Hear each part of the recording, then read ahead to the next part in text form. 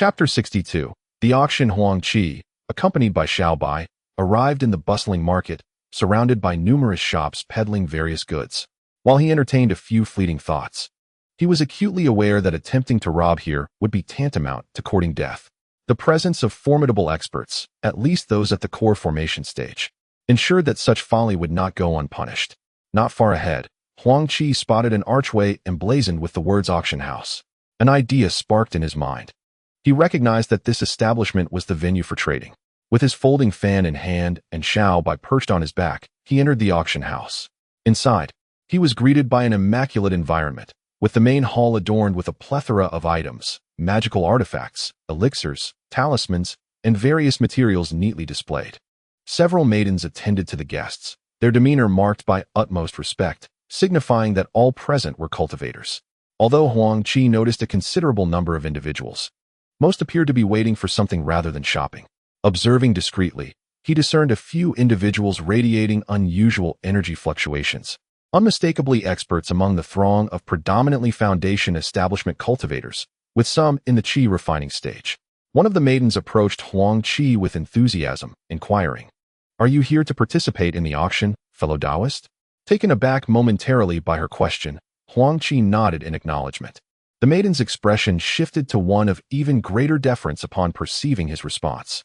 The surrounding cultivators, hearing her inquiry, cast curious glances at Huang Qi, speculating that this young man, seemingly no older than 15 or 16, might indeed be a cultivator. However, given his youth, they dismissed him as likely being in the 5th or 6th layer of Qi refinement, thus paying him little heed. The maiden quickly added, "Please, take a seat and rest. The auction will commence shortly." Huang Qi nodded in agreement and found a chair to settle into. As he surveyed the room, he observed more guests arriving at the auction house, his curiosity piqued by the unusually high turnout. Typically, encounters with cultivators were rare. What treasures might this auction hold? Before long, an elderly man emerged from the back hall.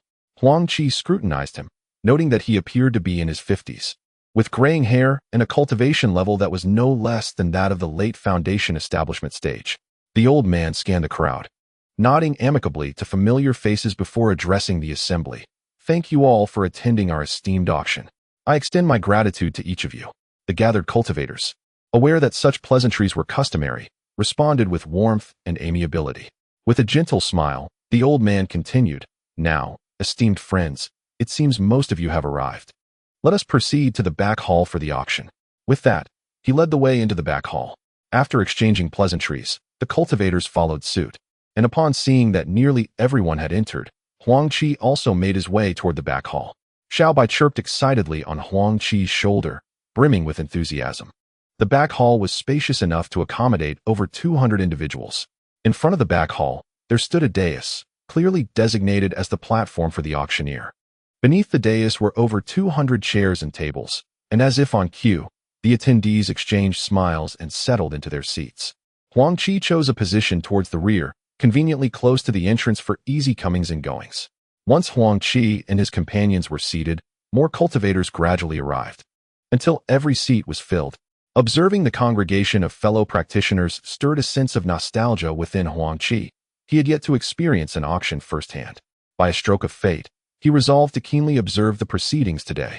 At that moment, the elderly host ascended the platform, offering a gentle smile to the assembly.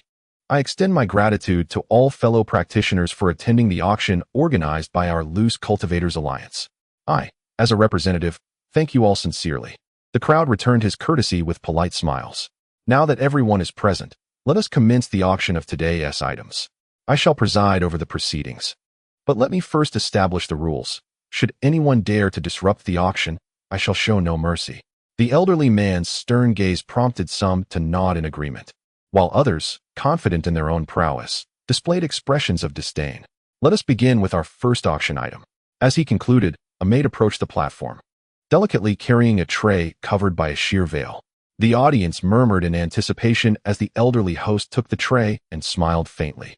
"This is a high-grade spiritual artifact, the Qianquan bracelet. Its power is formidable, and I trust many of you recognize its value." With that, he lifted the veil, revealing the coveted item. The crowd gasped. A high-grade spiritual artifact was indeed a rare treasure. For loose cultivators, Possessing a mid-grade artifact was a mark of wealth, while high-grade artifacts were typically the domain of prominent sects and families, unattainable by smaller factions. Greed flickered in the eyes of some, who longed to seize the bracelet and flee, yet their rationality prevailed as they contemplated how best to acquire this prized possession. The elderly host, noting the eagerness in their gazes, continued, in light of the recent conflict between the Jing and Wu kingdoms, where remnants of the Wu are still wreaking havoc in our territory, our Loose Cultivators Alliance has decided to present some exceptional items for trade, enabling you to enhance your strengths. Only by fortifying your power can you secure your standing in these tumultuous times. The audience nodded in agreement, acknowledging the wisdom in his words. Observing their reactions, the host declared, "This high-grade spiritual artifact starts at a low price of 1,000 spirit stones. Bids must increase by no less than 100 spirit stones, and the highest bidder shall claim it." A wave of excitement surged through the crowd. The prospect of acquiring a high-grade artifact for merely 1,000 spirit stones was astonishing, leading some to exclaim incredulously, "Did I hear correctly? A high-grade artifact for just 1,000 spirit stones? That's the price for a mid-grade artifact." The atmosphere within the auction hall quickly transformed, brimming with fervor. 1,100 spirit stones. 1,200 spirit stones. 1,500 spirit stones. The bidding commenced, with the stakes rising steadily. Huang Qi listened to their words, feeling quite astonished. The price of high-grade spiritual artifacts within the sect was nearly the same. Why did they perceive it as inexpensive? It is understandable that Huang Qi harbored doubts. Items from the sect's contribution hall were typically acquired by disciples completing tasks, and the sect offered generous discounts to its members. Consequently, the prices of spiritual artifacts in the market were significantly higher than those within the sect. At present, during this time of war, anything that could enhance a cultivator's strength had seen its price skyrocket several times over. Thus, it was no wonder that upon hearing the low price of 1,000 spiritual stones, these individuals were so exhilarated. Huang Qi noted that the price of this high-grade spiritual artifact had already surged to over 2,300 spiritual stones. Observing that his competitors showed no signs of relinquishing their bids, he realized that this artifact would likely fetch an exceedingly high price. Huang Qi was somewhat speechless. He did not lack for spiritual artifacts himself and had no intention of competing with them. He was merely there to witness the spectacle. For 1,000 spiritual stones. Suddenly, a deep voice proclaimed this figure, causing a slight stir among the cultivators present. This price was already somewhat excessive for a high-grade artifact, and many shook their heads in resignation, choosing to sit down and indicate their withdrawal. However, upon hearing this number, Huang Qi was taken aback. Were these individuals truly affluent? To spend over 4,000 spiritual stones on a single high-grade artifact was beyond his comprehension. He would never agree to such an expenditure. The elder, upon hearing the bid of 4,000 stones, appeared quite satisfied. As silence fell without any further bids, he was poised to announce the ownership of the artifact when a languid voice interjected, "For 1,500 spiritual stones." The crowd gasped in astonishment. This new bid had exceeded the typical price for high-grade artifacts. Nevertheless, in such tumultuous times, some were still willing to accept it. The individual who had first bid with the deep voice understood that continuing the bidding would be futile. Beyond this point, it would no longer be cost-effective, and he settled back down. The elder smiled faintly. The higher the bid, the greater his share would be. Pleased with the price, he announced the ownership of the high-grade artifact. Huang Qi observed as an elder ascended the stage to hand over the spiritual stones before departing from the auction. Feeling somewhat relieved, Huang Qi recognized that many were vying for this high-grade artifact, and several had noted who the buyer was. If he lingered and continued to purchase items, he might attract unwanted attention. Thus, he chose to remain and observe the subsequent auction. The items being auctioned next were evidently of lesser quality than the first, primarily consisting of medicinal materials and mid to low-grade flying swords suitable for Qi refinement and foundation establishment cultivators. Huang Qi had no need for these items and naturally refrained from bidding. However, for loose cultivators, these items were treasures. Each competed fervently, driving prices to outrageous heights. Huang Qi frowned, who said loose cultivators were impoverished. Observing their wealth, he felt a twinge of excitement, wondering if he should consider selling some medicinal pills to acquire more spiritual stones. Yet, he soon shook his head, dismissing the notion. These items are essential for oneself. It is prudent to retain them. My cultivation has been predominantly reliant on elixirs, and I may find myself in need of them at any moment. I contemplate selling the items I no longer require after the auction concludes, estimating that I could acquire a substantial amount of spirit stones at this price. Chapter 63. Fragment of a Magical Artifact. Esteemed friends, what we present for auction today from our Alliance of Independent Cultivators is a fragment of a magical artifact, announced the elder. Upon finishing his statement, a maid emerged, delicately carrying a tray onto the stage. The crowd gasped in astonishment, their gazes fixated on the tray. Hearing the term magical artifact startled Huang Qi. He was well aware of its significance. His master had elucidated the classifications of tools utilized by cultivators during his tenure as a Taoist adept. A magical artifact is a treasure employed by golden core stage cultivators, crafted with great effort and precious materials using the alchemical fires of their realm. These treasures are nurtured within their dantians and surpass even the finest spirit tools, rendering them incomparable to mere top-tier spirit instruments. Typically, a golden core cultivator may forge only one magical artifact throughout their lifetime, often requiring a century or more to gather the necessary materials. It is only when one attains the nascent soul stage, granting them the longevity of millennia, that they may gather superior materials and forge new artifacts. Reflecting on the fact that this is merely a fragment of a magical artifact suggests that a golden core master has likely perished should the artifact be destroyed. It is reasonable to assume that the individual has met their demise as well. After a brief period of murmured discussions, the crowd fell silent. The elder smiled slightly and continued, "This fragment is the remnant of a golden core master from the kingdom of Wu, whom our alliance of independent cultivators successfully vanquished." He then unveiled a sheer veil, revealing a short sword that emanated a radiant glow, still exuding the elegance of its former glory and exhibiting exceptional sharpness. Upon witnessing this, Huang Qi felt a deep desire to possess this treasure. Although it was merely a fragment, its sharpness and durability far surpassed that of top-tier spirit instruments, stirring his emotions.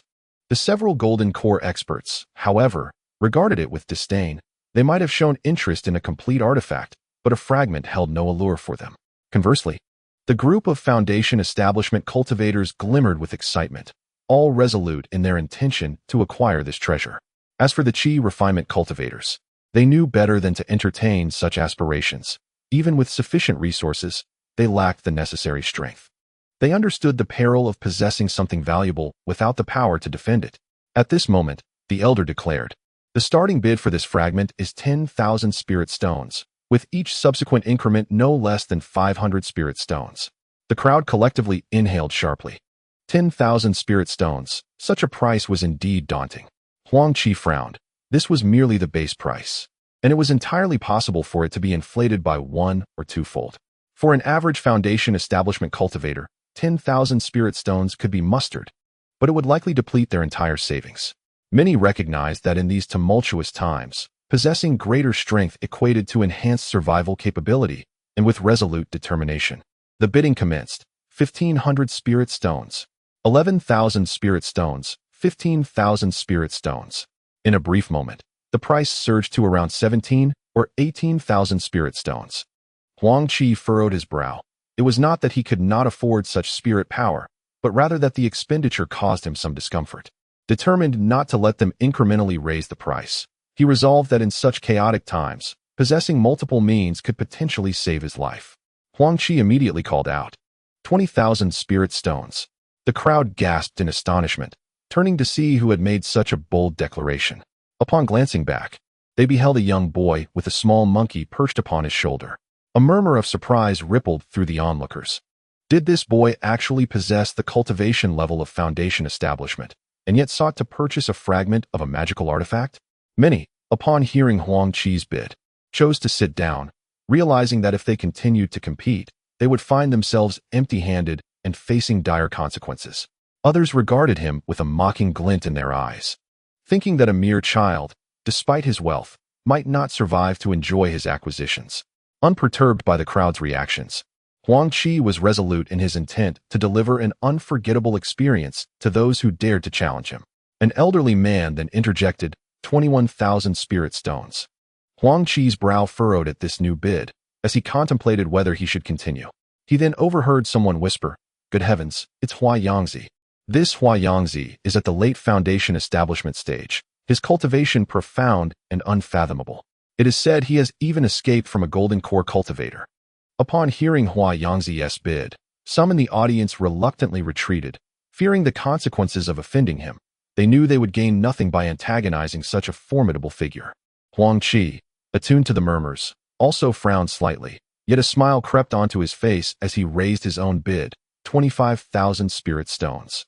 Huang Qi, upon hearing this, knitted his brow in displeasure and countered, 25,500 spirit stones. A chill ran through Huang Qi. It seemed the old man was intent on competing with him. Although parting with spirit stones was painful, the fragment of the magical artifact could very well be a means of survival, a prospect he could not afford to relinquish. Huang Qi, undeterred, declared 30,000 spirit stones. Gasps echoed among the foundation establishment cultivators. This young lad was indeed extraordinarily wealthy, raising the bid by 5,000 spirit stones in one go, seemingly unperturbed by the cost. Speculation arose among the crowd regarding Huang Qi's possible powerful backing, causing many who had considered targeting him to reconsider.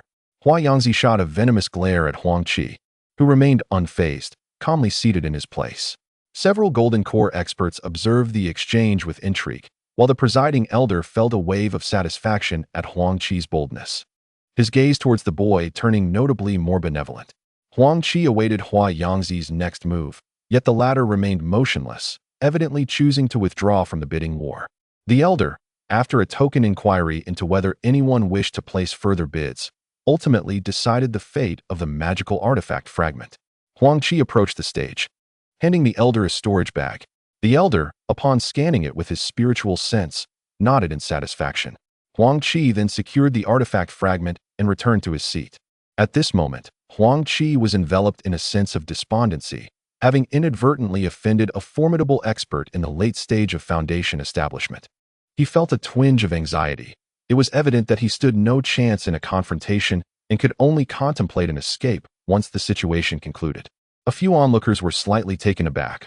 Why would this young man, having acquired a precious item, not depart? Was he simply awaiting an opportunity to be robbed? Many observers, perceiving Huang Qi's unyielding demeanor, became increasingly convinced that he possessed a significant background, deciding it prudent to avoid provoking him. As the auction progressed, several exquisite items surfaced, igniting Huang Qi's desire. However, the prices were exorbitantly high, far beyond his means. Most of the coveted treasures were snatched up by Golden Core experts, leaving the foundation establishment cultivators merely to gain insight. Esteemed friends, we now present the final item of our auction, the Tianyuan pill, a rare elixir that can enhance the probability of breaking through to the Golden Core stage by 30%. Upon hearing this, the crowd erupted with joy. Many had come specifically for the Tianyuan pill. Huang Qi's heart stirred at the mention of the pill, for a 30% chance of breaking through to the Golden Core was indeed substantial. Some individuals struggled throughout their lives without achieving this breakthrough, and those who succeeded would see their lifespan doubled. The Tianyuan pill was nothing short of miraculous. Although Huang Qi was greatly tempted, he refrained from bidding, fully aware that even if he were to wager everything he owned, he could not afford such a treasure. The Golden Core experts were likely bidding for their descendants, while his own fortune, though considerable among foundation establishment cultivators, paled in comparison to that of the Golden Core practitioners. The elder overseeing the auction observed the cultivators' reactions with satisfaction and announced, the starting bid for the Tianyuan pill is set at 50,000 spirit stones, with each subsequent increase no less than 1,000 spirit stones. Huang Qi gasped in astonishment. 50,000 spirit stones were likely beyond the reach of any cultivator below the late foundation establishment stage. Typically, a foundation establishment cultivator with 20 to 30,000 spirit stones would be deemed quite affluent, except for himself, an anomaly of sorts. To possess 50,000 spirit stones, one would need to be at least in the late foundation establishment stage. Huang Qi then heard numerous foundation establishment cultivators begin to call out bids. 51,000 spirit stones. 55,000 spirit stones. 60,000 spirit stones. He was taken aback, astonished at the wealth displayed by his peers. He noticed Huang also participating in the bidding, and her offers were no small sums. Huang Qi silently marveled. It seemed Huang was not without resources and had come specifically for the Tianyuan pill. Fortunately, she did not compete against him. However, The fragment of a magical artifact paled in comparison to the allure of the Tianyuan pill. Before long, the price of the Tianyuan pill soared to 80,000 spirit stones, leaving many late Foundation establishment cultivators flushed with embarrassment, clearly at their limit. Hua Yang's expression darkened as she observed the escalating price, feeling disheartened that she had failed to acquire the artifact fragment and now feared losing the Tianyuan pill as well. 100,000 spirit stones.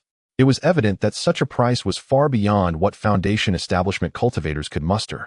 Huang Qi was astonished by this figure. Were Golden Core cultivators truly so affluent?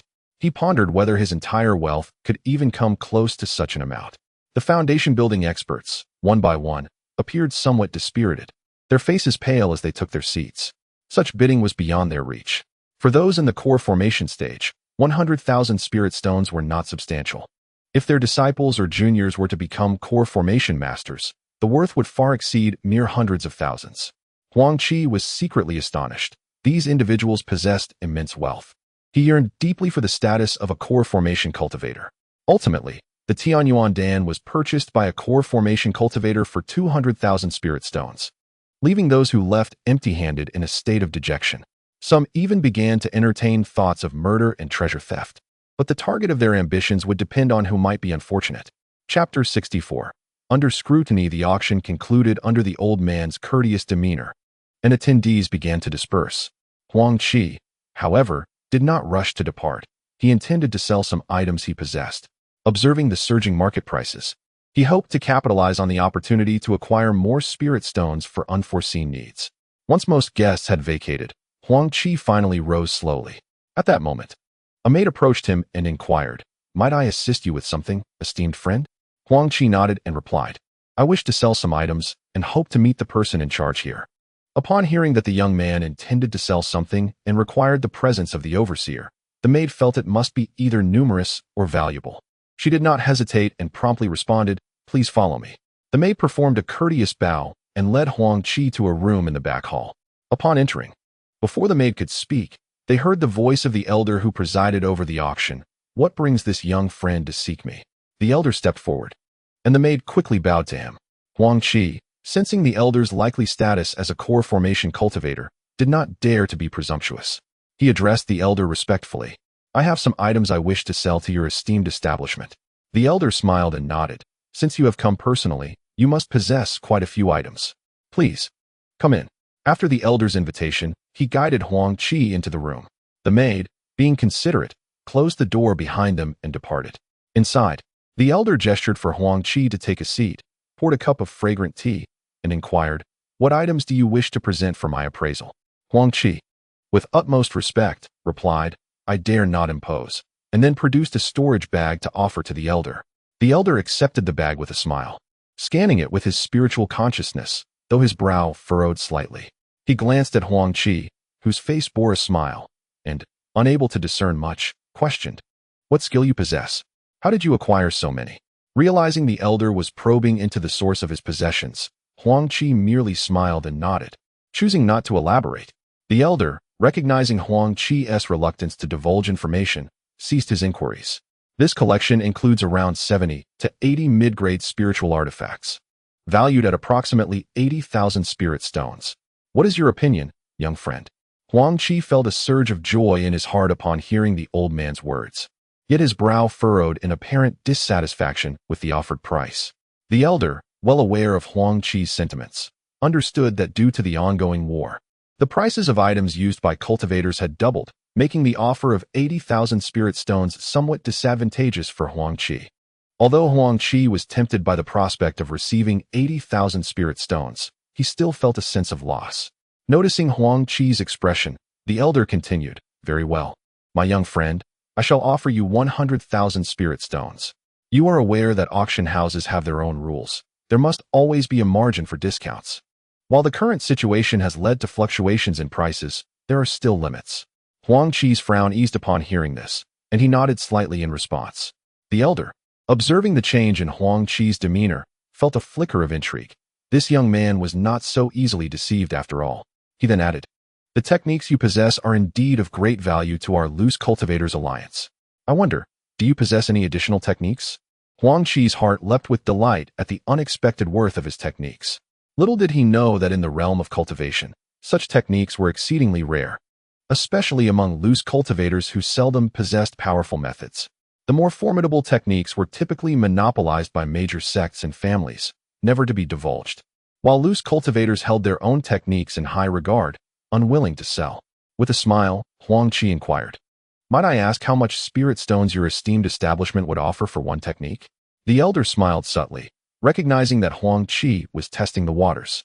"For the 10 techniques you possess, our Loose Cultivators Alliance is prepared to offer 1,000,000 spirit stones. What do you think?" Huang Qi was nearly taken aback. Astonished by the valuation, he had not anticipated techniques to be so valuable. A single set was worth 100,000 spirit stones, making him wealthier than many golden core stage cultivators. The elder, noticing Huang Qi's astonished expression, felt a stirring of admiration and smiled silently. Huang Qi hastily agreed. "It's a deal." The elder was somewhat taken aback by Huang Qi's prompt acceptance. Perhaps he had offered too generous a price? Huang Qi would not allow him to retract his offer, as this sum of 1,100,000 spirit stones would nearly suffice for his advancement to the golden core stage, and he was elated. The elder regarded Huang Qi's unabashed delight with a hint of bemusement, pondering how this young man did not appear to be in need of funds at all. After a brief departure, the elder returned with a storage bag, which he handed to Huang Qi. Upon receiving it and scanning its contents with his consciousness, Huang Qi nodded in satisfaction. "Senior, I take my leave." The elder did not attempt to retain him and simply watched as Huang Qi departed. Not long after Huang Qi's exit, a figure appeared behind the elder, bearing a peculiar expression. It is evident that this young man has acquired his possessions through dubious means. Why did you allow him to leave? The elder frowned slightly at the remarks. I sense that this young man's fortune is extraordinary, and he carries an aura of auspiciousness. It is better to avoid provoking him, for should we truly cross paths with him, the consequences may be dire. The elder's companions furrowed their brows upon hearing his words. Are you suggesting that this young man has the support of a benefactor who could rival even our Loose Cultivators Alliance? The elder, his countenance darkening, replied, Has the Ziwei technique I practice ever deceived you? His followers fell silent, internalizing the elder's caution. Huang Qi swiftly departed from the auction house and meandered through the nearby market, soon realizing he was under scrutiny from several pairs of eyes. These individuals possessed modest cultivation levels, barely reaching the foundation establishment stage, with 2 among them being mere qi refinement practitioners. A look of disdain crossed Huang Qi's face as he scoffed inwardly, continuing to browse the shops. After a fruitless search for anything of value to him, Huang Qi exited the market and made his way to an inn in Wufeng City, where he secured a room. Meanwhile, the few tailing him observed his entrance into the establishment and lingered nearby, awaiting his emergence. In his room, Huang Qi changed his attire and utilized the transformation technique to assume the guise of a refined middle-aged man. He then stowed Xiao Bai into his spirit beast pouch. Initially resistant, Xiao Bai relented only after Huang Qi offered him a jar of Kung Fu family wine, thus contentedly indulging himself while Huang Qi departed. Upon exiting his room, Huang Qi meticulously scanned his surroundings, relieved to find that no one recognized him. Satisfied, he left the inn. The lurking cultivators, having waited in vain for Huang Qi to reappear, grew increasingly frustrated. Huang Qi journeyed to a secluded location outside Wufeng City, where he spotted 5 individuals. He then produced a flying sword and executed a spell, ascending into the air and heading northward. In just a short while, a figure with grizzled hair appeared at the spot Huang Qi had just vacated. The elder, observing the direction Huang Qi had taken, smirked coldly, his gaze cruel as he scanned the vicinity before taking flight in pursuit. This elder was none other than Huang Yangzi, the one from whom Huang Qi had stolen a fragment of a treasured artifact. Huang Qi flew with remarkable speed, covering over 10 miles in a brief period.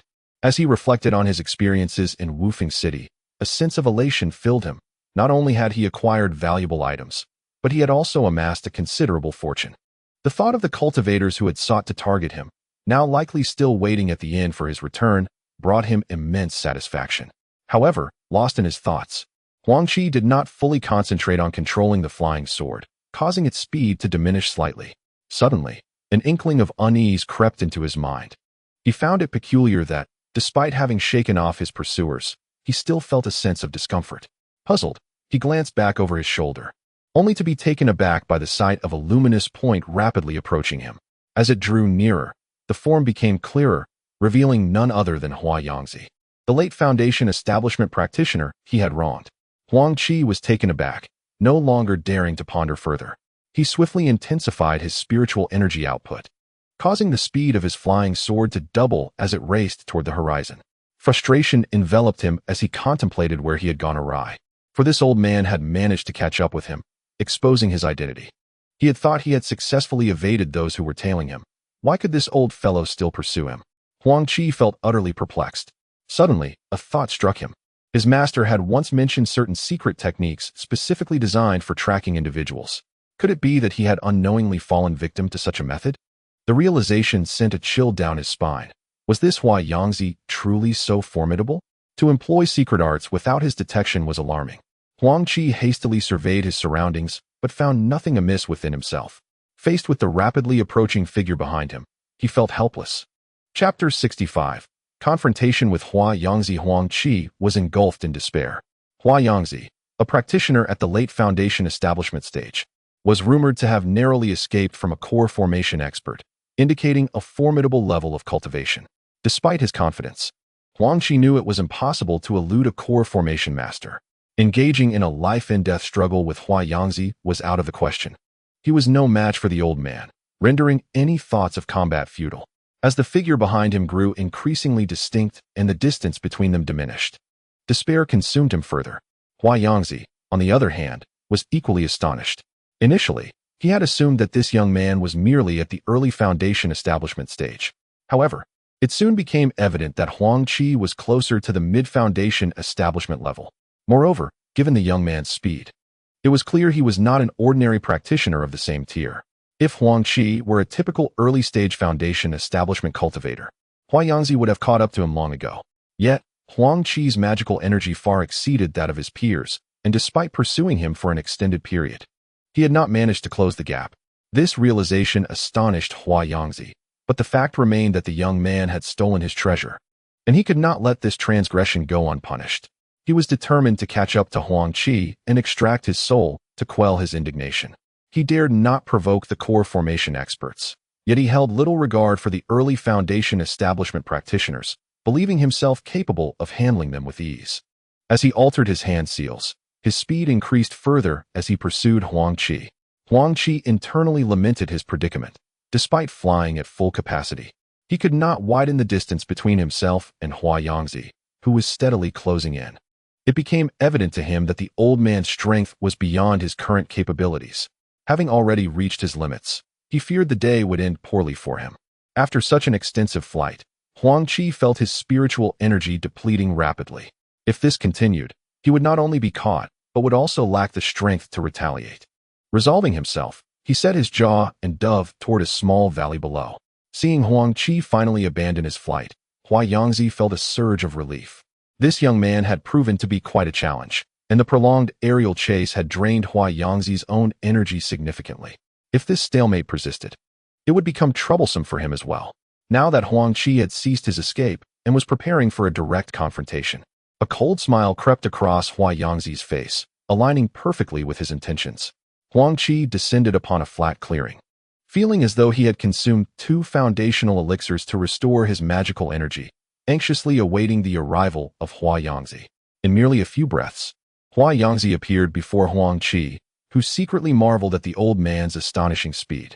With a cold smirk, Huang Qi regarded Huang Qi, tauntingly remarking, "Humph, not bad. Young man, you've managed to evade me for quite some time."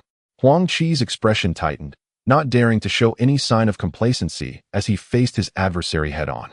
"Why must you press me so, senior? I merely purchased a fragment of a magical artifact. Surely it holds little value to you?" Upon hearing this, Huang Qi smiled faintly, stating, "What I desire cannot simply be taken from me, especially not by a mere youth." Huang Qi's countenance darkened. The old man was being utterly unreasonable. The auction had been a matter of highest bid, yet now he resorted to murder for treasure. "If you insist on forcing my hand, then I shall fight to the death," Huang Qi declared. Huang Qi burst into laughter, as if he had heard the most amusing joke. "Fight to the death? You think you are worthy? If you surrender all your possessions and cripple your own cultivation, I might spare your life." What do you say? Huang Qi's expression turned grim, his mind seething with curses for the shameless scoundrel who bullied the weak. Once my strength increases, I shall turn you into a puppet. Deep down, Huang Qi understood that escaping today would be a formidable challenge, yet surrender was not in his nature. So what if he was in the late foundational stage? His tenacity and tactics could certainly give this old man a run for his money. He was also puzzled about how the old man had managed to catch up with him, astonishment filling his heart. Since you refused to let me go, may I inquire how you discovered my whereabouts? Allow me to die with clarity, he pressed. Huangzi chuckled softly. Oh, it's nothing significant. I merely sprinkled some black flower seed pollen on you. Although you've changed your attire, the scent of the pollen remains. It will dissipate in a day. Huang Qi inwardly scolded himself for his negligence. Such a trivial tactic had eluded his notice. He resolved to be far more cautious in the future. Huang Qi's face reflected a dawning realization, and with a slight sigh, he appeared resigned to his fate. Huangzi, sensing this change in demeanor, felt an even greater sense of triumph. Just then, Huang Qi tapped his storage pouch, causing a flying sword to materialize and strike at Huangzi. The old man was taken aback. This young man was quite adept at feigning vulnerability, managing to deceive even him. However, Huangzi remained unfazed by such a sneak attack. With a cold expression, he gently pushed his palm forward, halting the flying sword in its tracks. Huang Qi was astounded by the old man's exquisite control. In response, he unleashed a spell, causing the flying sword to emit a resounding explosion. Huangzi's expression shifted dramatically. This young man possessed a ruthless edge. To detonate a high-grade flying sword so casually was no small feat, and Huangzi, wary of the impending danger, swiftly retreated to avoid the ensuing energy waves from the explosion. Huang Qi lamented the loss of the sword, for it had not even harmed Huangzi, and the old man felt a pang of regret at the thought of such a fine weapon being wasted. In that moment, Huangzi's heart blazed with fury. How dare this young man dare to toy with her? The anger surged within her, and she declared, "You seek your own demise." With that, she unleashed a powerful strike aimed at Huang Qi. The latter, his expression taut with tension, understood that should he fail this attempt, any subsequent ambush would be futile. He swiftly shifted his footwork, attempting to evade the formidable blow. Huangzi, observing his exquisite footwork, felt a flicker of surprise. Yet, the chasm in their cultivation levels could not be bridged by mere skill. With a cold snicker, she struck forth. Huang Qi felt as if he were enveloped by that palm. No matter how he dodged, he could not escape its grasp. Alarmed, he resorted to employing the pure yang fiery palm to counter Huangzi's assault. A resounding crash echoed as their energies collided, and Huang Qi staggered back. Taking a dozen steps before stabilizing himself, a trickle of blood staining the corner of his mouth. It was evident that he was far from being a match for Huangzi. Huangzi was taken aback. Typically, a cultivator at the initial stage of foundation establishment would be gravely injured, if not killed, by such a blow. Yet, this young man bore only a minor wound. How could this not astonish her? Huang Qi realized he could no longer afford to confront this elder head-on. It was far too disadvantageous. He swiftly executed a technique, summoning 2 first-tier puppets and 1 advanced first-tier puppet to his side. Huangzi cast a disdainful glance at the trio before launching another strike. Huang Qi, unwilling to conceal his capabilities, commanded the 3 puppets to unleash their maximum power. 3 beams of light surged forth, converging upon Huangzi. However, her prowess proved formidable.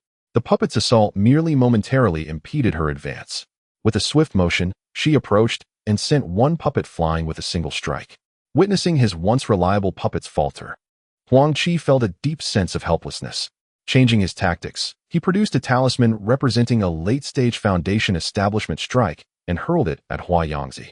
Upon seeing the talisman's potential, Huangzi was momentarily taken aback, pondering how affluent this young man must be. Nevertheless, she was not intimidated by a late-stage foundation talisman.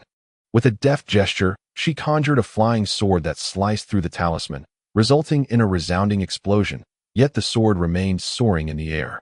Huang Qi's expression shifted slightly. The flying sword was of no low caliber, indeed an upper-grade spirit tool. Just as he took note of this, another puppet was sent hurtling away. Huang Qi felt a pang of regret for his puppets. They represented a significant investment. However, he dared not dwell on it, and quickly produced several more talismans to hurl at Huangzi. Seeing Huang Qi resorting to the same tactic, Huang felt a surge of disdain. With a flick of her finger, the flying sword shot forth to intercept the incoming talismans. At that moment, Huang Qi's expression betrayed a hint of a cold smile. Among the talismans he had just thrown was one imbued with the power of a core formation strike. After dispatching Huang Qi's last puppet, Huang cast a sidelong glance at him, noting the cold smile in his eyes, which sent a shiver down her spine. However, before she could react, a tremendous explosion erupted a short distance before her, the terrifying wave of energy swiftly engulfing her flying sword and rapidly spreading outward. In a state of panic, Huang realized it was too late to evade. She could only hastily activate her spiritual energy shield. However, the moment the cultivation technique faltered, the protective barrier of spiritual energy shattered, enveloping Huang in a terrifying wave of energy. Huang Qi was taken aback. The intensity of the energy fluctuation was overwhelming.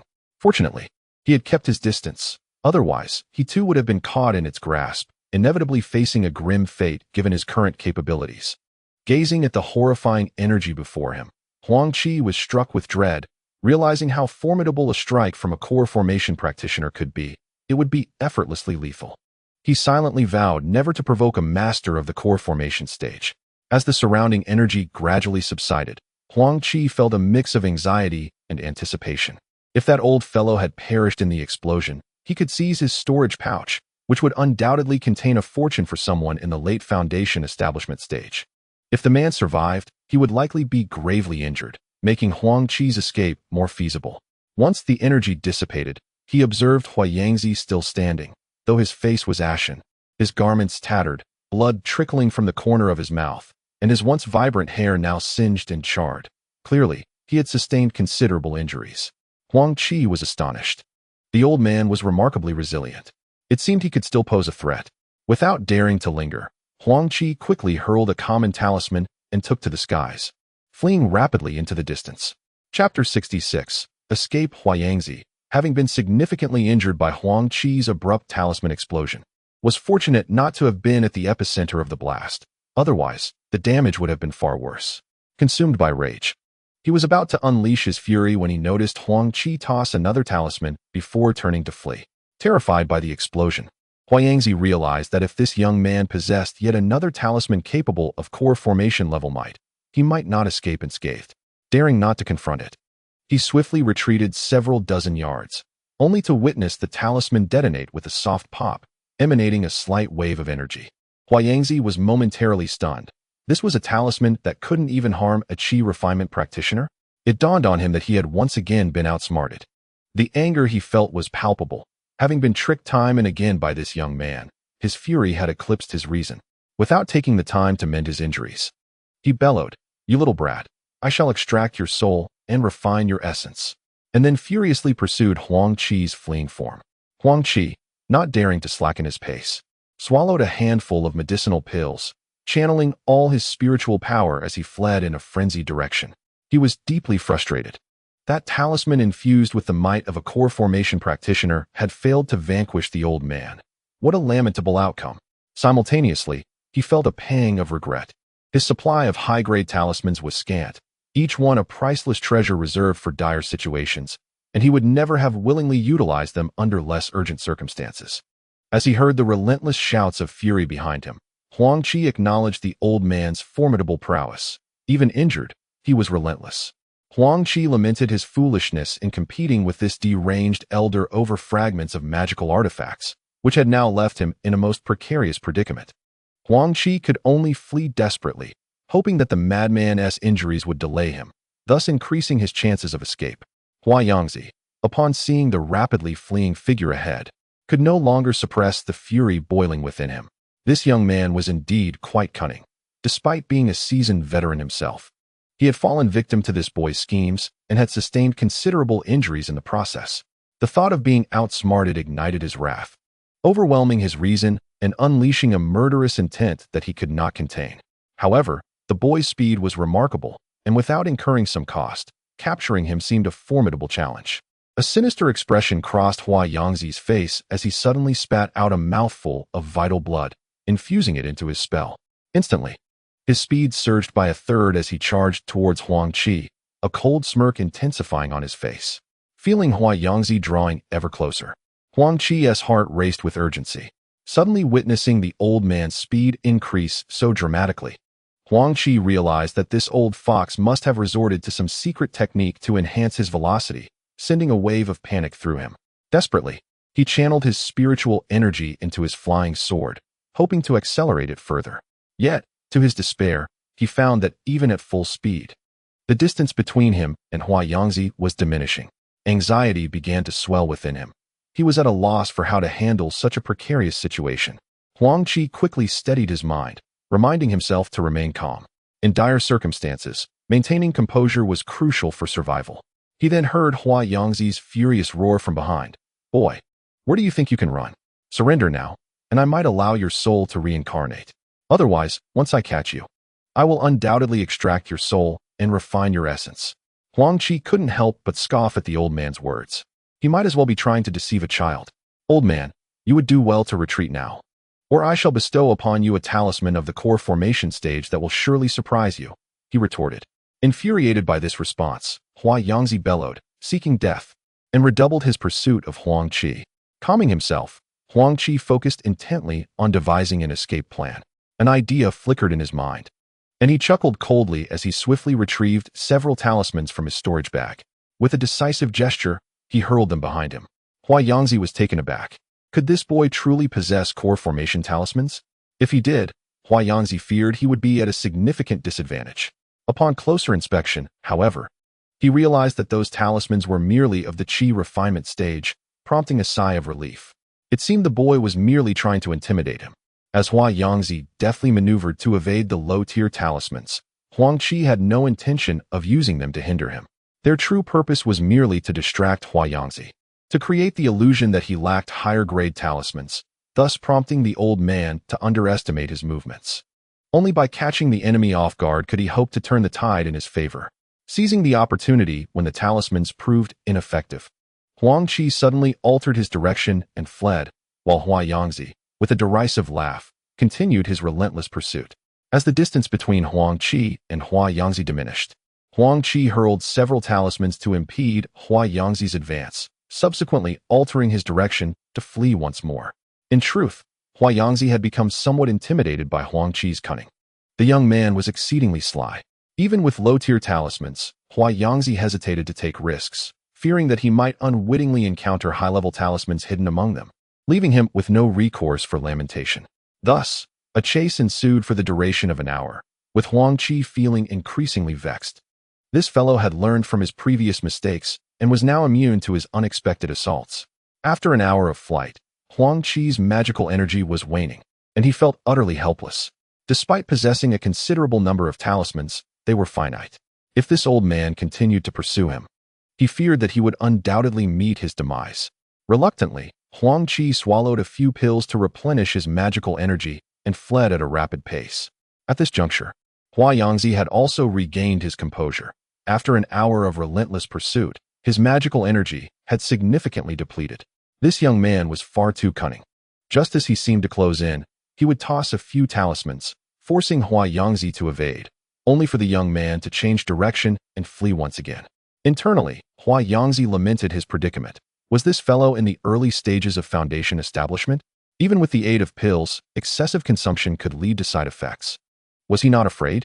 Little did he know that Huang Qi's cultivation relied heavily on pills, consuming countless each day, and any side effects were nearly negligible. He was on the verge of immunity. Huang Qi's injuries, having not received adequate rest, began to exacerbate as his magical energy waned.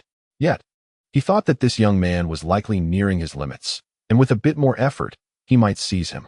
Resolutely, he swallowed another pill, feeling the surge of energy enhance his magical power, thus increasing his speed in pursuit of Huang Qi. Seeing Huang Qi's relentless determination to capture him, Huang Qi felt a profound loathing for the old man. He vowed that once his cultivation reached a sufficient level, he would capture him, extract his soul, and transform him into a puppet, his eternal servant. As he noticed Huang Qi's speed increase slightly, Huang Qi's heart sank, and he hastily threw 2 more talismans, creating a marginal gap between them. Before long, another half-hour had passed. Huang Qi's complexion had grown pale, even with the aid of pills. He was struggling to maintain his stamina. However, upon glimpsing the rapidly approaching figure behind him, he gritted his teeth and spat a mouthful of vital blood onto his flying sword, causing its speed to surge by 20% as he fled into the distance. Huang Qi, witnessing Huang Qi's renewed speed, felt a bitter pang in his heart. His own complexion had also turned pale, clearly indicating his magical energy was dwindling. Yet, having been outsmarted by this young man multiple times, he could not let this grudge go unavenged. Nevertheless, the spread of his injuries was concerning, and he feared that if this continued, he too might find himself in peril. Huang Qi now regretted engaging with him. He had gained nothing but a heap of troubles. Now, pursuing him feels futile. The thought of letting him go weighs heavily on my heart, filled with countless unwilling sentiments. After all, I have been chasing him for so long. How could I possibly relent?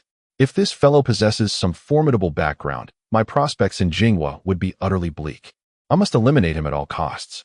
This sentiment leaves Huang Qi in a precarious position. Gritting his teeth, he steadfastly continued his pursuit. Huang Qi was beginning to feel overwhelmed. His complexion was alarmingly pale. If he continued to flee in this manner, he would either be captured or utterly exhausted. Suddenly, he spotted a city not far ahead, and a surge of joy filled his heart. Without hesitation, he dashed into the city. Upon witnessing Huang Qi's intent to enter the city, Huang Xi's heart sank. How would he find this fellow again amidst a throng of people? Although the flower powder he utilized had tracking properties, it could easily be evaded once its presence was known. Panic surged within him, yet he felt helpless as he watched Huang Qi plunge into the city, rage bubbling within him to the point of nearly spitting blood. Surely, he could not massacre the entire city, nor did he possess the strength to do so. Regret filled his heart. Why had he provoked this individual? Huang Qi swiftly made his way into the city. The townsfolk, upon recognizing him as a cultivator, dared not utter a word. He hurried towards the bustling center, entering an inn where he quickly requested a room. After a swift bath, he employed the technique of transformation to assume the appearance of a middle-aged man, finally letting out a sigh of relief. Suddenly, he sensed a divine consciousness sweep over him, prompting a surge of alarm. He quickly reined in his spiritual power, and the consciousness merely lingered for a moment before departing. A cold sweat broke out on Huang Qi's back. Huang Qi had tracked him down so swiftly. Fortunately, he had bathed first, otherwise, he would surely have been discovered. Not daring to linger, he hurriedly exited the inn and headed toward the quieter residential area of the city. Upon entering the city, Huang Qi promptly scanned his surroundings with his divine consciousness. Though he detected a few other cultivators, none bore the presence of that wretched fellow. Doubt not at him, and he could not resign himself to let Huang Qi slip away. He attempted another sweep with his divine awareness, but to his dismay, it was as if the boy had vanished upon entering the city. The frustration simmering within Huang Qi was palpable, yet his injuries had flared up, compelling him to prioritize finding a place to recuperate over pursuing Huang Qi. Chapter 67. Ransacked. Huang Qi arrived in the western residential area of the city, predominantly inhabited by mortals, with few cultivators residing there. Satisfied with the surroundings, he checked into an inn. A lingering fear gripped his heart. Had he not fortuitously encountered this city, he might have fallen into Huang Xi's clutches. He had already sentenced Huang Qi to death in his mind, vowing to exhaust all cunning in his revenge once his powers were restored. With a cold chuckle, Huang Qi dismissed further thoughts on the matter and set up defensive barriers in his room to prevent any disturbances. He then settled cross-legged on the bed, entering a state of meditation to recuperate. Huang Qi's physical condition had deteriorated to a dire state. The spiritual energy within his dantian was nearly exhausted, resembling the meager pool it had been when he first established his foundation. A wave of trepidation washed over him, as he realized that if he did not meditate and recuperate, he might regress to the qi refining stage, a thought too dreadful to entertain. Furthermore, having consumed a considerable quantity of elixirs without the opportunity to refine them, he was now experiencing some side effects. Fortunately, that old rascal had not yet found him, and given his own injuries, he likely posed no immediate threat. With a sense of relief, Huang Qi devoted himself entirely to his meditation. 3 days passed in this manner, and gradually, a hint of color returned to Huang Qi's pale complexion. Abruptly, he opened his tightly shut eyes, and a flash of crimson light flickered and vanished into the depths of his gaze. Slowly, he ceased his meditation and assessed his body. Discovering that his magical power had nearly been restored, and the side effects of the elixirs had been mitigated. Satisfied, he nodded and allowed a faint smile to grace his face. It was time to venture out and gather information, perhaps find Huang Qi and chuckle. What audacious thoughts crossed Huang Qi's mind? He was acutely aware that Huang Qi would be eager to extract his soul and refine his essence. Thus, he was certain she would not leave the city. Perhaps she was lurking somewhere, waiting for him to make an appearance?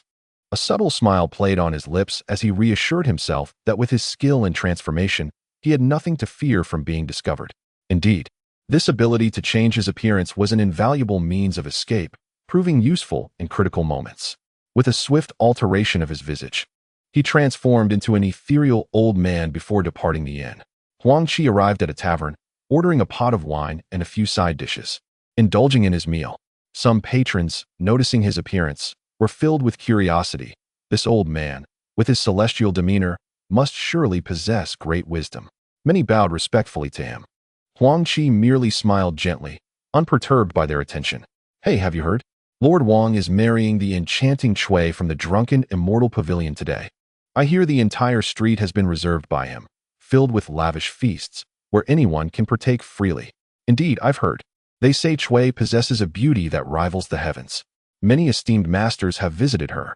As Huang Qi listened to their conversation, a flicker of interest stirred within him, though his expression remained unchanged as he sipped his wine. Lord Wang is a prominent magnate in our Fengyan city. I hear the city lord himself will attend his wedding banquet. Is that so? The newly appointed city lord, Feng Wuchang, I believe. They say he is a formidable practitioner in the late foundation establishment stage, with unfathomable cultivation. Are you not aware? Feng Wuchang's master is the esteemed Elder Qingmei, a master in the core formation stage. Feng Wuchang is said to be Elder Qingmei's most cherished disciple. As Huang Qi absorbed their dialogue, he subtly discerned the underlying currents of their words and formulated a plan. He resolved to frame Huang Qi, orchestrating a plot to inflict distress upon her, employing others as instruments to achieve his aims. The audacious young master dares to traverse heaven and earth. Today, he intends to make you experience the taste of being hunted, preferably to the extent of being slain, thus sparing himself future troubles. Huang Qi, having reached the foundation stage, is now capable of fasting. The need for sustenance has become inconsequential. He promptly departed from the tavern and, after some diligent inquiries, located the estate of the wealthy Wang Diyu. Upon arriving, Huang Qi was struck by the grandeur of the estate, which sprawled across several acres of land. The opulence of the manor was evident, adorned with exquisite architecture that resembled a palace of jade and precious stones. Huang Qi marveled at the fortune of Wang Diyu. Was he truly not a cultivator, yet possessed such wealth? At the entrance, he noticed two large celebratory characters made of gold paper, while the gates swarmed with guests bearing gifts. Prominent figures from the noble families and affluent merchants of Fengyun City gathered, and Huang Qi couldn't help but gasp in astonishment. Who exactly was this Wang Diyu? The sheer number of distinguished guests was astounding. Huang Qi then retrieved a few inconsequential items from his storage pouch, carefully encased them in a jade box, which appeared quite valuable, and strolled toward the gathering, clearly intending to present a gift. As he approached with the elegantly wrapped box, the crowd momentarily paused in surprise. However, upon seeing Huang Qi's ethereal demeanor, none dared to show him disrespect. They quickly parted to allow him passage. Huang Qi offered a slight smile, unfazed, and gracefully made his way to the entrance. A steward, upon noticing Huang Qi's attire, dared not offend him and hurried forward to pay his respects.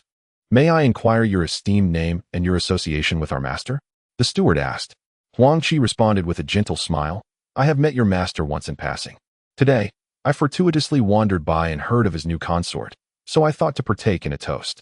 The steward, recognizing Huang Qi's reluctance to reveal his name, did not dare to delay him further and promptly guided him into the manor. Huang Qi presented the steward with the gift box and stated, You may attend to your duties.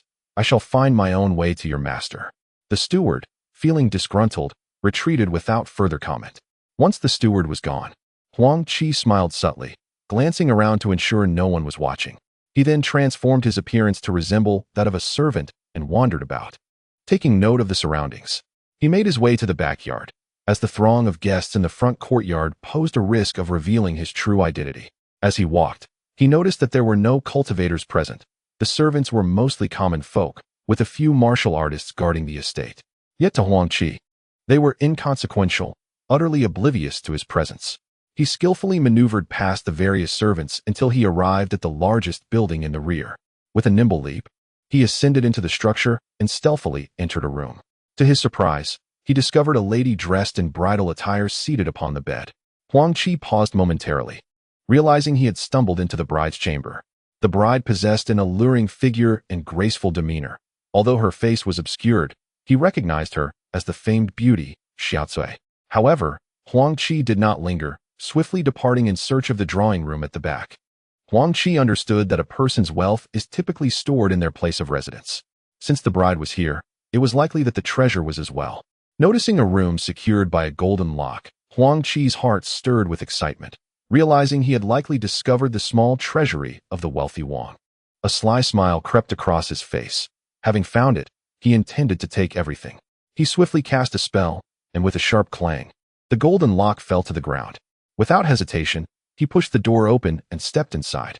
Huang Qi was momentarily taken aback. Indeed, the treasures within were plentiful. With more than a dozen chests brimming with gold, silver, and jewels, his eyes gleamed with delight as he approached, only to hear a series of swift whooshes. Startled, he looked up to see several feathered arrows shooting toward him. Undeterred, he deftly sidestepped, and the arrows landed harmlessly in the open space behind him. He realized he must have inadvertently triggered a mechanism that released the arrows. Dismissing the incident, he proceeded to pack all the chests into his storage bag. Having secured the treasures, he continued deeper into the inner chamber.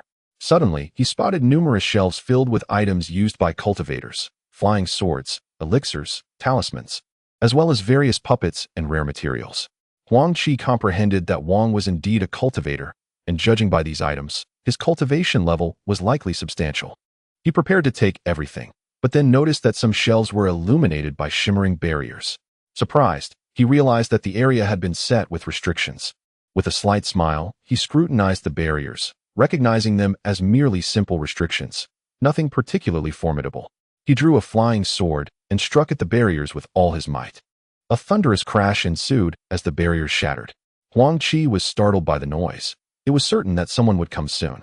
Not daring to linger or investigate further, he hurriedly packed the remaining items into his storage bag, deciding it was best to examine them after he had left. His movements were remarkably practiced, indicating that he had engaged in such exploits frequently, sweeping away everything with the speed of a whirlwind.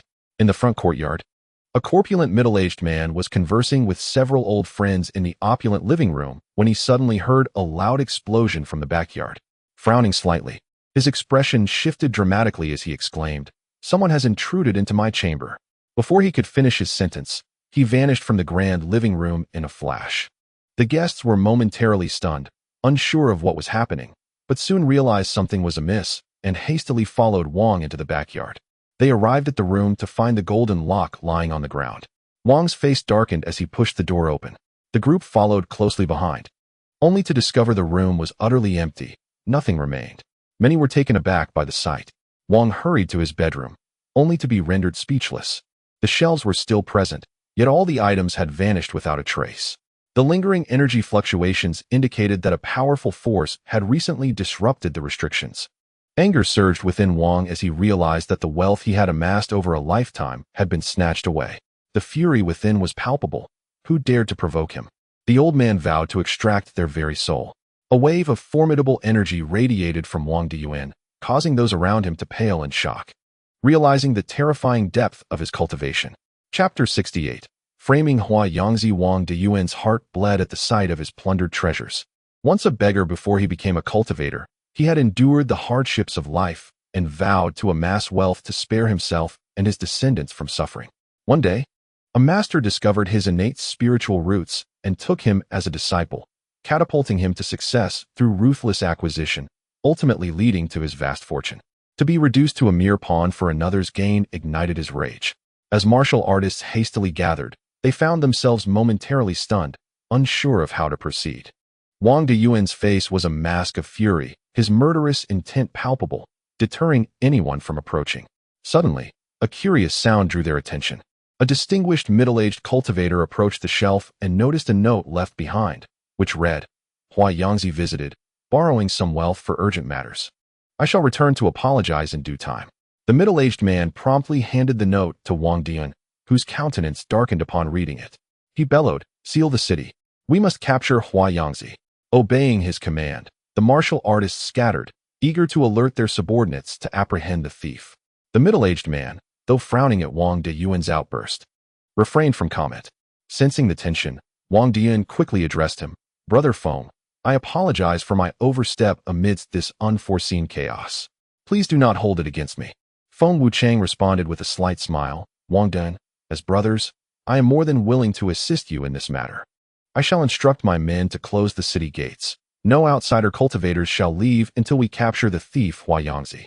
Wang Diyuan's expression softened in gratitude. "If we apprehend this scoundrel, I shall reward you handsomely, Brother Feng." The others echoed their agreement, pledging to aid Wang Diyuan in catching the true culprit. Satisfied, Wang Diyuan nodded, and they dispersed to execute their plans. Meanwhile, Huang Qi, having stolen the treasures, dared not linger and swiftly departed the estate. Disguised as an ordinary mortal with a wine jug in hand, he ambled away. On his way, he observed armored soldiers hastily rushing toward the city gates, evidently tasked with guarding them against any unauthorized exits. Huang Qi sensed a powerful spiritual presence scouring the area for something, maintaining an air of nonchalance. He sauntered into an inn, where he sat cross-legged on the bed, contemplating his next move. This is insufficient to cast the blame upon Huangzi. No one has ever witnessed her visage. Thus, any unfamiliar cultivator arriving here would inevitably be implicated. It seems I must engage in 2 more acts of robbery to ensure they see what Huangzi looks like, rendering her incapable of defending herself. Huang Qi smirked sinisterly and began to meditate, planning to venture out once darkness enveloped the sky. The entire wind and cloud city descended into chaos. Soldiers clad in armor patrolled the streets, while lower-tier cultivators scoured the area for suspicious individuals. Spies were dispatched to probe for news of Huangzi. The ordinary citizens residing in the city were engulfed in anxiety, uncertain of the calamity that had befallen them, with some speculating that Wind and Cloud City was on the brink of significant upheaval. At this moment, Huangzi was secluded in a remote residential area, healing her injuries. After 3 days of meditative recuperation, her condition had improved significantly. However, she was not yet ready to emerge and confront Huang Qi, as she needed to replenish her depleted essence. She was aware that Huang Qi was equally terrified of her discovering his whereabouts, too fearful to brazenly leave Wind and Cloud City. Judging by her understanding of the boy, he would only dare to depart once he felt assured of his safety following her exit. As night fell, Huang Qi transformed into an elderly man with a head of white hair, resembling Huangzi. At that moment, he found himself seated in the grand hall of an affluent family, sipping tea, while the household staff regarded him with trepidation, standing silently and fearfully. Unperturbed, Huang Qi continued to indulge in his tea. Before long, a butler, flanked by several servants bearing 2 large chests, entered the hall. "Senior Huangzi, the treasures you requested are here. Please take a look," the butler stammered, trembling slightly. Huang Qi smiled faintly, refraining from further conversation, and casually stowed the 2 large chests of jewels into his storage bag. Satisfied, he nodded and remarked, "Well done. Once I am more affluent, I shall ensure you are duly rewarded. Do not worry. I seek only riches and bear no intent to harm." Upon hearing his words, the gathered individuals collectively exhaled in relief, offering their thanks to Huang Qi with newfound respect. He cast a brief glance at them, then vanished from the parlor in a flash.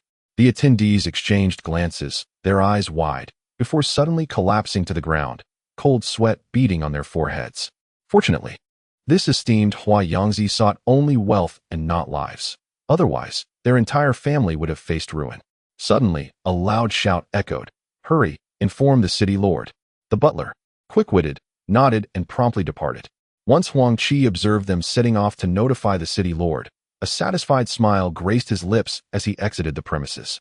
Huang Qi then proceeded to several prominent families, using Huangzi's likeness to compel them to willingly present their gold and silver treasures, leaving with contentment. He meticulously avoided any families with cultivators, exercising caution to ensure he was not detected. When encountering ordinary soldiers or lesser experts, he would reveal himself briefly, refraining from violence, and then swiftly retreat. Those who beheld Huang Qi's presence with his foundational cultivation, were left drenched in cold sweat, with few daring to pursue him. Everyone gazed in astonishment at the retreating figure of Huang Qi. After a brief pause, they shouted, "Capture the thief Huang Qi," and hurried to inform the lord of the city. At that moment, Huang Qi had transformed into a scholarly youth, holding a book while indulging in wine at the tavern. Of course, his reading was merely a facade, intended to project the image of a bookish scholar, making it inconceivable that this learned figure was, in fact, the notorious thief Huang Qi. After finishing his modest drink, Huang Qi requested a room from the waiter and retired for the night, the hours passing in silence. The following morning, chaos erupted throughout Fengyan City. Several prominent families rushed to the city lord's residence to lament their plight. The city lord, Feng Wuchang, wore an expression of deep anger. His frustration reached a boiling point. Having just ascended to the position of city lord, such a significant incident was understandably infuriating. The audacity of Huang Qi to disregard him completely was shocking.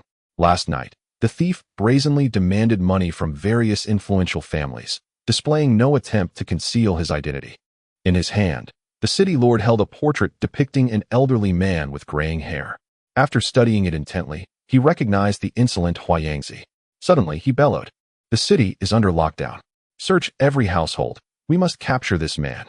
Trembling, the soldiers swiftly took the portrait and set out to comb the city for the individual depicted. Meanwhile, the prominent families remained, their faces contorted with rage and hatred towards Huang Qi.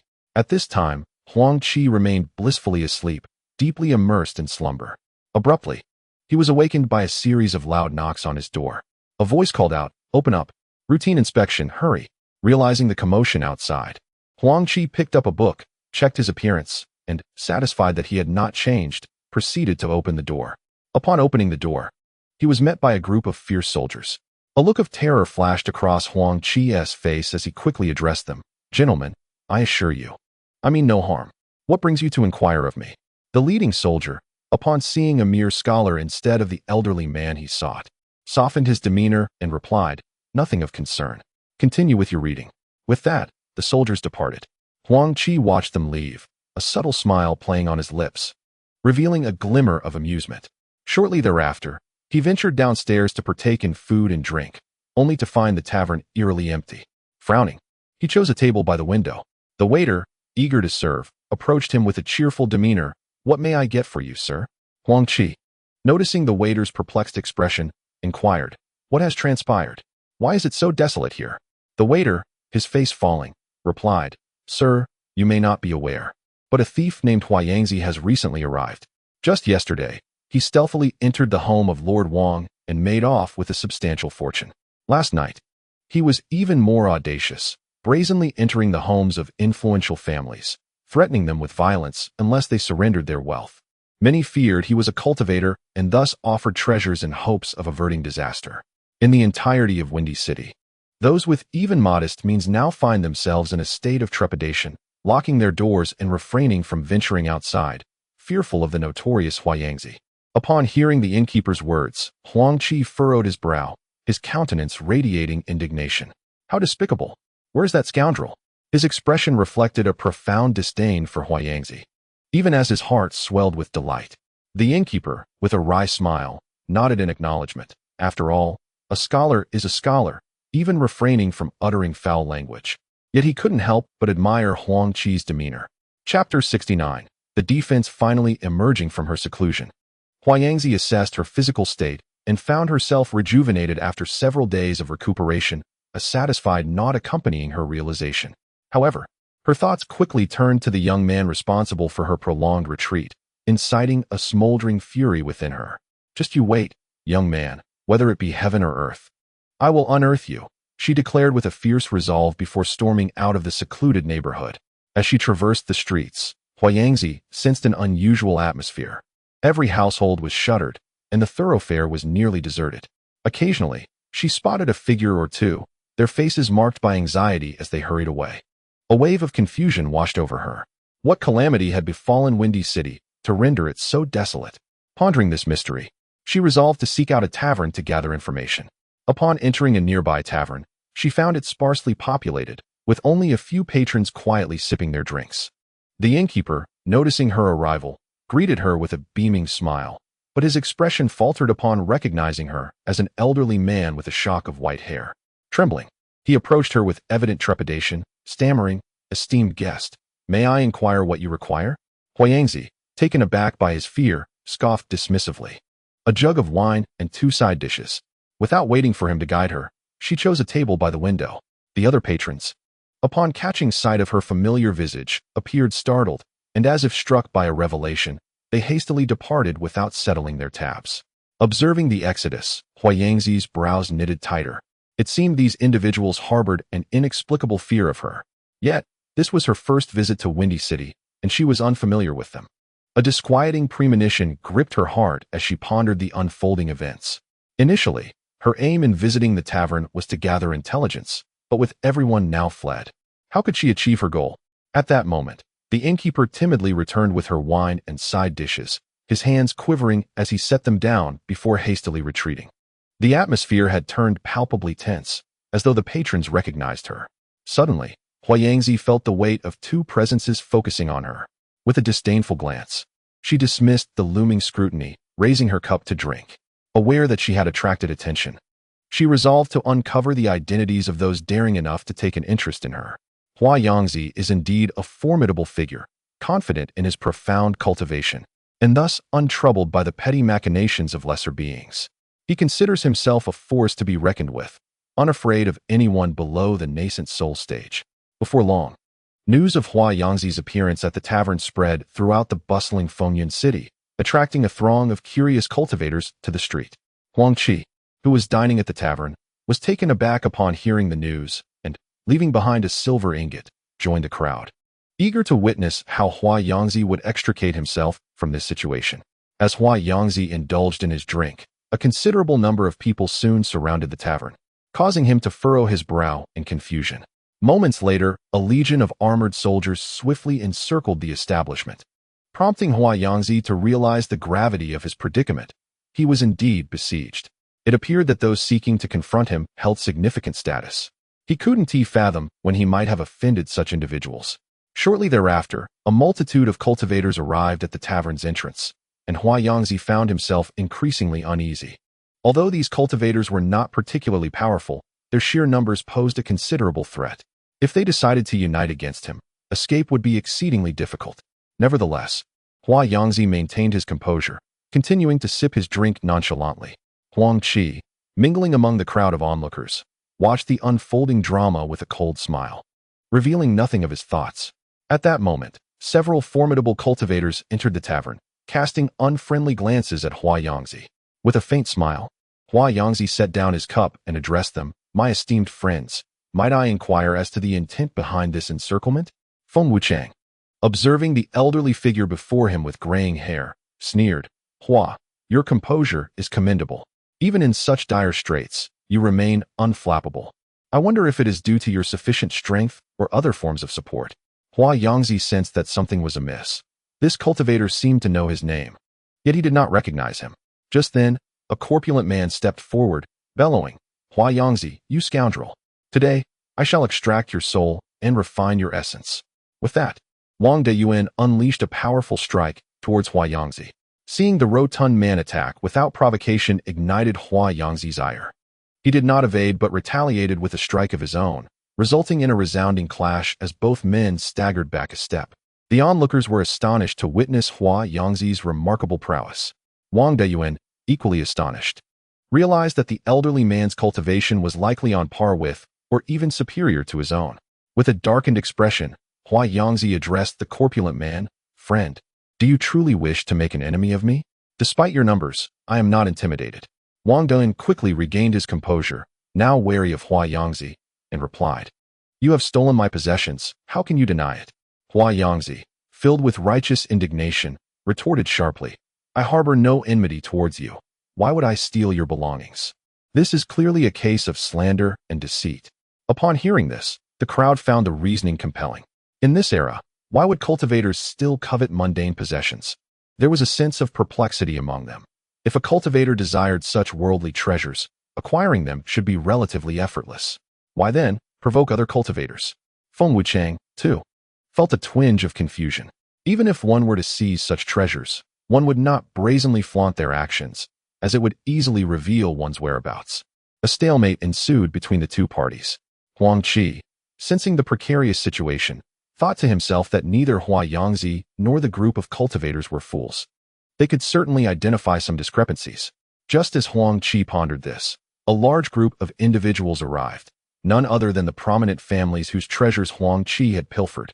Upon seeing them, Huang Qi felt a surge of joy, his face breaking into a smile, for a spectacle was about to unfold. The spectators watched as several heads of these families entered the tavern. Upon spotting the culprit who had stolen their belongings, they seethed with rage, exclaiming, "City Lord! It is he indeed. He is the one who has robbed us of our possessions. Please, City Lord, take action on our behalf." "Yes, City Lord. It is this man. I would recognize him even if he were turned to ashes. We implore you to act on our behalf. Indeed, this is the man who intruded upon my estate and made off with 2 chests of gold and jewels. I am willing to stake my life that this rogue is the one." The heads of the families, whose treasures had been seized by Huang Qi, roared in indignation. Upon hearing this, Huang Qi quickly grasped the situation. Someone had impersonated him to pilfer these individuals' belongings. His countenance darkened, having no enmity or grudge against them. They would not speak falsely. He did not recognize anyone else present, leading him to suspect that the one impersonating him was the same scoundrel who had deceived him several times before. As this thought crossed his mind, his expression turned ashen. With someone pointing a finger at him, he found it nearly impossible to refute the accusations. His animosity towards Huang Qi intensified to its peak. Listening to the accusations, Feng Wuchang's expression also soured. A late-stage foundation establishment expert was indeed a formidable opponent. However, he felt compelled to show some deference to the prominent families of Fengyan City, leaving him in a quandary, uncertain how to proceed.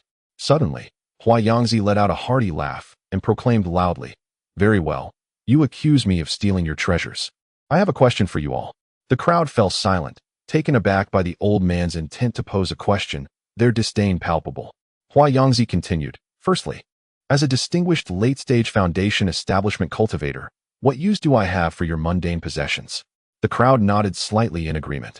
"Secondly, with my strength, how could any of you mere mortals possibly detect my theft?" The crowd paused, realizing the validity of his words. A cultivator would naturally disdain worldly treasures. Furthermore, if one intended to steal, why would they want to be discovered? Thirdly, he added, even if you were to perceive my presence, how could I ever leave any witnesses alive to identify me and cause me trouble? The crowd was momentarily swayed. To a cultivator, mortals were akin to ants, their lives deemed inconsequential. How could one allow a mere mortal to see their face and leave them alive? Though his words were harsh, they bore a striking truth. The wind, unpredictable as ever, nodded slightly in agreement, acknowledging the reasonableness of the statement. The other cultivators exchanged glances, tacitly accepting this perspective. Meanwhile, Wang Deyuan's heart stirred with conflicting emotions. However, the enigmatic Huang Qi was his only lead. If he did not secure this opportunity, he might have to relinquish a significant portion of his life savings, which left him feeling somewhat discontented and torn. Huang Qi, upon hearing Huang Xi's words, felt a surge of admiration for the old man's clarity of thought and formidable intellect. Truly, Huang Qi was a figure of great prowess. Yet, having offended him, Huang Qi could not allow him any respite. With a cold smirk, he continued to observe the unfolding drama. "Since you refuse to acknowledge the theft of our belongings, how about allowing us to inspect your storage bag?" Wang Deyuan proposed. Huang Xi's face turned a deep shade of anger. He felt the audacity of these individuals was exceeding all bounds. "Do not presume that your numbers intimidate me. I will never permit you to inspect my storage bag," he declared, sensing the situation would not end amicably. Chapter 70. Pursuit. Huang Qi felt a wave of elation at Wang Deyuan's words. There was an opening. To inspect a cultivator's storage bag was a grave taboo, a principle well understood among practitioners. Huang Qi would certainly refuse this request, indicating that the matter held potential for further development. With a smug expression, Huang Qi was eager to see how the situation would unfold, remaining a mere spectator to the chaos.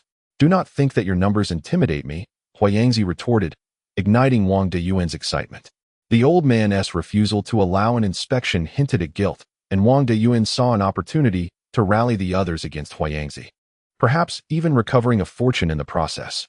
Enraged, he exclaimed, Huang, your refusal to allow us an inspection indicates your guilt. Fellow cultivators, let us seize this rogue and seek justice. With that, he brandished his magical artifact and struck at Huang. Feng Wucheng seethed with anger toward Wang Deyuan. Was he to serve as his henchman? As a late-stage Foundation establishment cultivator, he had no desire to provoke such conflict, not out of fear of Huang, but to avoid creating formidable enemies. However, witnessing Wang Deyuan's aggression before he could voice his concerns, he sighed in resignation and unleashed a spell, summoning a flying sword from thin air. Many of the cultivators present were already aligned with Wang Deyuan and, upon seeing their leaders engage, hastily drew their swords. The wealthy merchants, upon witnessing the impending conflict, glared in anger. They knew that remaining would only invite disaster, prompting them to retreat post-haste. Outside, a crowd of onlookers reveled in the unfolding spectacle, their spirits buoyed by the fight, cheering and inciting the combatants with fervor. As the battle commenced, Huang Qi reveled in the chaos, relishing the prospect of Huang's downfall, which would alleviate the constant anxiety he felt. Huang, witnessing the sudden escalation of violence, was furious and unwilling to back down, as his dignity as a late-stage Foundation establishment master was on the line. Without further ado, the hand gestures shifted, and several flying swords materialized from thin air, striking towards the approaching spiritual artifacts with great force. A series of thunderous booms resonated, sending a number of less skilled cultivators hurtling backward, spitting blood in their wake. Huang, despite exchanging blows with the magical artifacts, was also pushed back 3 steps by the powerful energy waves. Wang Deyuan and several other Foundation establishment experts likewise stumbled back 2 steps, their hearts filled with dread. They had not anticipated that Huang would be so formidable. His profound magical prowess was beyond their comprehension. Yet, the current situation left no room for further debate. As the crowd chanted their spells again, the flying swords once more lunged toward Huang. Internally vexed, Huang considered that in a one-on-one confrontation, he would not fear them. However, facing this multitude, even his superior cultivation offered little solace. He swiftly slapped a storage pouch, unleashing several talismans into the fray. The onlookers were taken aback. It appeared the old man was truly prepared to unleash his wrath, prompting them to retreat hastily. With a series of explosive sounds, the entire tavern collapsed. Huang Qi, sensing impending danger, turned to flee the scene. Those who had not managed to escape were left in dire straits, appearing rather disheveled. Huang, unwilling to linger, channeled his spiritual energy and leaped skyward, intent on making a hasty escape. Witnessing the old man attempt to flee incited fury among the crowd. They could not allow him to slip away. Wang Deyuan, suffering the most significant losses, could not permit Huang's escape. His treasures were at stake. With a bellow, he shouted, "Thief, do not flee," and sent his flying sword towards Huang. Huang scoffed, meeting the sword with a palm strike that sent it flying. Wind Wucheng, with a fierce roar, lunged forward wielding his own sword against Huang. Dismissing Wind Wucheng with a contemptuous glance, Huang swiftly threw a talisman, forcing Wind Wucheng to evade. Seizing the moment, Huang maneuvered through the gaps, escaping the encirclement without further ado. The crowd, incensed that the old man had managed to escape, cried out in outrage, demanding he leave behind his belongings or face dire consequences. Wang Deyuan, fueled by anger, leaped after him. Wind Wucheng, witnessing Huang's flight, wore a grim expression. Even if he were not a thief, it was now difficult to clarify matters. Without hesitation, he took to the skies in pursuit of Huang. The subordinates, seeing their masters in pursuit, dared not lag behind, unleashing a flurry of spells as they followed Wang Deyuan and Wind Wucheng. Huang Qi observed the chaos with a smile, relishing the sight of Huang being hunted. "Dare to chase after me, do you? Now you shall experience the thrill of being pursued," he thought. Meanwhile, Huang was consumed by frustration, since encountering that young man. Misfortune had plagued him. Now, he found himself fleeing from dozens of cultivators, in a state of panic. The thought of the young man who had set this trap only added to his ire, but for now, escape was the priority. He resolved to deal with that young man when the opportunity arose. As Huang fled at great speed, the relentless pursuit continued, with shouts of "Thief! Where do you think you're going?"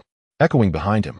The old curmudgeon, "No matter how far I must travel, I shall ensure you are rendered senseless and your spirit extracted. Old dog, Should you dare to wreak havoc in my wind and cloud city, you must be prepared for death." Upon hearing these insults, Huang Qi's expression darkened to the utmost degree. She pondered how, as a cultivator, she was once regarded with admiration. Yet today she faced such humiliation. It was intolerable. She contemplated turning back to confront these individuals, but a glance behind revealed dozens of cultivators glaring fiercely at her. Even if she fought with all her might, she could not hope to prevail. Moreover, that scoundrel who framed her had yet to be captured, and she could not afford to perish. This realization left Huang Qi feeling utterly frustrated, vowing silently that once she escaped, she would certainly pay a visit to each of those who pursued her today. Huang Qi secretly admired Huang Qi's composure amidst the encirclement. Her ability to maintain her poise while escaping was indeed remarkable. Huang Qi was decisively resolute, and he knew he must be cautious in his dealings with her in the future. Although her pursuers had all set out to chase her, it was unlikely they would succeed. Huang Qi's cultivation level was somewhat superior to theirs. Even one-on-one, none could match her prowess, much less when they banded together. Given Huang Qi's nature, it was clear she would not engage in combat with this group of cultivators. It was far more prudent to flee the scene and find an opportunity to strike back later. Based on his understanding of Huang Qi, he was convinced she would eventually seek vengeance against Wind and Cloud City. For now, her troubles seemed to have abated, and it was time for him to return home and check on matters there. However, Huang Qi felt a twinge of frustration. This was his first visit to this place, and while fleeing from Huang Qi, he had not taken the time to orient himself. With a soft sigh, he realized he needed to purchase a map from the nearby defense market. As for Huang Qi's fate, he chose to remain indifferent and headed towards the defense market of Wind and Cloud City. Acquiring a local map was relatively simple, but obtaining a comprehensive map of the entire Jing nation required a visit to the defense market where cultivators congregated. Ordinary folk rarely ventured far from their hometowns due to the dangers, especially during wartime when remnants of the Wu kingdom roamed freely, posing a significant threat. Upon arriving at the defense market, Huang Qi spent 10 spirit stones to acquire a complete map of Jing nation. He was somewhat taken aback by the vastness of Jing nation. Even a second-tier city like Wind and Cloud City had hundreds of such establishments, while major cities like Shirtua City numbered nearly 100. Realizing he had strayed from his northern route, he calculated that it would take him 3 to 4 hours of aerial travel to return to his original path. After carefully examining the map and confirming his new route, he exited the defense market, hired a carriage, and continued his journey northward. Currently, Wind and Cloud City had gained control over the city gates after identifying the culprit, Huang Qi. However, the city was now quite hostile towards incoming cultivators, and Huang Qi dared not fly freely to avoid attracting unnecessary trouble. To steer clear of complications, he chose to hire a carriage, departing through the city gates and continuing on his way. As he rode in the carriage, Huang Qi found himself at leisure. Whenever boredom struck, he would gaze out at the scenery along the roadside, finding it quite a pleasant diversion. A carriage driver, provided he does not encounter any trouble on the road, should not face significant issues.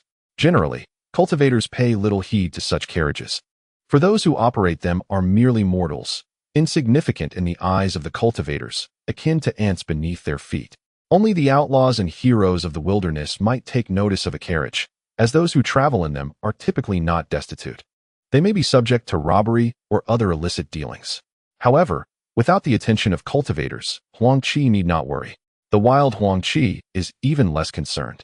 Should he encounter highwaymen, he could easily turn the tables on them, and he secretly hopes for such an encounter, as it may yield some small profit. Huang Qi certainly does not regard worldly wealth as worthless. Gold, silver, and jewels are indeed valuable and can facilitate many endeavors.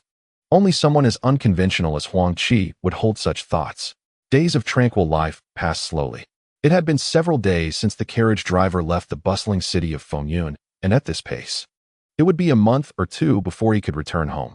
Huang Qi deeply missed his grandfather, having never known his parents. He only recalled his grandfather's tireless efforts in raising him, and the bond of affection and reliance he felt for his grandfather was indelible. Having been away from home for 2 years now, his longing for his grandfather stemmed from the heart. Only by knowing his grandfather was safe could he find solace. Eager to return home, Huang Qi dismissed the driver and soared into the air, racing towards the direction of Tianquan Mountain. Chapter 71. The Dan Formation Battle. Huang Qi prepared to release Xiao Bai, who had been confined within his storage pouch for several days. He wondered if the little creature had grown restless. Without Xiao Bai's company, he felt a sense of solitude. However, when he retrieved the spirit beast pouch, he found Xiao Bai once again in a deep slumber. Puzzled, Huang Qi speculated whether the little fellow had resumed its cultivation.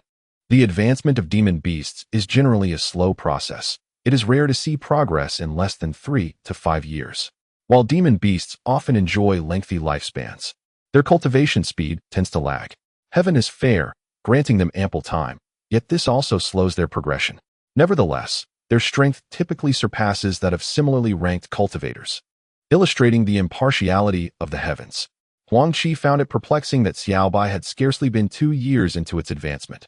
Why, then, was it sleeping again? He understood that this slumber was beneficial for Xiao Bai, as it would likely awaken with considerable strength. Comforted, Huang Qi reattached the spirit beast pouch and took to the skies, heading towards the desolate mountains ahead.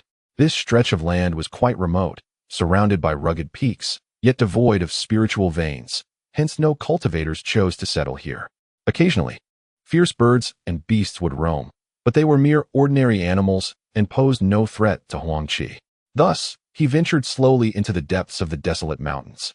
Suddenly, Huang Qi sensed a violent rumble not far ahead, as a terrifying energy wave enveloped the barren landscape for a radius of 1 kilometer. Nearby the desolate mountains, various wild creatures were deeply moved by the terrifying energy fluctuations, prostrating themselves in fear and refusing to move. This was evidently the oppressive aura exerted by a superior being. Huang Qi was equally astonished, contemplating that perhaps a high-level cultivator was engaged in a fierce duel nearby. He hesitated, pondering whether he should cautiously approach the source of this formidable energy. The sheer intensity of the fluctuations suggested that 2 golden core experts were clashing, and venturing closer posed considerable risks. With his meager cultivation, he felt that even a mere finger from them could obliterate him. Yet, the thought of missing the opportunity to witness the battle of high-level cultivators weighed heavily on him, as such an experience would greatly benefit his own cultivation. If they were to suffer mutual destruction, he might even seize a great opportunity for himself. As these thoughts swirled in his mind, Huang Qi's impulsiveness grew. He recalled the immense wealth possessed by golden core cultivators. If he could rob one of them, it would be a stroke of fortune. However, the daunting reality of their power made him uneasy. The struggle within him intensified as he considered the possibility of their mutual defeat leading to his gain. Ultimately, after glancing at the source of the alarming energy fluctuations, his expression shifted to one of resolute determination. Wealth often requires one to take risks, and he decided to take this chance to uncover the truth. Huang Qi refrained from flying further, taking a deep breath to restrain his spiritual energy and conceal his presence. He advanced cautiously toward the source of the energy fluctuations. Even from hundreds of meters away, he could see 2 cultivators engaged in combat high above. One was a middle-aged man clad in a green robe, wielding a 7-foot azure sword, while the other was an elderly man in black, brandishing a dragon-headed staff. Each strike they unleashed resonated with the force of a tempest, leaving the surrounding desolate mountains riddled with destruction. Witnessing this, Huang Qi was utterly astonished, never expecting golden core experts to wield such terrifying power. He couldn't help but scoff at his earlier ambition during the intersect competition, where he had foolishly believed he could challenge a golden core expert with mere talismans. It dawned on him that they were not intimidated by him. Rather, they simply did not wish to engage him in earnest. Observing the ferocity of their attacks, which aimed for each other's lives with unpredictable and formidable strikes, Huang Qi could only describe the scene as terrifying. The 2 combatants appeared evenly matched, and he dared not move recklessly, opting instead to quietly observe their battle. The black-robed elder executed a hand sign, causing the dragon-headed staff to emit a brilliant radiance as it descended toward the middle-aged cultivator. Unflinching, the middle-aged man swung his azure sword to intercept the staff, resulting in a thunderous clash that reverberated through the air. Both combatants stumbled back slightly, the overwhelming energy wave coursing past them without inflicting harm. Seeing that his strike had failed to yield results, the elder's competitive spirit ignited anew. With a sudden flourish, flames measuring 3 feet in length erupted from the palm, directed towards the middle-aged man. Unfazed, the man began to chant incantations, his finger pointing forth as a surge of spiritual energy shot towards the elder. The elder deftly dodged this assault, retaliating with a sweeping palm aimed at the middle-aged cultivator. Aware of the flame's formidable power, the man refrained from a direct confrontation, summoning a shield to protect himself. The ensuing clash resulted in a thunderous roar as he was propelled backward, a trickle of blood escaping the corner of his mouth. The elder regarded the middle-aged man with a hint of mockery, but the latter, possessing considerable composure, did not exhibit any signs of anger. Without a word, he unleashed a peculiar sword dance from his treasured blade, which shot forth towards the elder.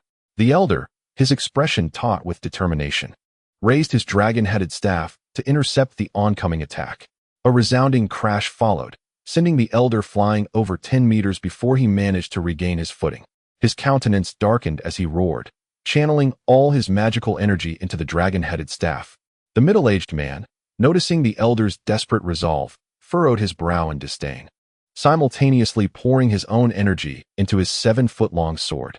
The sword emitted a resonant hum, radiating a brilliant light before releasing a sword Qi several meters long, aimed at the elder. With a grim expression, the elder's staff seemed to animate with life, issuing a fierce roar as it clashed with the incoming sword Qi. The resulting explosion reverberated, enveloping both combatants in a maelstrom of terrifying energy. Moments later, they were both flung back, each spitting blood as they crashed to the ground. Clearly a case of mutual destruction. Huang Qi, witnessing the spectacle, was struck with awe. Was this truly a battle between mere mortals? The sheer magnitude of their power was staggering. Even from hundreds of meters away, he felt the overwhelming force of their clash. He regretted his decision to observe the duel of these advanced practitioners, realizing that retreat was no longer an option. Even the slightest movement could betray his presence.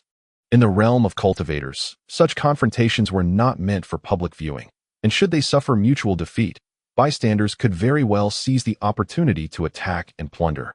A grave taboo among practitioners. Now that he had borne witness, escaping would be no simple task. At that moment, he heard the elder's voice resonate. "Ha ha! Is the Zheng family of Tying Mountain truly so lackluster? You find yourself powerless against me." The elder struggled to rise, leaning on his staff as he spoke. The middle-aged man, displaying a slight smile, retorted, "Heh, you remnants of the Wu kingdom are but trifles. Are you not cornered here by me?" He, too, managed to stand, wiping the blood from his mouth. The elder's fury ignited. For over a month, the Zheng family elder had relentlessly pursued him, having painstakingly evaded capture. He was now forced into confrontation once more, having been discovered in this desolate wilderness. Huang Qi, having listened to their conversation, began to grasp the situation. This elder was, in fact, a remnant of the Wu kingdom who had infiltrated the area. It was only after encountering the elder that the Zheng family's elder resorted to violence. And by sheer coincidence, Huang Qi happened to pass by. Realizing that this elder was a senior figure from the 3 sects and 4 clans, Huang Qi felt a slight sense of reassurance. He then heard them continue speaking. "Zheng Hai, you are not capable of capturing me." As the elder spoke, he swiftly darted towards the middle-aged man. The man, undeterred, brandished his long sword and retorted, "I shall see what skills you possess." Before he could finish his words, he thrust his sword towards the elder's chest. Huang Qi observed as the two, having transitioned from a clash of magical powers to close combat, engaged fiercely. The middle-aged man aimed his sword at the elder's neck, but the elder evaded the lethal blow by leaning back, swinging his dragon-headed staff towards the man's head. The man sidestepped just in time, and the elder, missing his target, brought the staff crashing down towards the man's chest. Yet, the man did not flinch, instead plunging his sword directly at the elder's shoulder. With a loud crash, the middle-aged man was sent flying, spitting blood, while the elder too suffered, a gaping wound erupting from his shoulder. Not daring to let the blood flow freely, the elder pressed a finger to his shoulder, staunching the wound. The middle-aged man regained his stance and lunged forward once more, but the elder swept his staff against the sword, diverting it slightly. The elder then struck the man's chest with his palm, even as the sword pierced through the elder's abdomen. Both combatants were thrown back, each spitting blood and appearing extraordinarily pale. Huang Qi felt a surge of fear as he witnessed the 2 formidable Golden Core experts risking their lives against one another, clearly intent on bringing about each other's demise. It was evident that the recent exchange of magical might had drained them significantly. Neither could sustain such overwhelming power for long. Although they were now engaged in close combat, the danger was far greater than before, as evidenced by their injuries and pallor. Huang Qi hesitated, contemplating whether he should assist the elder from Mount Taihang, who seemed to be fighting for the preservation of the nation. As a member of the 3 sects and 4 clans, he could not stand idly by while the elder and the Wu Kingdom's spy faced certain death. Yet, Huang Qi was acutely aware of his own limitations. He might hold his ground against someone in the late Foundation establishment stage, but against an expert in the Golden Core stage, he likely would not even have the opportunity to flee. The difference between the late Foundation establishment and the early Golden Core stages was not merely one of rank. It was akin to the chasm between heaven and earth, fundamentally incomparable. In the face of the looming crisis, Huang Qi found himself torn. The elder's next words struck him with a sense of alarm. Haha, Zhenghai, you must consider carefully. Your Zheng family of Mount Taihang is originally a branch of our Wu Kingdom's Zheng family. Do you truly wish to sever ties with us? Huang Qi was taken aback by the elder's revelation. What had he just said? The Zheng family of Mount Taihang was indeed a branch of the Wu Kingdom's Zheng family? What did this mean? Could it be that the Zheng family of the Taihang Mountains has infiltrated the state of Wu as spies? Such news is utterly staggering. The fact that the Zheng family, belonging to 3 clans and 4 families, has been acting as internal agents for Wu is alarming, suggesting that they were planted in the Jing state centuries ago, with motives now glaringly evident. Huang Qi was taken aback. This revelation was almost beyond belief. If the state of Wu indeed had the Zheng family as insiders, the Jing state might be facing a perilous threat to its very existence. Huang Qi's heart raced, leaving him momentarily at a loss. He reminded himself to remain composed, to maintain his calm. Gradually, he managed to steady his emotions. But the weight of the secret he had overheard loomed ominously, suggesting that his fate might be dire today. In times of crisis, he could not afford to lose his composure. Just as he began to relax, tension gripped him anew. At that moment, Zheng Hai's expression shifted dramatically, his face dark with malice as he declared, "Are you courting death? I cannot let you go today." As he spoke, he unleashed a spell, hurling a 7-foot sword into the air, which expanded to an impressive 20 meters in size, buoyed by the wind. Zheng Hai could not permit the old man to continue speaking. This was a secret that had been safeguarded by the Zheng family for centuries, known only to a select few elders and the patriarch. Should this information be disclosed, the Zheng family would find it impossible to maintain their standing in the Jing state. The old man let out a hearty laugh, saying, "Ah, you Taihang Mountain Zheng family, disregarding the family's orders, prepare to face annihilation." Seeing the young man's unwavering resolve to kill him ignited his fury. He cast aside his dragon-headed cane, which also enlarged to match the size of the enormous flying sword, and charged forward. A resounding crash echoed through the air as darkness enveloped the sky, and a wave of terrifying energy surged forth, causing nearby hills to erupt violently. Both the old man and Zheng Hai were thrown back, spitting blood, their faces pale as they lay on the ground, gasping for breath. Huang Qi felt the dreadful energy wave and was gripped by fear, the earth trembling beneath him from the sheer force of the blow. He remained motionless, pressed against the ground. After a few moments, the terrifying energy began to subside, and he observed the 2 adversaries, seated not far from each other, meditating to swiftly recover their spiritual power and wounds. Clearly, both had been gravely injured by the recent clash. In that moment, Huang Qi felt a surge of satisfaction. Let them tear each other apart. Ideally, they would perish together, which would serve him well.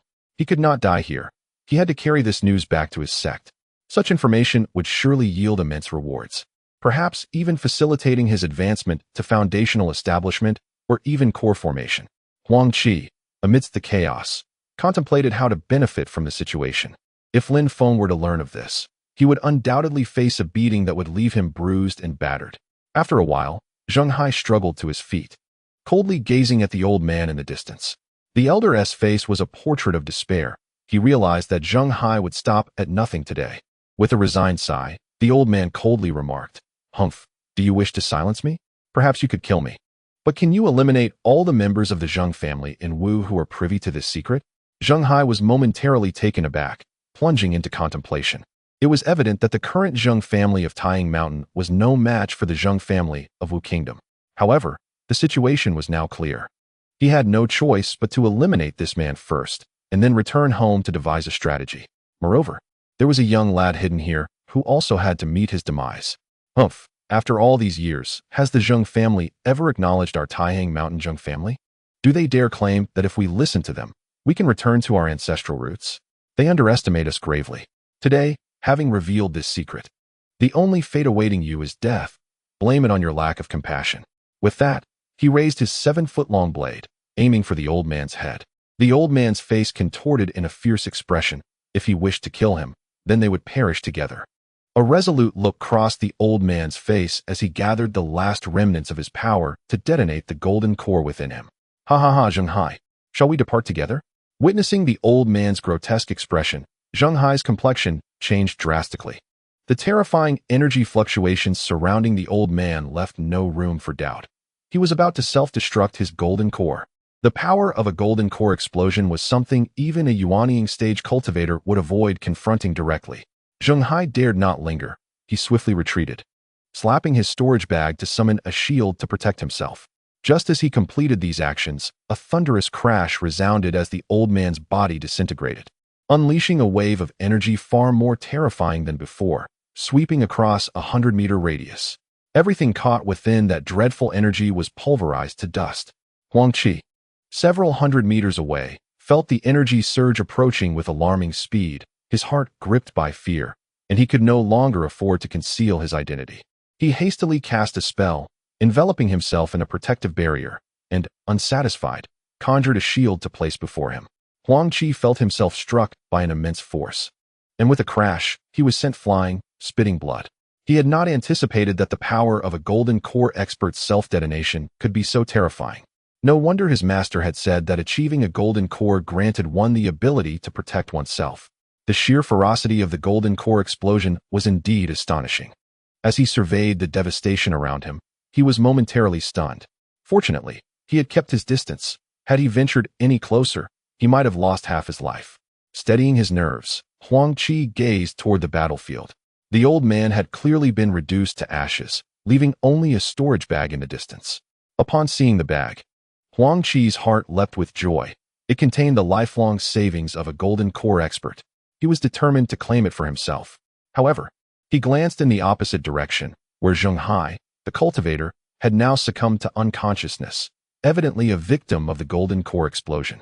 Huang Qi noted that one of Zheng Hai's arms had vanished without a trace, blood still gushing forth. Without immediate medical attention, he would soon bleed out completely. Yet, Huang Qi did not rush to seize the opportunity. He feared that if Zheng Hai were not dead, it would spell trouble for him. Despite Zheng Hai's severe injuries, there was no guarantee he could not still pose a threat. Thus, he remained quietly vigilant, observing for a while longer. Noticing that Zheng Hai still showed no signs of life, he pondered whether the time had come to act. Moreover, such a considerable commotion could hardly escape the notice of other wandering cultivators. Delays might lead to unforeseen changes. Should higher-rank practitioners be drawn here by the recent surge of energy, it would spell trouble for him. Gritting his teeth, Huang Qi grasped a flying sword in his right hand while concealing a fragment of a magical artifact, a short sword he had acquired at the auction, within the folds of his sleeve as a precaution. He cautiously approached the storage bag, his eyes remaining vigilant on the seemingly unconscious Zheng Hai. Upon reaching the side of the storage bag and observing no reaction from Zheng Hai, he finally exhaled a sigh of relief. He swiftly bent down to retrieve the storage bag from the ground. At that moment, a disdainful voice pierced through the air. "You possess quite the audacity. Daring to seize treasures?" Startled, Huang Qi's heart raced, and his face betrayed a look of fear as he turned to face the now upright Zheng Hai. Regret washed over him. It was evident that this man had merely been feigning death, intending to catch him off guard. Hastily, Huang Qi bowed and said, "I am a disciple of the Tai sect, paying my respects to you, esteemed elder." Zheng Hai raised an eyebrow at Huang Qi's words. Surprised to encounter a disciple of the Tai sect in this place, his curiosity piqued. "Ah, so you are a junior from the Tai sect. I am Elder Zheng of the Zheng family from the Taiying Mountains. When did you arrive here?" Noting the slight softening in Zheng Hai's tone, Huang Qi felt a twinge of unease, yet his face displayed delight as he quickly replied, "It is an honor to meet you, Elder Zheng.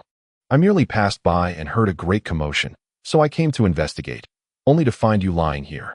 Seeing the storage bag, I thought to retrieve it."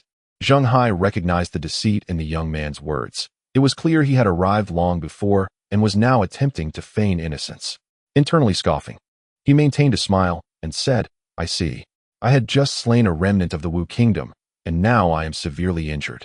Since you have taken an interest in that storage bag, it is yours to keep. You may depart quickly. Huang Qi, hearing Zheng Hai's words, silently mocked the old fox, realizing he understood the underlying implication. If he left now, he would likely be marked for future attention. Instead, he thought, why not? Smirking with feigned delight, he replied, Elder Zheng, your prowess is remarkable. You have vanquished that remnant of the Wu kingdom. Since it was you who dispatched this scoundrel, I would not dare to claim the storage bag for myself. I shall present it to you. As he spoke, his face revealed a semblance of envy, and he approached Zheng Hai with utmost reverence. Zheng Hai nodded approvingly, internally amused at the unexpected turn of events. As Huang Qi approached, cradling the storage bag with a respectful demeanor, Zheng Hai, satisfied, inquired, What is your name? I shall certainly express my gratitude to you at the Tai sect on another occasion. Huang Qi's face lit up with surprise, yet he replied, I am unworthy of such recognition.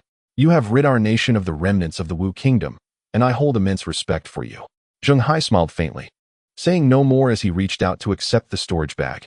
Huang Qi, not wishing to prolong the encounter, presented it with both hands. Just then, an unforeseen event unfolded. Chapter 73. The slaying of the core formation master. Huang Qi respectfully extended his hands, offering the storage bag to Zheng Hai, who responded with a slight smile, reaching out to accept it. Suddenly, Zheng Hai's fingers converged, unleashing a faint wave of spiritual energy that surged towards Huang Qi's chest. A wave of terror washed over Huang Qi as he realized that he could not allow the attack from a core formation expert to pierce through him. Such an event would undoubtedly spell his demise. The proximity of their positions left Huang Qi with no time to evade. He could only slightly shift his body to avoid a fatal blow, while his outstretched right hand, holding the storage bag, was flung toward Zheng Hai. With a cold sneer, Zheng Hai deftly dodged the projectile. The energy strike struck Huang Qi, creating a gaping wound in his left shoulder, from which blood gushed forth. With a pained scream, he was sent flying backwards, clearly suffering significant injury. Observing that his attack had harmed but not killed Huang Qi, Zheng Hai was astonished by the boy's remarkable agility. Huang Qi was propelled several meters away, spitting out blood, but quickly regained his footing, summoning a sword from thin air, his expression dark as he glared at Zheng Hai.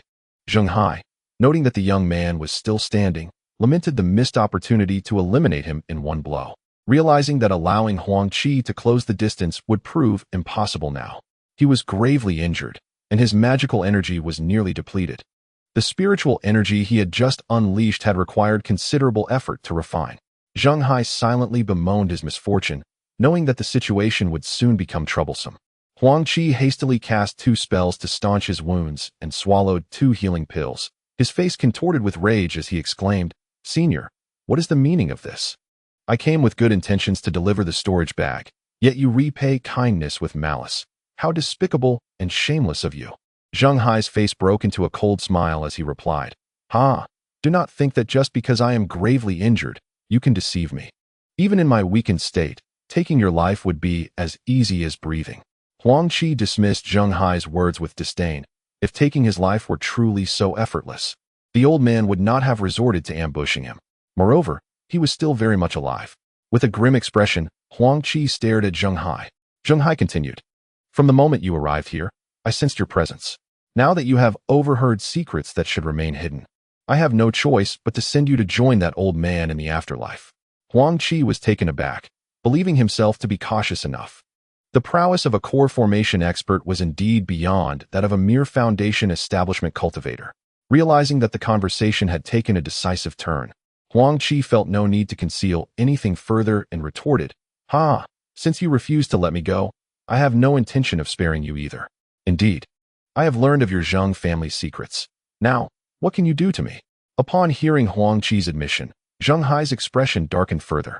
He was severely injured and doubted he could escape within a few hours. With this young man eyeing him intently, he found it impossible to calm his mind and recuperate. At this moment, he truly felt at a loss regarding how to deal with the boy. Huang Qi perceived the subtle shift in Zheng Hai's expression, confirming his suspicions. However, to ensure his safety, he decided against approaching any closer, opting instead to engage from a distance, convinced that at such range, Zheng would be unable to unleash any formidable techniques. You old rascal, dare to harm me? Today, I shall dismantle you piece by piece and see how you scheme against me. he thought. Huang Qi was not inherently cruel. Yet he understood that one who sought to bring about his demise would face no mercy. There could be only one survivor today, for otherwise his own death would be imminent. With the lines of enmity drawn, Huang Qi ceased his verbal sparring. He executed a spell, sending his exquisite flying sword slicing towards Zheng Hai. Upon witnessing the sudden attack, Zheng realized this young man was not to be trifled with. Frustration welled within him as he brandished his 7-foot-long sword to counter the incoming strike. With a resounding clang, Huang Qi's sword was deflected. Unfazed, he altered his spell, causing the sword to spiral back for another assault. Zheng's countenance darkened. Despite being a golden core cultivator, his physical form had yet to reach the invulnerability of steel. Weakened from his injuries, he could hardly rise, resorting to wielding his magical artifact to fend off Huang Qi's relentless onslaught. While he held confidence against a few strikes from a Foundation establishment cultivator, the thought of enduring dozens or even hundreds of such attacks left him feeling utterly powerless. The bitterness of his predicament gnawed at him, a distinguished golden core master, reduced to a mere plaything for a lowly Foundation establishment practitioner. Huang Qi, however, was indifferent to Zheng's internal lamentations. His sole focus was on vanquishing his opponent, unperturbed by notions of honor or chivalry. He recognized the wisdom in decisive action. Hesitation could yield dire consequences. Thus, Huang Qi unleashed a relentless barrage, attacking 4 or 5 dozen times. Zheng's regret surged to the forefront of his thoughts. He wished he had never provoked this youth. If only he had feigned death, allowing Huang Qi to take the storage bag and depart. As long as he survived, he could reclaim his strength and easily eliminate this young man later. Now, he feared he would meet a most humiliating end. Suddenly, Zheng spoke, his tone tinged with desperation. "Young brother, shall we discuss terms?" Huang Qi paused, his sword hovering in midair. Zheng, relieved to see the assault halt, smiled faintly. "If you spare me today, I will offer you my storage bag and that of the old man. I assure you, I will not trouble you in the future. What do you say?" Huang Qi furrowed his brow at Zheng's proposal, sensing that the man was on the verge of capitulation. It seemed that even high-level cultivators could fear death. A cold chuckle echoed in Huang Qi's mind. He could easily eliminate Zheng and still reap the rewards. Yet, his expression betrayed a flicker of hesitation. Zheng, observing this, realized that the young man was indeed greedy. Greed is commendable, as long as one can persuade this young man to let him off the hook. He can recover his losses 100-fold in the future.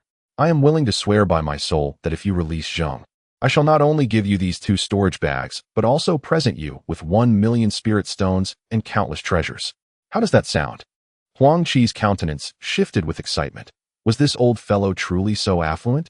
If he were to acquire such riches, he would lack for nothing in his cultivation after reaching the core formation stage. Huang Qi then inquired, "Are you speaking the truth? Will you no longer trouble me?" Zheng Changlao eagerly nodded in affirmation. Huang Qi smiled slightly and replied, "Then please present your storage bag first, and upon swearing your oath, I may consider refraining from offending your Zheng family." Upon hearing Huang Qi's words, Zheng Hai felt a surge of joy and promptly swore the oath, removing his storage bag and extending it for Huang Qi to take. Huang Qi frowned. He wanted him to come closer? Not a chance. Instead, Huang Qi clapped his storage bag, and a puppet emerged, which, upon Huang Qi's mental command, hastened to retrieve the storage bags. Zheng Hai, realizing this young man was not so easily deceived, harbored a deep resentment towards him, yet he maintained a smile, allowing the puppet to collect both his own storage bag and that of the deceased elder. Huang Qi regarded the 2 storage bags with satisfaction, not bothering to inspect their contents before fastening them at his waist. Zheng Hai cursed silently at the audacity of the young man. Indeed, he was quite cunning. His storage bag was ensnared with a restriction. Once opened, it would trigger a trap that would allow him to slay this insolent youth. Yet this young man remained unperturbed, leaving Zheng Hai feeling utterly helpless. Huang Qi noted the change in Zheng Hai's expression, a pleased smile gracing his lips. At that moment, the puppet beside Huang Qi unleashed a beam of energy towards Zheng Hai. The elder, witnessing this sudden betrayal, was filled with rage, his face contorted as he exclaimed, "Shameless wretch, have you no honor?" With a thunderous crash, the energy struck Zheng Hai in the chest, causing him to spew forth blood and lose consciousness. Huang Qi scoffed derisively. "Honor with one's enemies? Do you take me for a fool?" He gazed down at Zheng Hai's fallen form, a satisfied smile spreading across his face. Huang Qi then surveyed his surroundings and discovered the elder's dragon-headed staff and Zheng Hai's 7-foot-long sword lying abandoned. His heart soared. These were indeed magical artifacts of great power, which he could refine for his own use later. Overjoyed, Huang Qi picked up the dragon-headed staff and then approached Zheng Hai to claim his long sword. Just then, Zheng Hai suddenly sat upright, his face twisted in fury as he bellowed, "You brat, die!" A surge of spiritual energy shot towards Huang Qi's heart. Startled, Huang Qi swung his sword to block the vital strike. A dull thud reverberated as he was sent reeling backward, coughing up blood and nearly losing consciousness. It was evident that Zheng Hai had unleashed a desperate attack, and although the flying sword had mitigated some of the force, Huang Qi still sustained significant injury. Zheng Hai, with a cold sneer, prepared to unleash another blast of energy when he abruptly felt a sharp pain pierce his heart, the essence of life beginning to ebb away gradually. Zheng Hai glanced at the location of his heart, where a broken sword had been deeply embedded, obstructing the blood supply to his heart. His eyes reflected a sense of unwillingness, his countenance a blend of rage and disbelief, as his outstretched fingers, devoid of the terrifying energy he once wielded, slowly fell. In that moment of peril, Huang Qi had used his sword to protect his vital areas, while the shard of a magical artifact concealed in his left hand was deftly thrust into Zheng Hai's heart. Chapter 74. A fortuitous windfall upon witnessing Zheng Hai's demise. Huang Qi felt a surge of fear within him. Had it not been for his quick thinking, he might have met his own end here. He inwardly chastised himself for being overly complacent. Could a mere first-tier puppet truly vanquish a master of the core formation stage? Regret washed over him as he contemplated the grave injuries he had sustained due to his greed and negligence. The realization that an injured core formation master could still pose a threat intensified his respect for such formidable beings, prompting a vow to remain vigilant and avoid provoking them in the future, lest he face a fate worse than death. Huang Qi, shaken by the encounter, understood that this place had become a battleground fraught with peril, and he could not linger any longer. He glanced at Zheng Hai's lifeless form, his expression still tinged with caution. Should this be yet another deception, the consequences would be dire. With resolve, Huang Qi directed his flying sword towards Zheng Hai's heart. Yet there was no reaction from the fallen master as the sword pierced through his chest. Only then did Huang Qi truly relax. The body of a core formation master was indeed a treasure. Once transformed into a puppet, it would serve as a significant asset. Moreover, the old man had refrained from self-detonating his golden core, which would soon dissipate if not extracted. Perhaps Zheng Hai never anticipated he would perish at Huang Qi's hands. Had he chosen to self-destruct, Huang Qi would surely have followed him into oblivion.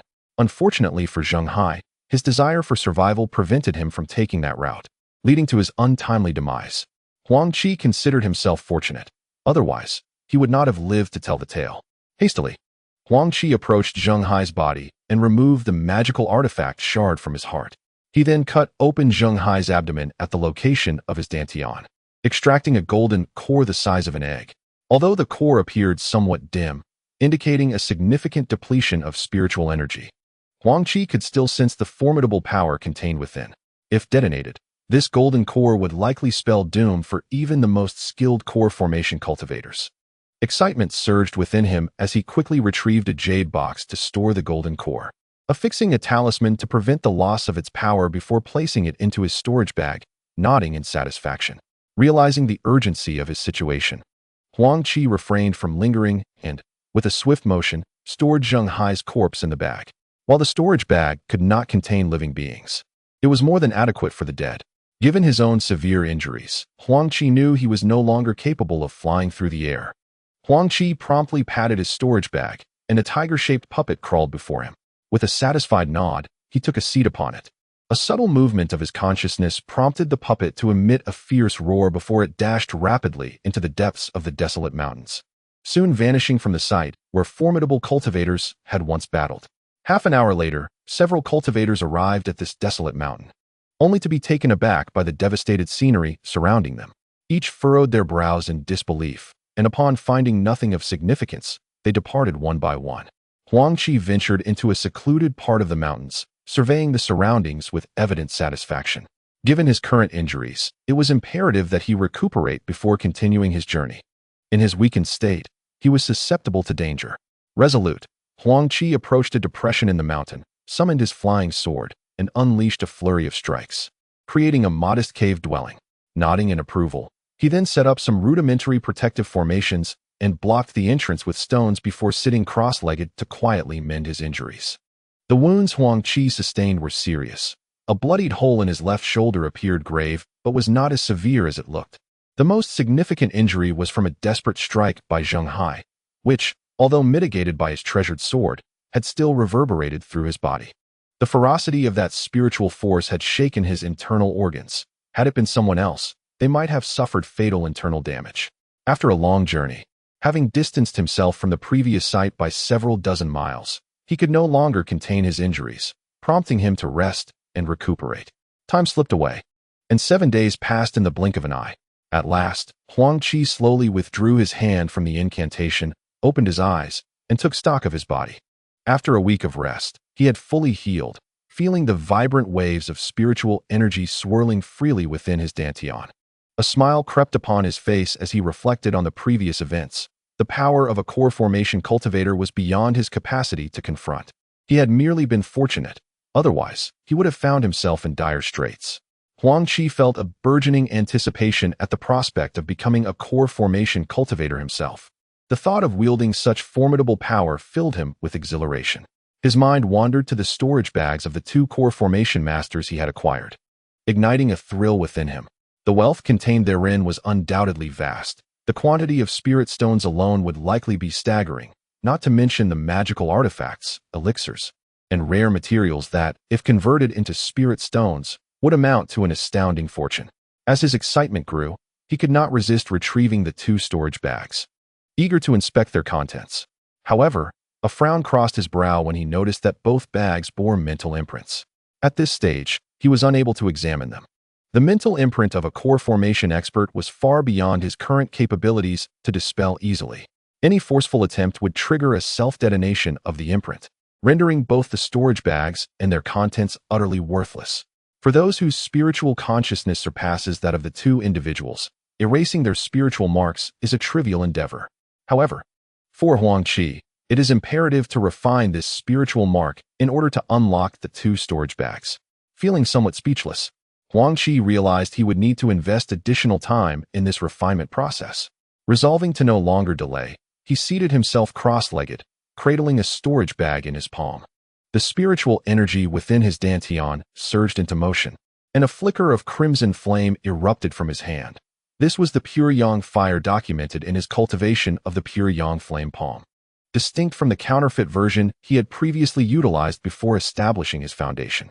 Now that Huang Qi had reached the foundation establishment stage, he could truly harness the authentic pure yang fire. With utmost caution, he brought the pure yang fire close to the spiritual mark, proceeding with the refinement process gradually. 3 days later, Huang Qi's complexion had turned somewhat pale, yet the pure yang fire continued to consume the storage bag. Suddenly, he sensed that the spiritual mark had vanished, filling his heart with joy. After 3 relentless days, Huang Qi had finally refined the spiritual marks from both storage bags. At this moment, he felt utterly drained. His magical energy significantly depleted, nearly unable to complete the refinement. Fortunately, his dantian was considerably larger and more robust than that of an average cultivator, enabling him to persevere. Were it not for this, an ordinary early-stage foundation establishment practitioner would likely have been incapable of refining the spiritual marks of a core formation master. Although Huang Qi appeared somewhat haggard, the sight of the gates to the 2 storage bags now wide open filled him with excitement, overshadowing his fatigue. Without a moment's hesitation, he emptied the contents of both bags. At that moment, Huang Qi was taken aback. The sheer volume of items was overwhelming. It was nearly more than his own cave dwelling could accommodate, leaving him with no space to turn as he was surrounded by an array of spirit stones, magical treasures, jars, jade boxes, talismans, puppets, array instruments, jade slips, and rare materials. Tears of joy nearly welled in his eyes. He had never encountered such an abundance of items before. The total amount of herbs from the entire Sangu Gorge likely paled in comparison. Moreover, core formation masters were typically ancient beings with lifespans extending for centuries. Their experience and discernment were unparalleled, making them dismissive of ordinary items. Only treasures worthy of their attention would suffice. Huang Qi's excitement became somewhat uncontrollable as he hastily stuffed all the spirit stones into his own storage bag. The two ancient beings had over 2 million low-grade spirit stones alone. Huang Qi had previously thought that possessing over 1 million spirit stones would put him on par with core formation cultivators. Yet he now realized he had grossly underestimated their financial prowess. The collection of mid-grade spirit stones amounted to over 500,000, which when calculated at a ratio of 1 to 100, equated to over 50 million low-grade spirit stones. The thought of possessing such a staggering amount sent Huang Qi into a frenzy. Over 50 million spirit stones was a reality he had never dared to envision. Huang Qi was entirely unaware that these two individuals were ruthless characters, having committed numerous heinous acts, including murder and treasure theft. Through a cumulative effort over 2 to 3 centuries, they had amassed a considerable fortune in spirit stones, which now became a serendipitous windfall for Huang Qi. Overwhelmed with excitement, he gathered all the spirit stones into his possession. His gaze then fell upon various magical artifacts. Judging by their quality, the least among them were superior spiritual tools. While there were over 100 exceptional spiritual artifacts, some of these implements had evidently transcended the realm of ordinary spiritual tools, radiating power comparable to the dragon-headed staff he had previously acquired. Huang Qi felt a rush of breathlessness. Were all these over 20 items truly treasures? Each treasure varied in shape and clearly possessed distinct functions. As Huang Qi casually picked up a flag-shaped artifact, he recalled that during the internal sect competition, Xiao Bai had wielded a similar spiritual tool, one that was remarkably peculiar, capable of even absorbing talismans. At that time, Huang Qi had envied him greatly. However, the flag artifact in his possession was in no way comparable to the superior spiritual artifact wielded by Xiao Bai. The exhilaration within him was beyond description, yet Huang Qi realized he could not yet utilize these treasures. To wield them, he would first need to undergo a ritual of refinement, a process distinct from that of utilizing spiritual tools. He remembered spending 30,000 spirit stones merely to acquire a fragment of a treasure, which was merely a small portion of a complete artifact, and in doing so, he had incurred the wrath of Huang Qi, who had pursued him relentlessly. He pondered the value of a complete treasure. Surely it could command at least 100,000 spirit stones, if not more. Considering the duration these treasures had been nurtured by core formation cultivators and the materials and techniques employed in their crafting, he surmised that a valuation of 2 to 300,000 spirit stones would be quite reasonable. In light of the ongoing war between Jinghua and Wugua, the demand for items used by cultivators had surged dramatically. Huang Qi was confident that the treasures he possessed could fetch an astronomical price of 4 to 500,000 spirit stones. Elated, he uttered no words, hastily stowing the 20-plus treasures into his storage pouch. Chapter 75. Inventory of Wealth. Huang Qi then turned his attention to the various jars and bottles, his heart soaring as he realized they contained medicinal pills. Each vessel was inscribed with names, and as he casually picked one up to inspect, he gasped in astonishment. It was a Tianyuan pill. To his surprise, this particular vial contained enough Tianyuan pills to enhance the success rate of core formation by 30%, an entire bottle containing 20 to 30 pills. Overcome with joy, Huang Qi recalled his previous yearning for the Tianyuan pill, but knowing it had been coveted by those at the core formation level, he had deemed it unattainable. Today, by sheer fortune, he had acquired such a bounty, prompting reflections on the whims of fate. He thought of Huang Qi, who had once engaged in bidding wars with core formation experts for the Tianyuan pill, an act he would never dare to replicate. Now, however, he had unexpectedly come into possession of so many Tianyuan pills. Curiosity piqued. Huang Qi wondered where the old man had procured such a multitude. He had seen the formula and refining method for the Tianyuan pill in the Ba-Yi manual given to him by Lin Feng, but at his current level, he was entirely incapable of crafting it. One needed to be at least a core formation cultivator to do so. Huang Qi immediately shook his head, pondering the origins of his newfound treasures. Regardless, they were now his, and the acquisition of these Tianyuan pills significantly increased his chances of successfully establishing a foundation. His heart raced with excitement as he swiftly placed the pills into his storage pouch, recognizing their immense value. Upon further inspection of the other elixirs, he noted that there were few foundation-building pills, merely a handful of bottles. The majority comprised the Royal Extreme pills, intended for cultivators in the core formation stage to enhance their prowess. Though these elixirs were of no immediate use to Huang Qi, He understood their future potential and diligently stored them away, amassing over 100 bottles of Royal Extreme pills. He also discovered a considerable number of healing elixirs, such as the Reversal Life Pill, Slay Life Pill, Moistening Pill, and the Bone Growth Pill, all designed to treat internal and external injuries. Without concern for their specific effects, Huang Qi gathered these healing potions. Among them, he stumbled upon a pill known as the Youth Preservation Pill, which brought a smile to his face. He was well aware of its allure. Female cultivators particularly cherished such potions, as they promised eternal youth, preventing the appearance of wrinkles and other signs of aging. The temptation of everlasting youth was irresistible to both male and female cultivators alike. However, the rarity of this pill and the difficulty in sourcing its ingredients rendered it exceedingly costly in the market. Without hesitation, Huang Qi uncorked the vial, and a delightful fragrance wafted forth. Inside, he found only 4 or 5 pills. He promptly consumed one of the youth preservation pills, smacking his lips in confusion at the lack of a distinct flavor.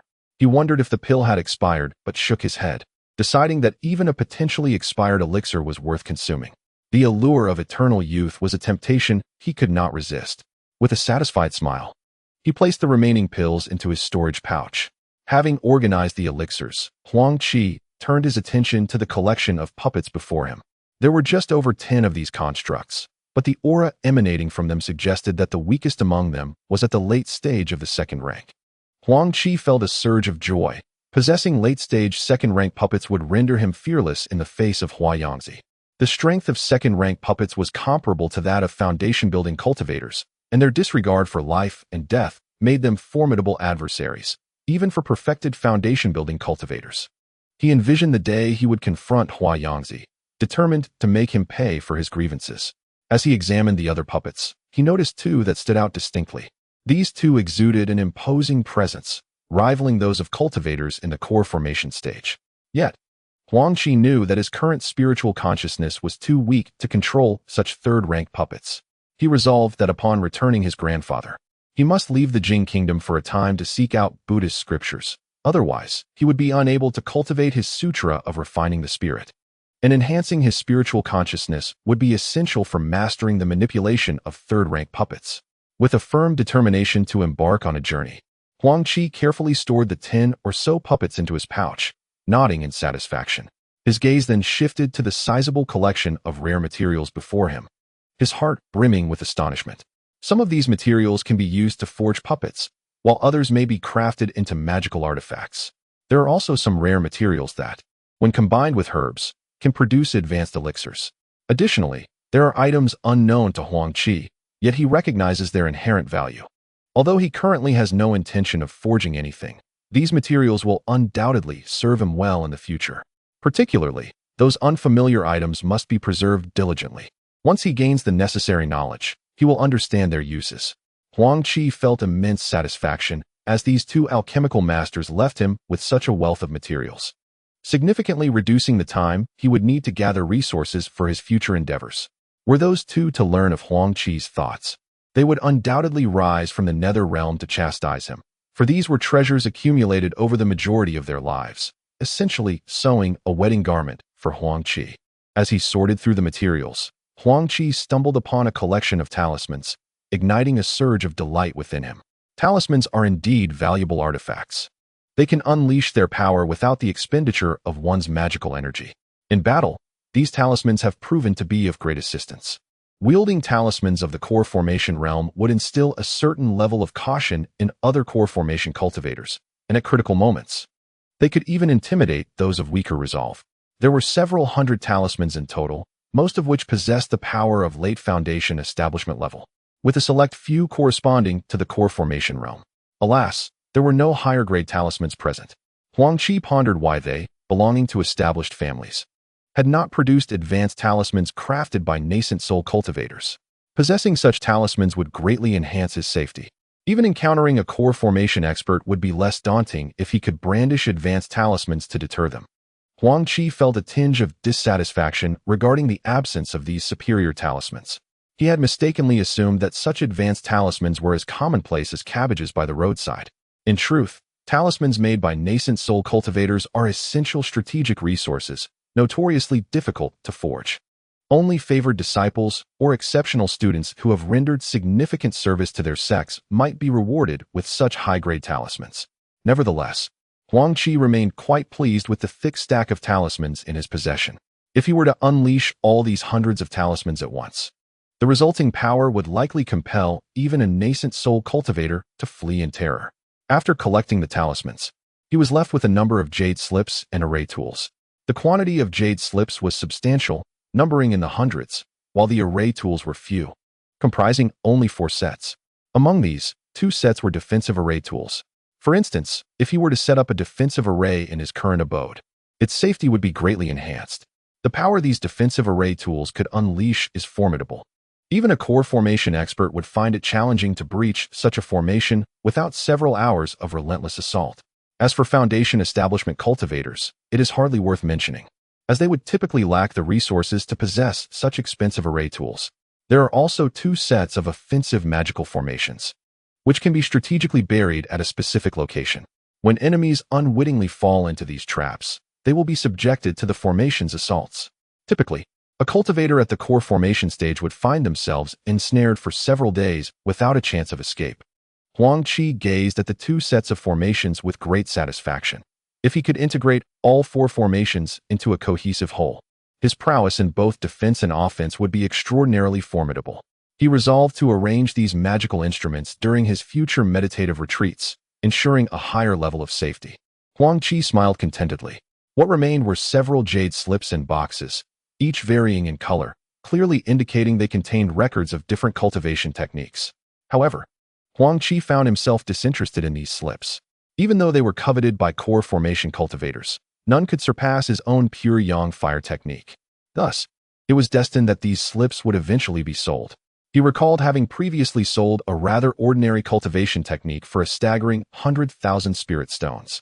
Therefore, the slips sought after by core formation cultivators would undoubtedly be even more valuable. He planned to seize an opportunity to sell them, perhaps at the sect's contribution hall, to exchange for necessities. Observing the over 100 slips detailing various techniques, he carelessly gathered them together. As for the jade boxes, Huang Qi surmised they contained items of considerable worth. Generally, only objects of significant spiritual essence warranted such protective casing, crafted specifically to preserve their intrinsic properties. These were treasures indeed, and he resolved to organize them during his leisure time. After tidying up, he noticed the day had grown dim. Huang Qi was somewhat astonished at how quickly time had passed. He anticipated the onset of night. Nonetheless, he was quite pleased with his haul from the day and felt grateful that he had not succumbed to cowardice. Despite the inherent dangers, he was still alive and well. Huang Qi contemplated that in the future, he would need to target higher-tier cultivators to attain even greater rewards. However, he was also aware of the risks, understanding that they must be minimized. Otherwise, no amount of wealth would be worth the loss of his life. Looking outside at the darkening sky, Huang Qi sighed softly, realizing he would have to spend another night here. He planned to set off for home the following day, and thoughts of his grandfather began to ease his restless heart. He felt a wave of familial warmth wash over him. No amount of gold, silver, or precious gems could rival the importance of his grandfather. Without his grandfather's nurturing, he would not be the person he was today. His primary concern was ensuring his grandfather enjoyed a serene and fulfilling twilight of life.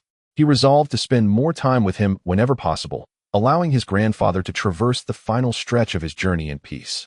Yearning for home and his grandfather, Huang Qi hesitated momentarily before deciding to wait until the morrow to depart. After all, there was no need to rush. He settled cross-legged, closed his eyes, and entered a state of meditation. Chapter 76. The Slave Market. Early the next morning, Huang Qi departed from the cave dwelling, soaring into the northern sky, propelled forward with the swiftness of lightning. As Huang Qi journeyed forth, he encountered a remarkably smooth path, devoid of further encounters with formidable cultivators. Occasionally, he would cross paths with 1 or 2 minor practitioners at the Qi refinement stage, but he paid them little mind. However, these lesser cultivators, upon witnessing Huang Qi's astonishing speed, were quick to retreat in fear, wary of any remnants of the Wu kingdom that could jeopardize their lives. Thus, after a day of travel, Huang Qi would meditate to recuperate. Whenever he reached a city, he indulged in a lavish feast and rested for the night before continuing his journey.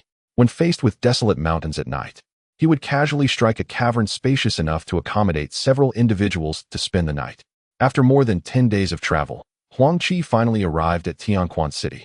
Standing at the city gates, he gazed upon this modest third-rate city with a sense of nostalgia.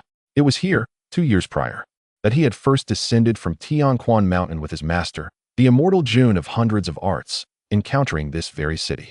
During his brief stay, he had pilfered numerous treasures from the affluent households, treasures that now held little value for him. Yet, it was also in Tianquan City that he had his first encounter with a fellow cultivator, vividly recalling how he had been frightened away by Xiao Bai, leaving behind a low-grade flying sword and a medium-grade spirit item. A faint smile graced Huang Qi's lips at the memory, and without further ado, he entered Tianquan City. This city marked both his first stop after leaving home and his final destination upon returning. Huang Qi felt compelled to explore it once more. Intending to gather some recent news about the surrounding area, he was eager to return home and retrieve his grandfather, who, unlike him, could not soar through the skies.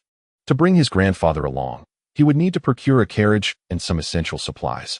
Hoping to bring joy to his grandfather's heart and reassure him that his grandson had grown into adulthood and achieved financial stability, alleviating any worries he may have had.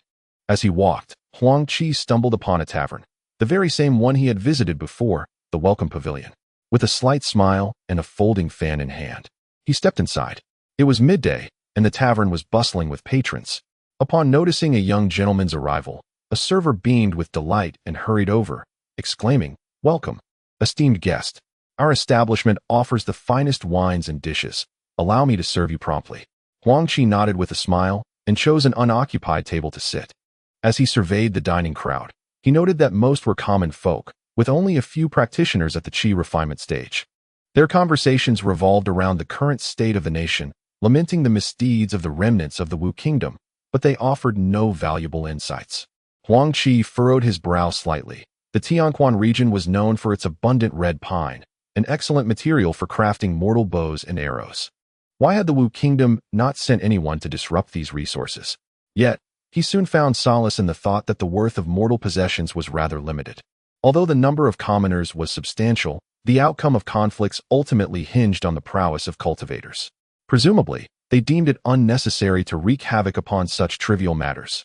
Huang Qi, not dwelling on his thoughts, soon found himself presented with a selection of wine and dishes by the waiter.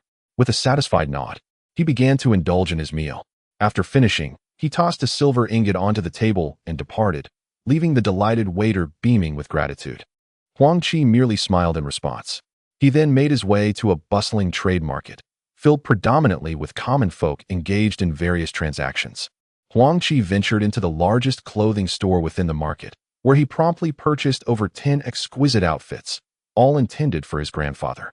The shop owner, thrilled by the young gentleman's lavish spending and lack of haggling, eagerly recommended the finest and most expensive garments.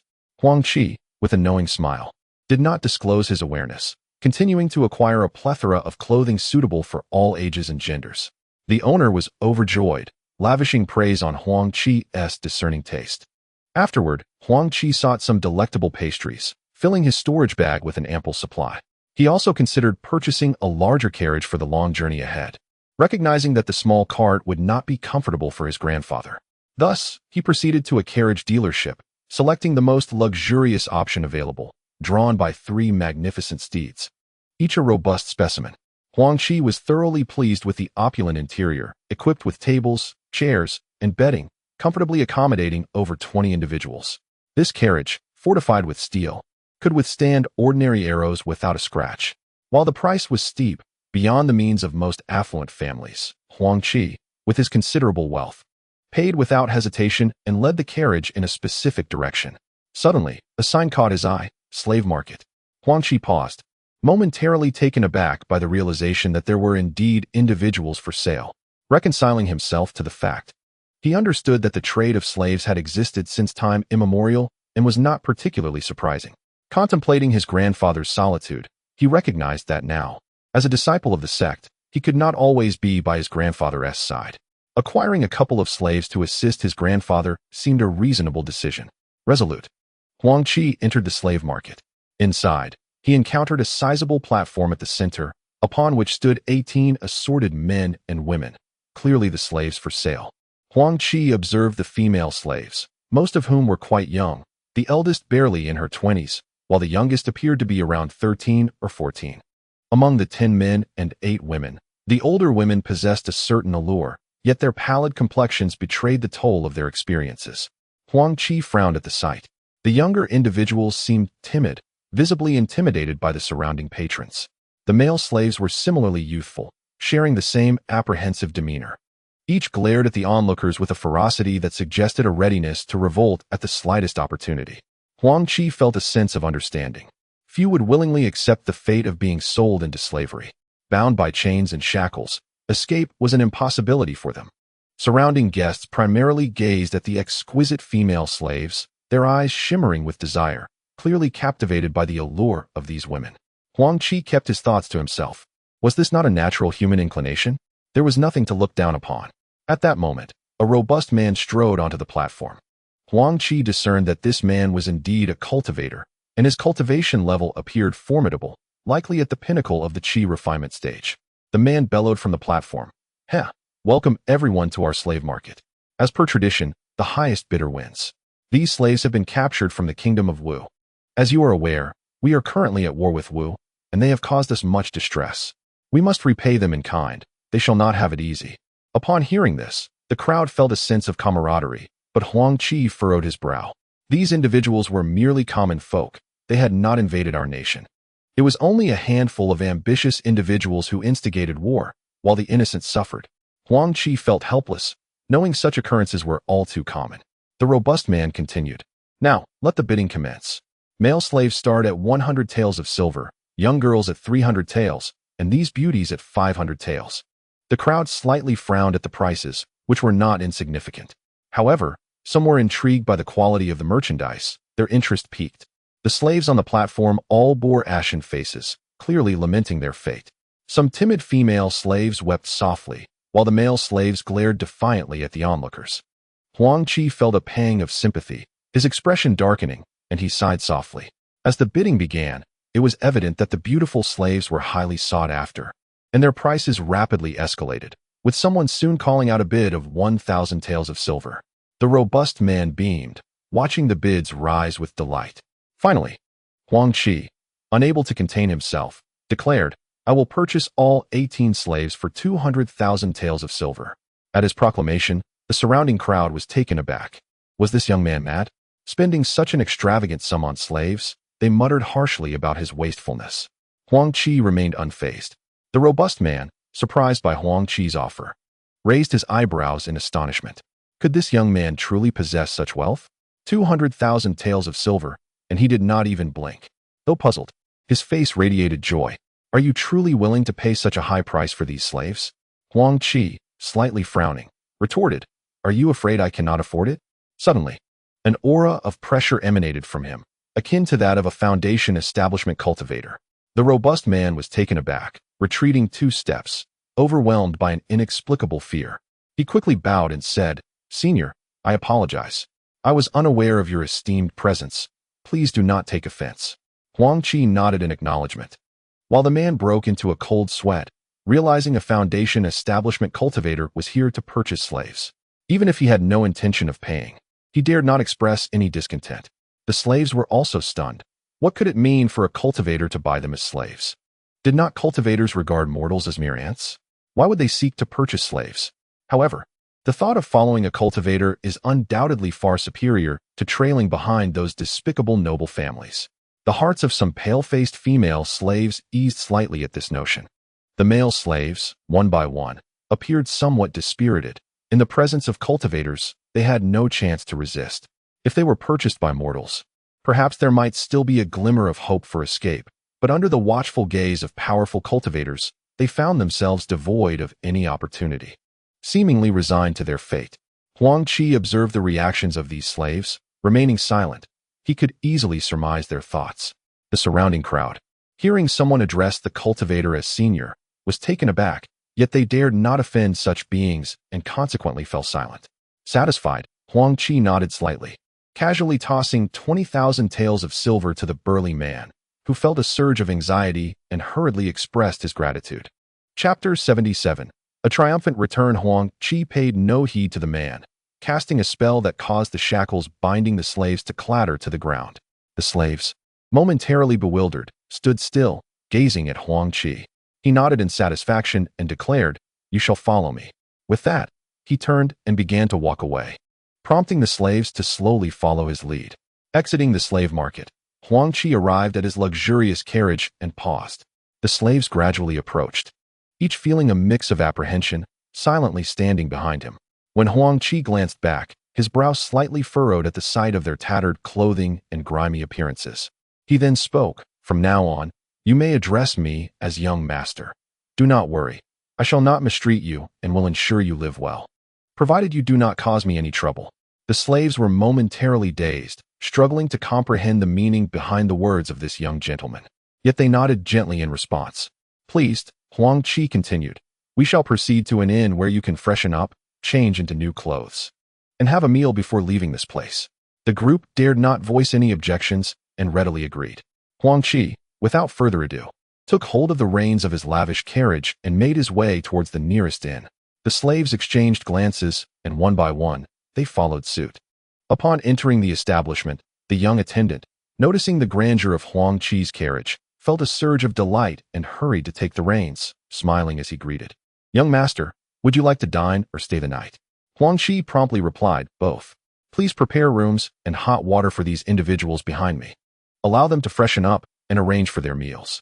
The attendant glanced back at the group of young boys and girls, their tattered garments revealing their status as the slaves purchased by this young master. Understanding the situation, he refrained from further comments and quickly directed his colleagues to prepare rooms and hot water for them. Huang Qi approached a table at the inn and seated himself, while the waiter promptly delivered a pot of wine and 2 small dishes. He then distributed all the clothing he had purchased, save for a dozen outfits chosen for his grandfather, among the slaves. Settling back, he sipped his wine, awaiting their emergence.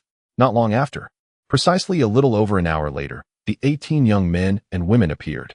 Upon closer inspection, Huang Qi noted that each had selected attire that suited them well. Indeed, one could say that the appearance of these individuals had transformed remarkably with their new garments. The women exuded grace, while the men appeared strikingly handsome. Huang Qi mused that these individuals must surely belong to the esteemed families of Wu. He then instructed them to take their seats. The males appeared somewhat dazed, while the females exhibited a touch of shyness. Observing this, Huang Qi felt a twinge of exasperation. Shortly thereafter, the waiter presented an array of delectable dishes. Since their capture, these individuals had not tasted anything of quality, often struggling to satisfy their hunger. Now, confronted with such a feast, they could no longer contain themselves. Huang Qi smiled gently and encouraged, "Please, eat." They exchanged glances before diving into their meals. Noticing Huang Qi enjoying his wine without paying them any mind, they felt a slight embarrassment. However, hunger took precedence. In no time, the table was cleared of food, and Huang Qi raised an eyebrow, realizing they must have been starved. Understanding that prolonged hunger could lead to adverse effects if one indulged too rapidly, Huang Qi considered the well-being of these individuals, for he relied on them to care for his grandfather. He could not afford for them to be incapacitated. Seeing their lingering desire for more, he smiled faintly and suggested, "Shall we be on our way?"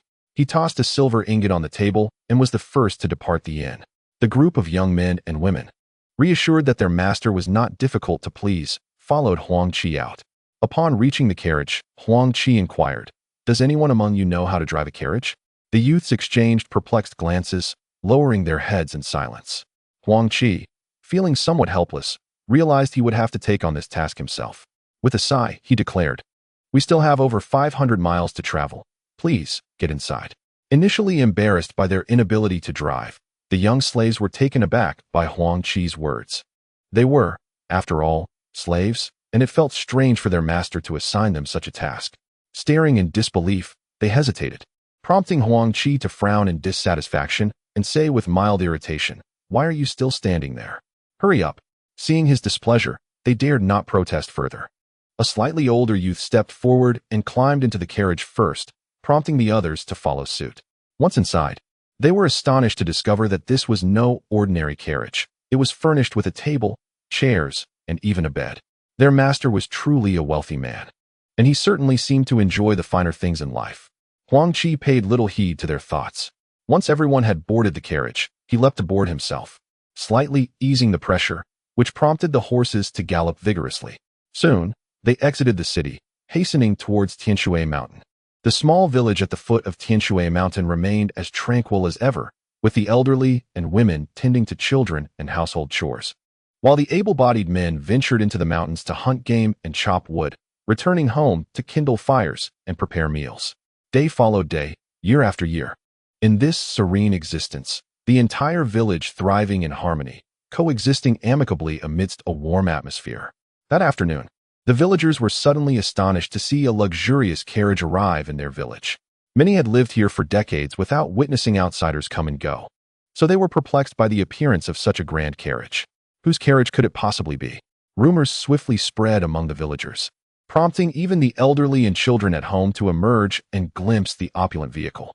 Huang Qi, upon seeing those familiar faces, felt a surge of emotion.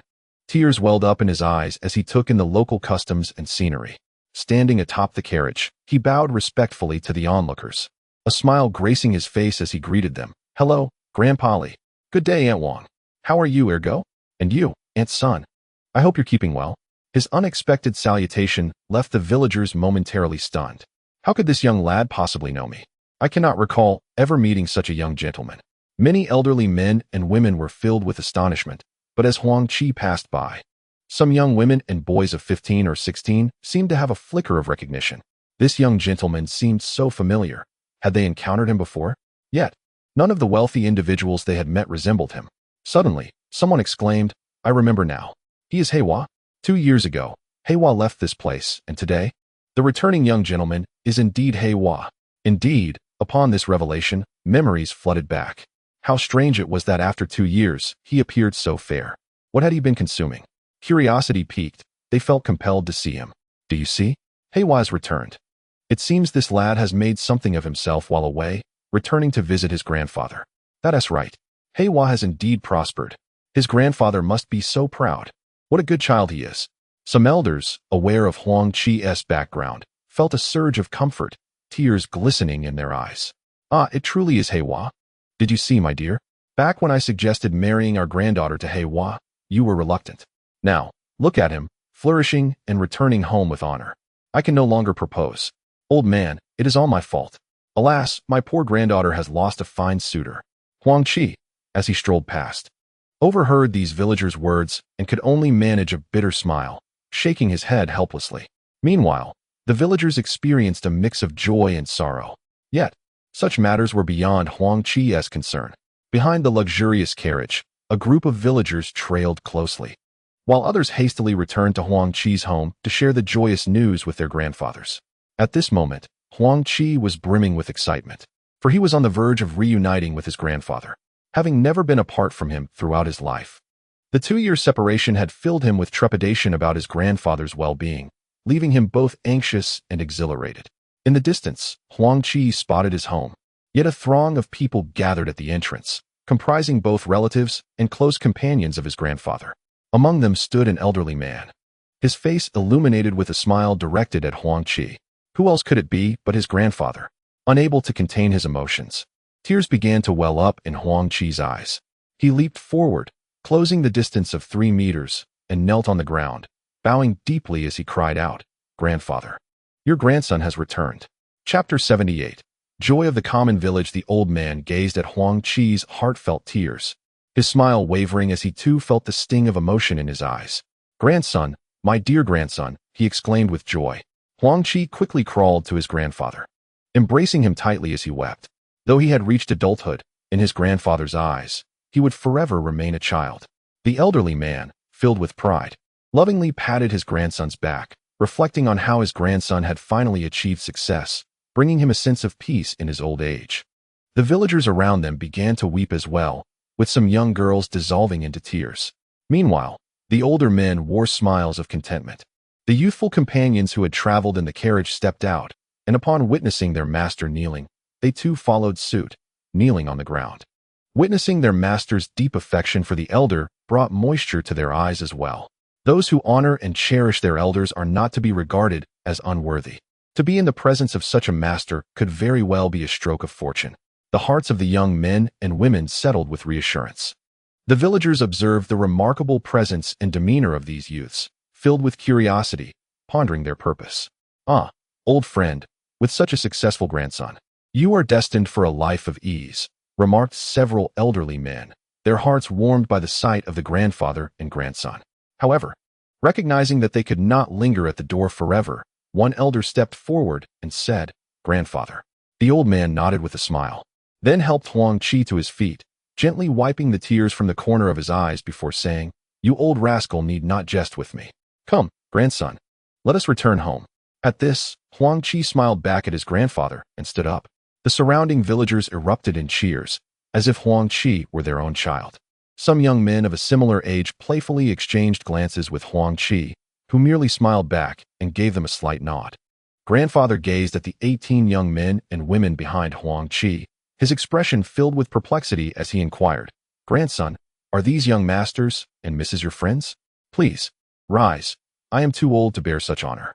The young ones looked at Huang Qi, who smiled gently and said, "You may stand. This is my grandfather. Come forth and pay your respects. From now on, you shall be responsible for his care." Upon hearing Huang Qi's words, the young men and women bowed before the elder, saying, "We pay our respects, esteemed elder." Grandfather, taken aback, did not anticipate that these young lords and ladies were indeed his grandson's attendants, brought forth to care for him. A wave of joy washed over him. Huang Qi then suggested, "There are some pastries in the carriage. Please distribute them to the neighbors." The young ones bowed once more and went to fetch the pastries. The onlookers felt a surge of happiness. This young man had indeed prospered. Yet he still remembered the villagers from his hometown, earning their admiration. Huang Qi and his grandfather then returned home, undisturbed by any interruptions. Huang Qi inquired about his grandfather's life over the past 2 years, sharing his own experiences as well. When grandfather learned that Huang Qi had become a cultivator, he was immensely astonished, and his smile radiated even more brightly. The two of them conversed from the afternoon until the early hours of the morning, only allowing grandfather to rest then. Exiting the room, Huang Qi wore a smile, feeling as though a great weight had been lifted from his heart upon seeing his grandfather. Once he visited Bai's mother, he could take his grandfather away. Huang Qi understood that his grandfather would be reluctant to leave, for here lay his kin and friends, who would willingly abandon their homeland. However, with the war between the Jing and Wu nations, despite being in the rear of Jing, safety was not guaranteed. For his grandfather's safety, Huang Qi resolved to persuade him to leave. He steeled his resolve, reminiscing about the place he had grown up, realizing that he might not return after departing, which stirred a sense of reluctance within him. In his youth, he had received considerable help from the neighbors, and he was a person who understood gratitude. After much contemplation, Huang Qi decided to travel to Tianquan City to purchase some food and drink, allowing the neighbors and villagers to share in his joy as a gesture of appreciation for their years of care. With this thought in mind, he instructed the young men and women resting in the carriage and then soared into the air towards Tianquan City. With his foundational cultivation strength, the 500-mile distance was traversed swiftly. Upon arrival, he found that most of the inns in Tianquan City had closed for the night. Yet several remained open with patrons enjoying their drinks. He located one such inn and instructed them to prepare ample food and drink for him to take away. As the servers busied themselves, Huang Qi sat alone, sipping on his wine. As dawn approached, the inn staff, weary from their labors, finished their tasks. Huang Qi smiled subtly, gathering the table, chairs, and food into his storage pouch, then tossed several gold ingots to them before swiftly departing the inn. The innkeeper, upon discovering his establishment devoid of all its contents, realized that tomorrow would indeed be a day without business.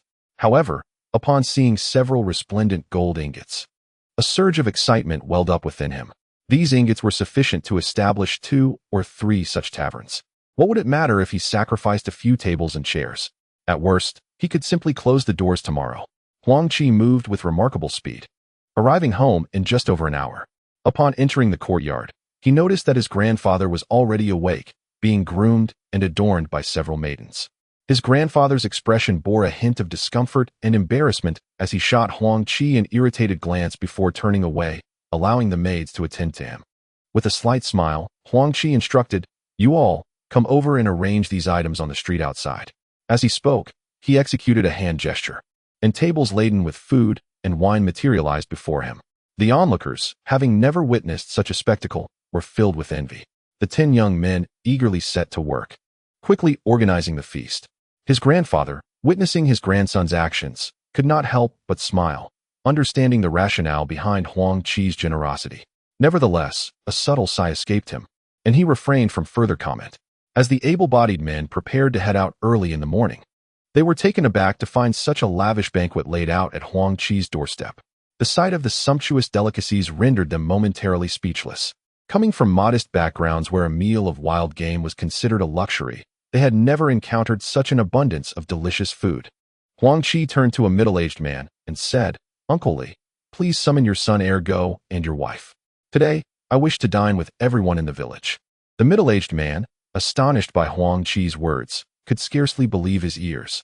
How had this young lad amassed such wealth to afford such a feast? Huang Qi, noticing Uncle Li's dazed expression, added, "If you don't go invite your family now, and they arrive later only to find no seats available, do not blame your nephew for not informing you in advance." At this, Uncle Li could no longer contain his excitement and dashed home, calling out, "Everyone, come out. Huang Qi is treating us all to a meal. If you delay, there won't be any seats left." Hearing his words, Huang Qi smiled and returned to his courtyard to invite his grandfather to dine. The villagers, upon hearing Uncle Li's announcement, exchanged puzzled glances, questioning the veracity of his claims. Some ventured outside and, upon seeing the street filled with food, could no longer contain themselves, rushing home to fetch their wives and children to join Huang Qi's feast. The news quickly spread throughout the village, drawing men, women, and children alike, all arriving uninvited. The sight of the lavish spread made their mouths water. Some children, unable to resist the temptation, attempted to sneak a taste, only to be halted by their elders, reminding them that Huang Qi's family had not yet arrived and they should not take the initiative. After a brief wait, Huang Qi, supporting his grandfather from behind, emerged with a smile, joined by the throng of villagers. His grandfather, delighted by the sight of the banquet, beamed at their neighbors. Huang Qi helped his grandfather to the nearest table at the entrance of their home and proclaimed, "Esteemed elders, uncles, aunts, and neighbors, today, please indulge yourselves.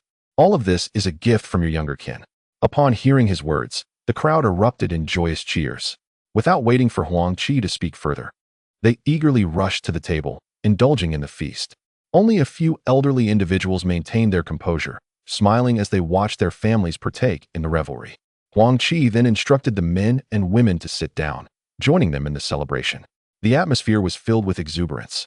As people occasionally approached Huang Qi and his grandfather to raise a toast, others inquired about Huang Qi's fortunes acquired beyond their village. Some asked if he had taken a wife, while a few expressed hopes of having their children accompany Huang Qi as servants.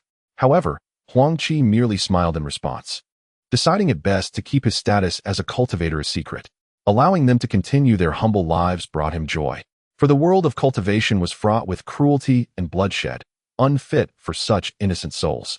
The village was enveloped in harmony, with everyone drinking and laughing heartily. As the revelry progressed, Huang Qi rose to his feet, lifting a bowl of wine. The crowd, sensing his intent to speak, ceased their chatter and awaited his words in quiet anticipation. Seeing their reactions warmed Huang Qi's heart, prompting him to speak earnestly. "Dear uncles and elders, I wish to express my gratitude for your care over the past decade." He bowed slightly, acknowledging their kindness. In response, the villagers smiled and nodded, feeling affection for the young man they had watched grow. They took pride in his achievements and felt a sense of satisfaction that he remained considerate of his hometown. Huang Qi raised the bowl to his lips and drained its contents, eliciting cheerful gazes from the crowd. With a gentle smile, he continued, "I plan to take my grandfather away the day after tomorrow. I may not return here often, so I hope for your understanding. For I carry burdens that are not easily spoken of."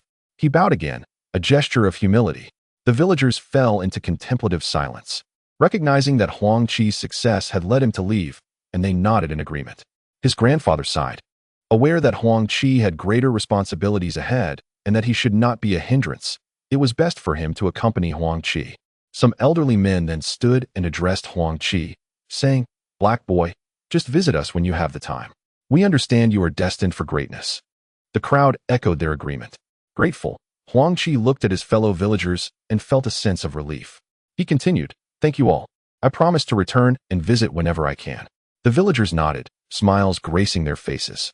Huang Qi added, "As I leave with my grandfather, I do not know how long we will be away. I wish to find a steward from our hometown to assist my grandfather with household affairs. If anyone is willing to accompany me, I assure you that I will treat you well." Hearing his offer, some villagers felt a spark of interest. Realizing that following Huang Qi, who had struck it rich, could lead to a promising future, Huang Qi felt a sense of satisfaction as he observed the reactions of the crowd. His hometown relatives were refreshingly simple-hearted. With their companionship, he found peace of mind regarding his grandfather. Many expressed their willingness to follow Huang Qi, which warmed his heart immensely. "If you trust me, Black Hua, you may allow your children to depart with me. I shall teach them martial arts, enabling them to carve out their own paths." Upon hearing Huang Qi's words, the villagers could no longer contain their enthusiasm. Now that Huang Qi had prospered, their children could also flourish by his side. Most importantly, the opportunity to venture beyond their confines would broaden their horizons, and the villagers were filled with delight. Huang Qi's intentions were also purposeful. He sought to discern whether the children possessed any innate spiritual roots. Should any be discovered, he could guide them on the path of cultivation, allowing them to become disciples of a sect. Such a transformation would significantly alter their family's destinies, since he could not often be with his grandfather. Imparting some martial skills to these children would empower them to protect him, ensuring his safety. Furthermore, he could seek out cultivators to provide ample benefits for safeguarding his family, thus securing their safety. The day's banquet passed amidst joyous revelry. The following morning, a multitude arrived at Huang Qi's home, predominantly young boys and girls, along with several middle-aged individuals evidently there to assist Huang Qi as stewards. Huang Qi felt a surge of joy upon seeing them. The middle-aged men were all exceptionally composed. The younger ones appeared somewhat shy in his presence. He soon spotted a familiar face among the middle-aged men, his neighbor, Huang Dashan, who had frequently aided his family in the past. A reliable and honest man, Huang Qi felt pleased. Approaching Huang Dashan, he said, "Uncle Dashan, from now on, please stay by my grandfather's side to assist him in managing the household." Huang Dashan's heart leaped with joy at these words, and he quickly bowed, replying, "Yes, young master." He gazed at Huang Qi with a broad smile. Huang Qi was momentarily taken aback, feeling somewhat uncomfortable. He had addressed him as Uncle Dashan, yet he referred to him as young master. With a wry smile, Huang Qi shook his head, wishing he wouldn't be called that. But Uncle Dashan insisted on the title. Huang Qi, feeling somewhat helpless, acquiesced. Huang Qi then glanced at the children present, numbering over 20. The eldest were around 17 or 18, while the youngest were merely 12 or 13. Naturally, these children lacked spiritual roots. If he wished for them to cultivate, he would have to seek out some life-altering elixirs in the future and see if they had such opportunities. Becoming adept in martial arts would undoubtedly be within their reach. He could provide them with means to ensure their self-preservation among the adept cultivators. Of course, Huang Qi's wealth could easily sustain the entire village. With the addition of some purchased slaves, the numbers were substantial. He felt content knowing that with their companionship, his grandfather would not feel lonely. Nodding in satisfaction, he declared, "Very well, you shall be the ones. From now on, just heed my grandfather's words." The youths, upon hearing Huang Qi's words, chuckled and responded, "Yes, young master." Huang Qi felt somewhat speechless, but chose not to say much, allowing them to be. He retrieved over 20 parcels from his storage bag and handed them to them, saying, "Take these home to your parents. It is likely that I will not return for the next few years. When you achieve success, return home in glory, and share your joy with your family." The young ones felt a bit bashful upon hearing Huang Qi's words. After a moment of hesitation, they accepted the parcels, and Huang Qi nodded in satisfaction. The parcels contained merely gold and silver treasures to assist their families. Huang Qi had plenty of such items and was not concerned about this small gesture. He then said, "All right, we shall depart tomorrow. You all go home and bid farewell to your loved ones." After Huang Qi spoke, the youths exchanged glances and then departed.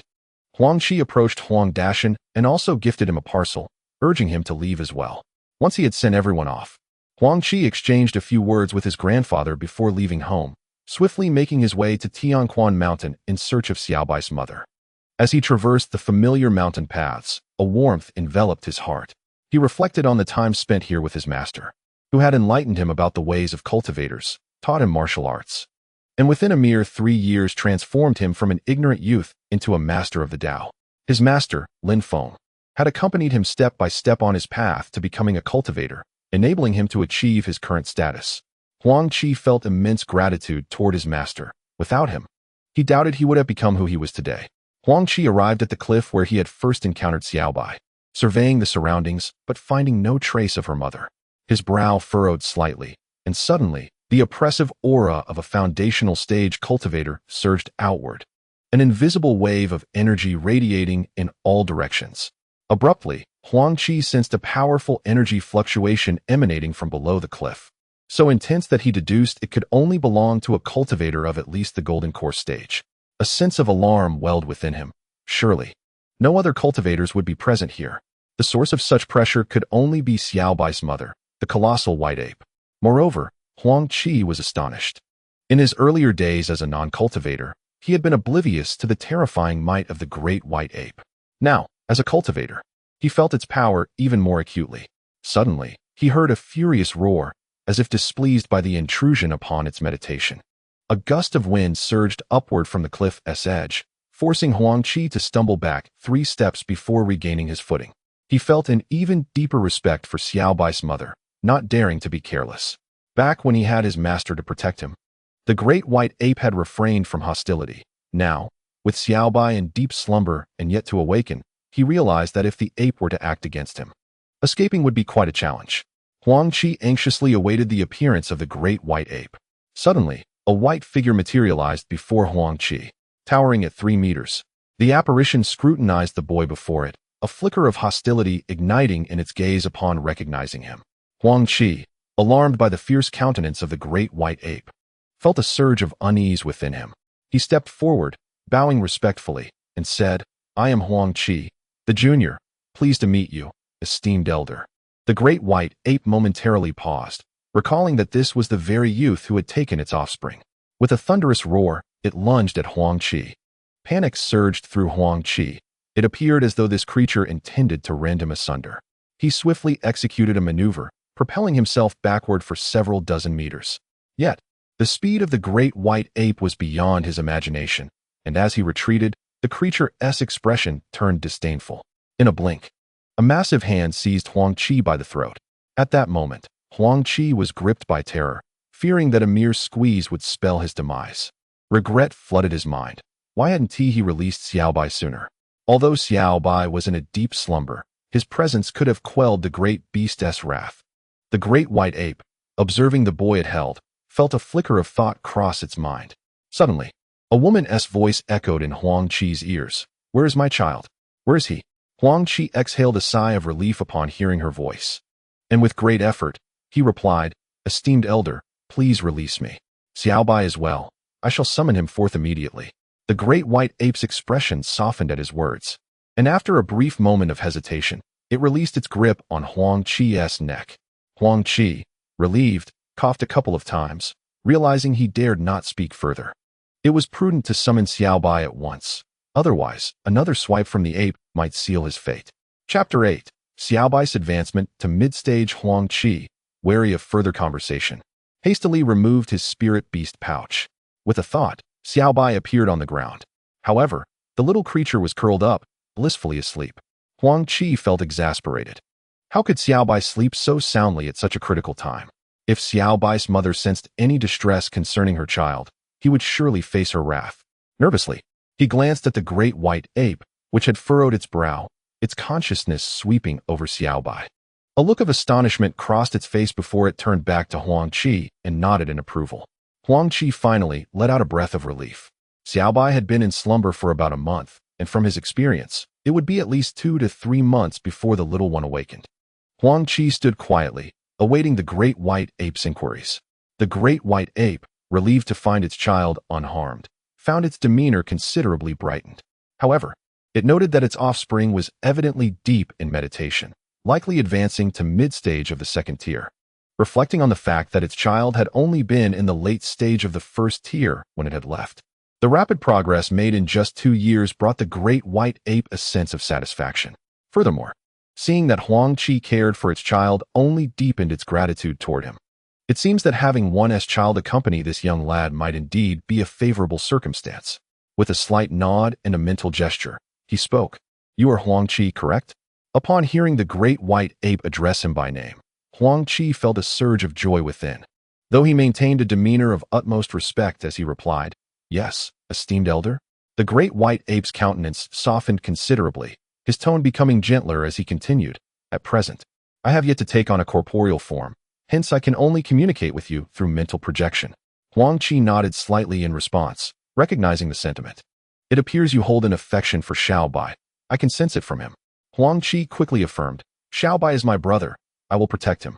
The great white ape nodded slightly, feeling satisfaction with Huang Qi's words. "I have not detected any servant contract placed upon Xiao Bai. I trust your words." Huang Qi felt a wave of relief wash over him. As long as the great white ape did not seek trouble with him, all was well. Fortuitously, his bond with Xiao Bai was indeed strong. Had he mistreated Xiao Bai, the repercussions would have been dire. "I also appreciate your adherence to your promise, allowing my child to visit me." Huang Qi quickly bowed, expressing his humility. The great white ape nodded and continued, "My child is at a critical stage of cultivation. I shall lend him my strength to facilitate his awakening and our reunion." Huang Qi's heart soared at the thought. If Xiao Bai were to advance further, it would undoubtedly benefit him as well. With Xiao Bai's prowess, he would no longer fear encountering Huang Qi. Huang Qi promptly stepped back 2 paces in anticipation of the great white ape's actions. The great white ape, pleased by Huang Qi's response, refrained from further words and unleashed a spray of vital blood upon Xiao Bai's form. He then gently cradled Xiao Bai in his hands, and suddenly, Huang Qi beheld Xiao Bai enveloped in a dense aura of elemental energy. The blood that had been cast upon Xiao Bai swiftly merged with his being, and Huang Qi observed as a soft radiance began to emanate from Xiao Bai's entire body. Xiao Bai's visage twitched slightly, feeling a wave of comfort before drifting back into slumber. Before long, the surrounding elemental energy began to flow towards them, gradually coalescing around Xiao Bai.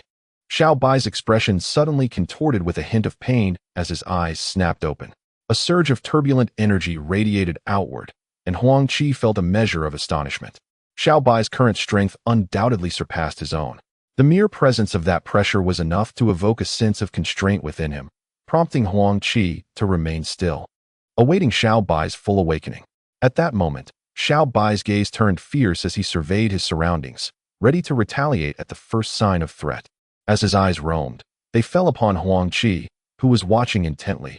A flicker of confusion crossed Xiao Bai's face, quickly replaced by joy as he attempted to leap onto Huang Qi's shoulder. However, he soon realized he was perched quite high, glancing down to find a large, furry hand enveloping him. Xiao Bai hesitated, observing the hand that cradled him with a hint of bewilderment. The great hand, so familiar to him, resembled that of his mother, enveloping him in a comforting embrace. Little White turned his head and beheld a white ape, strikingly similar to himself, yet significantly larger. His expression froze momentarily, for he could not be more acquainted with this figure. Who else could it be but his own mother? Little White trembled slightly, his mouth agape, yet unable to articulate a sound. In an instant, he leapt into the arms of the immense figure, chattering excitedly. The great white ape, witnessing her child's exuberance, felt a wave of satisfaction swell within her.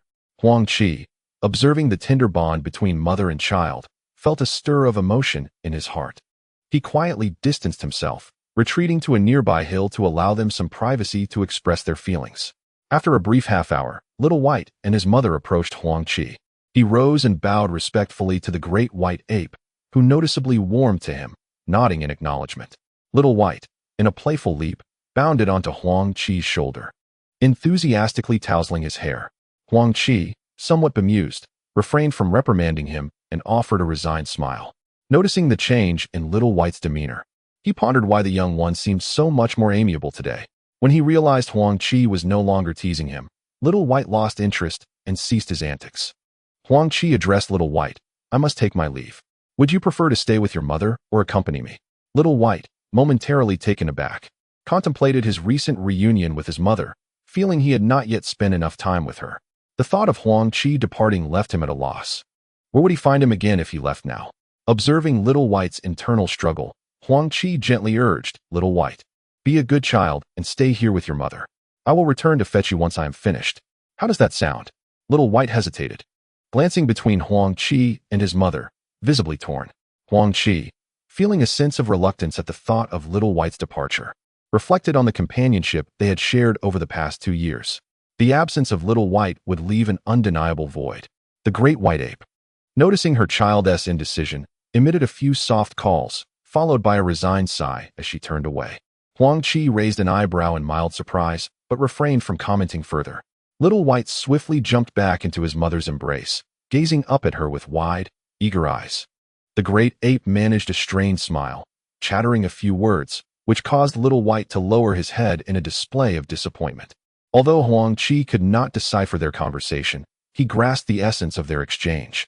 Suddenly, the great ape's voice resonated in Huang Qi's ear. Huang Qi, please take Little White with you. I trust your judgment. I am at ease knowing he is in your care. Huang Qi felt a pang of reluctance at the thought of separating them.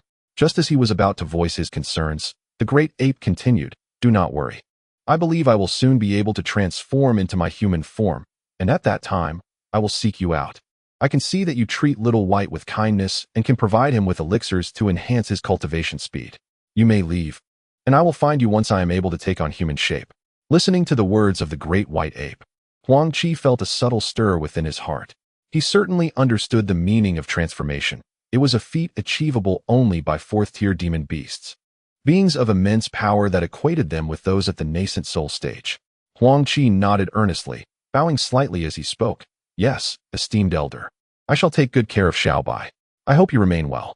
The great white ape nodded, casting a reluctant glance at its offspring before entrusting Xiao Bai to Huang Qi.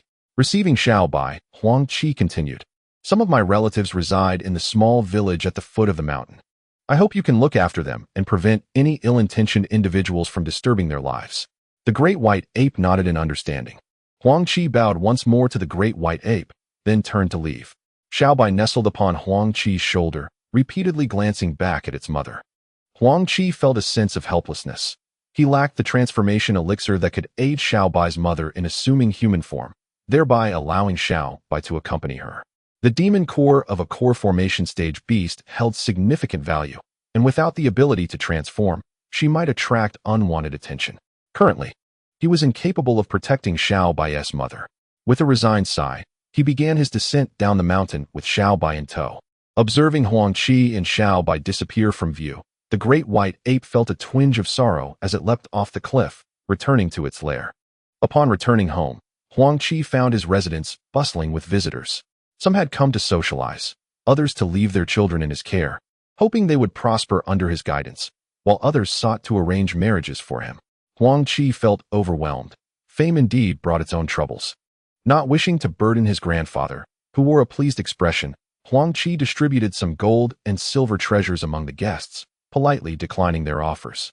Seeing the rewards, the visitors left in high spirits, though Huang Qi had no intention of accepting any more companions. Chapter 81. The Robbery the following morning.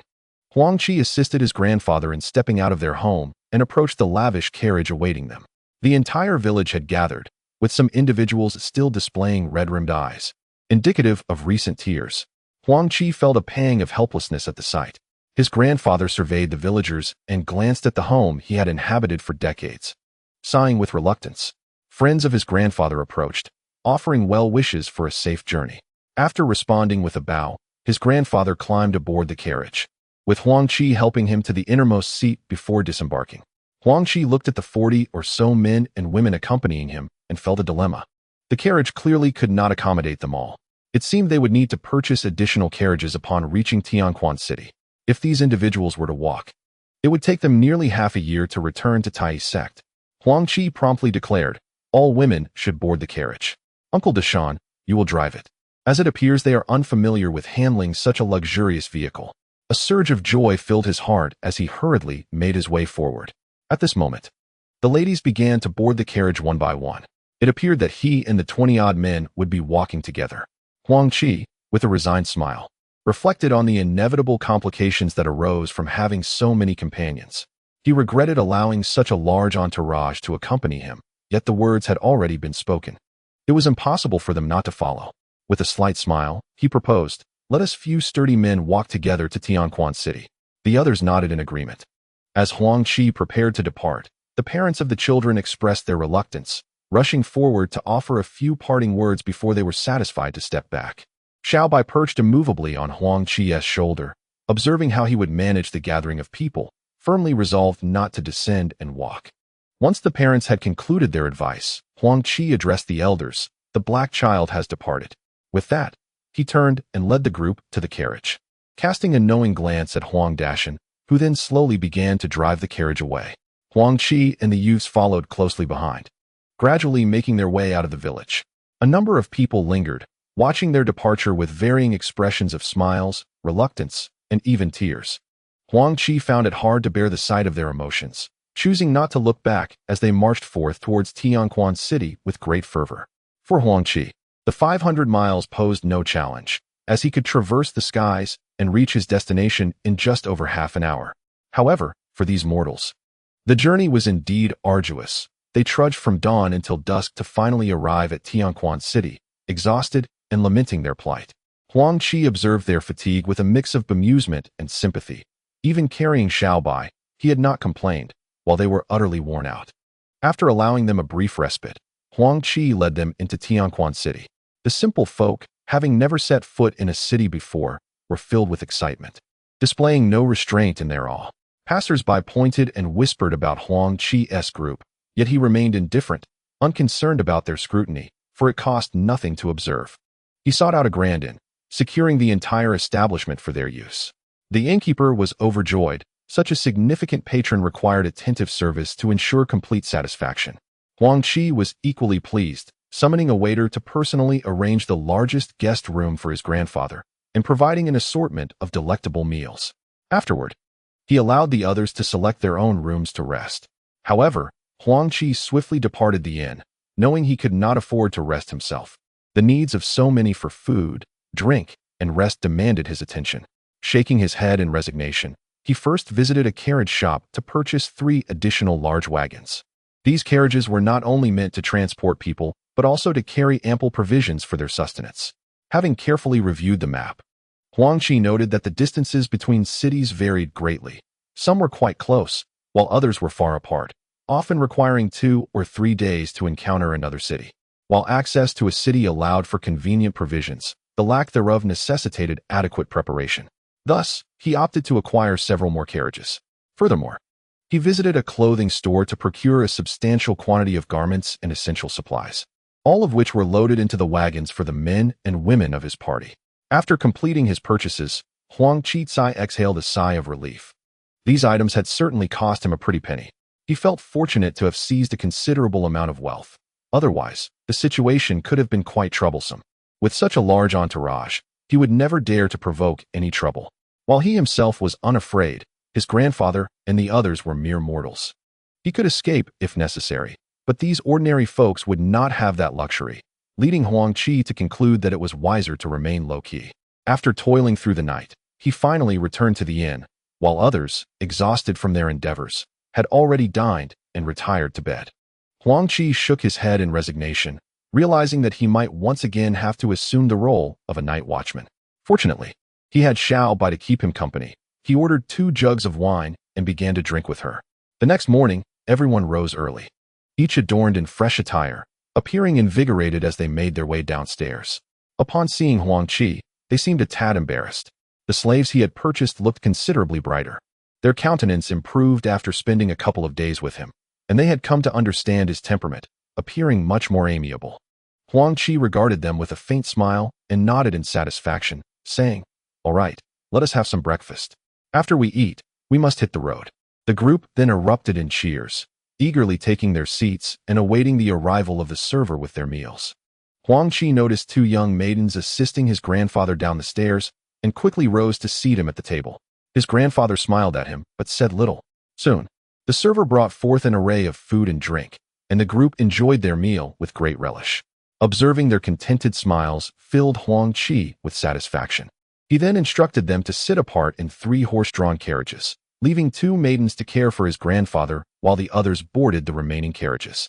Huang Qi and his grandfather took their place in the first carriage, while Huang Dashan swiftly instructed the others on how to drive the carriage. Huang Qi prepared additional provisions, and thus, a lavish convoy of 4 carriages set forth from the city gates towards the direction of Tai sect. As they traveled, some onlookers marveled at Huang Qi's impressive carriages, clearly indicative of wealthy merchants embarking on a long journey. Others, however, harbored ulterior motives, but Huang Qi paid them no mind. As long as they were not cultivators, he felt untroubled. After several days of travel, they encountered no incidents, and fortunately, Huang Qi had stocked ample supplies. Otherwise, they might have faced difficulties. Since departing from Tianquan City, they had not come across a single town, which left Huang Qi feeling somewhat vexed. Upon examining the map, he confirmed he was on the right path. It appeared that the speed of their carriage was indeed rather slow. Huang Qi felt a sense of helplessness. The carriage needed rest, and with so many people, it was quite a rare occurrence for them to move quickly. Nevertheless, with someone attending to his grandfather, he harbored no worries and resumed his meditation. Not far ahead lay a desolate mountain, marked on the map as Wild Wolf Mountain. Notorious for a pack of wolves that often roamed the area, making it a seldom visited locale. Suddenly, Huang Qi spotted a few individuals ahead, their attire rather unremarkable. In their hands, they wielded steel knives, their expressions fierce and menacing. Huang Qi, upon scanning them with his consciousness, discerned that they were mere mortals, possessing only a modicum of martial skills, devoid of any cultivators among them. A sense of relief washed over Huang Qi, a playful expression emerging on his face. Suddenly, a burly man obstructed the carriage, grinning sinisterly at the driver, Huang Dashan. Having never encountered such a scene, Huang Dashan hastily dove into the carriage to stand before Huang Qi. Before he could utter a word, Huang Qi gestured dismissively, indicating his awareness of the situation. Outside, a booming voice declared, "This road is mine to traverse. This tree is mine to bear. If you wish to pass, leave behind some toll to share." Upon hearing this, Huang Qi's face twisted into a wry smile, realizing they had encountered highwaymen. Upon hearing the commotion, Xiao Bai, agile as ever, darted outside. Grandfather, upon realizing that these were bandits, felt a pang of fear. The youths in the three carriages behind turned pale, none daring to step out. Concerned for Xiao Bai's recklessness, Huang Qi offered a reassuring smile to his grandfather before descending from the carriage. The bandits, taken aback by the sight of only a young lad emerging, were surprised. Yet, the boy's beaming smile suggested he harbored no fear, causing their hearts to flutter with apprehension. The leader of the bandits spoke. "Hey, kid, we only seek a modest sum, no intention of taking lives. If you leave us some silver, we won't cause you trouble, all right?" Xiao Bai, unimpressed by their bluster, regarded them with disdain. Huang Qi, approaching them with a calm demeanor, smiled and said, "Gentlemen, I commend your efforts as outlaws. It must be arduous living in fear of the authorities. Why not join me? I assure you, I can offer you a life of luxury and comfort." The bandits exchanged puzzled glances, momentarily caught off guard by the unexpected proposal. One of the men, frowning slightly, stepped forward and said, "Kid, it's not that we don't wish for a peaceful life. Who wants to be a robber? We've shed blood and taken lives, and we simply don't want to bring trouble upon you." Huang Qi, understanding their plight, realized they were not irredeemable villains, but rather desperate souls turned to banditry out of fear of the law. With a gentle smile, he replied, "Fear not, for with me, you shall have no cause for worry." Another bandit, growing impatient, interjected, "Kid, why can't you take a hint? Just leave us some silver and mind your own business." Huang Qi, with a hint of mischief, suggested, "How about we make a wager? You may all come at me together. If one of you can touch my sleeve within a stick of incense, I shall leave you my silver. But if none can touch me within that time, you must pledge your allegiance to me for life. What say you?" Chapter 82. Huang Qi's intentions. The bandits, upon hearing Huang Qi's proposition, furrowed their brows, suddenly realizing they might have encountered a formidable opponent. It seemed they were in for a challenging encounter today. However, upon observing the youth before him, appearing merely 17 or 18 years of age, one could not fathom what extraordinary abilities he might possess. Although he was not a master of celestial arts, he had certainly honed his skills through rigorous training. Given his numerical advantage, could he truly fail to even graze the hem of this lad's garment? This notion struck him as somewhat incredulous. A burly man, with a menacing grin, exclaimed, "Huh?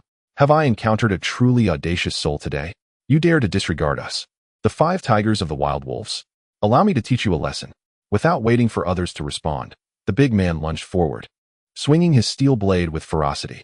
Seeing his comrade engage, the others felt compelled to follow suit, each brandishing their own steel knives as they advanced on Huang Qi. Yet, as they initiated their assault, Huang Qi merely smiled, showing no sign of resistance.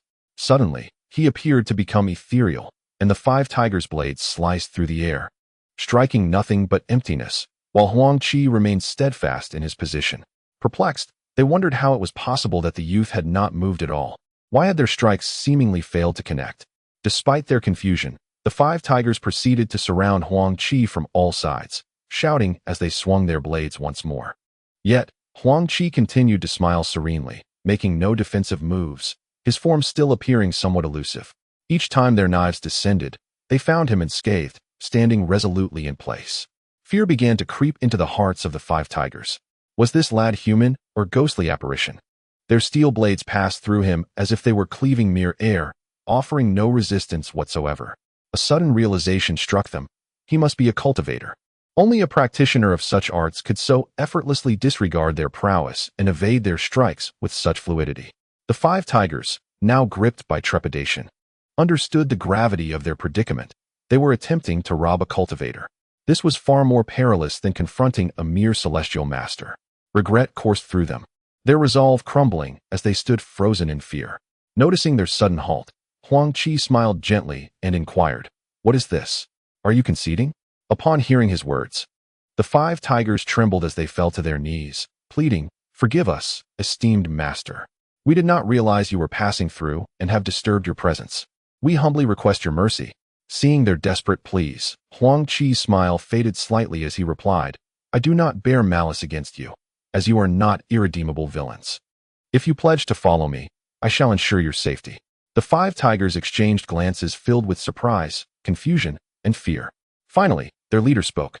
"We are but humble ruffians. How could we possibly assist such a powerful cultivator? We do not possess any remarkable abilities." Huang Qi responded with a slight smile, "No matter. You can serve as guardians of my abode." Upon hearing Huang Qi's words, the individuals present furrowed their brows slightly, while they enjoyed their leisurely existence. The notion of accompanying this young man to guard a household evidently suggested a future devoid of freedom. However, refusing his proposition would mean their defeat, and they feared that the immortal master might, in a fit of anger, eliminate them, rendering all hope futile. Subsequently, the leader spoke, declaring, "I am willing to follow the master, to remain by his side for all eternity." The others, upon hearing their elder brother's agreement, acquiesced as well, feeling powerless, and collectively sighed, "We pay our respects to the master and are willing to follow him for life." Huang Qi nodded in satisfaction, not out of a mere whim to gather followers, but rather due to his considerations for the safety of his grandfather and those accompanying them. It was evident that transforming these individuals into heavenly masters in a short span was an impossibility. However, with the protection of the 5 tigers of Wild Wolf Mountain, they would be adequately safeguarded. Although their skills were trivial in Huang Qi's view, they were nonetheless formidable to ordinary folk, which was precisely Huang Qi's intention. Furthermore, these individuals, despite their limitations, could at least manage tasks such as handling a horse-drawn carriage, which was crucial since only Uncle Dasha among them possessed such skills. Consequently, their journey had been sluggish, and after several days, they had yet to encounter a single city. Huang Qi then instructed, "You may all rise. Quickly ascend the mountain and prepare, we shall depart shortly." Upon hearing Huang Qi's command, the group hesitated, and Huang Qi discerned their reluctance to leave certain matters unresolved. With a hint of displeasure, he remarked, "What is it? Do you harbor any objections? My patience is rather limited." In response, they hastily knelt, flustered, and replied, "Master, please allow us to return and arrange for our families before hastening to reunite with you." Huang Qi frowned upon realizing they had families to consider. This seemed rather excessive. Yet, he reasoned that having their families accompany them could be beneficial, as it would instill a sense of caution regarding any ulterior motives they might entertain and would likely ensure their loyalty in the future. Smiling, Huang Qi replied, "No matter. I shall take these carriages and accompany you to retrieve your families. This way, you need not worry about them later." Upon hearing Huang Qi's words, they internally lamented their misfortune. It appeared they were now entangled in the fate of their families. With a resigned sigh, they accepted their circumstances. Huang Qi, noticing their expressions, felt a sense of pride, envisioning how their families would influence their future actions. "Lead the way. Let us ascend the mountain to fetch your families," he commanded. Turning to depart, Little White, feeling somewhat disheartened by the lack of confrontation, swiftly darted into the carriage. The 5 tigers of Wild Wolf Mountain, somewhat resigned, moved ahead to guide the way, making their ascent. Huang Qi instructed Uncle Dasha to follow them. Thus, several luxurious carriages trailed the 5 tigers up Wild Wolf Mountain. The occupants of the carriages, astonished by their master's ability to subdue a few bandits, felt a surge of joy, not expecting their master to possess such prowess. Soon, Huang Qi arrived at the mountain, and, upon seeing a few modest houses, he couldn't help but sigh. Although these people lived a carefree life, their existence was indeed rather dismal. The 5 tigers had brought along their parents, wives, and children, and Huang Qi observed that there were more than 20 of them, all appearing ragged and destitute. A sense of gloom enveloped him. It seemed he would have to provide a carriage for these individuals. This group of over 20 would undoubtedly require a significant amount of his resources. Glancing at the 60 or 70 men, women, and children who followed him, Huang Qi felt a pang of discomfort. After all, this was a substantial expenditure. Once everyone boarded the carriage, with the 5 tigers at the helm, the speed of their journey increased considerably, and they advanced swiftly towards the Tai sect. After more than 2 months of travel, Huang Qi and his family finally reached the nearest city to the Tai sect, Wutai City. This city was merely a few dozen kilometers from the Tai sect and was one of its most vital establishments. Many descendants of elders from the Tai sect, who lacked spiritual roots, were sent to Wutai City to settle down, and numerous outer disciples also made this city their home, engaging in small trades to make a living. Wutai City was patrolled by dedicated law enforcement disciples from the Tai sect, ensuring the safety of the area. The city lord, an elder of the Tai sect with advanced cultivation, served to deter any troublemakers. Wutai City was quite prosperous, boasting all the amenities found in other cities. Shops, markets, taverns, brothels, and gambling houses lined the streets. Many cultivators came here to rest and exchange treasures. In summary, compared to other regions, Wutai City offered a considerable degree of security. Huang Qi intended to settle his family in Wutai City, which was considered a first-rate city in Jinghua, conveniently close to the Tai sect. Allowing him to attend to matters with ease, he could return in the time it took to brew a cup of tea. Satisfied with the location, Huang Qi visited the city lord's mansion to convey his intentions. The city lord received him warmly. Well aware of Huang Qi's remarkable reputation that had spread throughout the Tai sect just months prior. As an outer elder of the sect, he recognized the significance of Huang Qi's background rather than merely his talents. Huang Qi's master was Lin Feng, a favored disciple of the sect leader, whose cultivation had also reached impressive heights, instilling a sense of caution in the city lord not to provoke Lin Feng. Under the city lord's arrangement, Huang Qi acquired a sprawling estate of 50 acres on a street near the market, a purchase that was indeed staggering in cost. It cost him a hefty sum of 100,000 spirit stones, but Huang Qi felt no regret. He was willing to part with even 1,000,000 spirit stones, as long as his grandfather could enjoy a peaceful later life. When he produced the 100,000 spirit stones without batting an eye, the city lord was taken aback. For a foundation establishment cultivator, this amount was nearly at its limit, yet Huang Qi appeared entirely unfazed, leaving the city lord perplexed and speculating about the source of such wealth. The estate is divided into a front yard and a backyard. Huang Qi found the largest house in the front yard for his grandfather to reside in, while the servants were assigned to the backyard. He chose a house adjacent to his grandfather's room as his own dwelling, intending to spend time there to keep his grandfather company whenever he had the opportunity. He also instructed that 2 maids be rotated daily to attend to his grandfather's needs, and arranged for Uncle Dashan to live next door, ready to respond to any requests from his grandfather. In the front yard, Huang Qi established a defensive array of magical artifacts, cautioning everyone to be vigilant and avoid triggering the restrictions within the formation. After leaving a substantial amount of silver and spirit stones, he felt reassured and promptly returned to the Tai sect, delegating other matters to Uncle Dashan, as he lacked the time to manage them all. Chapter 83. Task Release. Huang Qi, accompanied by Xiao Bai, swiftly departed from his home and soared into the sky towards the mountain gate of the Tai sect. It had been nearly 4 months since he left the sect, and he was uncertain of Master Lin Feng's current condition. He knew that the Mulan grassland had entered a state of war and wondered if large-scale battles had erupted. As a disciple of the Tai sect, he could not solely focus on his own cultivation. He must also contribute to the sect's efforts. Upon his return, he intended to visit the contribution hall to post a task regarding the care of his family, while also checking for any new tasks. During his journey home, Huang Qi uncovered a significant secret, the implications of which remained unknown to him. Upon returning, he planned to first visit the Mulan grassland, and then proceed to the kingdom of Wu, seeking opportunities for profit. He needed to provide for over 60 individuals, young and old, and recognized that financial resources were essential. The pressure weighed heavily upon him. Additionally, he sought information regarding the Buddhist sect, preparing to acquire some scriptures to aid in his practice of the Buddha's refining spirit spell. The thought of the spell's remarkable applications stirred his enthusiasm.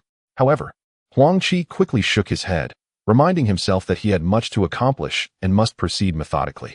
Without further contemplation, he soon arrived at the mountain gate of the Tai sect. He had no intention of lingering and swiftly made his way to Master Lin Feng's cave. Along the route, many disciples noticed Huang Qi's return, marveling at his remarkable speed, a clear indication of his substantial progress in cultivation. Some familiar disciples greeted him with warm smiles, to which Huang Qi merely nodded in acknowledgement before hastily departing. Arriving at the entrance of the cave, he performed a hand gesture that created a ripple in the air, causing a small door to manifest.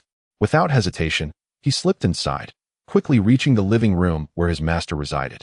To his surprise, he heard voices within. This was unexpected, as his master typically refrained from engaging with others. Before he could enter, he saw two figures emerge, a handsome young man accompanied by a somewhat shy and beautiful young woman. Huang Qi was momentarily taken aback, while he recognized Lin Feng. Upon closer inspection, he realized that the girl was none other than Feng Ermei, the one he had dueled during the inter-sect disciples competition. Witnessing this unexpected scenario filled Huang Qi with immense joy. Lin Feng cast an unfriendly glance at Huang Qi and remarked, "You returned, did you?" Huang Qi was momentarily taken aback, sensing an undercurrent of menace in his master's words, and instinctively shivered. He quickly composed himself and replied, "Disciple pays respects to master and greets sister Feng." Lin Feng nodded, while Feng Ermei, surprised at Lin Feng's return, felt a rush of shyness and, with a slight nod and a blush, said, "Brother Lin, since Huang Qi has returned, I shall take my leave." Without waiting for Lin Feng to see her off, she swiftly departed from his abode. Huang Qi felt a twinge of awkwardness, realizing he might have interrupted something significant for his master. Once Feng Ermei had left, Huang Qi smiled and asked, "Master, when did this all begin? Why wasn't I informed?"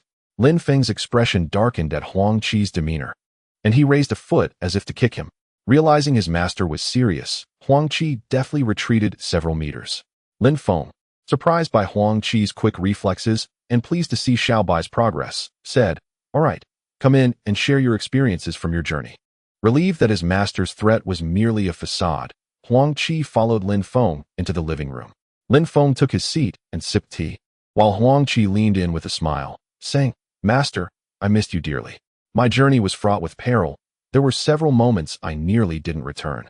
Lin Feng nearly spat out his tea at Huang Qi's words, thinking, "You wish for me to die rather than missing me." However, upon hearing of Huang Qi's dangers, he furrowed his brow but remained silent, waiting for him to continue. Huang Qi recounted his encounters with Huangzi and how he narrowly escaped her pursuit. Lin Feng was taken aback by Huang Qi's luck and cleverness, acknowledging that his escape was no small feat. Huang Qi then spoke of witnessing a fierce clash between two Golden Core experts, detailing how he overheard their conversation and ultimately defeated one of them.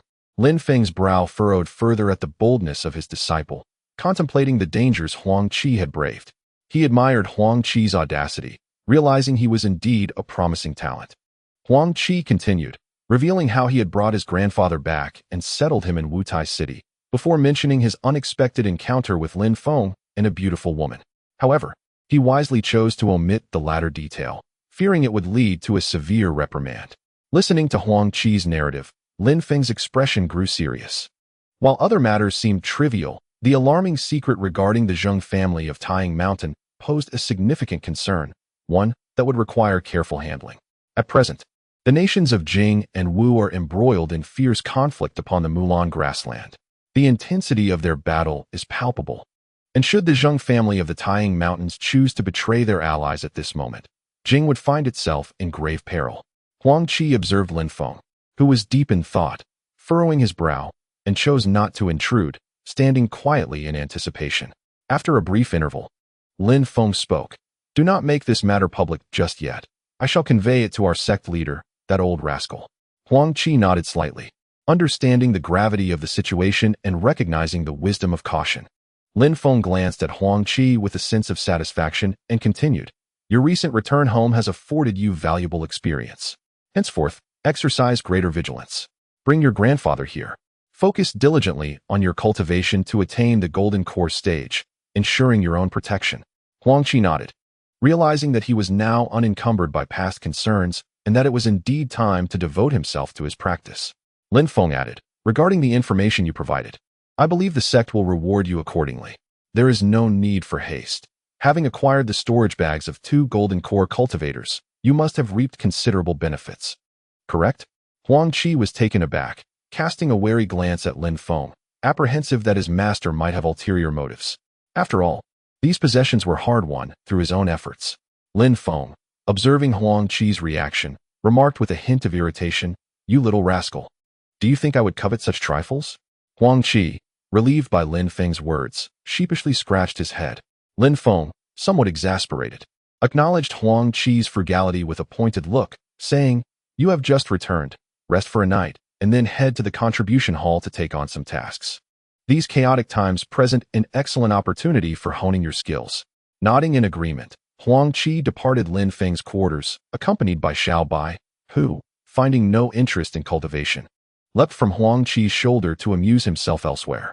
Lin Feng watched Huang Qi's retreating figure, feeling reassured that the young man was indeed aligned with his expectations. Seated cross-legged, Huang Qi began to regulate his breath. After 2 months of travel with little time for cultivation, his return necessitated a period of rest. Thus, he delved into his practice. The following morning, Huang Qi arrived at the contribution hall, where it was evident that many disciples had come to accept tasks. However, they were all in a hurry, leaving little room for leisurely interactions. Huang Qi spotted Elder Song seated and sipping tea, exuding an air of tranquility. With a slight smile, Huang Qi approached and greeted him. Elder Song, this disciple, Huang Qi, pays his respects. Elder Song, upon recognizing Huang Qi, felt a twinge of discomfort, recalling how often the young man had come to procure items from him. After a few months of relative peace, he had not anticipated Huang Qi's return. Internally, Elder Song grumbled, yet he maintained a cordial facade, responding, ah, it is you, young man. Your cultivation seems to have progressed in these few months. Huang Qi offered a faint smile, but did not engage further, instead stating, I wish to undertake a task here. Could you guide me on how to proceed? Elder Song was slightly taken aback that this young man, rather than seeking a task, was instead issuing one. Nevertheless, he did not dwell on it and inquired, oh, what task do you have in mind? As long as you prepay 1,000 spirit stones as a task fee, our contribution hall will certainly make it public. Huang Qi furrowed his brow, realizing that he was expected to pay up front before any assistance would be rendered. It seemed that in the realm of cultivation, lacking monetary resources rendered one powerless. With a faint smile, Huang Qi presented Elder Song with a storage pouch. Elder Song, upon scanning it with his spiritual sense, was mildly astonished. This young man was quite generous, parting with a sum of 100,000 spirit stones. It appeared that he had garnered considerable rewards during his recent ventures. Was he perhaps seeking assistance in locating some rare treasures? Huang Qi then stated, I wish to enlist a foundation establishment disciple to protect my family in Wutai City. Would 100 spirit stones per month suffice? The elder's brows knitted slightly at Huang Qi's request. Chapter 84. The Zhengdan Conference. Huang Qi merely smiled, awaiting Elder Song's response. For those in the mid to late stages of foundation establishment, a monthly compensation of 100 spirit stones for safeguarding mere mortals would typically be deemed insufficient. However, for those who had just recently achieved foundation establishment, this was indeed a respectable offer. These individuals, having just reached this level, required ample time to hone their skills, and venturing out could be perilous. After a moment's contemplation, Elder Song nodded in agreement. Huang Qi expressed his gratitude and proceeded to outline the specific details of the arrangement. Rising, he inquired, might there be any secular martial arts manuals available within the sect? Elder Song was momentarily surprised by Huang Qi's question. Over the years, our sect has accumulated quite a collection of secular martial arts manuals. If you wish, I can have someone bring them to you. Upon finishing his sentence, Elder Song summoned a disciple to fetch the manuals for Huang Qi. Upon hearing this, Huang Qi's heart swelled with joy. This would certainly save him a great deal of trouble. With these martial arts manuals, he could gradually cultivate his family's influence. By providing them with some cleansing pills to refine their essence, coupled with suitable martial arts manuals, it would not be long before they each became formidable practitioners. If he could also find opportunities to procure some life creation pills to help them become cultivators, it was certainly within the realm of possibility. Huang Qi mused contentedly. Before long, a disciple returned with numerous manuals. Huang Qi took a glance and discovered that they were all renowned martial arts texts from the secular world, each valued highly. However, for cultivators, these manuals were of little interest, often deemed tasteless and unworthy of their attention. Those willing to purchase them would certainly be met with a warm reception. The manuals were not overly expensive, each priced at merely 10 spirit stones. Huang Qi, unreserved, placed them all into his storage pouch. Elder Song observed with mild surprise. What did this young man intend to do with so many manuals? After pondering for a moment, he decided not to dwell on it further. The cost of these manuals would, of course, be deducted from the 100,000 spirit stones, as Huang Qi had no intention of spending more. Are there any new sect missions currently available? He inquired, eager to learn more. After listening to Huang Qi, Elder Song remarked, the situation in the Mulan grassland is tense. You may choose to enlist and fight the enemy, assassinate their generals and marshals, or ambush their supply lines in Wu. You have the freedom to select any of these options. When the time comes, simply present some proof to redeem your rewards. Huang Qi nodded slightly upon hearing this. It appeared there were no particularly significant tasks, and he realized he might not achieve substantial gains. After pondering for a moment, Huang Qi continued to inquire, Elder Song, how many spirit stones would be required to acquire the spirit transformation pill? Elder Song understood Huang Qi's intentions. It seemed this young man had relatives aspiring to become cultivators. With a slight smile, he replied, the spirit transformation pill cannot be purchased with spirit stones. However, I can guide you toward a few possible avenues to obtain it. Huang Qi listened attentively as Elder Song elaborated. 3 years from now, all sects of the Jing Kingdom will participate in an event organized by 3 sects and 4 families, known as the Zhengdan Conference. The primary purpose of this gathering is to distribute the spirit transformation pills based on the rankings of the disciples. Generally, the participants will be at the foundation establishment stage.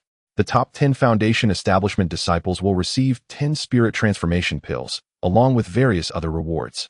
The prizes are indeed quite generous. Elder Song glanced at Huang Qi with a teasing expression, seemingly harboring ulterior motives. Huang Qi chose to ignore the look and absorbed Elder Song's words. It was clear he would need to participate in the Zhengdan Conference. However, with all sects involved, securing a position in the top 10 would undoubtedly be a formidable challenge. It seemed that the allocation of these pills would be based on the disciples' rankings. Huang Qi nodded, recognizing that as long as there was an opportunity, hope remained. Yet he was acutely aware that as a novice in the foundation establishment stage, he would likely need to reach the late foundation establishment stage to contend for a top 10 position. It became evident that he would need to exert considerable effort to cultivate his own power. Realizing Elder Song had not finished speaking, Huang Qi asked, are there any other ways to obtain the spirit transformation pill? Elder Song, feeling a bit exasperated at being ignored, responded, for instance, you could acquire crucial information beneficial to the sect, seek rare materials, or participate in battles to earn merit in exchange. You could also eliminate enemy generals and cultivators or disrupt their operations, all of which could earn you the spirit transformation pill. Huang Qi nodded, sensing a glimmer of hope in his pursuit of these pills. While such tasks might be daunting for ordinary mortals, they seemed manageable for him. Determined, Huang Qi resolved to understand how to procure the spirit transformation pill. There was no immediate rush. He preferred to wait until those accompanying him reached the pinnacle of their cultivation before administering the pills. With 3 years to prepare, he felt confident. If only the pills could be purchased with spirit stones, it would be far more convenient. Given his resources, acquiring several dozen would not pose a significant challenge. Huang Qi shook his head thoughtfully, feeling a tinge of helplessness. Huang Qi did not seek any rewards from the contribution hall, for he lacked nothing. He soon departed from the hall, returning to Lin Feng's cave dwelling, intending to inform his master of his desire to travel and undertake some sect tasks. As he approached the entrance of Lin Feng's abode, he noticed a young girl standing there. She possessed a doll-like face and a tall, graceful figure, exuding beauty. Huang Qi paused momentarily, struck by a sense of familiarity. Suddenly, A name flashed in his mind. Xi. Astonished, Huang Qi wondered why she was here. It seemed she was not seeking his master, but perhaps him instead? His thoughts drifted back to the day they had sparred, when he had feigned injury, and she had wept in his embrace. Guilt had weighed heavily on his heart then, and now he felt a pang of indebtedness towards her. A thought crossed his mind. Could she have come to seek him out because she harbored feelings for him? Huang Qi felt a surge of anxiety. Matters of the heart were not something he wished to ponder at this stage. He intended to strengthen himself first, to protect his loved ones. As it stood, he struggled to safeguard his grandfather. Looking at the situation, he contemplated making a swift exit. Although the girl was indeed quite lovely, such matters had never crossed his mind. Just as he resolved to turn away, he heard Xi exclaim excitedly, "Huang Qi, you've returned." She hurried towards him. A bitter smile crept onto Huang Qi's face. There was no escaping now. With a look of feigned surprise, he greeted her, "Sister Xi, what a pleasant surprise. How have you been?" Upon hearing his greeting, Xi's cheeks flushed a shade of crimson as she shot him a playful glare, slightly embarrassed. "I've been well, thank you. How about you?" Huang Qi felt a tightening in his chest at her demeanor, sensing something awry, yet he maintained his gentlemanly composure. Smiling as he replied, "Thank you for your concern, sister. I am well. If there is nothing else, I shall take my leave." As he attempted to depart, Xi, suddenly agitated, exclaimed, "I have something to discuss with you."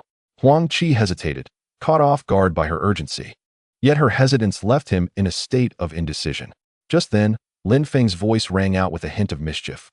"Ah, it seems Sister Xi has arrived. Aren't you going to invite your sister in, you little rascal?" Huang Qi inwardly groaned. His master was clearly reveling in his discomfort. Nevertheless, with no option left, he steeled himself and said to Xi, "Sister, shall we step inside to converse?" Her cheeks tinted with a deeper hue. She did not decline and led the way inside. Huang Qi followed her into the inner courtyard, where he found Lin Feng watching them with a smile. Xi bowed respectfully to Lin Feng, who nodded in acknowledgement, leaving Huang Qi somewhat speechless. Before he could speak, Lin Feng instructed, "Disciple, please escort Sister Xi to the guest room and engage her in conversation." Within the confines of the master's abode, there were still matters to attend to. And without awaiting a response from Huang Qi, Lin Feng swiftly vanished from sight, forcibly confining Xiao Bai as well. Upon hearing Lin Feng's words, Xi's face flushed even more intensely. Huang Qi couldn't help but smile bitterly to himself, realizing that his master had intentions of exacting revenge upon him. However, he felt utterly powerless in the situation. Subsequently, Huang Qi ushered Xi into the parlor, presenting her with a cup of fragrant tea. And they sat across from one another. Xi appeared somewhat at a loss, her hands tightly clutching the hem of her garment. Huang Qi, equally anxious, reflected on his usual eloquence, wondering why he now found himself at a loss for words. He inwardly cursed his heartless master, yet did not wish to remain in silence. Lin Feng, observing everything from the training room, wore an expression of smug satisfaction. Huang Qi sighed inwardly, then tapped his storage pouch and produced a jade vial. Chapter 85. The Mulan Rebellion. Noticing Huang Qi's action, Xi was taken aback. Yet she could not discern what he held in his hand and remained silent, her curiosity piqued. Huang Qi smiled gently and said, "Senior sister, during my recent expedition, I fortuitously acquired 2 youth-preserving pills. I have already consumed one, and I would like to present the remaining one to you." Xi felt a surge of excitement upon hearing about the youth-preserving pill. She was well aware of its significance. The pill promised eternal youth, allowing one's visage to remain unchanged until the end of their days. For a young woman, such an allure was simply irresistible. She would not even glance at a sum of 10 million spirit stones in comparison. Suddenly, she pondered why Huang Qi would gift her such a treasure. Could it be that her cheeks reddened further, feeling as though they might bleed from the embarrassment, and she quickly lowered her head, daring not to meet his gaze. Huang Qi, taken aback by Xi's enchanting demeanor, realized he had never noticed her beauty before. She truly was a stunning young woman. He swiftly bit his tongue, the sharp pain bringing him back to his senses. With a gentle smile, he insisted, "Senior sister, please accept it. I have nothing of value to offer you."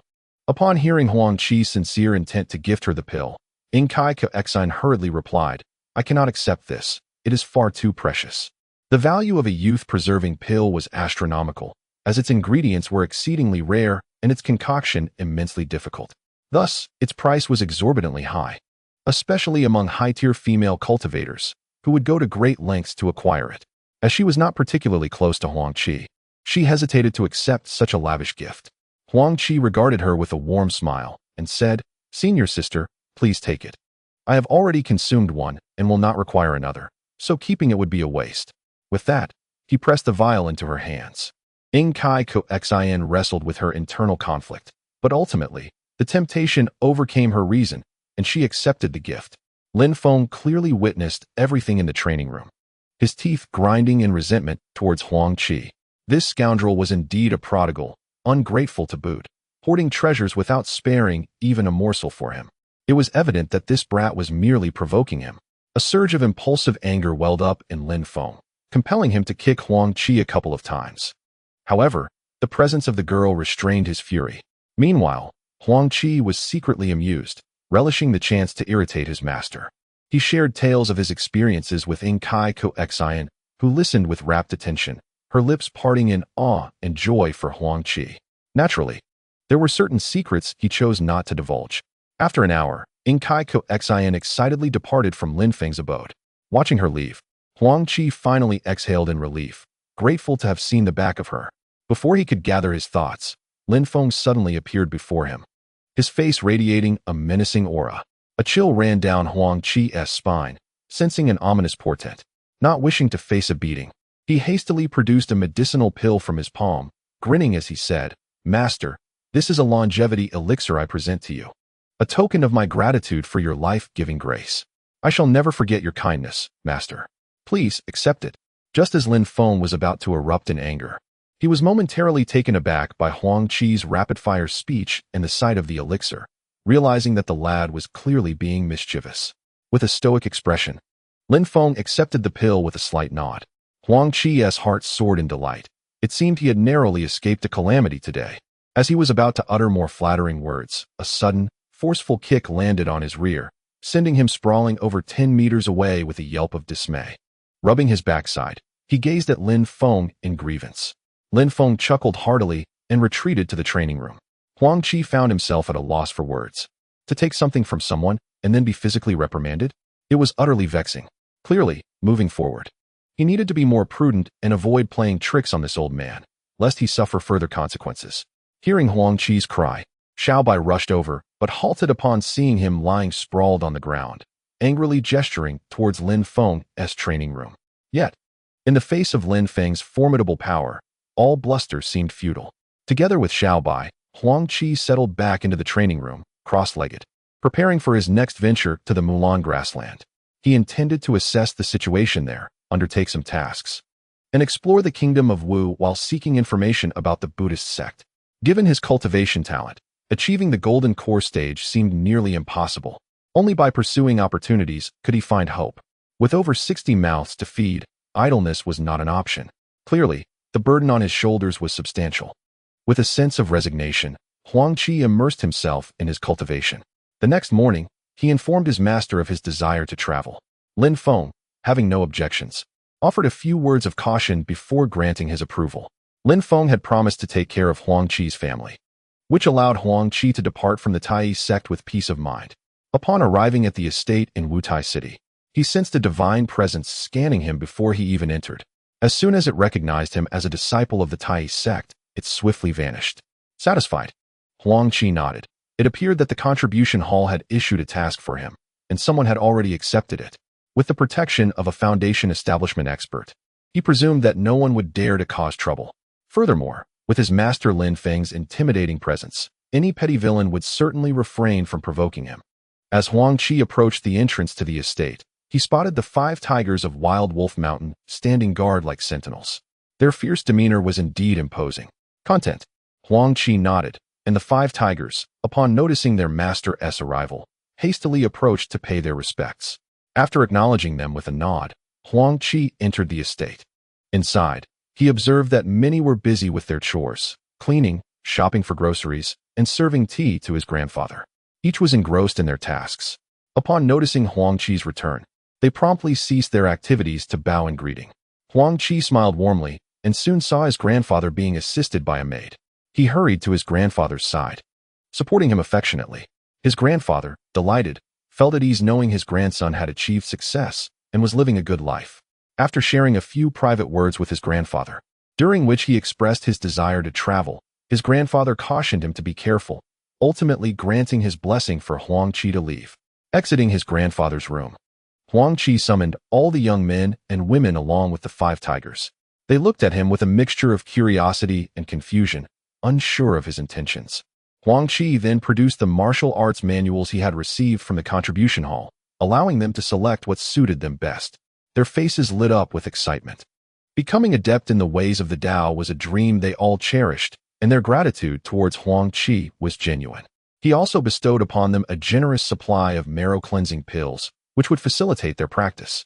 Their joy was immeasurable, and any previous grievances they held against Huang Qi had dissipated. Having arranged everything, Huang Qi set off for the Mulan grassland, accompanied by Xiao Bai. Now donned in the attire of a refined young gentleman, with a folding fan in hand and Xiao Bai perched on his shoulder, he traveled leisurely. The Mulan grassland lay at the southernmost tip of Jinghua, and if Huang Qi traveled at full speed from the Tai sect, he would arrive in just over 10 days. However, he was in no rush. Whenever he encountered a city, he would stop at an inn to gather information, resting for the night before continuing his journey. Thus, as he traveled, he gathered a wealth of information. The Mulan grassland was currently engulfed in chaos, with dozens of skirmishes erupting daily. Most involved battles between cultivators, as many from the Wu kingdom had invaded the grassland, ambushing supply routes meant for the Jinghua military. The cultivators from Jinghua fiercely resisted, resulting in significant casualties on both sides. Along the way, Huang Qi also encountered several minor skirmishes, effortlessly dispatching many low-tier cultivators from the Wu kingdom. Huang Qi observed numerous individuals from the Wu kingdom, both men and women, who had been captured, and his heart ached for their plight. Their fates were indeed fraught with hardship. He also witnessed many herdsmen from the Jing kingdom driving their cattle, sheep, and horses, accompanied by their families, migrating toward the interior of Jing. The turmoil on the Mulan prairie had rendered even these unassuming mortals unable to maintain their existence. Daily, small factions of Wu soldiers raided their livestock, inflicting significant losses upon these herders. As Huang Qi beheld this scene, a slight frown creased his brow. The ambition of cultivators had brought immense calamity upon ordinary people. Helpless in the face of this war, he resolved to eradicate the Wu invaders, ensuring they understood that invasion would exact a toll. Casting aside further thoughts, he hastened toward the edge of the Mulan prairie. Upon arriving at the periphery of the Mulan prairie, Huang Qi gazed upon the vast expanse of grassland before him, feeling a profound sense of melancholy. Had it not been for the ravages of war, this place could have been a veritable paradise. At that moment, he sensed the distant sounds of combat and furrowed his brow, extending his divine consciousness toward the source. He discovered 2 groups engaged in fierce conflict. One faction comprised his fellow disciples, including Kai Xian, whom he had previously encountered in battle. However, he noted that Kai Xian and his companions were at a disadvantage.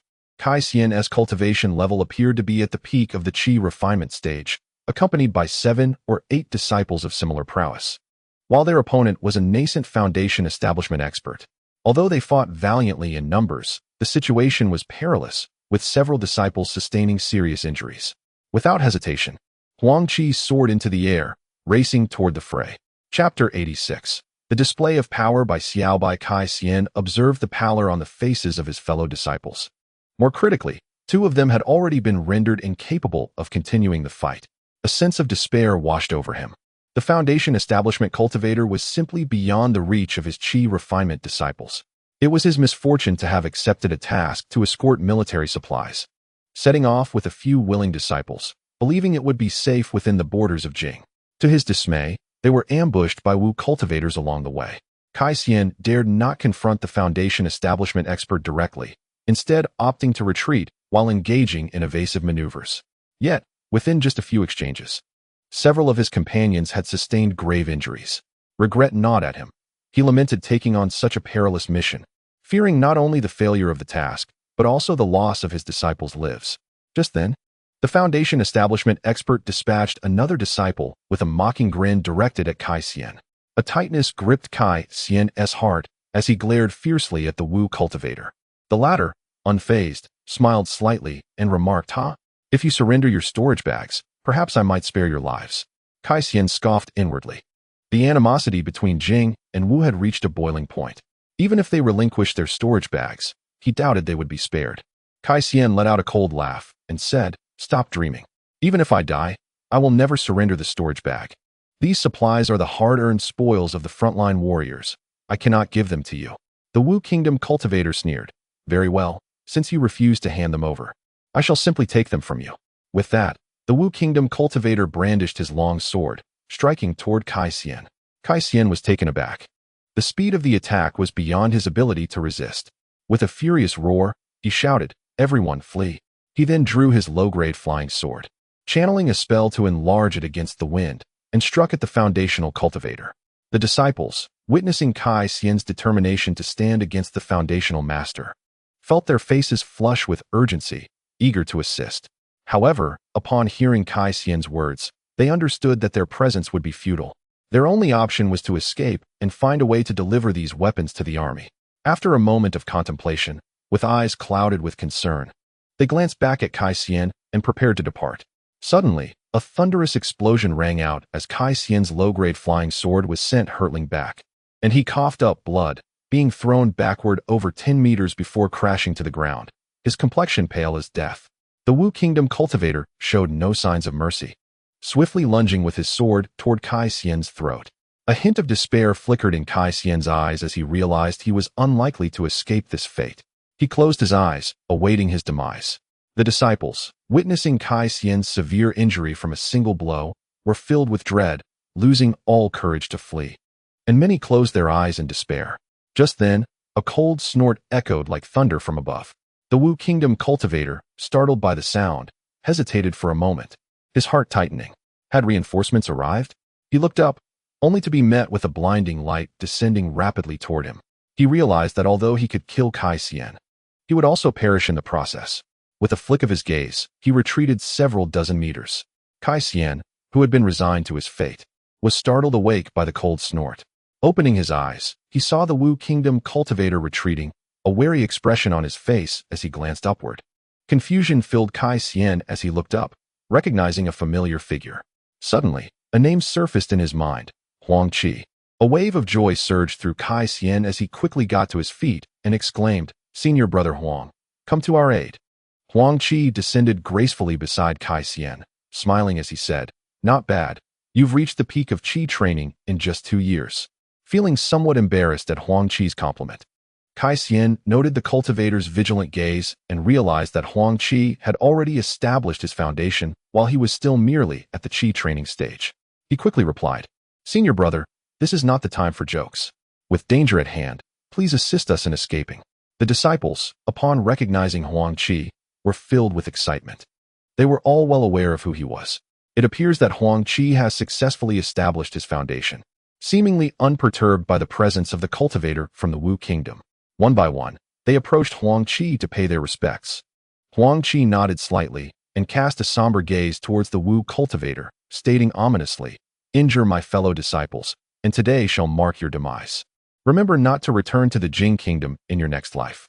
Before the Wu cultivator could respond, Xiao Bai, brimming with impatience, darted forward.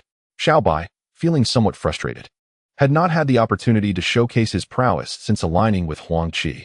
He had long expressed his dissatisfaction to Huang Qi, and now, seizing the moment, he lunged at the Wu cultivator without waiting for Huang Qi's command. Huang Qi, bemused, noted that Xiao Bai seemed to possess a penchant for battle. Kai Xian and the others looked on in mild astonishment. It was unusual for Huang Qi to refrain from intervening while allowing a mere pet to engage in combat. They watched in disbelief as Xiao Bai charged forward. The Wu cultivator, taken aback by Huang Qi's inaction and the audacity of a monkey confronting him, felt a surge of indignation. Without hesitation, he swung his sword toward Xiao Bai. However, the nimble creature deftly sidestepped the attack with a slight shift of his body. The Wu cultivator was astonished by the monkey's remarkable speed and agility. Before he could gather his wits, Xiao Bai was already upon him, unleashing a fierce punch aimed at the cultivator's chest. Realizing the terrifying energy pulsating from Xiao Bai's fist, the cultivator was struck with dread. just as he attempted to evade. Xiao Bai's powerful shout preceded his punch, which connected squarely with the cultivator's chest. A dull thud echoed as the cultivator coughed up blood and was sent sprawling backward. Yet, Xiao Bai was not inclined to relent. He swiftly pursued the injured cultivator. Terror gripped the cultivator as he recognized the formidable strength of this monkey. Surely, such power could only belong to a mid-tier second-grade demon beast. He knew he stood no chance. Having just been struck by Xiao Bai, his magical energy was in disarray, making it impossible for him to gather his strength to evade. With a resounding impact, Xiao Bai's fist struck him again in the chest, prompting another spurt of blood as he crashed to the ground. Xiao Bai, relentless, closed in once more, this time delivering a crushing blow to the cultivator's thigh. A distinct crack resonated through the air, signaling the shattering of bone, and the cultivator let out a heart-wrenching scream before succumbing to unconsciousness. Huang Qi stood in stunned silence. Was this truly the end? The Wu cultivator had not even had the chance to retaliate before being rendered unconscious by a mere monkey. Huang Qi found it hard to believe. In the past, he had sparred with Xiao Bai, and the creature had not exhibited such terrifying capabilities. If it came down to a serious confrontation, Huang Qi mused that he might not fare much better than the Wu cultivator. A chill ran down his spine as he recalled how he had previously underestimated this seemingly harmless little creature. It seemed he had much yet to learn about Xiao Bai's true strength. Kai Xian and the others stood dumbfounded, gazing at Xiao Bai as though he were a creature from another realm, astonished that a small monkey had so easily incapacitated a cultivator who could not withstand a single blow. The individuals promptly rubbed their eyes, fully convinced that what they were witnessing was merely an illusion. Upon clearing their vision, they beheld Xiao Bai, radiating a sense of triumph, grinning at them with its signature smile, causing Kai Xian and the others to instinctively take a step back in trepidation. Huang Qi, caught between amusement and exasperation, had intended to establish his dominance before these junior disciples today, only to have his thunder stolen by Xiao Bai. With a wry smile gracing his face, he approached the Wu Kingdom cultivator. Huang Qi nonchalantly removed the cultivator's storage bag, securing it to his own waist. He then addressed the still-dazed Kai Xian, saying, "Kai Xian, you and your companions may escort this remnant of the Wu Kingdom back to the sect." Upon hearing Huang Qi's words, Kai Xian snapped back to reality, hastily stepping forward to stand before him, his gaze occasionally drifting towards the self-satisfied Xiao Bai. Noticing Huang Qi's act of taking the storage bag without uttering a word, he merely nodded slightly in acknowledgement.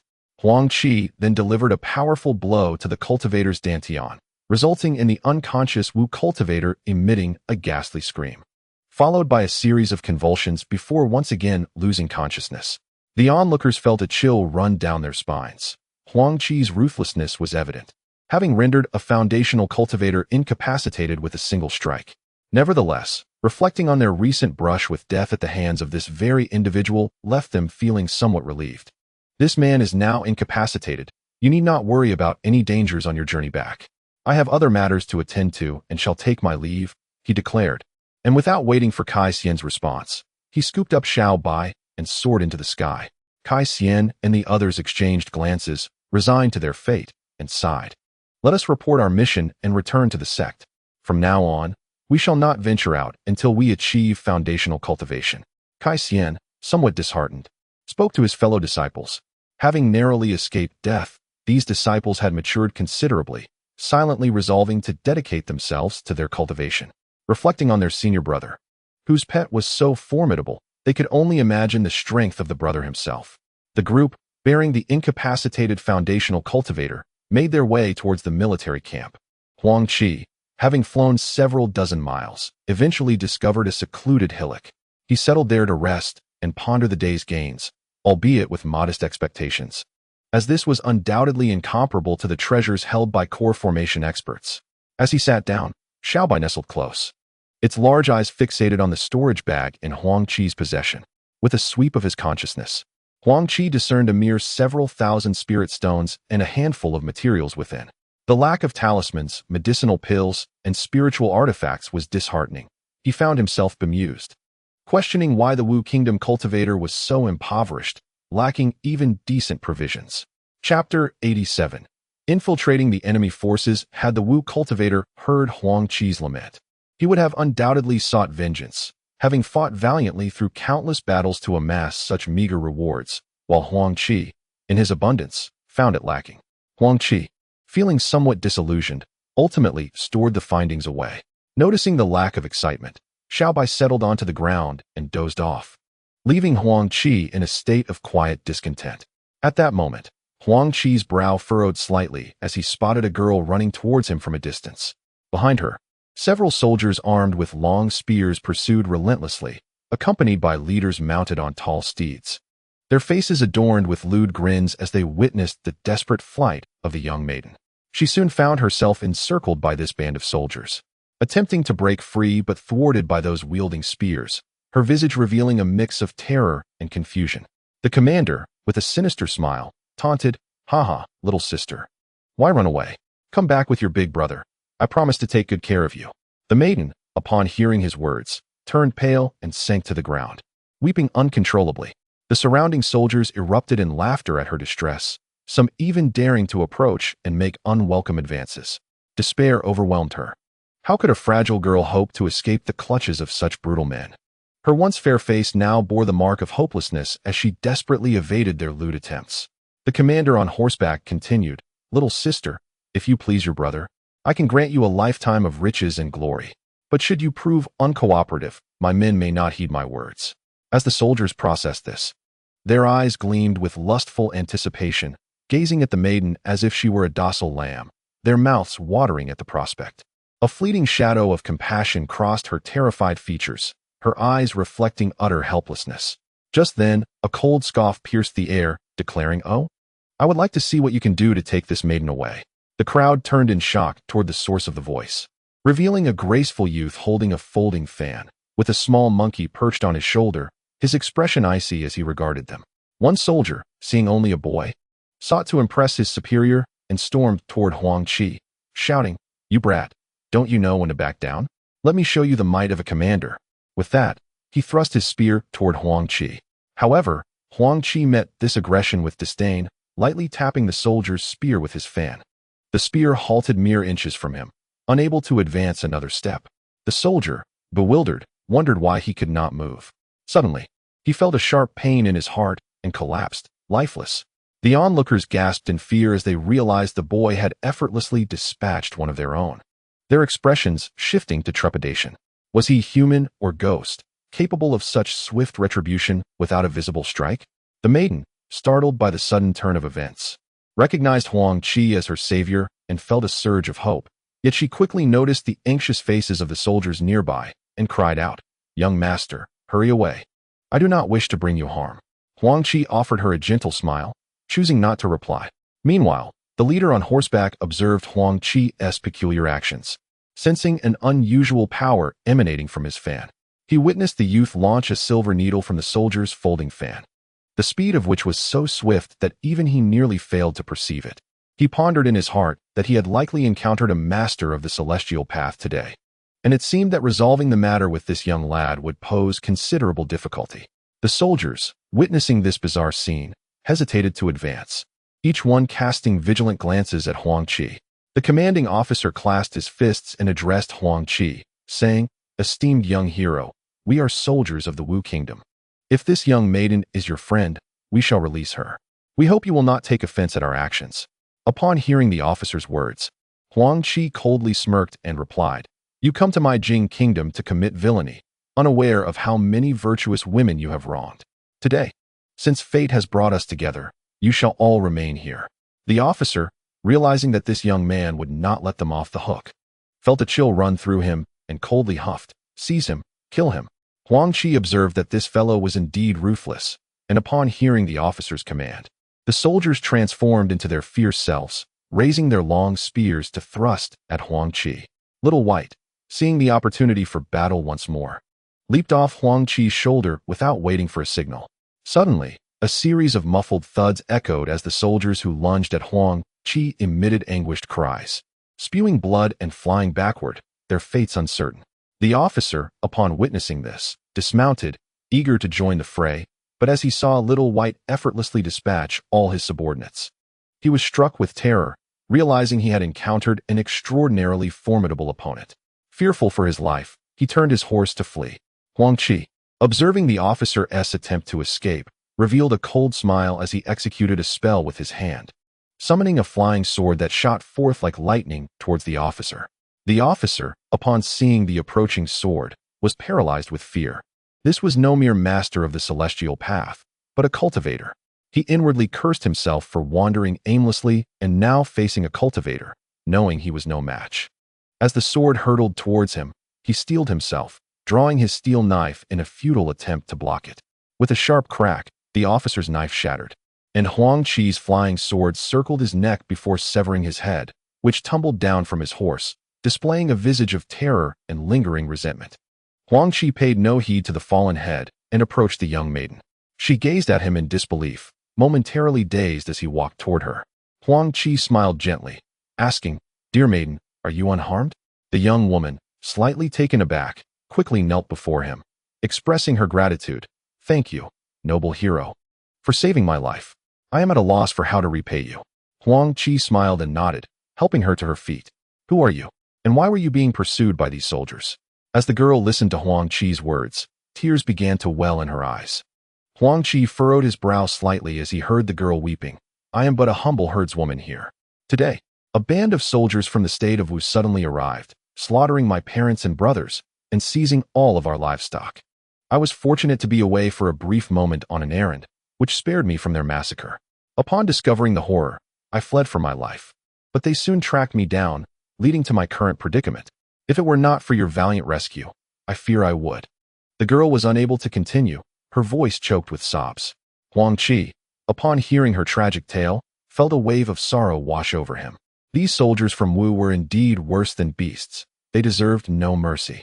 After a moment of contemplation, he took some silver coins from his own possession and handed them to the girl, saying, "Take this money. If you ride in that direction, you will encounter my junior disciple, Kai. Follow him away from this perilous land." The girl paused for a moment, realizing that she was alone and without resources. Yet with a path now laid out before her by her benefactor, what could she possibly complain about? She knelt before Huang Qi, bowing her head 3 times in gratitude before mounting her horse and departing. Watching her retreating figure, Huang Qi felt a myriad of emotions stirring within him. After a moment of reflection, he sighed, acknowledging his own limitations. This was all he could do. Turning his gaze to the soldiers he had slain, a thought flickered in his mind. With a smile, he nodded to himself and approached, donning one of the soldiers' armors. Little White, observing Huang Qi's actions, scratched its head in confusion. Huang Qi smiled gently and said, "Come, Little White, it's time for you to enter the spirit beast pouch. I have a significant task ahead." Upon hearing this, Little White chirped in protest, refusing to enter the pouch. Huang Qi, somewhat exasperated, realized that having Little White accompany him would be impractical if he were to infiltrate the enemy's ranks. Yet, seeing Little White's stubbornness, he couldn't help but chuckle. With a mischievous grin, Huang Qi produced a jar of Kung Fu family wine from his storage pouch. Little White's eyes lit up at the sight of the wine, and it chattered excitedly, attempting to snatch the jar from Huang Qi's grasp. However, it paused, eyeing Huang Qi warily. Huang Qi wondered when Little White had developed such caution towards wine, but, noticing its eager gaze, he smiled and produced another jar. Faced with the allure of 2 jars of fine wine, Little White could no longer restrain itself and swiftly snatched a jar from Huang Qi, tilting its head back to drink. Huang Qi shook his head in amusement, realizing he needed to curb this troublesome habit of Little White's. Otherwise, it would indeed cause him significant trouble in the future. Without further ado, he swiftly gathered Little White and the 2 jars of exquisite wine into his storage pouch. Clad in the armor of a Wu soldier, Huang Qi wore a smile, though a cold sneer lingered within his heart. Those who dared to come to my Jing state would surely face consequences. He quickly picked up a spear and mounted another horse, galloping deeper into the Mulan grasslands. After riding for half a day without encountering any Wu soldiers, Huang Qi felt puzzled. Hadn't the girl mentioned that there were troops from Wu in this vicinity? Had they already departed? Huang Qi felt a twinge of confusion, yet he chose not to dwell on it, instead focusing on the path ahead. After traversing for over half an hour, he finally caught sight of a small contingent of soldiers.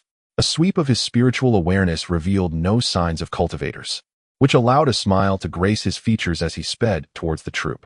The soldiers, upon noticing a group of horses galloping towards them, instinctively tensed.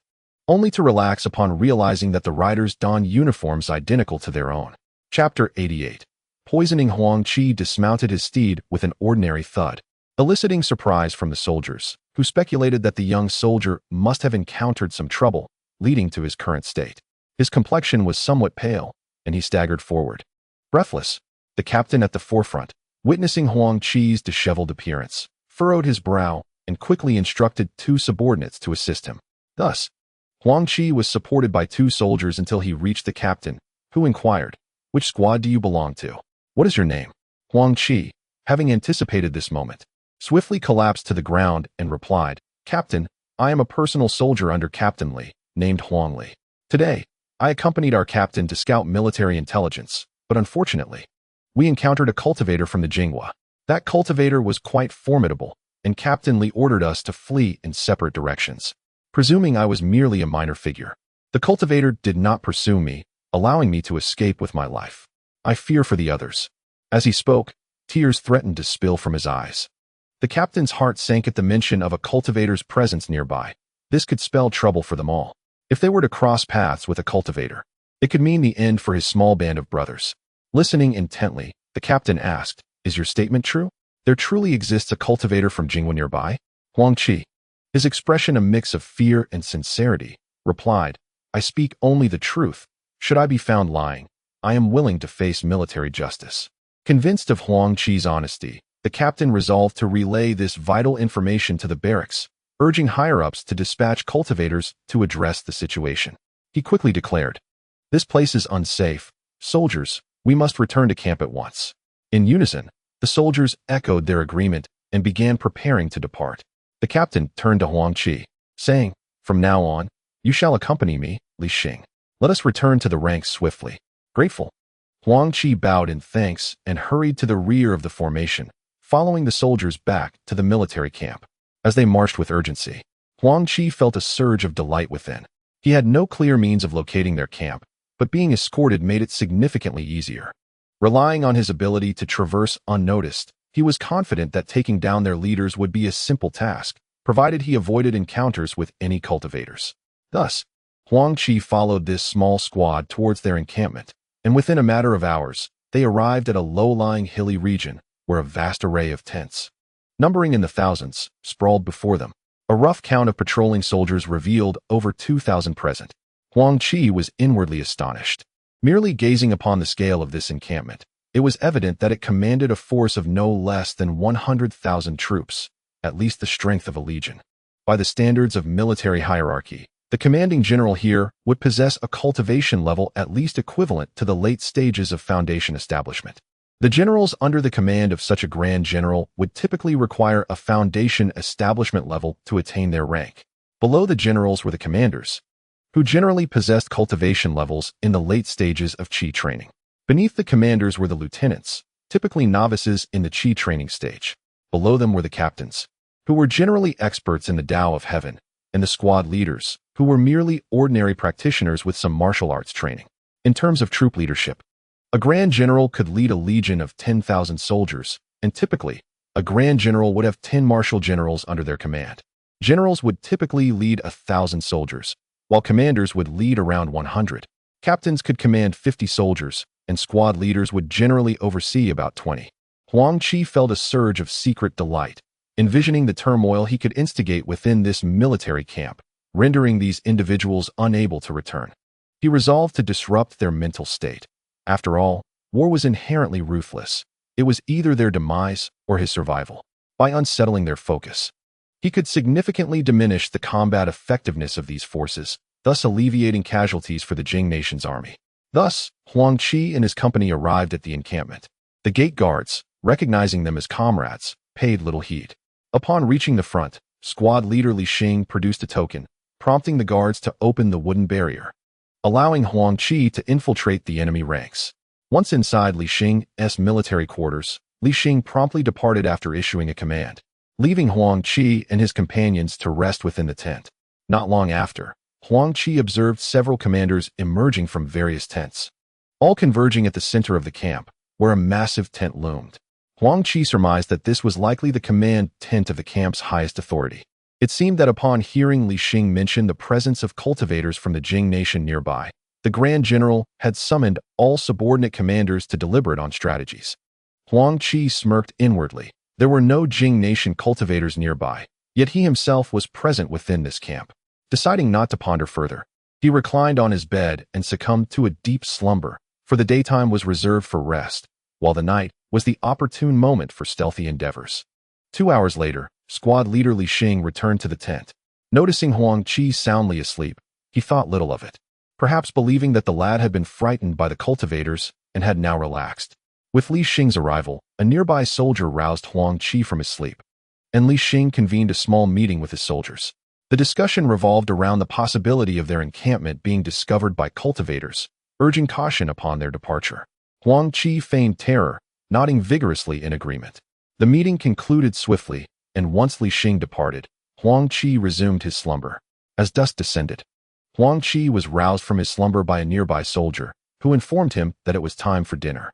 A moment of surprise flickered across Huang Qi's face, only to be swiftly replaced by the recollection that he was merely a foot soldier now, no longer perceived as a cultivator in their eyes.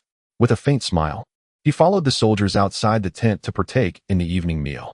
Approaching the dining area, Huang Qi noticed a grand tent at the rear, adorned with the prominent inscription Firehead Camp. A smile crept onto his lips, realizing this was indeed the dining locale. Observing numerous soldiers entering, he saw them emerging with plates of food to enjoy in the open space beyond the camp. Joining the throng, Huang Qi entered the Firehead Camp and was greeted by the sight of over 100 large iron cauldrons simmering with steaming meat broth. Beside them lay baskets filled with steamed buns and a large iron bowl, signifying that he could take as much as he desired. As he stood in line to serve himself, a cunning idea struck Huang Qi. What if he were to stealthily introduce a slow-acting poison into the broth, causing chaos throughout the camp? When his turn arrived, he casually filled the bowl with the savory meat broth, discreetly adding the soft bone powder he had previously collected. With his current skills, such an act was effortlessly executed. He grabbed a bun and exited the Firehead Camp, while behind him, soldiers continued to line up for their meals. Taking a sip of the broth, Huang Qi was pleasantly surprised by its delightful flavor. Having mastered the art of fasting, he rarely indulged in food, typically content with a bit of wine. However, the sudden taste of the meat broth was quite enjoyable. He quickly consumed another bowl and returned to the Firehead Camp, filling yet another bowl from a different cauldron and adding more of the poison. Leaving the camp with an air of nonchalance, he hastily returned to his tent to rest, anticipating the ensuing chaos once the poison took effect. In the dead of night, as Huang Qi slumbered soundly, he was abruptly awakened by a cacophony outside the camp. Blinking his eyes open, he groggily inquired, "Hey, brother, what is happening outside? Why is it so chaotic?" A concerned soldier nearby replied, "Brother, it's bad. Several hundred of our comrades have been poisoned, incapacitated, and unable to rise from their beds. The others from different camps have rushed to the Firehead Camp to demand answers." Huang Qi's expression turned grave upon hearing this, and he quickly asked, "Could it be that enemies have infiltrated? If cultivators have entered, we are doomed." The soldier, noticing Huang Qi's trepidation, offered a reassuring smile. "Fear not. Our great general is a late-stage Foundation establishment cultivator. Even if enemies have slipped in, they will not escape." A look of realization crossed Huang Qi's face, though internally he remained dismissive. "Come, brother, let us venture outside to see for ourselves." Nodding in agreement, Huang Qi cautiously followed the soldier towards the Firehead Camp. Upon arrival, they found thousands of soldiers blocking every entrance and exit of the camp, and it took considerable effort for Huang Qi and the soldier to push their way through. Before the entrance of the fire brigade, a multitude of stretchers lay scattered, each bearing a soldier, their fates unknown to Huang Qi. At the forefront stood a general clad in golden armor, his visage exuding an aura of authority and an overwhelming intent to kill. Huang Qi pondered whether this imposing figure was indeed the renowned general, whose presence had stirred such commotion. The general's face was ashen, his fierce gaze sweeping over the trembling fire brigade soldiers. One by one, they collapsed to their knees, cold sweat trickling down their brows, fearful that the general might strike them down with a single blow. Around them, the other soldiers wore expressions of fierce indignation, for the comrades lying on the ground were those with whom they had shared countless battles. How could they endure such a betrayal, where their brethren were poisoned in their very meals? The thought of devouring the fire brigade soldiers whole surged within them. Chapter 89. Chaos in the barracks. The general was well aware of the situation. These fire brigade soldiers had been his loyal companions for over a decade. How could they possibly resort to poisoning their own kin? Clearly, an enemy had infiltrated their ranks. Yet, the general was perplexed as to how this breach had occurred. He was known for his stringent discipline, typically forbidding his men from venturing outside unchecked. His solitary mission to ambush the Jinghua army had been executed with utmost caution, leaving him bewildered by the unforeseen turmoil. At this moment, several soldiers implored, "General, please seek justice for our brothers. We cannot allow them to perish from poison without reason. We are warriors of Wu, fighting for our nation, and to die so inexplicably weighs heavily on our hearts." The general furrowed his brow at their words, realizing that mishandling the situation could incite a mutiny. Though the majority were mere mortals, a swarm of ants could indeed bring down an elephant, and he stood to gain nothing from such unrest. The leader among the fire brigade soldiers hastily interjected, "General, we are wronged. We have followed you for at least 10 years. Why would we harm our fellow countrymen? Please, clear our names and restore our honor." The general found himself in a quandary. Uncovering the truth would not be a simple task. With over 100,000 soldiers in the camp, a thorough investigation would take days, if not longer. Just then, several soldiers dragged a bound individual before the general, whispering a few words. The general's expression softened slightly as he addressed the crowd. "Rest assured, the traitor who poisoned our men has been apprehended. This man here," he pointed at the captured individual, whose eyes widened in disbelief at being labeled a traitor. He struggled fiercely, his face a mask of anger, resentment, and despair. Before the man could protest further, the general's blade descended, severing his head from his body. The onlookers stood in stunned silence. Had they truly identified the culprit and executed him so swiftly? However, now that the general had dealt with the traitor, the soldiers had little room for dissent. The soldiers glanced at their fallen comrades, and then at the traitor, slain by the general, sighing with a mix of resignation and discontent before gradually dispersing. Huang Qi, slightly taken aback, realized the obvious nature of the traitor's identity. Reflecting on the situation, he understood the soldiers' heightened emotions. If not calmed, their feelings could easily spiral out of control. Due to the abruptness of the incident and the inability to identify the culprit in time, a scapegoat was needed to pacify the troops. With a disdainful snort, Huang Qi followed the other soldiers as they departed. Observing their exit, the general's expression darkened. With a subtle gesture, he summoned 2 trusted aides to him. "You two, dispatch all capable individuals to investigate, and have some adept cultivators stand guard at the firehead camp. I wish to see how the traitor managed to poison." The aides, acknowledging the general's orders, bowed and departed. Once everyone had left, the general cast a cold, menacing gaze around before striding back to his tent. Upon returning to his quarters, Huang Qi soon detected several potent auras sweeping through the military camp, seemingly in search of something. A smirk crossed his mind. These auras were merely at the foundation establishment stage, and as long as he concealed his presence, they would be oblivious to him. After a while, a squad of soldiers passed by his tent, causing Huang Qi to furrow his brow slightly. It appeared that the patrols had increased significantly. Nevertheless, he dismissed these ordinary mortals and soon settled down for the night. Once everyone was sound asleep, Huang Qi opened his eyes, silently reciting his incantation. His movement technique shifted subtly, allowing him to quietly exit the tent. He noted that only a handful of cultivators were now conducting the aura scans, and with a faint smile, he altered his steps, swiftly vanishing from sight. At his current cultivation level, evading ordinary soldiers was a trivial task, and even typical Foundation establishment practitioners would find it challenging to detect him. Huang Qi quickly slipped into a tent he had previously observed. It housed ordinary soldiers and squad leaders, devoid of any cultivators. He had no intention of assassinating cultivators at this moment. Those at the Qi refinement stage were highly alert, making stealthy kills exceedingly difficult. Thus, he opted to target lesser leaders instead, producing the golden silkworm thread he had not utilized in ages. He entered the tent silently and eliminated over 10 individuals within without a sound. Satisfied with his efficiency, Huang Qi resolved not to linger, swiftly moving to another tent to dispatch the squad leaders and higher-ranking officers. 2 hours later, Huang Qi returned to his quarters undetected, lying down on his bed, feigning sleep. In just the span of 2 hours, over 100 tents had been visited by Huang Qiguang, the majority of which were occupied by squad leaders and ordinary soldiers. The number of those he had slain, including both soldiers and squad leaders, exceeded 2,000. However, as dawn was swiftly approaching, he could not continue his onslaught, and thus returned to his own tent to rest. Naturally, they would not be able to discover his involvement. Huang Qi felt a surge of joy within. He eagerly awaited the spectacle that the morrow would unfold. The casualties incurred that night would undoubtedly incite chaos within the military camp, instilling fear among the soldiers and unsettling their morale.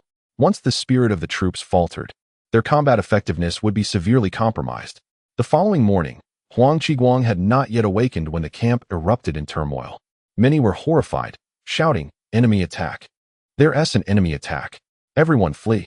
The surrounding soldiers, upon hearing this, rushed out of their tents in such haste that they neglected to don their garments. Witnessing the confusion and frantic flight of their comrades, they did not pause to inquire about the situation, but rather joined in the chaotic escape. Huang Qi, overhearing the commotion, felt a sense of delight. It appeared that someone had discovered the slain soldiers, and in their panic, had uttered the words "enemy attack," leading to the current disarray within the camp. Without hesitation, he swiftly arose and exited his tent alongside other soldiers, reveling in the sight of the ensuing chaos. Yet, Huang Qi sensed that the turmoil was not sufficient. He hastened to the fire pit outside the tent, kicked it over, and shouted, "Enemy attack! Enemy attack!" The fire pit toppled onto the tent, igniting it almost instantaneously. The scene became even more chaotic as Huang Qi quickly approached another barrack, feigning carelessness as he knocked over yet another fire pit, causing flames to erupt in that area as well.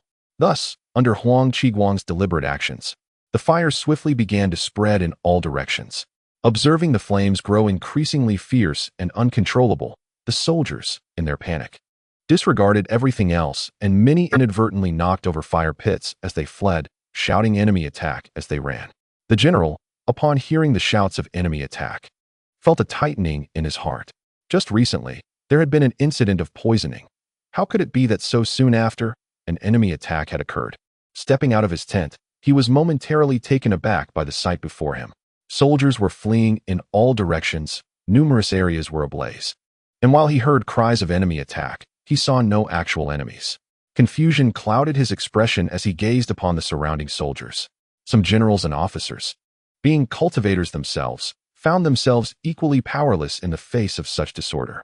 They quickly gathered their loyal soldiers to the central tent, prioritizing the safety of the general. Seeing the general's face pale as he surveyed the chaos, they too furrowed their brows, realizing that this was no enemy assault, but rather the machinations of spies from a rival nation, wreaking havoc at will. However, calming the tumultuous scene would prove to be a formidable challenge, so they remained by the general's side, awaiting his command. In a fit of rage, the general unsheathed his golden blade and struck down a fleeing soldier, bellowing, "Everyone stop!" The general, a formidable figure at the late stage of Foundation establishment, unleashed a thunderous roar that momentarily stunned the disordered soldiers. Upon witnessing the bloodied golden saber gripped in the general's hand and the pallor of his face, a chill ran through the ranks, prompting an immediate silence. Huang Qi, who had been shouting fervently, was also taken aback by the sudden bellow and quickly fell into a state of stillness. Observing the soldiers' newfound compliance, the general's expression darkened as he bellowed, "Gather around." The soldiers exchanged confused glances, uncertain of the situation. Was there not an enemy attack? However, seeing no intention from the general to confront any foe, they stood dazed. Some astute soldiers, upon hearing the general's command, felt a flicker of realization and hastily assembled towards the general's tent. Huang Qi noted the general's considerable authority and feared that his plans might be thwarted. He cautiously joined the other soldiers, standing obediently before the general's tent. The remaining soldiers, now aware of the urgency, quickly followed suit, gathering together. Chapter 90. The Massacre. As the soldiers converged, the general cast a stern glance over them before surveying the charred remnants of the tents engulfed in flames. He then roared in fury. "Who first shouted about an enemy attack? Step forward." The soldiers were momentarily taken aback, pondering the question of who had initiated the alarm. They had emerged into chaos, flames spreading wildly, and dared not remain in place, scattering in panic. Huang Qi smirked inwardly, questioning the relevance of seeking the instigator of the alarm. Who would dare admit to spreading such rumors that sowed discord among the ranks? That would be tantamount to courting death. The general, seeing no one step forth after a moment, could only imagine the seething anger within him. At that moment, a soldier timidly approached, his voice trembling. "General, several thousand of our comrades in the nearby tents have been silently slain. We were gripped by terror upon witnessing this, which prompted the cry of enemy attack." Upon hearing this, the general's countenance grew even grimmer. The realization that so many soldiers had been killed without a sound shocked him profoundly. Such an act could only be executed by extraordinary beings. It was inconceivable for mere chi-refining practitioners. Only those of similar cultivation levels to his own, Foundation establishment cultivators, could achieve such feats. It was evident that a formidable presence had infiltrated his ranks, explaining the soldiers' reactions. The general then whispered something to one of his trusted aides, who swiftly dashed toward the tent. After a brief interval, the aide returned and whispered in the general's ear. The general's expression darkened further as his fierce gaze swept over the surrounding soldiers, seeking any signs of treachery. The soldiers, feeling the weight of his scrutinizing stare, lowered their heads in terror. Huang Qi, observing their reactions, also succumbed to fear and bowed his head. Huang Qi dared not to act carelessly, for there were hundreds of cultivators present, and he firmly believed he was no match for them. It was safer to feign submission. The general bellowed, "Who dares to hide in the shadows? Step forth, if you possess any bravery. I shall ensure your dismemberment." Huang Qi regarded the general's words with disdain. Hiding in the shadows was a strategy, and only a fool would reveal themselves. He was resolute in his refusal to play the hero. The general's threats of dismemberment were empty. He lacked the ability to fulfill them. After several futile roars, the general noted the lack of response from the soldiers below, his face darkening ominously. "So, you refuse to reveal yourself? Then I shall drag you out. All soldiers below the rank of general, seek out your comrades. Any unfamiliar face, or those without a proper identification, shall be executed on the spot." Huang Qi's heart sank at these words. He realized the predicament he was in. If this old fool truly commenced a thorough search, escaping would be exceedingly difficult. He was a stranger among them. Even Li Xing might betray him. It seemed he would need to devise a means of escape. The general surveyed the soldiers with a smirk of sinister satisfaction. He was willing to take risks, preferring to wrongfully execute 1,000 than to let one slip away. He commanded his trusted soldiers and the cultivator leaders to surround everyone, ordering immediate execution for any suspicious individuals. As the generals emerged, their subordinates followed suit, and eventually, the captains made their appearance. They conferred briefly, verifying that nothing seemed amiss. Before instructing the remaining soldiers, "You shall walk past us one by one. Any unfamiliar face shall be slain on the spot." The soldiers breathed a sigh of relief. While their generals, lieutenants, and captains might not recognize them, their immediate superiors certainly would. With one soldier leading the way, they proceeded forward, one after another. Huang Qi sensed genuine trouble brewing. Though this method was clumsy and time-consuming, its accuracy was undeniable. He regretted not having eliminated Li Xing the previous night. Had he assumed Li Xing's guise, he might have managed to slip through unnoticed. Yet, he realized that his ability to change forms could only last a day. Given the scale of nearly 100,000 individuals, the search would likely take 2 or 3 days, during which he would inevitably be exposed. Feeling increasingly despondent, Huang Qi understood he was once again on the precipice of crisis.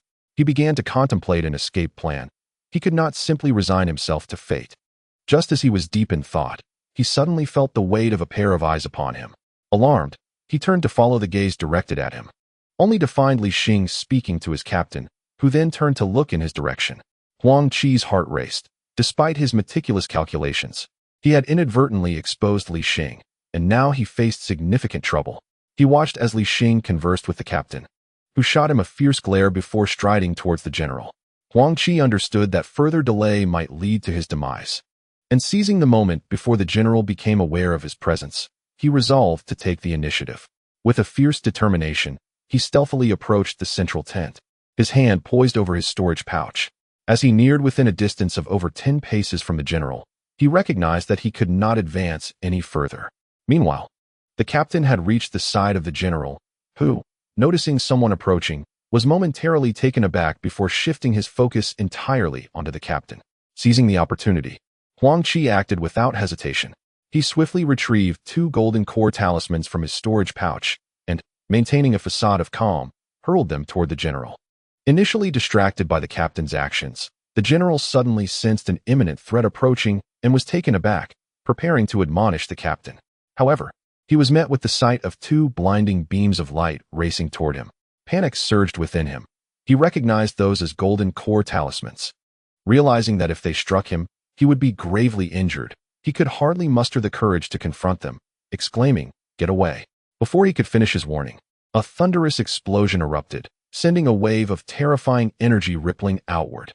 The general was caught in the maelstrom, as were several unfortunate cultivators nearby, who had no time to react.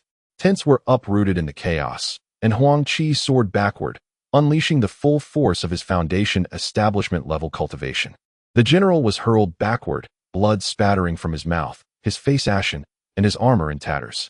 Around him, other commanders also flew backward, while many weaker cultivators perished in the turmoil. The soldiers below were thrown into disarray by the sudden explosion, abandoning all pretense of order as they turned to flee. In the midst of this chaos, no one noticed Huang Qi, who reveled in the bedlam surrounding him. With his identity now exposed, he resolved to unleash a bloody rampage and then make his escape. Huang Qi felt emboldened by the severe injury he had dealt the late-stage general. Otherwise, he would have long since fled the scene. With a flourish, he produced another talisman, casting it into the throng of people below. The area transformed into a veritable hellscape. As a cacophony of explosions ensued, the soldiers were utterly incapable of withstanding such an onslaught. Even the residual shock waves threatened their lives. Countless soldiers fell victim to the chaos, not merely due to the explosive power of Huang Qi's talismans, but also from the crushing stampede of their comrades. The scene devolved into utter chaos. The cultivators looked on in stunned disbelief, none daring to intervene against Huang Qi. He felt no need for civility. These individuals had committed numerous atrocities upon arriving in the kingdom, and their demise bore no weight upon his conscience. Huang Qi, observing the throngs of people, cast talismans into their midst. The soldiers and cultivators, paralyzed by fear, abandoned all caution and took to the skies, fleeing at the sight of him as if he were a harbinger of death. Within moments, a third of the 100,000 troops had been decimated by Huang Qi's talismans. The great general finally regained his composure, having been severely impacted by two of Huang Qi's talismans. Had it not been for his profound cultivation, he might have perished. Nevertheless, he bore considerable injuries and realized that months of recuperation would be necessary before he could engage in combat again. As he surveyed the chaotic scene, a profound shock gripped his heart. Countless soldiers lay dead or wounded, while the cultivators were either dazed or fleeing in panic. Upon witnessing Huang Qi continuing to hurl talismans from the air, he coughed up blood in a fit of rage, shouting, "Stop him! Capture him! I shall extract his soul and refine his essence." At this, the cultivators finally rallied, brandishing their spiritual weapons and charging towards Huang Qi. Huang Qi, sensing the tide had turned in his favor, felt a surge of satisfaction. This army had been effectively crippled by him. Hearing the general's frenzied cries only heightened his exhilaration. Today, he had finally avenged himself. Those who dared disrupt his nation would pay dearly. As the cultivators bore down on him, a cold smile graced Huang Qi's lips. He swiftly retrieved two superior-grade flying swords from his storage pouch and shot them towards the oncoming cultivators. The sheer number of cultivators initially emboldened them, as they focused solely on subduing Huang Qi. At that moment, the injured general bellowed, "Fall back!" Huang Qi, with a mocking laugh, prepared to make his escape. With a flick of his hand, he activated the flying swords, which erupted in a violent explosion. The cultivators were struck with terror, for the self-detonation of superior-grade swords possessed immense destructive power.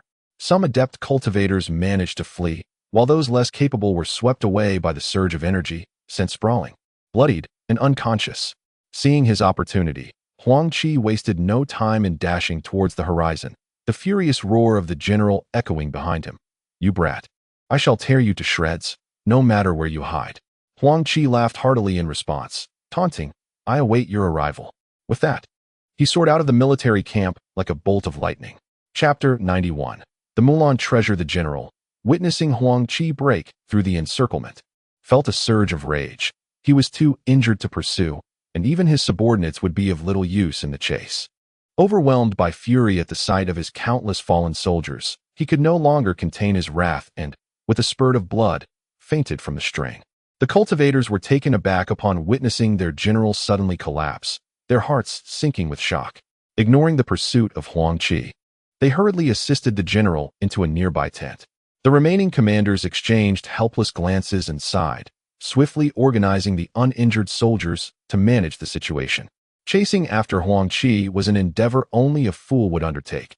A foundational cultivator armed with numerous talismans, who would be foolish enough to pursue him? It was tantamount to courting death. Although they harbored resentment for the losses Huang Qi had inflicted upon them, their own lives were far more precious. Huang Qi swiftly departed, soaring deeper into the Mulan grasslands, perplexed by the absence of any pursuit from the general. Were they truly willing to swallow this bitter defeat? Of course, Huang Qi was indifferent to their decision to forego retaliation, as it spared him the trouble. He mused that his meddling had likely spelled doom for this military contingent. To think that 100,000 troops had been rendered ineffective by him. Surely, the rewards from his sect would be substantial. Huang Qi couldn't help but feel elated at the thought. However, he soon recalled that he had squandered 2 of his precious core formation talismans, which weighed heavily on his heart. Yet, given the extraordinary circumstances, it would have been exceedingly difficult to escape without those talismans. Ultimately, sacrificing them to incapacitate an entire division was worthwhile. His spirits lifted again. After all, he possessed several core formation talismans, so using 2 was hardly a loss. Resolving to not dwell further on the matter, Huang Qi altered his course several times, confident that locating him would not be an easy task for them. After flying for 2 hours, fatigue began to set in. Prolonged flight had revealed the inadequacy of his current cultivation level. It seemed prudent to find a place to rest. As he surveyed his surroundings, he unexpectedly spotted a small village, and his heart leaped with joy as he flew toward it. Upon his arrival, the villagers were visibly shaken at the sight of a cultivator, trembling in fear. Huang Qi furrowed his brow. Was he truly that fearsome? Suddenly, he realized he was still clad in the armor of a soldier from the kingdom of Wu. Comprehending this, he smiled slightly and reassured them, "Fellow villagers, do not be alarmed. I am not a cultivator from Wu. I hail from the kingdom of Jing." With that, he removed his armor and cast it aside. The villagers, relieved by his words, watched as an elder approached, bowing respectfully and saying, "Ah, it is indeed a cultivator from Jing who has graced us. This old man regrets not welcoming you properly. Please do not hold us villagers in contempt." Huang Qi smiled gently, replying, "Do not worry, elder. I am merely weary from my travels and seek a moment of rest, along with a cup of water." The elder, feeling reassured by Huang Qi's courteous demeanor, proceeded to arrange a tent for him, offering wine and roasted lamb. Huang Qi nodded in satisfaction and waved them away. He settled into a meditative position, consumed a foundational pill, and began to recuperate. After half an hour, he opened his eyes, exhaling a breath of turbid air and nodding in contentment. His magical energy had finally been restored, allowing him to relax and enjoy his drink. At that moment, Huang Qi suddenly sensed 2 formidable presences approaching, causing him to furrow his brow slightly as he hastily concealed his own aura. Before long, 2 individuals arrived at the small village. One could hear a voice from outside proclaiming, "Esteemed elder, I humbly seek your forgiveness. We have traversed this sacred ground and come to request a cup of wine. I hope you will not take offense." Huang Qi was momentarily taken aback by these words, soon thereafter overwhelmed with joy. Was this not the very phrase the old monk often uttered? After arduous efforts to uncover the whereabouts of the Buddhist sect, he had unexpectedly encountered them here. It was indeed a case of finding a treasure where one least expected it. His heart brimmed with delight. Having just vanquished a legion, he now stumbled upon the disciples of the very sect he had longed to find. Was fortune truly smiling upon him this year? Determined not to let this chance slip by, he resolved to extract the Buddhist scriptures from them. He was resolute in ensuring they would not quietly depart from beneath his watchful gaze. Huang Qi observed as the elder led the 2 cultivators into a nearby tent, where he provided them with food and drink before taking his leave. Huang Qi frowned slightly. Why were they not speaking? Were they perhaps engaged in their meal? He shook his head. It was not uncommon for cultivators to forego food, as they were merely here to recuperate. After waiting for over half an hour, he finally heard a voice exclaim, "Fat monk, we have come to seek the Mulan treasure." Suddenly, the monk shot a glance at the other, who promptly sealed his lips. Huang Qi was taken aback. He had not misheard, had he? They seemed to be discussing the Mulan treasure. Could it be that there was some hidden treasure in the Mulan grasslands? How did these 2 know of its secrets? Was the war between Wu and Jing nations perhaps instigated by the allure of this treasure? His thoughts grew tangled, having learned of the treasure's existence. How could he resist the urge to investigate further? Moreover, the monk likely possessed Buddhist scriptures, and he would not relent in his pursuit. Judging by their cultivation levels, they appeared to be on par with him, perhaps at the mid-stage of foundation establishment. He had no fear of them, even against those who were in the latter stage.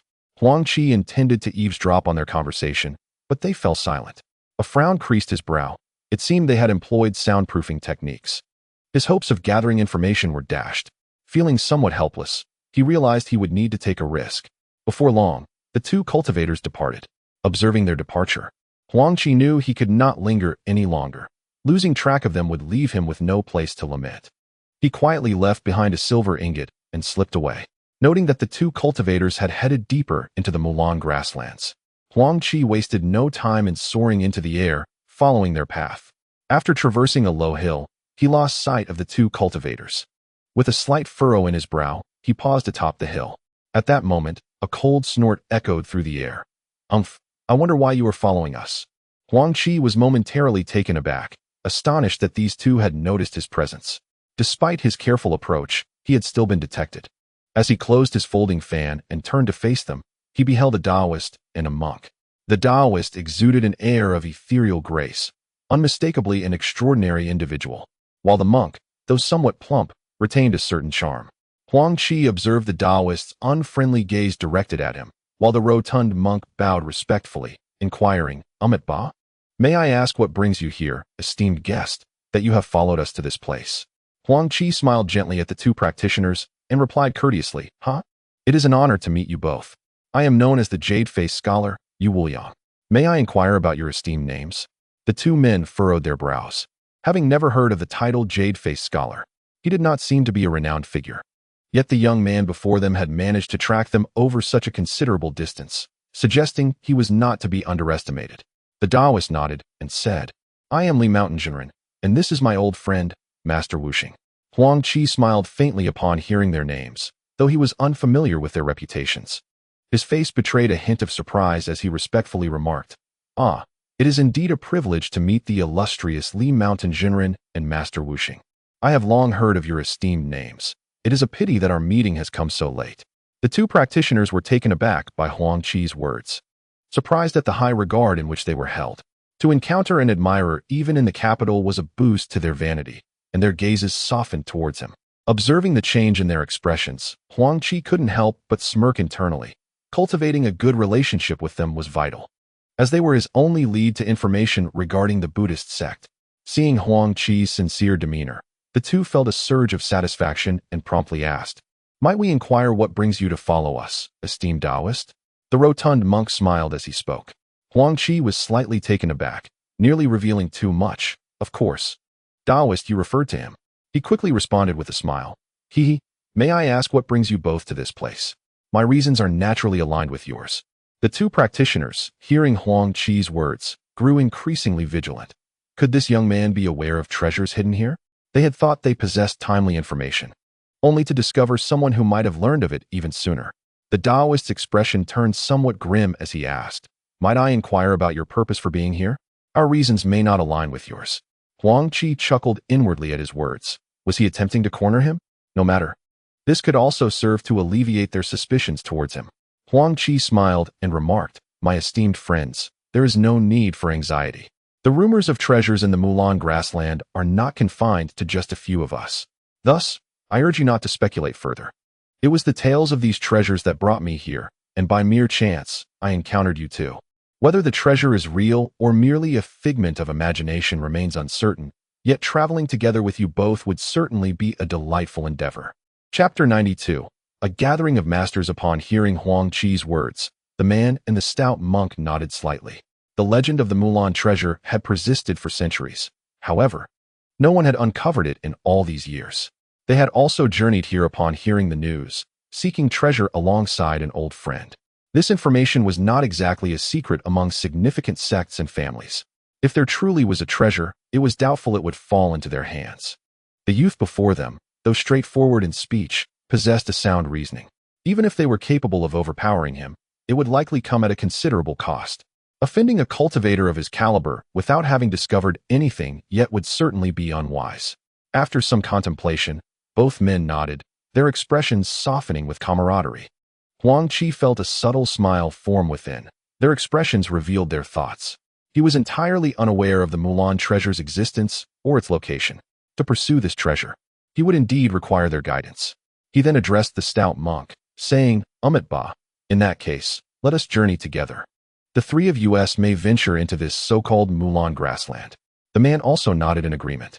Huang Qi, with a gentle smile, stepped closer to the two cultivators and expressed, in that case, I am grateful for your guidance, brothers. The two men smiled in return, and together, the trio ventured deeper into the Mulan grassland. As they walked, Huang Qi engaged them in light conversation while discreetly probing into their affiliations.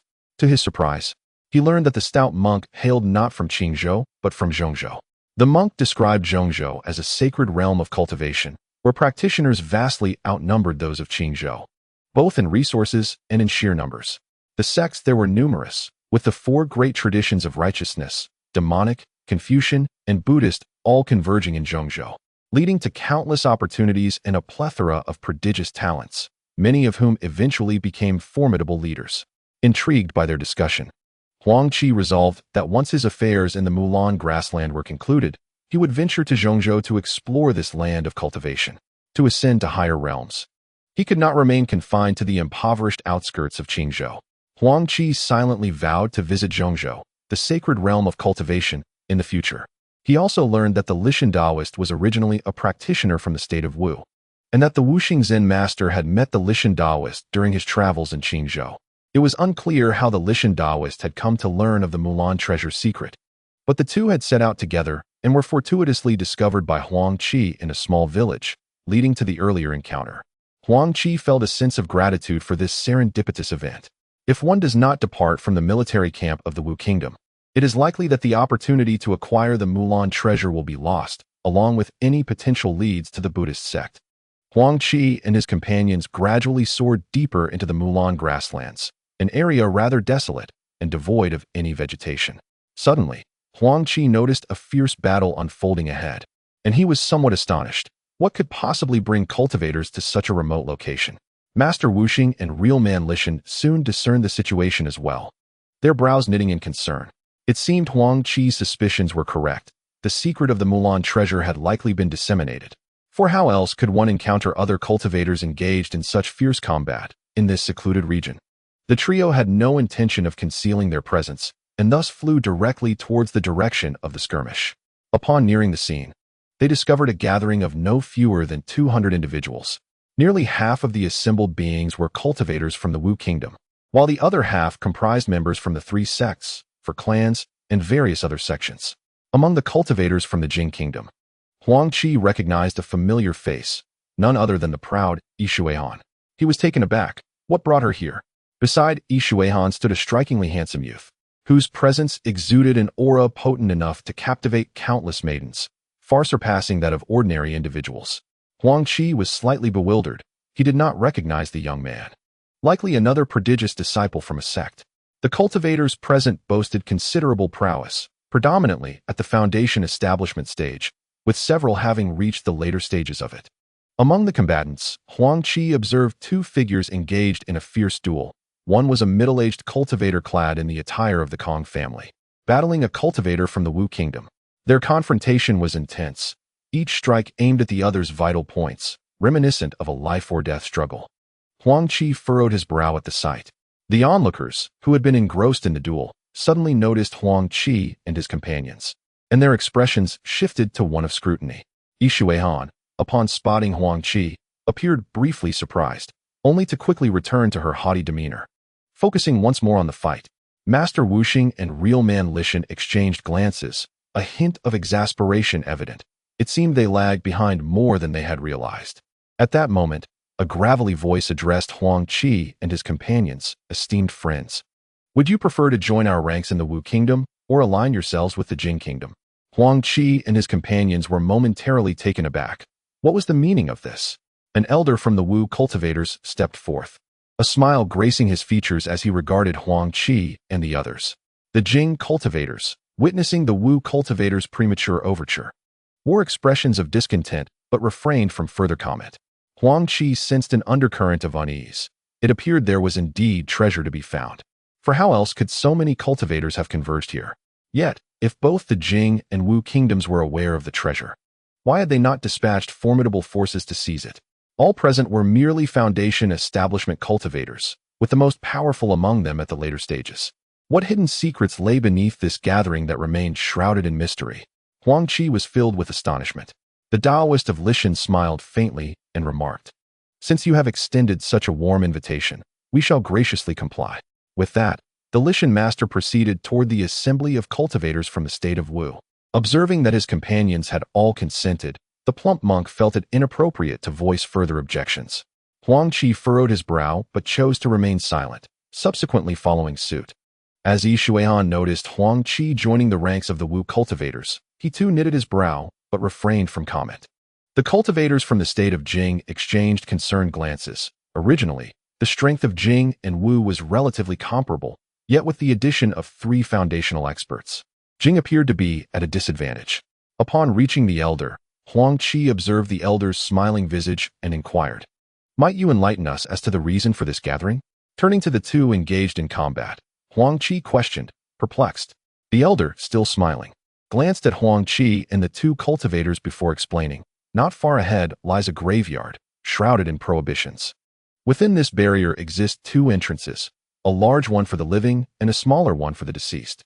We engage in combat to determine who may select an entrance first. The victors claim the larger entrance, while the vanquished must enter the smaller one."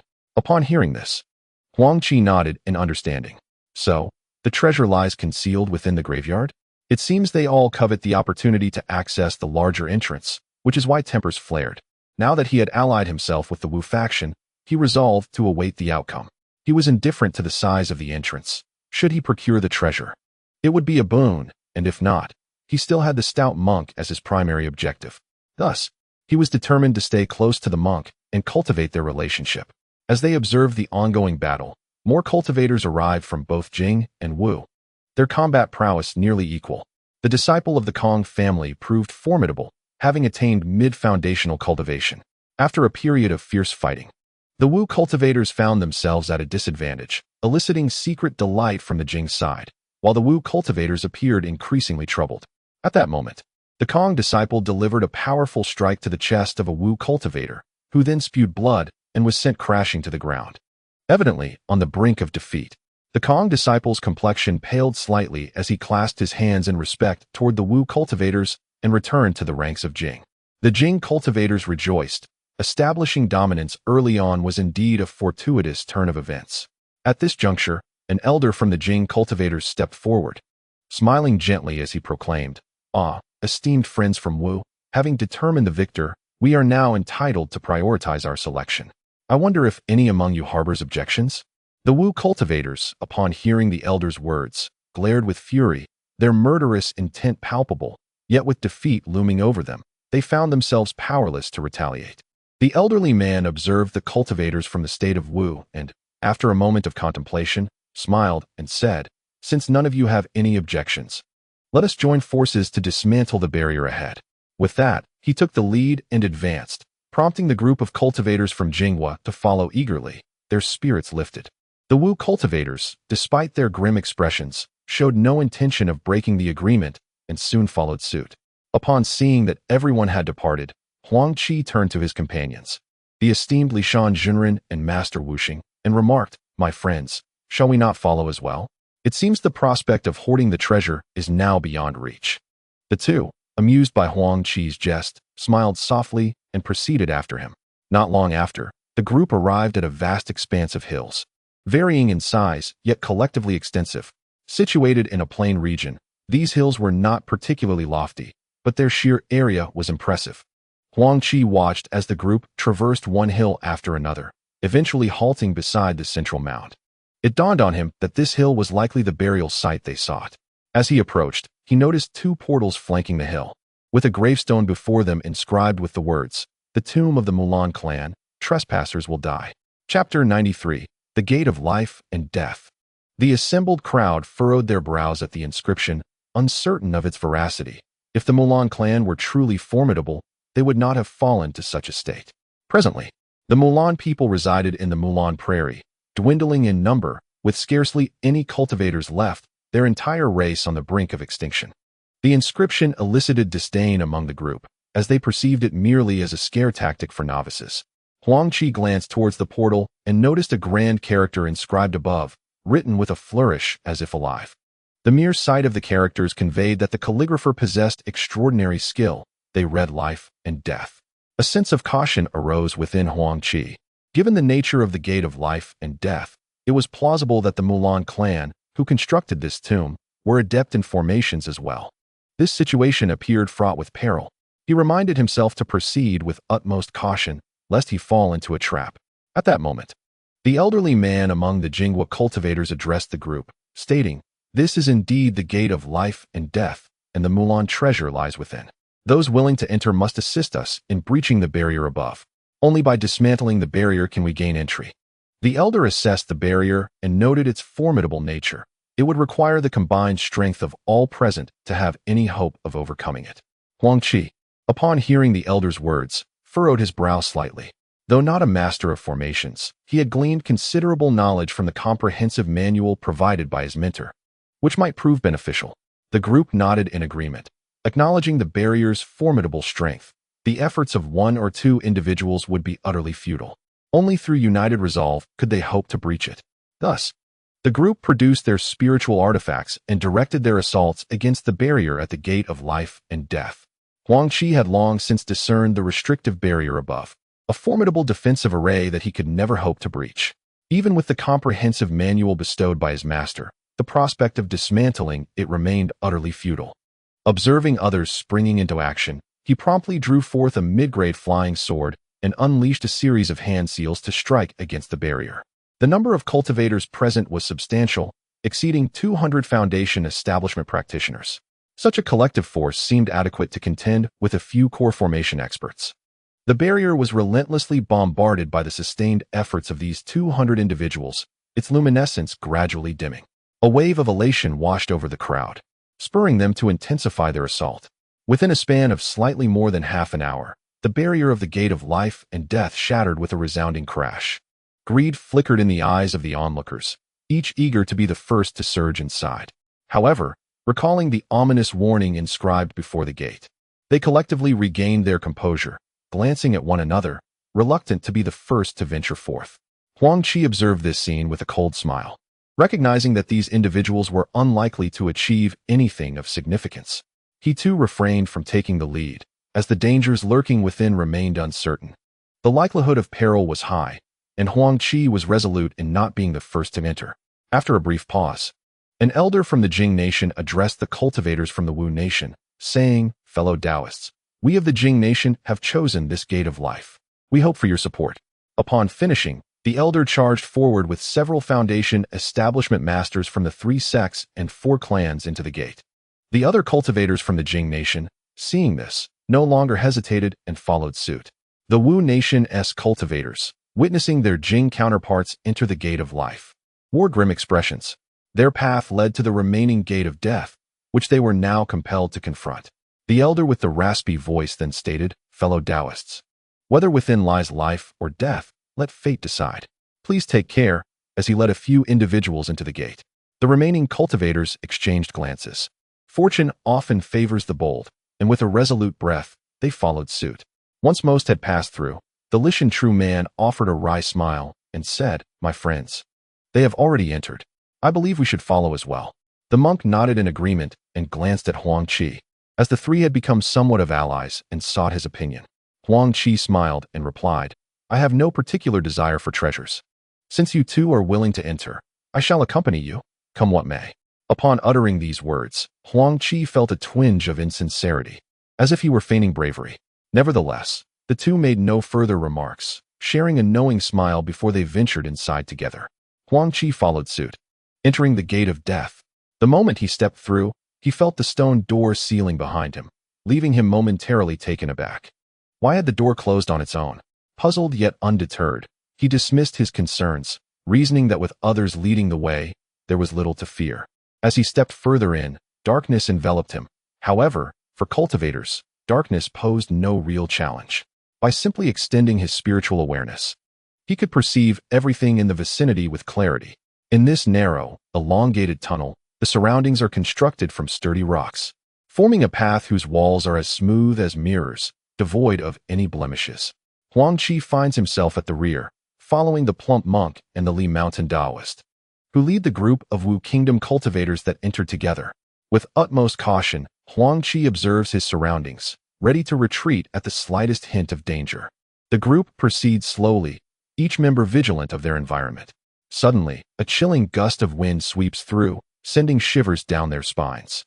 The peculiar nature of this wind prompts everyone to swiftly conjure their protective auras. Not wanting to lag behind, Huang Qi casts a crimson shield around himself. Just then, he hears a warning from the front. Be careful. He turns to see countless arrows hurtling towards them. Frowning, Huang Qi deftly shifts his footing to evade the onslaught. While some cultivators, caught off guard, find themselves in a precarious situation. Fortunately, their protective shields mitigate the threat. Otherwise, the barrage of arrows would have posed a considerable challenge. Upon realizing that these arrows are merely ordinary projectiles, a collective sigh of relief escapes the group. As they continue onward, intricate patterns gradually emerge on the stone walls ahead. Inciting curiosity, Huang Qi, captivated by the ancient and enigmatic designs, senses a strange force beckoning him to touch them. Intrigued yet cautious, he ponders their significance, noting that such patterns are absent from the compendium of skills his master provided. Unable to resist their allure, some curious cultivators reach out to caress the patterns. Finding them unusually smooth and cold, but nothing alarming surfaces. Seeing no immediate danger, many begin to explore the designs further. However, an unexpected turn of events occurs. It remains unclear who triggered it, but the tunnel begins to tremble slightly. Bewildered, the group questions the oddity of their surroundings. To their astonishment, silhouettes gradually materialize where the patterns had appeared. The bizarre scene leaves them astonished, and before they can react, these forms launch an assault. Huang Qi hears a warning. This is bad. Do not touch the patterns anymore. They can summon puppets. The speaker immediately retaliates against the attacking puppets. Huang Qi observes as the figures engage in combat with the cultivators, noting that these puppets are of a lower tier, resembling early-stage first-level entities. A hint of concern crosses his brow as he acknowledges the strangeness of the situation. As one puppet lunges at him, Huang Qi responds with a decisive palm strike. The puppet, indifferent to its fate, meets his attack head-on. With a slight smile, Huang Qi's palm connects with the puppet, sending it hurtling against the wall, where it vanishes from sight. Huang Qi stared in astonishment at the spot where the puppet had vanished, when suddenly another first-tier puppet sprang forth from that very location. A sense of frustration welled up within him. What on earth was happening? No longer choosing to send the puppet flying, he swiftly struck his storage pouch, producing a mid-grade flying sword, which he then brought down upon the puppet's head. The puppet, however, made no attempt to evade. With a resounding crack, it split into two pieces, devoid of any spirit, and lay still. Huang Qi let out a slight sigh of relief. If these puppets could revive, it would indeed pose a significant problem.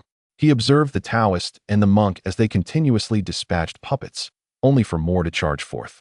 Huang Qi hastily implored, "Brothers, wield your magical artifacts to slay these puppets, or they shall never be vanquished." Upon hearing his words, the two men reacted promptly. The Taoist produced a flying sword, while the monk brandished a wooden fish. With a single stroke, the Taoist cleaved the puppet in two, rendering it lifeless.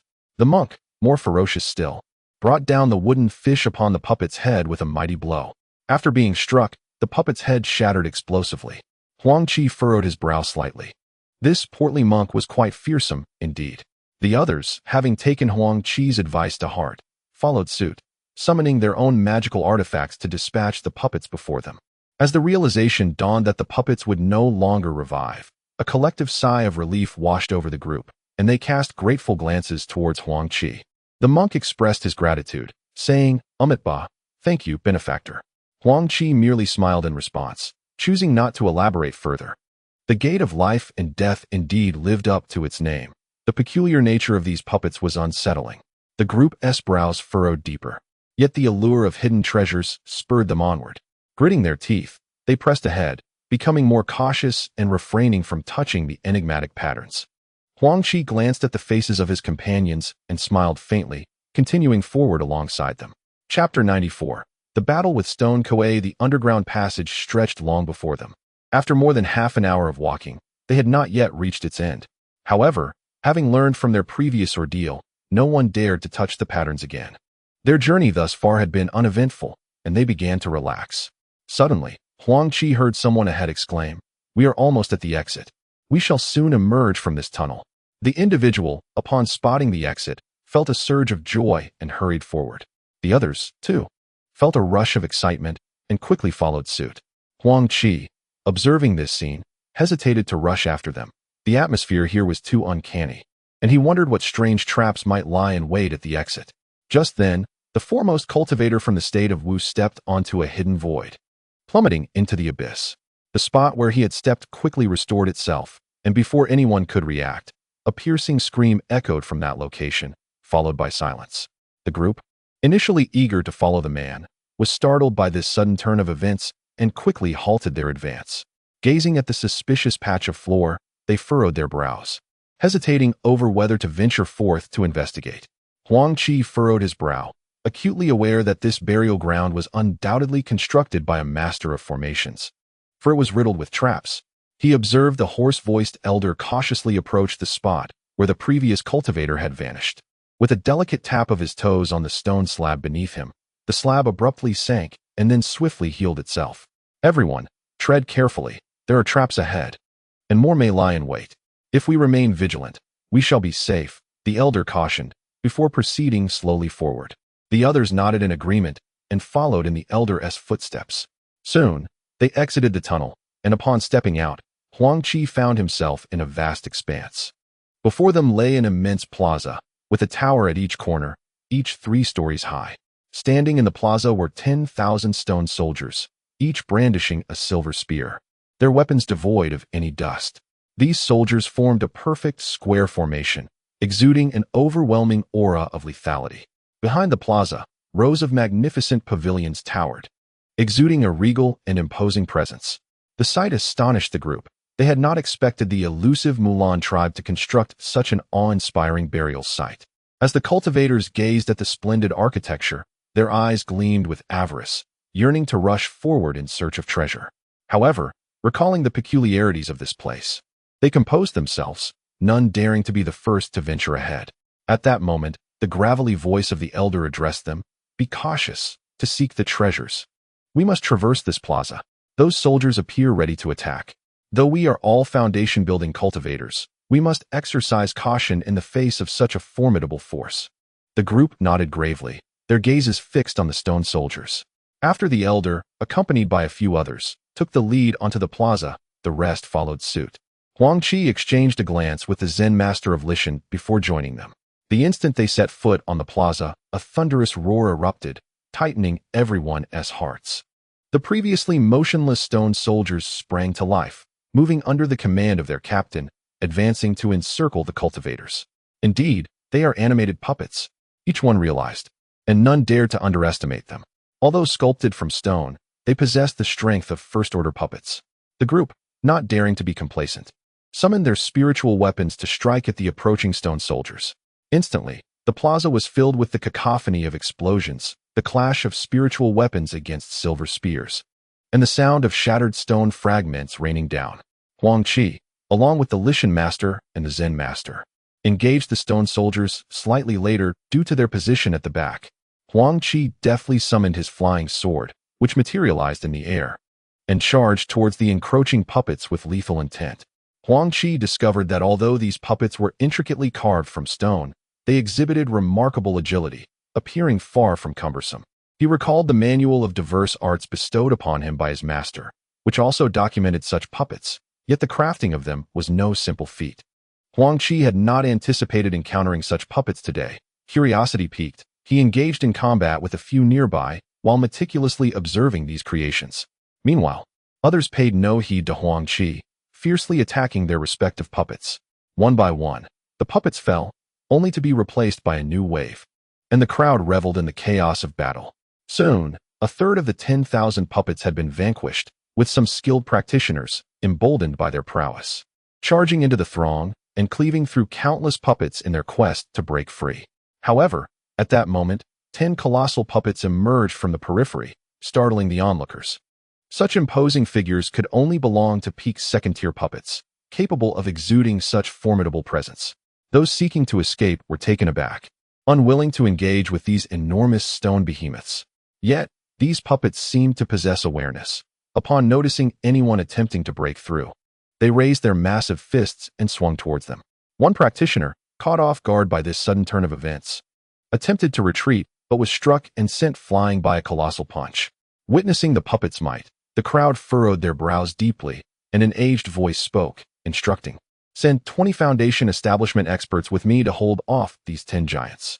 With that, the elder soared into the air, charging toward the formidable figures. Subsequently, 20 cultivators from the Wu Kingdom were dispatched to assist. Huang Qi, however, had no intention of joining the fray. He deemed it safer and less taxing to continue battling the smaller puppets. After an hour of relentless combat, the crowd finally eradicated the 10,000 puppets. Their faces pale from the exertion, clearly indicating significant depletion of their spiritual energy. Some less adept cultivators even sustained injuries. Their pallor intensified. Huang Qi, appearing somewhat disheveled, was merely feigning. Despite being at the early stage of Foundation establishment, his dantian was notably larger than average, affording him greater reserves of spiritual energy. Thus, he was reluctant to engage in such thankless endeavors. Given the peculiar circumstances, it was prudent to hold back, so he pretended to be exhausted and sat down to recuperate. Those with commendable cultivation promptly joined the assault on the peak second-tier puppets, and through their combined efforts, they ultimately shattered the 10 puppets into fragments. Only then did they hastily settle down to rest. After half an hour, the group rose, and the elder proposed, "There are numerous pavilions here. Why don't we split up to search for treasures? Let us reconvene at the Grand Hall afterward. What do you all think?" As the elder's words resonated, the crowd, comprising just over 100 individuals, nodded in agreement. The notion of splitting into smaller groups to seek the treasure felt fair. Whoever discovered the precious artifact would rightfully claim it. Ultimately, the most significant treasure was likely nestled within the grandest palace, making it a practical choice for gathering together in search of riches. Eager anticipation stirred within them, and before the elder could finish speaking, several individuals had already darted towards the distant towers. The elder, unbothered, joined a few acquaintances and proceeded towards the towers. Huang Qi, observing this, smiled faintly and addressed his companions. "Brothers, would you prefer to hunt for treasure independently, or shall we embark on this quest together?" The Lishan Taoist furrowed his brow slightly as he glanced at Master Wuxing. The latter, with a gentle smile, replied, "Ba, since the benefactor wishes to join us in this treasure hunt, we are more than willing. After all, we have become friends, and it would be wise to stay together, especially with some unscrupulous individuals lurking about. Let us proceed as a group." Huang Qi nodded with a slight smile. The treasure was secondary. Ensuring the safety of the portly monk was of utmost importance. The Lishan Taoist, in agreement with the monk's words, also nodded. The trio then set off in a determined direction, swiftly departing from the area. Upon reaching a tower, they found it devoid of other cultivators. The three scrutinized their surroundings, but detected no traps. The Lishan Taoist smiled lightly and remarked, "It seems there are no treasures here. Since we are already here, let us venture inside." Huang Qi and Master Wuxing nodded in accord, and together they pushed the door open. Inside, their expressions shifted to mild discontent. It was plainly a lady's chamber, furnished with a bed and 2 tables. One was adorned with mirrors and feminine trinkets, appearing rather mundane. The other table housed a tea set, with little else to offer. Huang Qi frowned slightly, approaching the table to pick up a bracelet belonging to a woman. It was not a spiritual artifact, but rather of an unusual material, not crafted from gold or silver, yet it seemed quite ordinary. Upon closer inspection, he discovered it bore the inscription Mulan Rongyua, leaving him somewhat speechless. The Lishan Taoist and Master Wuxing noticed the item in Huang Qi's hand but, recognizing its lack of spiritual essence, regarded it with indifference. They exchanged smiles and said, "Since our brother has taken a liking to this ornament, we shall not contest with him." Huang Qi, amused by their teasing, chuckled helplessly and stowed the bracelet in his storage bag. After a brief exchange of glances, they departed from the chamber. Huang Qi swept his consciousness around, but found nothing of interest, subsequently leaving the tower. Chapter 95. Gold, Silver, and Jewels. As they journeyed onwards, Huang Qi and his companions felt increasingly disheartened. The towers they had explored yielded little of value, merely an array of ordinary worldly possessions in scant supply. The group found the experience rather dull and decided against entering the smaller towers, opting instead to investigate only the larger edifices in hopes of discovering something worthwhile. As they reached the end, they chose not to enter even the larger pavilions, for the items utilized by the cultivators within were exceedingly scarce, predominantly comprising objects meant for mundane use, rendering them utterly useless to Huang Qi and his companions. Feeling somewhat disheartened, they made their way towards the central hall. Upon arrival, Huang Qi observed that many individuals had already gathered there, each wearing a rather unsightly expression, evidently having encountered similar disappointments as Huang Qi and his friends. They stood around, enveloped in their own discontent. Exchanging glances, Huang Qi and his companions could not help but share a rueful smile. It seemed that the Mulan treasure truly lived up to its reputation of being a mere illusion, and their journey here had been a significant loss. In Chapter 96, Ambushed, Huang Qi's attention was piqued by someone's remark, yet he refrained from hastily following. The horse elder and the elder from Jinghua proceeded forward, their faces alight with surprise as they gazed at the wall ahead. The crowd gathered, eagerly anticipating the shattering of the wall to unveil its secrets. The horse elder approached and gently tapped the stone wall, then proclaimed, "Fellow friends, let us unite our strength to break through this stone wall and discover what lies within." Upon finishing his words, he struck the wall with great force, resulting in a resounding crash as a substantial hole was created, emitting a dazzling light. The onlookers were filled with exhilaration, and without hesitation, they extended their hands to deliver their own blows. With a thunderous roar, the stone wall crumbled, revealing the majestic sight of 18 intricately carved Mulan generals, each adorned with a suspended emblem before them. In Chapter 97, Heavy Losses, the crowd, engaged in combat with the vengeful puppets, was startled by this unexpected turn of events.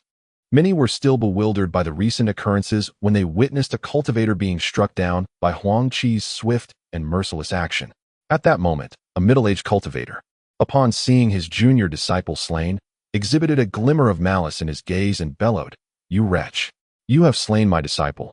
I shall ensure your demise." As he spoke, he lunged at Huang Qi with a sword strike. Upon observing this, Huang Qi's expression darkened. The assailant was a mid-stage foundation establishment cultivator. Yet Huang Qi felt no fear. If the man sought death, Huang Qi would gladly oblige, serving as a warning to those who dared to target him. Just as he prepared to retaliate, the hoarse-voiced elder interjected, "Stop." In an instant, he appeared beside the attacking cultivator and forcefully repelled him. The assailant's eyes flickered with conflict before he gradually regained his composure. In Chapter 98, Transaction, Huang Qi felt a slight dizziness, his body unsteady as he swayed. Once he regained his balance and gradually recovered from his disorientation, he finally opened his eyes. To his astonishment, he found himself no longer in the grand hall. Instead, what greeted his sight was a vast lake, crystal clear and revealing the fish swimming freely within its depths. Surrounding the lake were flourishing flowers and trees, the vegetation thriving abundantly. In front of the lake stood a pavilion exquisitely carved from large blocks of jade, seamlessly integrated into the landscape, presenting an extraordinarily picturesque scene. As I gazed towards the rear, I beheld a series of artificial mountains, amidst which stood magnificent pavilions and towers, truly a sight of splendor. Huang Qi felt a tinge of astonishment. The place he had arrived at resembled a realm of celestial beauty. He took a moment to savor the essence of the air, filled with the vitality of heaven and earth, and his heart swelled with joy. Chapter 99. The inheritance of Mulan. Huang Qi was somewhat perplexed, meticulously observing the elder's every movement in hopes of discerning some clue. Alas, with his current state, it was impossible for him to glean any insight. The elder, noticing Huang Qi's demeanor, smiled gently and remarked, "Young friend, you may wonder why I do not venture forth myself to seek a worthy disciple. Am I right?" Huang Qi, slightly embarrassed by the elder's words, offered a sheepish smile and scratched his head. The elder paid no mind to Huang Qi's bashfulness and sighed deeply, saying, "This place is but a fragmented space, discovered by my third-generation ancestor, Mulan Rongyue, who utilized divine powers to seal this broken realm. Anyone who possesses the purple-winged palace bracelet you hold can be teleported to this space by placing it within the corresponding array." Huang Qi was taken aback, realizing that this bracelet was indeed the key for long-distance transportation. Chapter 100. Foundation Establishment. Mid-stage, Huang Qi released Xiao Bai, who who had been cooped up for the past 2 days and was clearly agitated. Upon emerging, Xiao Bai screeched and flailed, expressing its anger. However, upon witnessing the surrounding environment, it instantly perked up, forgetting its grievances and joyfully scampering off to play. Huang Qi, observing Xiao Bai's antics, felt a sense of exasperation. This creature was rather single-minded. Watching Xiao Bai frolic alone, he felt no concern. This space was devoid of inhabitants, ensuring Xiao Bai's safety. Currently, Huang Qi was preoccupied, having just acquired the legacy of the Mulan clan. These treasures were of immense significance to him. He had no intention of delaying his cultivation. With the abundance of spiritual energy here, and not yet having discovered a means of departure, he resolved to diligently practice. His family was safe, and he had no immediate worries. Chapter 101. Disdain. The elder stepped into the treasure pavilion, and without hesitation, Huang Qi followed suit. Xiao Bai, upon seeing the plethora of treasures, was captivated, unlike Huang Qi, who maintained his composure. The little creature darted inside, eagerly approaching the spiritual stones to greedily absorb their essence. The elder observed this with a wry smile. It seemed that attracted like, and even a beast could exhibit such tendencies, hinting that Huang Qi might not be a paragon of virtue either. As Huang Qi entered, he began to survey his surroundings. This inspection nearly caused his heart to cease its rhythm. The treasures within were beyond count, all of exceptional quality. The puppets alone exuded a formidable aura, leaving Huang Qi to ponder the sheer strength they must possess. Several puppets bore the marks of restrictive talismans, clearly indicating that these puppets had likely attained a certain level of sentience. In Chapter 102, Departure, as Huang Qi approached the restricted puppet, its face twitched, prompting an elderly figure to swiftly interpose himself before Huang Qi, obstructing his path. With a somewhat grim expression, he admonished, "You cannot take that puppet." Huang Qi, perplexed by the elder's discontented demeanor, inquired, "Does your word hold no weight, esteemed elder? You had promised me 3 treasures." The elder's countenance flickered with hesitation, his heart heavy with regret. Each puppet was a priceless artifact, and the loss of even one would inflict significant damage upon the Mulan clan. He resolutely resolved that Huang Qi must not be permitted to acquire the puppet. Observing the elder's unyielding stance, Huang Qi sighed, feeling increasingly troubled. He had long coveted that particular puppet, and now being denied its acquisition left him quite vexed. The elder then remarked, "It is not that I wish to prevent you from taking it, but rather that if you do, it." In Chapter 103, Art of Immortals Palace, Huang Qi arrived at the eastern street of Guangling City, a bustling area known for its defensive market. His purpose for visiting this locale was to procure a comprehensive map of the Wu Kingdom, facilitating his forthcoming endeavors. The scale of the market was considerable, with an abundance of shops lining the streets. Huang Qi felt a surge of excitement at the sight of so many establishments, each brimming with enticing goods. He was tempted to indulge in purchases. However, given his identity as a citizen of the Jing Kingdom, he understood the necessity of maintaining a low profile. Upon locating a sizable trading house, he entered, only to be met by a disdainful glance from a servant girl, who perceived him to be a mere idle rich youth accompanied by a monkey. Displaying a lack of enthusiasm, she addressed him in a cool tone. "What can I assist you with, young sir?" In Chapter 104, Bait, Huang Qi observed 5 cultivators, 4 men and 1 woman, emerging from a nearby hillside, brandishing swords as they charged toward an unsuspecting convoy. The sudden onslaught startled the convoy's members, inciting chaos as some shouted, "Enemy attack! Defend yourselves!" The leader of the convoy, a mid-stage Foundation establishment cultivator, regarded the assailants with a cold smirk. Calmly, he retrieved a wolf-tooth club from his storage bag, took to the air, and declared, "Remnants of the Jing Kingdom, prepare to meet your end." With that, the Wu Kingdom cultivator led the charge. Huang Qi, momentarily taken aback by the unexpected turn of events, was at a loss for words. It appeared that someone had come to disrupt the commerce. Meanwhile, Xiao Bai, initially eager to display its ferocity before Huang Qi, was thwarted by the interruption. In Chapter 105, 2 dead, 3 injured, Huang Qi's expression grew grave. Faced with the 5 formidable Foundation establishment experts, he realized that escaping was indeed a viable option. However, assisting the members of the Shangwan family in their escape seems to be an exceedingly arduous task. As for the talisman bestowed by Huang Qi, he has steadfastly refused to employ it. "This crisis is one that I can somewhat manage on my own." The fate of these few practitioners from Jinghua now rests solely upon their own luck. I have already warned them about the approaching aid from the Wu nation's convoy. Yet they have failed to seize the opportunity to flee. I find myself at a loss, for I am quite reluctant to waste the talisman Huang Qi has provided, which I would never use unless in dire straits. Whether they survive today hinges on their own fortune, as Huang Qi exhibits no intention of intervening, calmly observing the 5 late-stage Foundation establishment practitioners before him. The expressions of the Shangguan family disciples are ashen. Their highest cultivation level is that of the recently fallen practitioner, while the others are merely at the early stage of Foundation establishment. How could they possibly contend? Chapter 106. Infiltrating the 8 Immortals Palace at this moment. Only 3 of the 5 friends of Meishan remain. These 3 gaze at the deceased 4th brother and 5th sister. Their faces a pale shade of fury directed at Huang Qi, wishing they could devour him whole to assuage their pent-up rage. Xiao Bai swiftly ascends to Huang Qi's shoulder, watching the 3 from Meishan with wariness. Huang Qi wipes the blood from his hands, smiling as he regards the trio, and then slowly approaches the members of the Shangguan family. The Meishan trio, seeing that Huang Qi shows no intent to strike, are filled with confusion. Having just witnessed his formidable abilities, they realize they have indeed encountered an iron wall today, compounded by the presence of a fearsome monkey. The members of the Shangguan family are equally perplexed. Given the current favorable circumstances, why does Huang Qi refrain from taking action? Without his intervention to restrain the other 2, despite their numbers, they find themselves only capable of fleeing. Shangguan Hongyan's gaze is filled with uncertainty.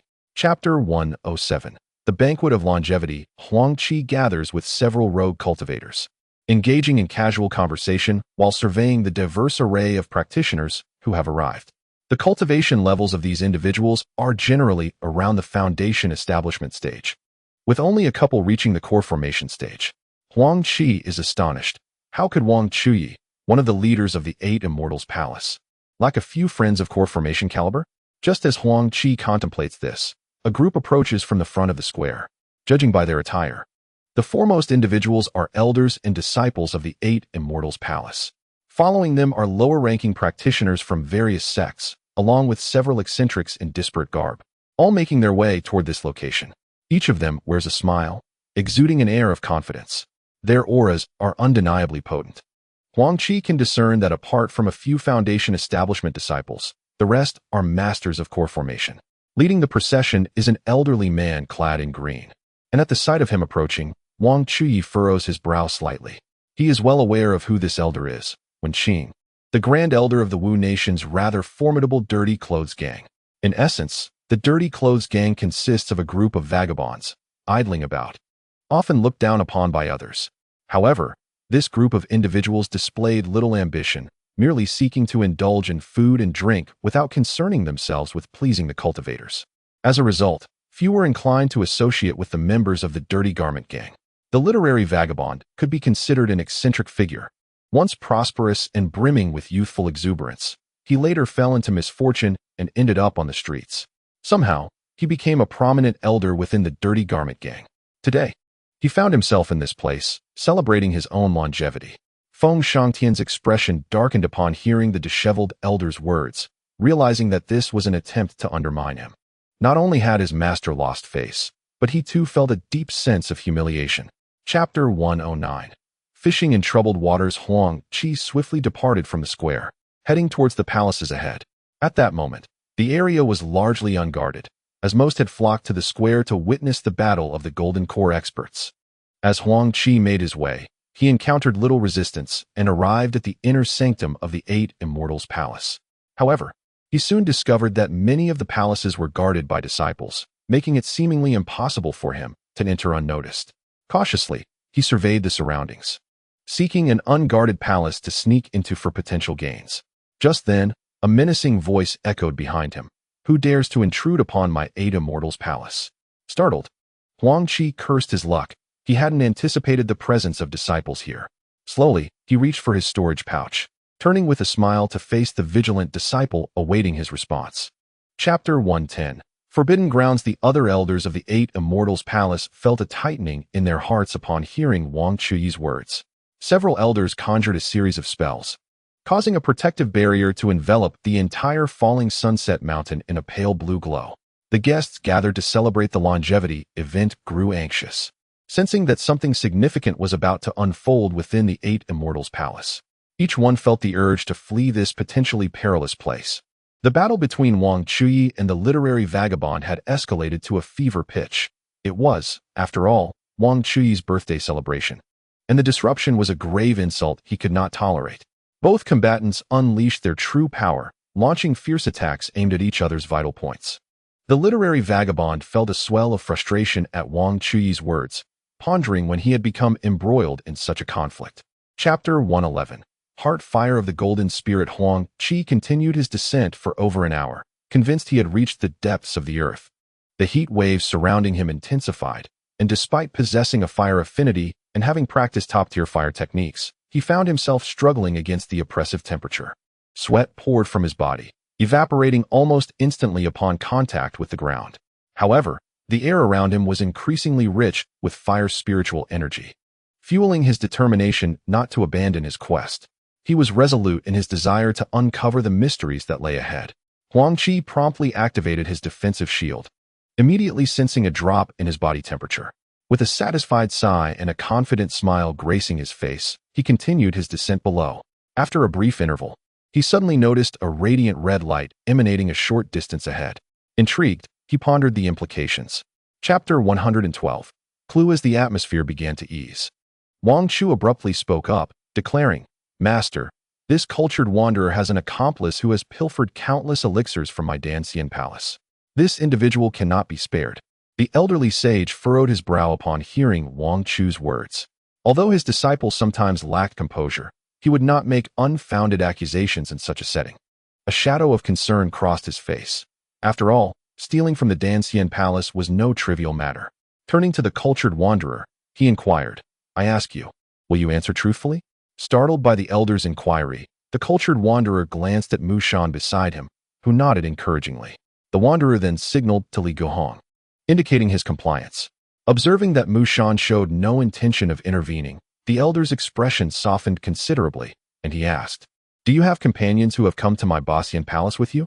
Chapter 113. Mastering the Heavens. Haha, such a bold lad. "I have high hopes for you," the elder remarked.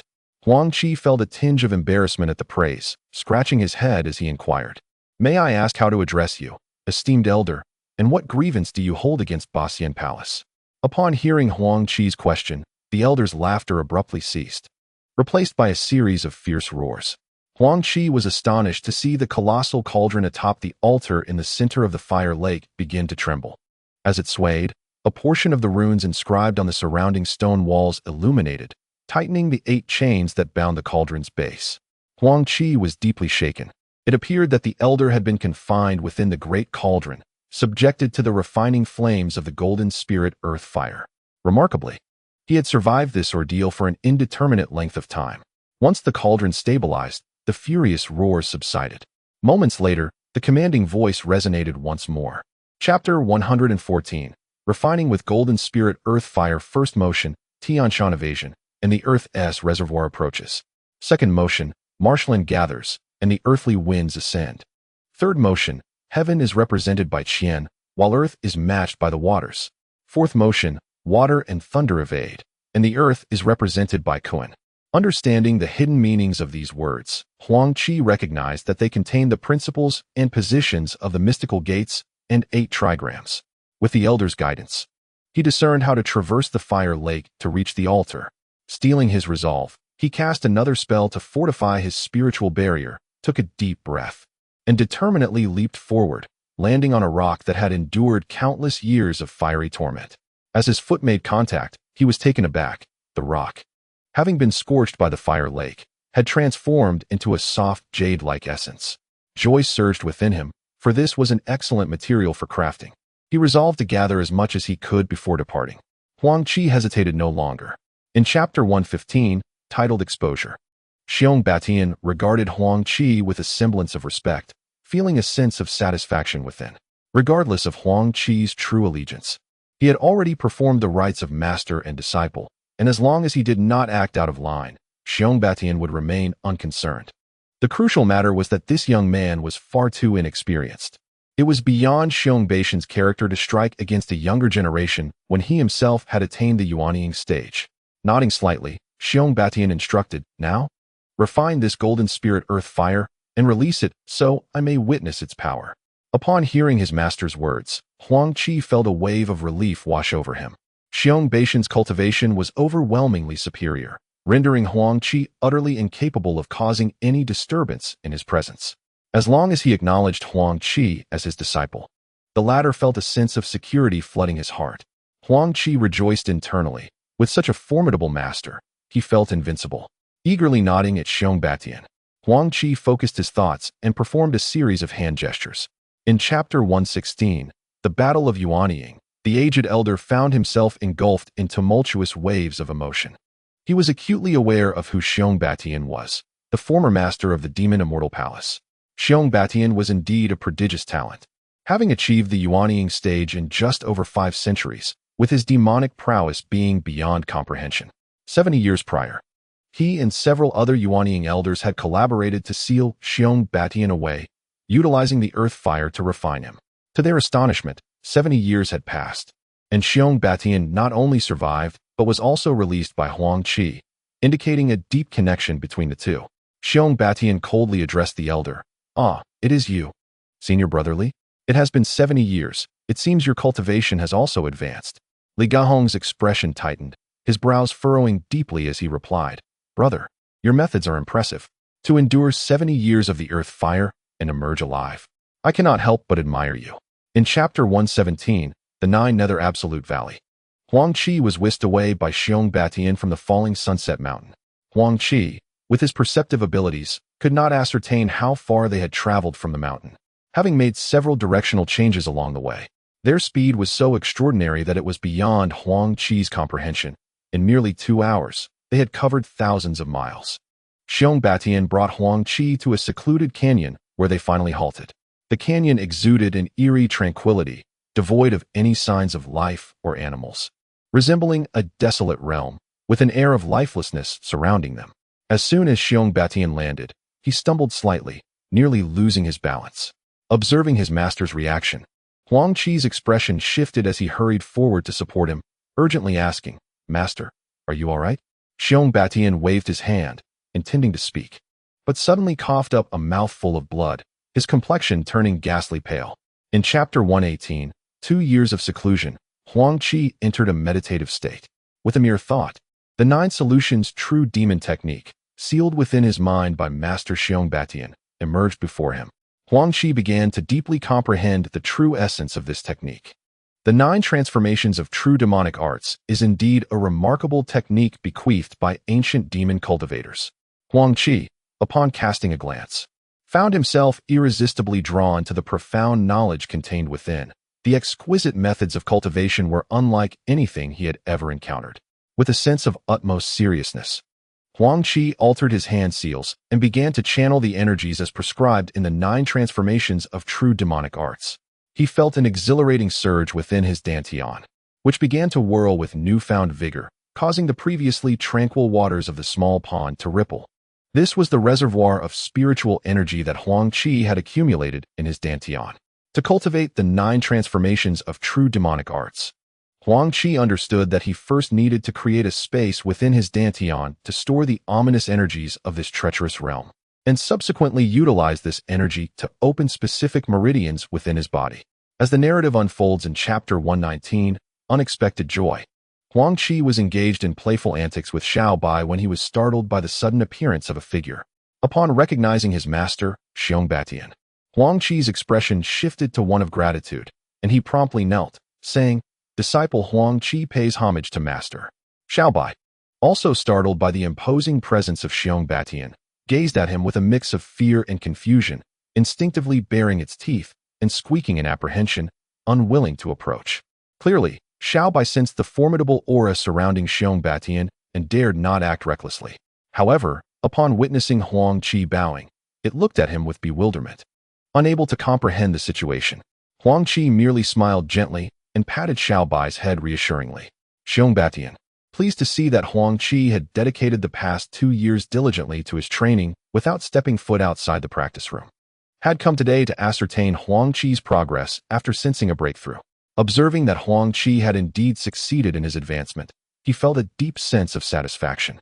In Chapter 120, Banquet of the Merchant Caravan, Huang Qi, upon hearing the attendant's words, showed no hesitation and casually tossed 500 taels of silver to him.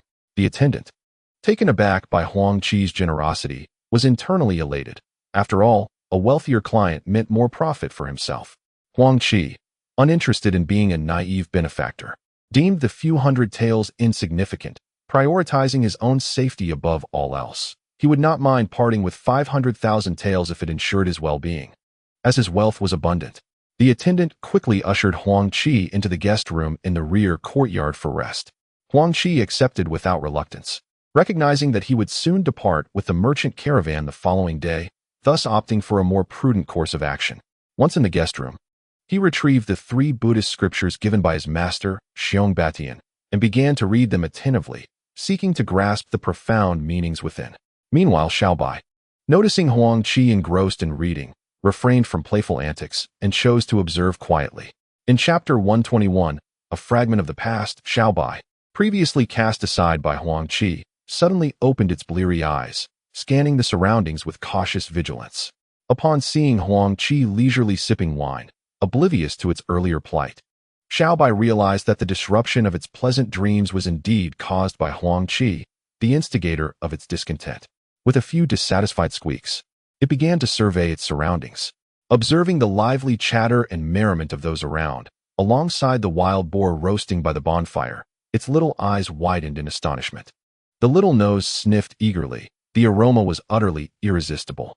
Without regard for whether Huang Qi agreed, it leaped towards the roasted wild boar by the campfire, squatting down and squeaking as if inquiring whether it was fully cooked. As the crowd enjoyed their drinks and conversation, they suddenly spotted an adorable monkey eyeing the wild boar with undisguised longing, prompting smiles all around.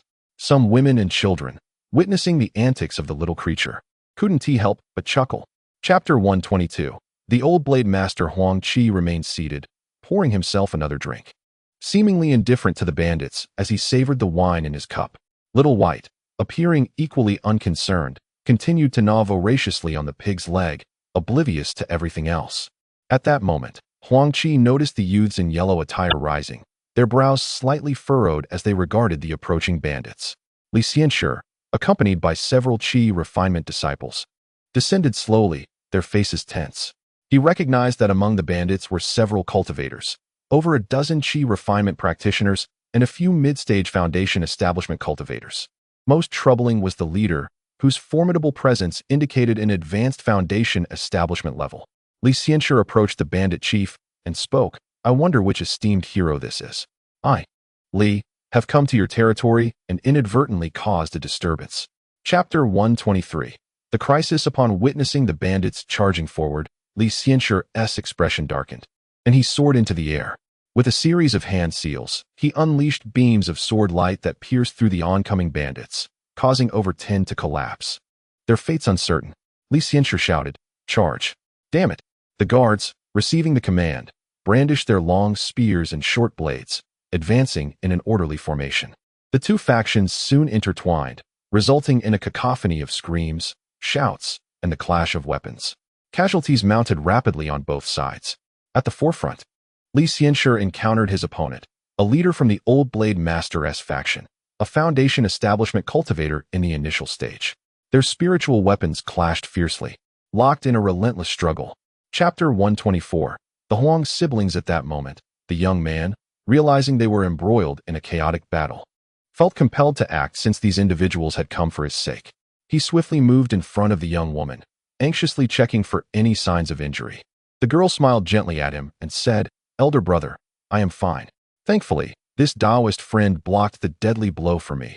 Otherwise, I would never see you again." Her expression was one of profound gratitude towards Huang Qi. The young man, witnessing Huang Qi's timely intervention to save his sister, was astounded. He had not anticipated that this seemingly privileged youth was a deeply concealed master. Regardless of the stranger's motives, he had indeed saved his sister's life, and at that moment, he resolved never to repay kindness with enmity. The young lad bowed respectfully to Huang Qi, expressing his heartfelt gratitude. My sister and I are deeply indebted to you for saving our lives. Once we have repelled this band of marauders, we would be honored to share a drink with you." Huang Qi smiled faintly and nodded in agreement. Chapter 125. The Huang family of Zhongzhou. However, Huang Yiming was acutely aware of the immense pressure he faced in Zhongzhou. Observing the young boy's proud demeanor filled him with envy. At that moment, Xiao Bai, noticing the two had approached Huang Qi, ceased his previous antics. Feeling overlooked as the two joined Huang Qi for a drink, Xiao Bai hastily placed the half-eaten wild boar on the table and began chattering excitedly to the siblings, clearly offering them a share of his meal. Huang Qi found Xiao Bai's actions both amusing and exasperating. Truly, a beast is a beast. After devouring it so thoroughly, how could anyone else partake? Huang Yiming, observing Xiao Bai's antics, could only smile in bemusement. Huang Ruiyu, charmed by the creature, reached out to pet Xiao Bai, who, noticing the beautiful girl, did not shy away but instead appeared to relish the attention, eliciting laughter from Huang Ruiyu. Chapter 126. Discovery. The Huang siblings conversed with Huang Qi outside the carriage, while Xiao Bai, who had been sound asleep, abruptly opened his eyes. With a groggy gaze, he glanced at Huang Qi before turning to the outside of the carriage, and suddenly leaped down. Huang Qi could only shake his head in amused exasperation. Xiao Bai had grown quite familiar with Huang Ruiyu, often visiting her to indulge in food and drink. Naturally, Huang Ruiyu adored the charming little creature, and their bond blossomed with each passing day. Huang Qi felt helpless, watching as this little companion spent its days frolicking with the girl, almost as if it were on the verge of betrayal. With a wry smile, Huang Qi descended from the carriage, only to find Xiao Bai joyfully playing in the girl's embrace. He shot a playful glare at Xiao Bai before smiling and saying, "Since Brother Huang has so graciously extended the invitation, I shall gladly accept." Chapter 127. Huang Qi's strength. Huang Qi broke away from the merchant convoy and fled toward the direction of Jinghua. Fortunately, with the map of Wu State in hand, he was not lost. However, he was acutely aware that his identity had been exposed, and soon, pursuers would be on his trail. He needed to devise a plan to evade them. Flying at great speed, he altered his course several times. Knowing that the 8 Immortals Hall would undoubtedly be waiting to ambush him on the road back to Jinghua, he realized he must change his appearance. Quickly, he stored Xiao Bai in his spirit beast pouch, for the little white ape had become his signature companion. Many were aware of his presence. After flying several hundred miles, he felt the significant drain on his spiritual energy and recognized that he needed to rest.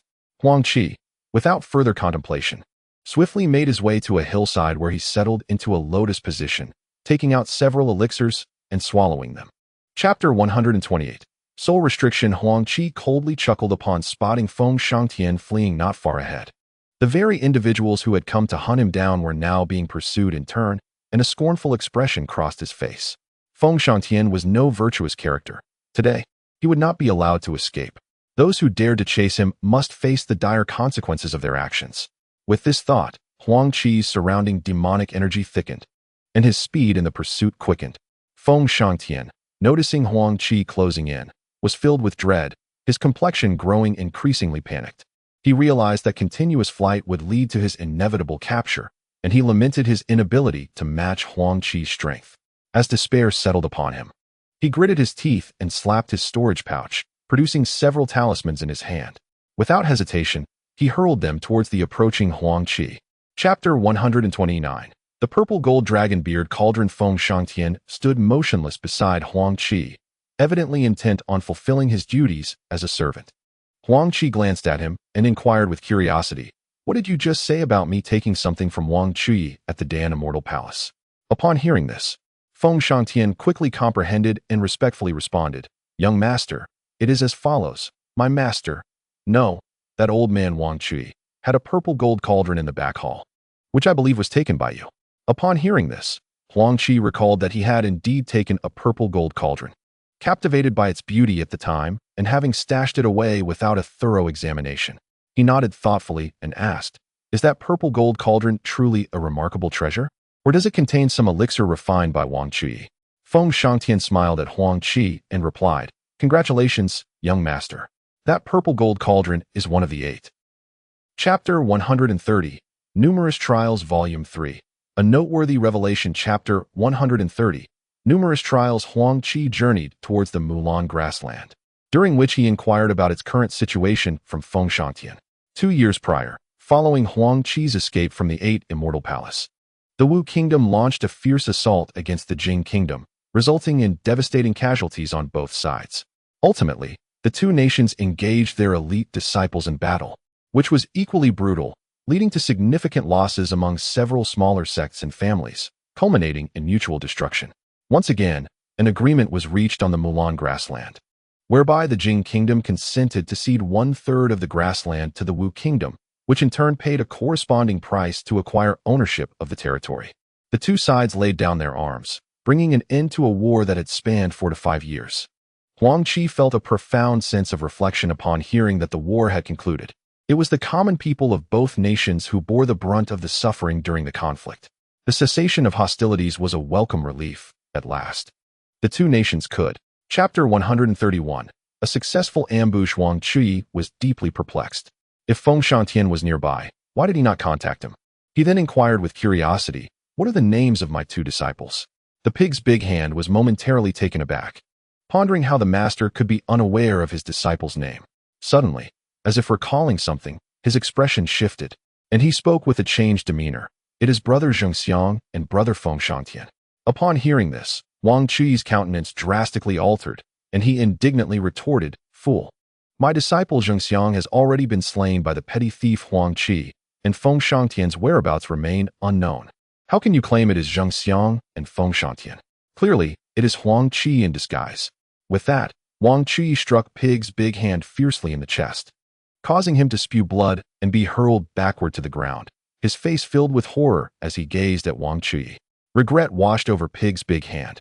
Why did he speak out of turn? His initial intent to curry favor had backfired, leaving him with a hot face pressed against a cold rear.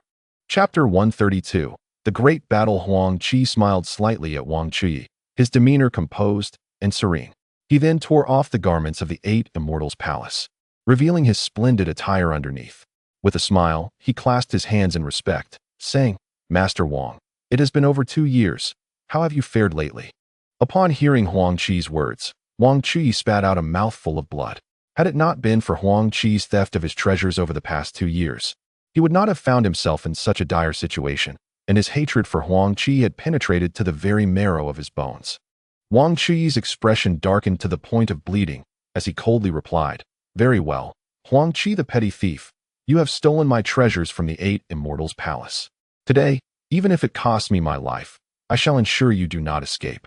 Huang Qi, upon hearing Huang Qi's words, laughed even more brightly, dismissing him with disdain. "Huh, old man, if you were uninjured, perhaps I would have some reservations. However, now that you are gravely wounded, you are likely more bluster than strength, are you not?" Chapter 133. A fight to the death. Huang Qi, witnessing Huang Qi slip from his grasp once again, felt a surge of panic. He had labored tirelessly to uncover Huang Qi's whereabouts and could not allow him to escape. Yet, Huang Qi was severely injured, and even if he pursued, it would be futile. Suddenly sensing several presences approaching from behind, he exhaled in relief. Several figures swiftly appeared before him, their expressions shifting to alarm upon seeing Huang Qi's injuries. "Master, how are you?" Huang Qi waved his hand, forcibly suppressing his wounds, swallowed a healing pill, and declared, "At all costs, we must capture that thief Huang Qi. You must pursue him immediately." The several Golden Core experts furrowed their brows upon hearing Huang Qi's command. But seeing the venomous expression on his face, they dared not delay and swiftly took to the air, hastening after Huang Qi. Chapter 134. Golden Core Self-Detonation. Huang Qi executed a somersault, vacating the spot, curling his body to minimize exposure. Fortunately, clad in the Earth Fire Pure yellow armor, he felt little fear of such energy fluctuations. A thunderous roar erupted as terrifying energy ripples spread unchecked. The Golden Core cultivators each unleashed protective spells, their spiritual shields activated, coldly observing the curled-up Huang Qi.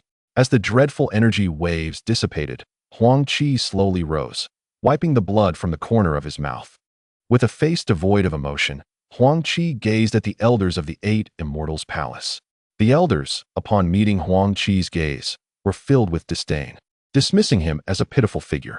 Did he truly believe he could vanquish them with mere looks? One elder was about to step forward to seize Huang Qi when he noticed the latter's helpless sigh, followed by the appearance of a jade box in his hand, leaving the cultivator momentarily bewildered. What could Huang Qi possibly intend? As he swiftly tore off the seal of the jade box, he prepared to invoke the secret arts contained within. Chapter 135. The blood-draining technique. Huang Qi struggled to sit cross-legged, hastily consuming a healing elixir to recuperate his strength. He understood the urgency of restoring his spiritual energy. Otherwise, he would be doomed once Huang Qi pursued him. After swallowing the elixir, a warm current surged through his body, gathering in his dantian, soothing the chaotic energies within. Feeling a sense of relief, Huang Qi acknowledged that he was in one of the most perilous predicaments he had ever faced, yet the situation was not entirely dire. After a quarter of an hour, Huang Qi laboriously rose to his feet, glancing at the several advanced cultivators still sprawled on the ground, stirring a thought within him. These were cultivators of the core formation stage, their wealth substantial and enticing. How could Huang Qi possibly let such an opportunity slip away? A tinge of greed began to infiltrate his heart. Chapter 136. The might of the talisman. In the midst of this crisis, Huang Qi rapidly collected his thoughts. He understood that fear would only exacerbate his predicament. His mind raced, contemplating how to extricate himself from this unfavorable situation. Suddenly, he recalled a secret escape technique recorded in the 9 resolving true demon art, an art known as the substitute calamity technique. However, employing such a technique would come at a grave cost, perhaps the sacrifice of a limb. Hesitant, he pondered the value of his own body. Yet, faced with imminent danger, Huang Qi felt he could no longer afford to hesitate. Just as he was about to enact the substitute calamity technique, a spark of inspiration illuminated his mind. How could he have forgotten the treasures he had seized from the old man of the Mulan's sacred land? A glimmer of excitement surged within him, convinced that with that treasure, slaying the frenzied Huang Qi would be within his grasp. Chapter 137. The wrath of Li Gahong. A ripple in the air heralded the arrival of several elders in the pavilion. Upon seeing Li Gahong's grim countenance, the assembly furrowed their brows in concern. One elder stepped forward, inquiring, "Brother, what transpired to invoke such fury in you?" Li Gahong, upon noticing their presence, felt his mood lighten somewhat. Rising, he declared, "My disciple, Huang Qi, has been slain." The news darkened the faces of the elders, prompting one short-tempered elder to exclaim, "Brother, who dares commit such an atrocity? To murder the master of the 8 Immortals Palace? I shall hunt him down." Li Gahong shook his head, casting a glance at the enraged elder. The only beings capable of slaying Qi are those at the nascent soul stage. The average cultivator at the Jidan stage would find it nearly impossible to defeat him. Even in dire circumstances, escape would be feasible. However, the situation was such that even a hint of danger was present. Chapter 138. The notable figures Huang Qi and Feng Shangtian soared into the sky, heading towards the Jingguatai sect. Throughout the journey, Huang Qi had no intention of entering the city for rest, for he understood that the current moment was fraught with peril. The war between the two nations could potentially reignite due to his actions, and he must hasten back to the sect to convey this urgent news. It took him a month to leave the Tai sect and reach the Mulan grassland, yet now, he had arrived at Wutai City in a mere 5 days. Upon arriving, Huang Qi sensed an unsettling atmosphere. The disciples of the Tai sect appeared hurried and anxious. Realizing the gravity of the situation, he concluded that it was not the time to visit his grandfather.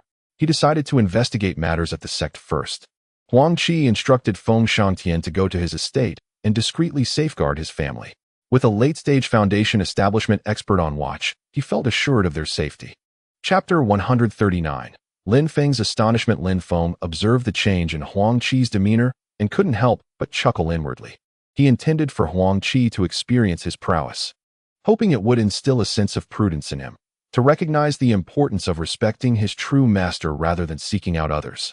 Lin Feng's concerns were unwarranted, as Huang Qi harbored no such thoughts. Suddenly, Lin Feng recalled something and furrowed his brow, asking, "Haven't you returned home to see your grandfather?" Huang Qi nodded then, with an ingratiating smile, replied, "Disciple hasn't been home in 3 years. I feared my master would worry. I came to see you before returning home." Lin Feng, receiving Huang Qi's flattery, shot him an exasperated glare, while Huang Qi grinned foolishly. Lin Feng then spoke earnestly, "It was shortly after your escape from the 8 Immortals Palace, 2 years ago, that several mysterious cultivators visited your estate." Chapter 140. Sect meeting. Huang Qi looked at his grandfather, whose face radiated a satisfied smile, and felt a warm sensation in his heart. He yearned to inquire about his origins, but seeing his grandfather so content made him hesitate. He feared that asking might suggest he was grown up and ready to leave his grandfather behind. Suppressing the impulse, he engaged in casual conversation instead. This was not the moment to probe into his lineage. He was currently facing a formidable crisis and decided it would be best to wait until he had weathered this storm. Outside the pavilion, over 100 individuals had gathered. Among them were companions Huang Qi had brought from his village, slaves he had acquired for his grandfather, and the families of the 5 tigers from Wolf Mountain, totaling around 100 people. As Huang Qi and his grandfather stepped outside to behold the crowd of men, women, and children that had joined him, he felt a surge of emotion. He reflected on how, in years past, he had been solitary, accompanying his grandfather. Now, with the tides of fate having turned, he had become the head of a family. Chapter 141. The choice. The law elder's expression shifted between shades of blue and red upon hearing Huang Qi's words, for he had dedicated himself to the sect's advancement. Today, I was unexpectedly confronted by a mere foundational disciple, who proclaimed the misfortune of our sect in the presence of numerous esteemed high-ranking members. Such a display is tantamount to a slap in one's own face. The fury within the elder of law was nearly insurmountable, his gaze brimming with intense murderous intent. Huang Qi, upon noticing the elder's expression, chose to disregard it entirely, viewing the golden core expert as inconsequential. After all, he had the audacity to eliminate Huang Qi, and thus held the elder in little regard. The onlookers were momentarily stunned by Huang Qi's words. While it may have been excessive for the elder to impose punishment upon him, Huang Qi's audacity was indeed rather audacious. His words sharp and piercing.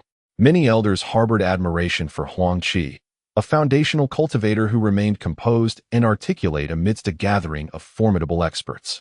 Chapter 142. Assistance from all sides. Huang Qi and Lin Feng bid farewell to the gathering at Tianxi and returned to Lin Feng's cave dwelling. Both sat in solemn silence, the gravity of the situation weighing heavily upon them. This crisis was not merely a threat to Tai sect, but the most perilous moment of Huang Qi's life.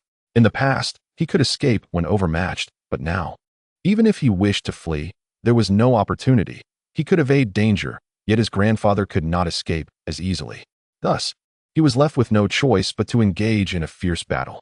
Observing Huang Qi's grave demeanor, Lin Feng offered a slight smile and inquired, "Have you made arrangements at home?" Huang Qi nodded in response to his master's concerned words. Lin Feng felt a sense of satisfaction with this disciple, who typically acted with careful consideration before taking action, bringing him a sense of reassurance. The two discussed various topics before Huang Qi excused himself and returned to his practice chamber. Chapter 143. Negotiation. At this moment, Huang Qi gritted his teeth, beads of sweat cascading down his face. After 3 relentless days and nights of exertion, only the final Fengmin acupoint remained to be opened along his spine, an acupoint of paramount importance within the body. Once this Fengmin acupoint was unblocked, the spiritual energy would circulate through the meridians and coalesce into 2 wings, known as the purple wings of the sky. The arduous process of opening the meridians had tested Huang Qi's limits, particularly as the back meridians were seldom utilized, making this breakthrough exceptionally challenging. Huang Qi understood that the purple wings of the sky technique was his fastest secret art, and in this moment of crisis, he resolved to endure any pain necessary to master it. With fierce determination, he clenched his teeth and summoned all the spiritual energy from his dantian to strike at the final Fengmin acupoint. The energy gradually collected around the acupoint in the meridians. Chapter 144. The ancestor of Wami Easy Li Gahong and his companions were thoroughly enraged. Wami Easy was indeed a formidable opponent, possessing an indomitable spirit that refused to bend. A century prior, they had sparred, their cultivation levels closely matched, standing on equal footing. If a conflict were to ensue, it might appear that one side held the upper hand. However, should a formidable elder at the nascent soul stage resort to a desperate act, knowing their fate was sealed, and initiate a self-detonation, no one present would emerge unscathed. Generally, elders at the nascent soul stage are quite averse to risking their lives and would refrain from such drastic measures unless faced with an imminent threat to their existence. This understanding was, in fact, the very reason why our party had refrained from taking action upon arriving at the Tai sect. The group below, upon overhearing the discourse among the nascent soul elders, was taken aback, realizing that the calamity befalling the Tai sect was instigated by none other than Huang Qi. Shock coursed through their minds, particularly with the revelation that Huang Qi had slain a master of the 8 Immortals Palace, stirring a tempest of emotions within them. Chapter 145. Division. The sight of a nascent soul elder abstaining from engaging in the conflicts among the nascent soul cultivators, while another launched an assault on the protective mountain formation, caused a chill to run through the hearts of the onlookers. If the formation were to be breached by the nascent soul cultivators, none among them would stand a chance against such power.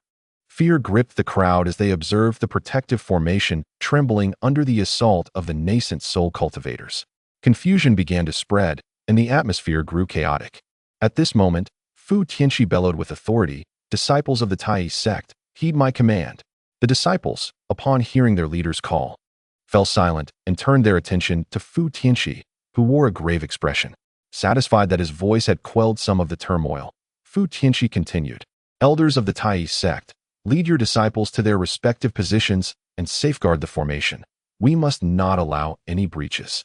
Chapter 146. Zheng He. Witnessing this scene, Huang Qi felt a stir within him, realizing that the unfolding events were indeed tied to his own encounters and the information he had relayed to the sect. Yet, observing the shifting expressions of Zheng Ji hinted at deeper implications. Had he unwittingly stirred a larger issue? Reflecting on past events, Huang Qi recalled Zheng Hai's intent to eliminate him to silence any threats, coupled with Zheng Hai's desperate attempts to vanquish the Wu Kingdom cultivator. An inkling of understanding began to dawn upon him. Fu Tianxi and his companions, possessing remarkable intellect, furrowed their brows at Zheng Ji's words. The day's developments had become unexpectedly complex. What if the Zheng family truly sought to liberate themselves from the 8 Immortals Palace's constraints? What if they genuinely aimed to assist their sect? Issuing a command to eliminate Zheng Ji and his disciples might be justified. However, what if Zheng Ji's intentions were merely a facade? What if, while they were caught off guard, he sought to strike from the shadows? Chapter 147. Betrayal. At that moment, the assembly beheld a captivating figure adorned in crimson, a mesmerizing maiden who floated gracefully in the sky. Her lustrous hair danced lightly in the breeze. Slender brows framed enchanting eyes, and a delicate nose complemented her slightly flushed cheeks.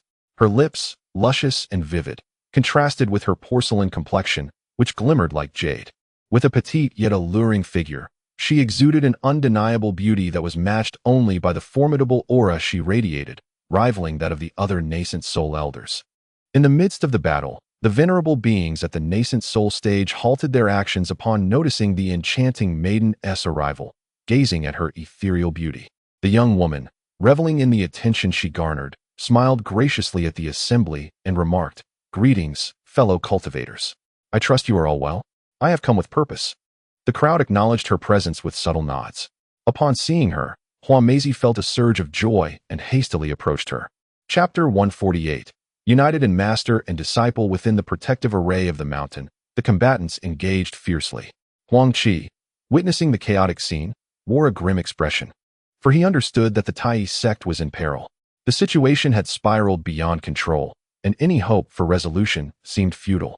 Huang Qi silently reproached himself, recognizing that while he was not solely responsible, he had undeniably ignited the calamity befalling the Tai sect. At that moment, a resounding crash echoed, causing all disciples of the 3 sects and 4 clans to cease their skirmishes, eyes wide with terror as they gazed upwards. They beheld a massive wave of energy, akin to a thick arm, crashing violently against the protective array. With a thunderous boom, the array trembled violently before collapsing. Those within, engulfed in solitude, were gripped by dread, their faces reflecting sheer horror. Chapter 149. Confronting a powerful foe. Zheng Jinying was astounded to find that his infallible Bagua ensnaring array had failed against a mere foundation establishment disciple. How could this be? He exclaimed in disbelief. The other nascent soul elders, who had been observing the clashes between their disciples, were equally astonished as they witnessed Lin Feng effortlessly dismantling the troublesome array that had confounded them. The shock resonated within them, and they momentarily forgot that they were embroiled in a life-and-death struggle. Meanwhile, the disciples remained oblivious to the surrounding turmoil, fiercely battling their opponents. Fu Tianxi, too, was taken aback by the scene, feeling a sense of astonishment rivaling that of the nascent soul practitioners. Could Lin Feng truly be his disciple? His cultivation talent was nothing short of monstrous. Chapter 150. The annihilation of the flesh. The nascent soul elders engaged in fierce combat with their adversaries. Sensed the terrifying energy fluctuations emanating from below, their hearts filled with trepidation. They turned their attention to the battlefield beneath them and were struck with alarm as they witnessed a colossal sword descending upon the fleeing Zheng Jianying.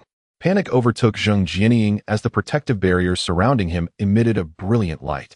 He realized there was no time to evade the impending doom.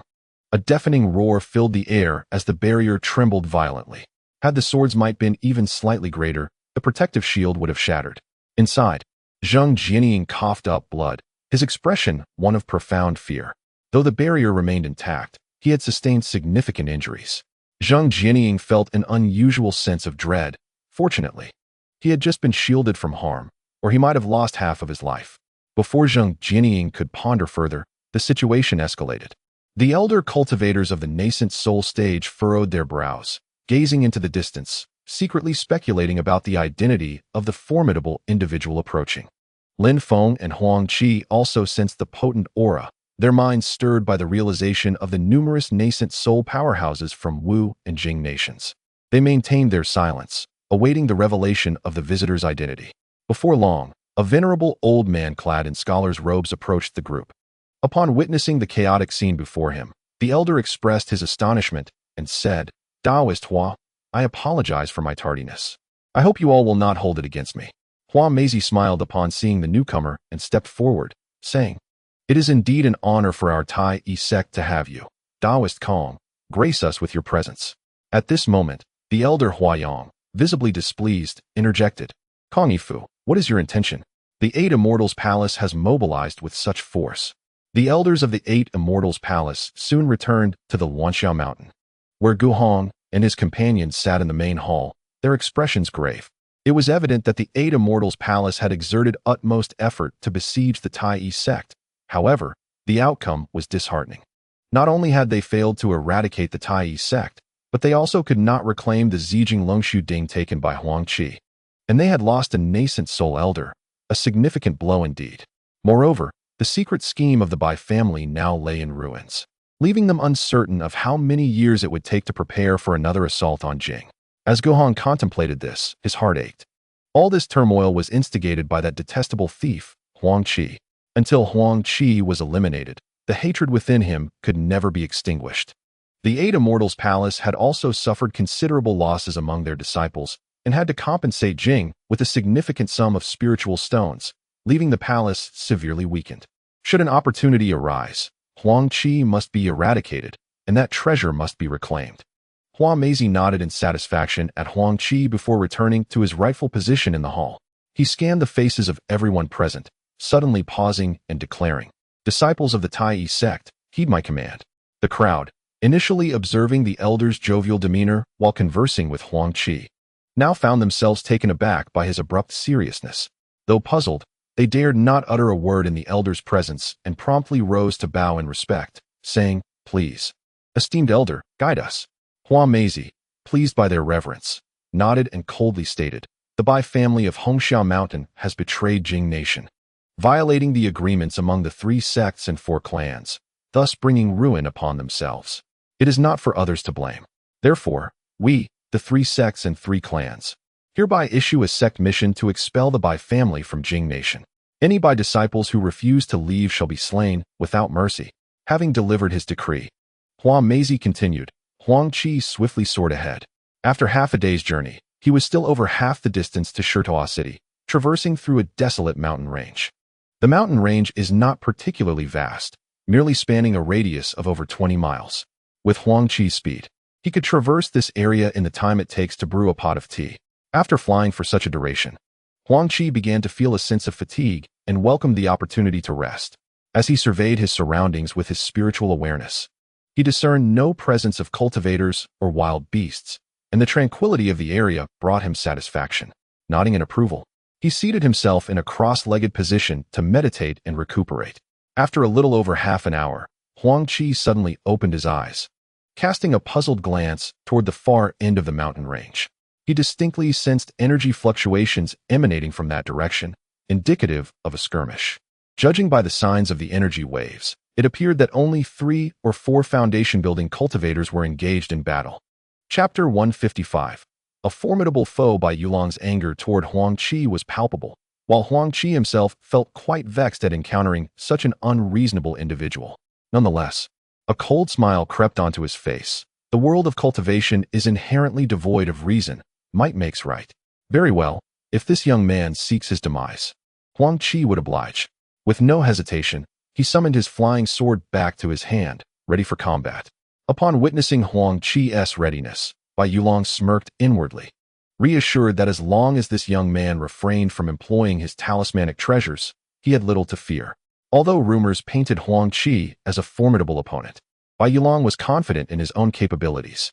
As Huang Qi brandished his weapon, Bai Yulong, prideful by nature, was unwilling to back down.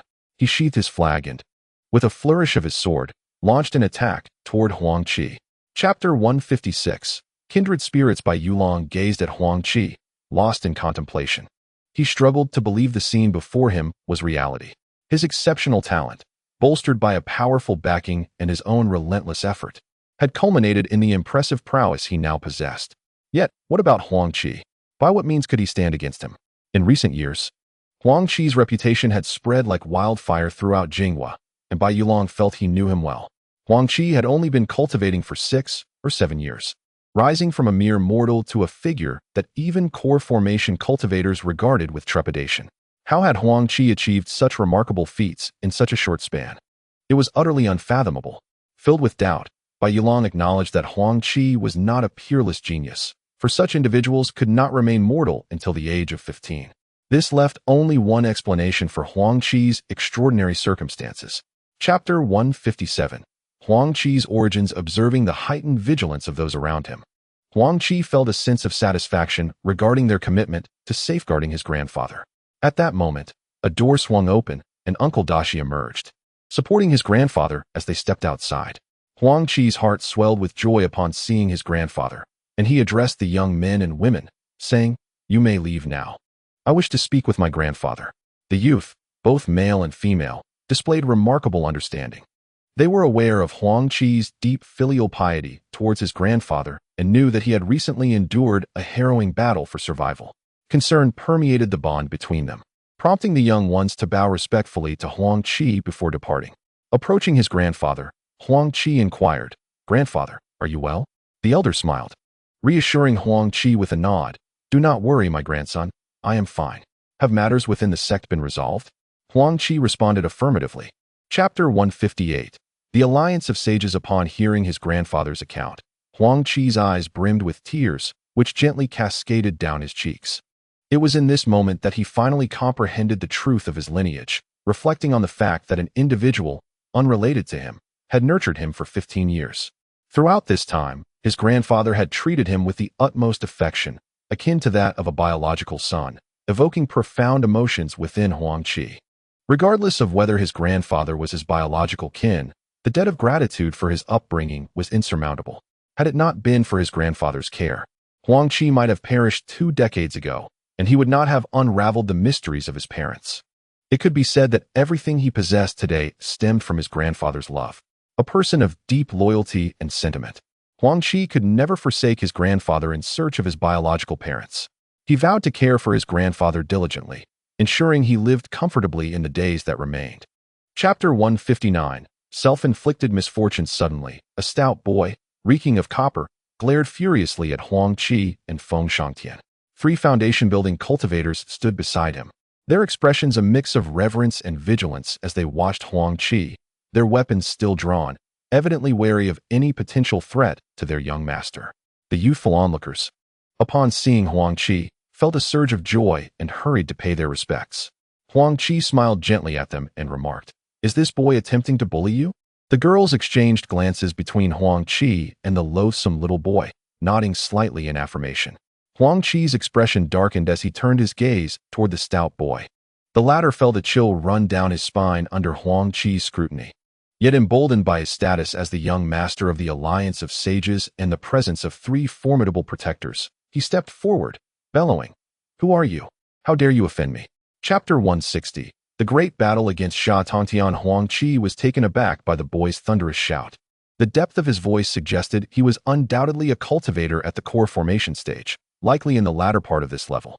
Nonetheless, Huang Qi harbored a genuine intent to eliminate this ignorant youth. If he failed to act today, who knew what troubles this boy might cause him in the future? This individual could not be allowed to remain. With unwavering resolve, Huang Qi thrust his sword towards the boy's neck, showing no signs of hesitation. Initially gripped by fear, the boy's spirits lifted upon hearing his own loud shout. His father had arrived. The boy's father, a core formation expert, would undoubtedly handle this situation with ease, granting him a sense of reassurance. However, he observed that the youth before him displayed not an ounce of hesitation as he thrust towards his neck. In that moment, the young master truly descended into despair. Just as he intended to cry for help, he felt a chill at his throat, and in an instant, his head rolled away. A picture of utter hopelessness. Chapter 161. The pinnacle of oppression. Huang Qi arrived before them, his brow slightly furrowed. Yet, upon recognizing the presence of the elders and disciples from the 3 sects and clans, he refrained from excessive display. With a gentle smile, he addressed the assembly. Disciple Huang Qi pays his respects to the esteemed elders. The gathered individuals, surprised to see Huang Qi, had come in response to reports of a great battle in Shirtua City, drawn to uncover the source of the disturbance. They had not anticipated that it would be Huang Qi who stood before them. Most of the elders and disciples nodded at Huang Qi with smiles, while many of the younger disciples appeared somewhat excited, though a few regarded him with disdain. Huang Qi remained indifferent to their attitudes. Among them were those who envied, those who were jealous, and those who harbored animosity towards him. What could he do? It was impossible to eliminate all those who despised him. Chapter 162. A turn of events. At that moment, an elderly man adorned with the insignia of the Shangwan family approached Huang Qi, his expression grave as he regarded him, before turning to Elder Qi and saying, "Elder Qi, I propose we deliberate further on this matter." To execute Huang Qi merely for this incident would be a grave mistake.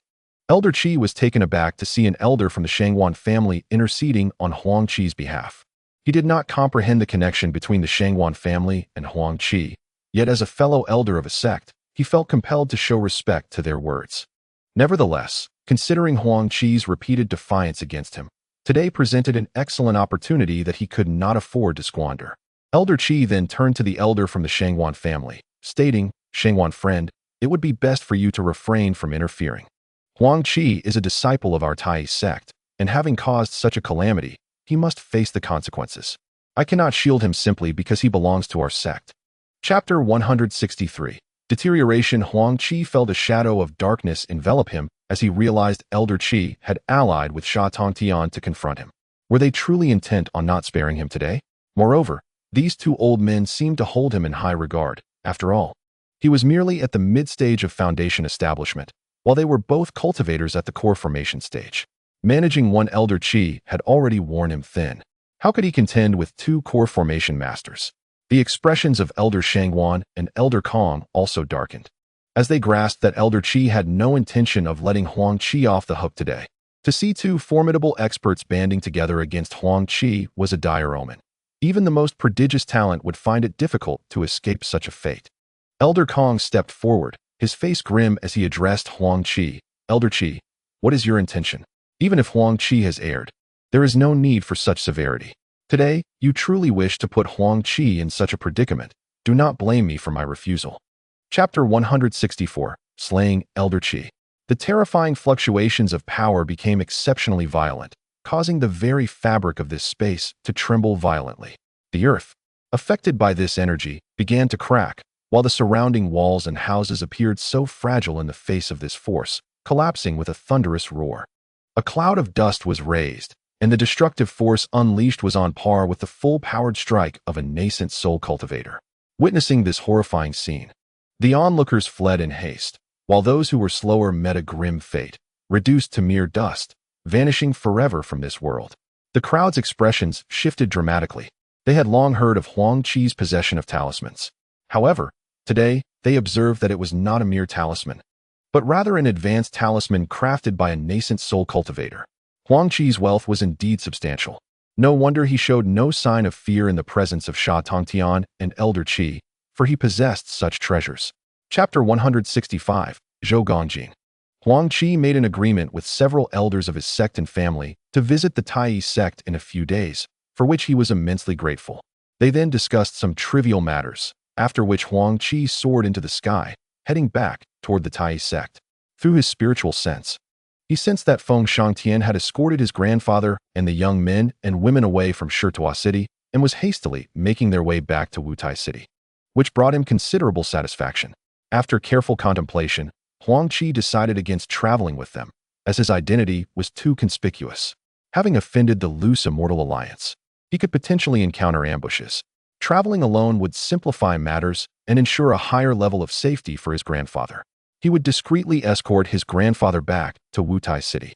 Nevertheless, Huang Qi was still somewhat concerned, as his grandfather's presence in Wutai City was not a secret. The Eight Immortals Palace had previously sent someone there. Chapter 166. Returning to the sect. Huang Qi and his companion exchanged glances and broke into joyous laughter. At that moment, however, Huang Qi felt an unsettling sensation as Zhou Gongjing, astonished, pointed at Huang Qi and exclaimed, "Big brother, your face." Huang Qi inwardly cursed his oversight. How had he forgotten about his disguise after indulging a bit too much? He awkwardly smiled and replied, "Is there something wrong with my face?"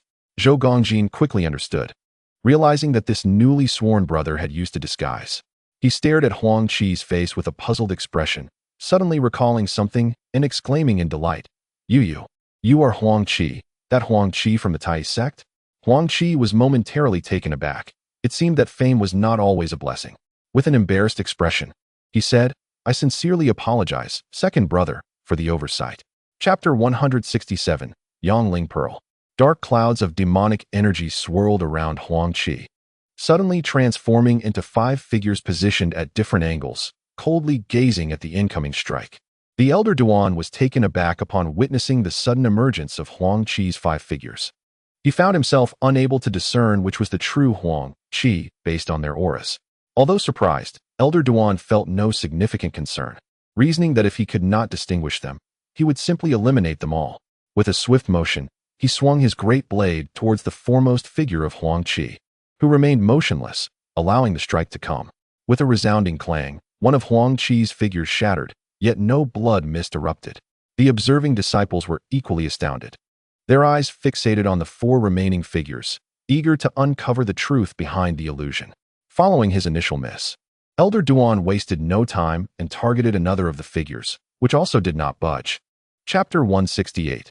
The arrival of a distinguished guest. Lin Feng cast an annoyed glare at Huang Qi, who wore a silly smile. Sensing the mockery in his master's gaze, Huang Qi felt a chill run down his spine and quickly retreated behind Lin Feng, falling silent. At that moment, Elder Duan approached Fu Tianqi and the others, exclaiming, "Master, this Huang Qi has slain the law enforcer of our sect. We cannot let him go unpunished." Fu Tianqi shot Elder Duan a stern look and replied nonchalantly, "Enough. Elder Duan, I have already reported this matter to our ancestor. It is no longer your concern. Please take your disciples and return." Elder Duan's face twitched at Fu Tianqi's words. He was well aware of the latter's formidable reputation. However, he feared that if he did not pursue this matter wholeheartedly, his elder brother, Elder Qi, would have died in vain. Despite his trepidation, Elder Duan gritted his teeth and insisted, "Master, does the dignity of our law hall mean nothing?" Chapter 169. Each with their own intentions. Huang Qi and his companions followed Fu Tianqi as they gradually approached the mountain gate, where they beheld a pair of young men and women standing still.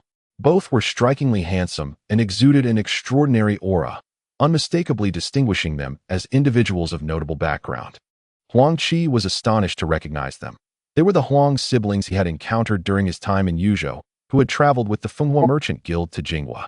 His heart raced with excitement, realizing they must have located the village and discovered where he had departed. At this moment, Fu Tianqi also expressed surprise upon seeing the siblings.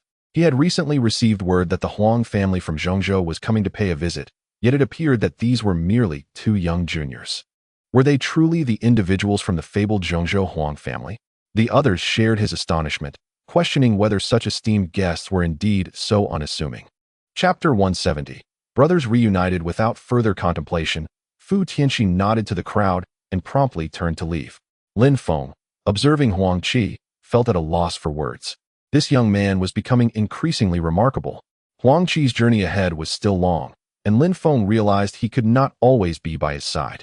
Encouraging Huang Qi to cultivate friendships would undoubtedly benefit him in the future. With a gentle smile towards Huang Qi, Lin Feng took to the air, following Fu Tianxi as they departed from the scene. Huang Qi felt a sense of relief as he witnessed both his master and grandmaster depart. With a smile, he approached Huang Yiming and Huang Ruyu, saying, "Dear siblings of the Huang family, allow me to introduce a friend of mine, my newly sworn brother, Zhou Gongjing." After speaking, Huang Qi led the Huang siblings to Zhou Gongjing, who greeted them with casual grace, nodding with a smile and remarking, "The Huang family of Zhongzhou. I have long heard of you. Seeing you today, it is indeed true that you are remarkable young talents." Chapter 171. Entrustment. Huang Qi poured drinks for everyone, raising his cup and downing it in one go. The thought that he now had siblings and parents warmed his heart, as he realized he had become a part of a family. At that moment, Huang Yiming raised his glass and smiled at Huang Qi, saying, "Second brother, tell us about your experiences over the years." Huang Ruyu, curious about her second brother's journey and the source of his formidable skills, turned her gaze towards Huang Qi. Zhou Gongjing, intrigued by the conversation, also looked at Huang Qi with interest. Huang Qi smiled gently before responding, "My life has been rather ordinary. I was raised by my grandfather, who endured great hardships for me. It was not until I turned 12 that I encountered a remarkable individual who taught me martial arts, enabling me to become a master of the Tao in 3 years, gradually leading me onto the path of cultivation." Chapter 172.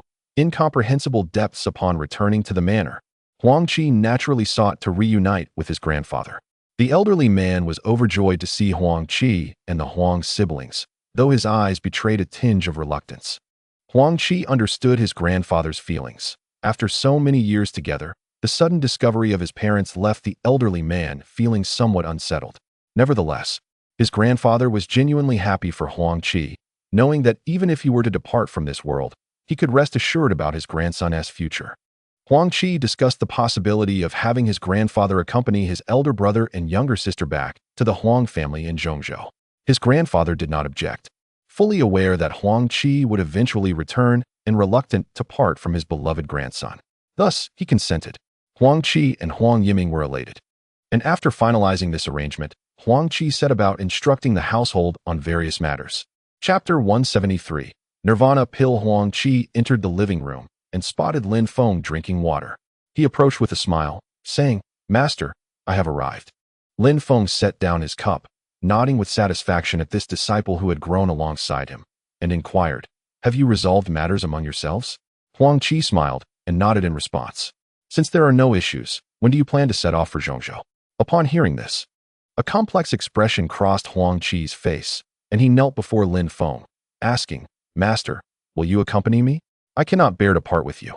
Throughout this journey, you have been by my side, and I wish to continue honoring you in the days to come." Lin Feng smiled and shook his head, feeling quite satisfied with Huang Qi's character. He then rose to gently assist Huang Qi to his feet, patting him on the shoulder as he spoke. Chapter 174. Some surprises. 3 days had passed, and a magnificent, grand carriage stood outside the gates of the estate. Beside the carriage stood several tall and upright young men and women, clearly masters of the heavenly Tao. At that moment, Huang Qi was supporting his grandfather as they emerged from the estate, followed by Huang Yiming, Huang Ruyu, and Zhou Gongjing. Huang Qi slowly approached the carriage with his grandfather and said, "Grandfather, shall you set off with the elders first? Once I finish my tasks, I will seek you out in Zhongzhou." His grandfather gazed at him with a hint of reluctance in his eyes, but said nothing, merely nodding gently and replying, "Do not worry, my grandson. I have your elder brother and younger sister to look after me. Once you complete your matters, we shall reunite." With that, his grandfather turned and boarded the carriage. Watching his grandfather's frail figure retreat, Huang Qi felt a pang of sorrow. Yet his expression remained unchanged as he simply observed his grandfather.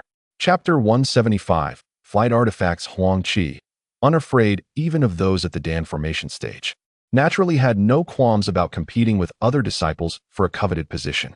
Even if the ancestral master did not grant him any preferential treatment, he was confident of his success. He glanced at the other 4 disciples standing nearby and silently nodded in approval. They too were at the late foundation establishment stage.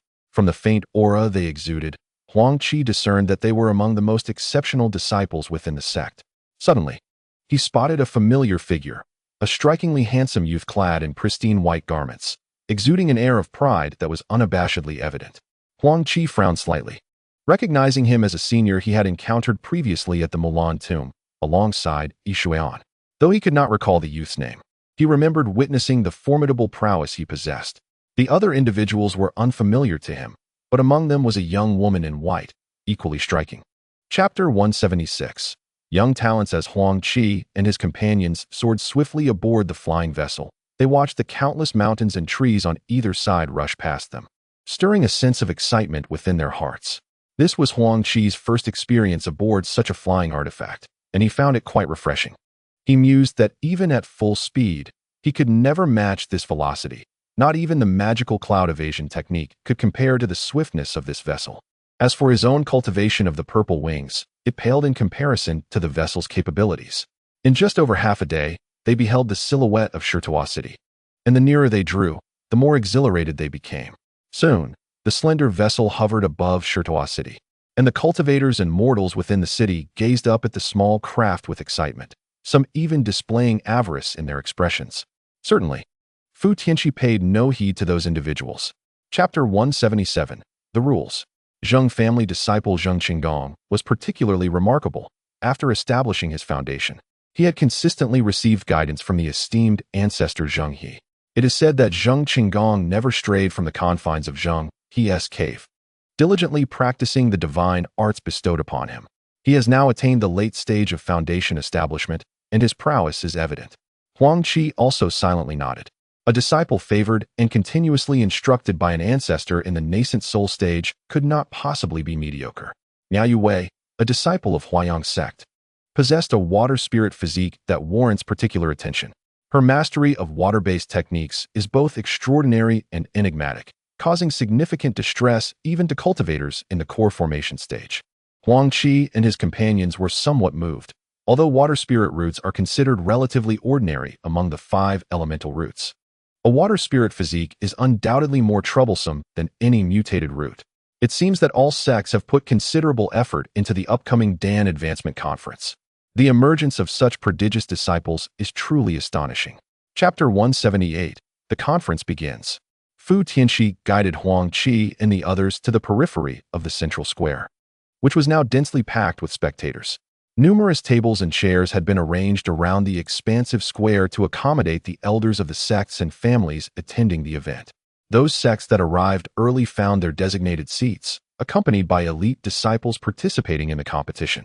At the forefront of the square stood a grand viewing platform, lined with seats reserved for the leaders and elders of the 3 sects and 3 families. Other sects had already settled in when Fu Tianqi made his entrance. Upon his arrival, the masters and elders of the 3 sects and 3 families rose in unison to welcome him. Fu Tianqi relished this feeling of being esteemed by others, walking towards the viewing platform with a proud smile. Chapter 179. Alliance. As battle loomed, some began to engage, and the remaining disciples shed their reservations, launching attacks on disciples from other sects and families. The scene quickly descended into chaos, with cries of agony, the clash of spiritual artifacts, and pleas for mercy resonating throughout the square. Huang Qi furrowed his brow at the sight. A melee involving 500 to 600 individuals was indeed troublesome. Before he could ponder further, disciples from a smaller sect charged at him. Noticing that his assailant was merely a mid-stage foundation establishment disciple, Huang Qi smiled slightly and countered with a palm strike. The disciple's expression changed dramatically as he attempted to evade, but it was too late. Blood spewed forth as he was sent flying several meters before crashing to the ground. Disbelief etched across his face as he gazed at Huang Qi. Huang Qi merely smiled and took a couple of steps forward, extending his hand towards the fallen disciple, saying, "Well then, hand it over."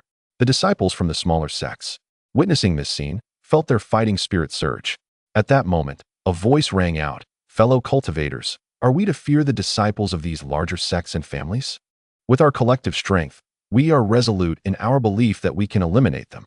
In the past, it was they who cast aside our smaller sects and families. Now, we shall turn the tide and demonstrate that we are not to be trifled with." Upon hearing this, the surrounding disciples stirred with excitement.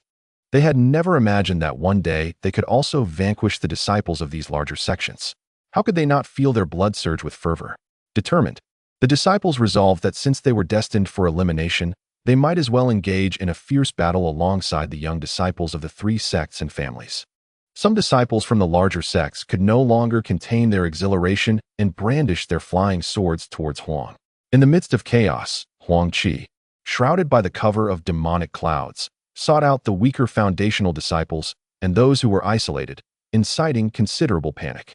Kong Long and the others noted Huang Qi's peculiar tactics with intrigue, curious about the extraordinary magical technique he employed that yielded such effects. It was particularly conspicuous in daylight. If battle were to unfold at night, Huang Qi's advantages would be magnified. Time flowed steadily, and the battle on the plaza continued. After more than 2 hours, Huang Qi observed that the disciples from the three sects and families remained vigorous, their faces devoid of fatigue.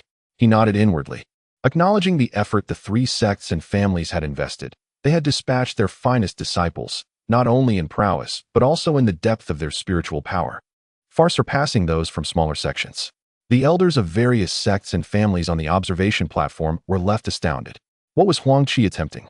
Did he really think he could single-handedly confront all the foundational disciples? How could he possess such an abundance of foundational talismans? Did he acquire them as if they were mere stones? If Huang Qi had 1,000 talismans at his disposal, who could rival Tai's sect in the Dan Advancement Conference? At that moment, several elders cast knowing glances at Fu Tianqi. Fu Tianqi was equally taken aback. While Huang Qi was indeed his disciple, how had he acquired so many foundational talismans? Watching Huang Qi send the disciples of smaller sects into disarray was a source of great satisfaction for him, his expression reflecting delight. If he continued to deploy talismans in this manner, the first position was surely secured. However, he soon sensed the discontented gazes directed towards him. The expressions of some elders on the observation platform darkened instantly. To have so many outstanding foundational disciples infiltrate the Dan Advancement Conference from other factions was alarming. It seemed they truly sought to oppose the three sects and families. Kong Fanxing and others discreetly observed the families and sects of those disciples, realizing they were merely minor families and sections. How could they possibly have so many exceptional disciples? Upon reflection, it became evident to all that the Loose Cultivator Alliance had likely already secured the allegiance of several smaller clans, subsequently dispatching their adept disciple Li Dai Tao Jiang to assume the role of their own distinguished members. What audacity from the Loose Immortal Alliance! Blatantly challenging the dignity of the three sects and three clans, they should not blame us for our lack of hospitality. At this moment, Fu Tianqi's expression grew grave, for he was all too familiar with the six-pointed formation that ensnared Huang Qi. It was indeed the six-gathering formation, within which any cultivator trapped would have to endure the relentless onslaught of malevolent energy. Chapter 184. Breaking free from the formation, the quartet of Shangguan Liang, Ling Rui, Zheng Qinggong, and Miao Yue remained unyielding, their magical prowess unabated, showing no signs of fatigue. In stark contrast, over half of the 30-odd foundational disciples encircling them bore injuries, struggling to maintain their stance.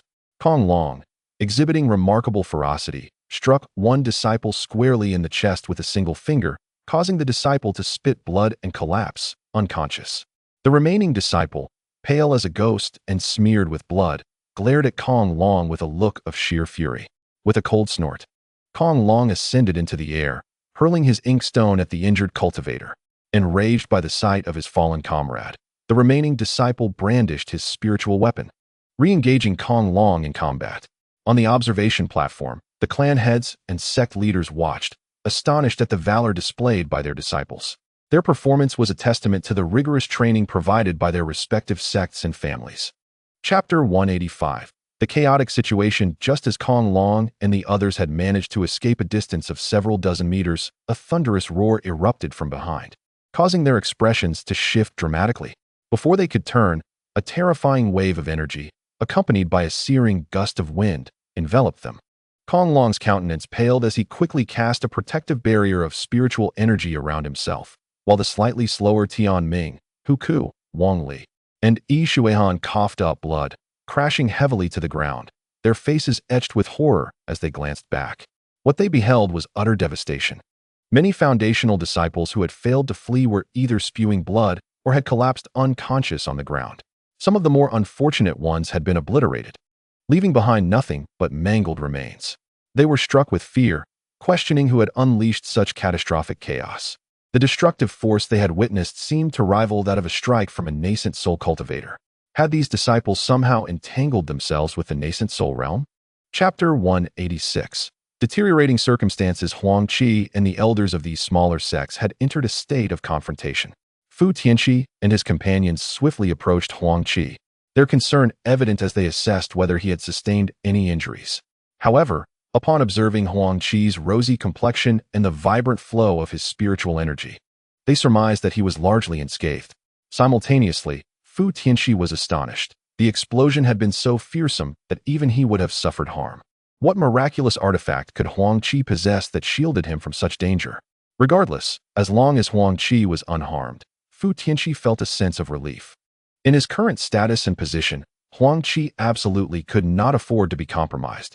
Fu Tianqi turned around, his face ashen as he glared at the elders of the smaller sects and families, who, in turn, wore expressions of righteous anger. Had it not been for their apprehension regarding the nascent soul talisman in Huang Qi's possession, they might have rushed forward in fury. With a grim countenance, Fu Tianqi spoke. "Well, you old fellows actually dared to." Chapter 187. Zhou Yishang. The crowd watched as the old man's expression shifted dramatically. Fear and astonishment etched on their faces. They observed that the elder exhibited no signs of magical energy, appearing to be an utterly ordinary old man. Yet, deep down, they understood that he could not be an average individual. The startling event they had just witnessed had gone entirely unnoticed by them. It was evident that he must be a formidable nascent soul master. However, they were perplexed as to how such a figure could be present among them. The elder exuded a genial demeanor, a warm smile gracing his features, though his eyes sparkled with an uncanny intelligence, giving him an approachable yet commanding presence. At that moment, the crowd suddenly heard Zhou Gongjin exclaim in astonishment, soon followed by sheer delight, "Grandfather, what brings you here?" The onlookers watched as Zhou Gongjin, filled with childlike exuberance, ran to embrace the elder's arm, playfully expressing his dissatisfaction. Chapter 188. A stirring in the crowd. Kong Long and the others were equally astounded by Zhou Yishang's words. They had believed themselves to be the most exceptional prodigies within their respective sections.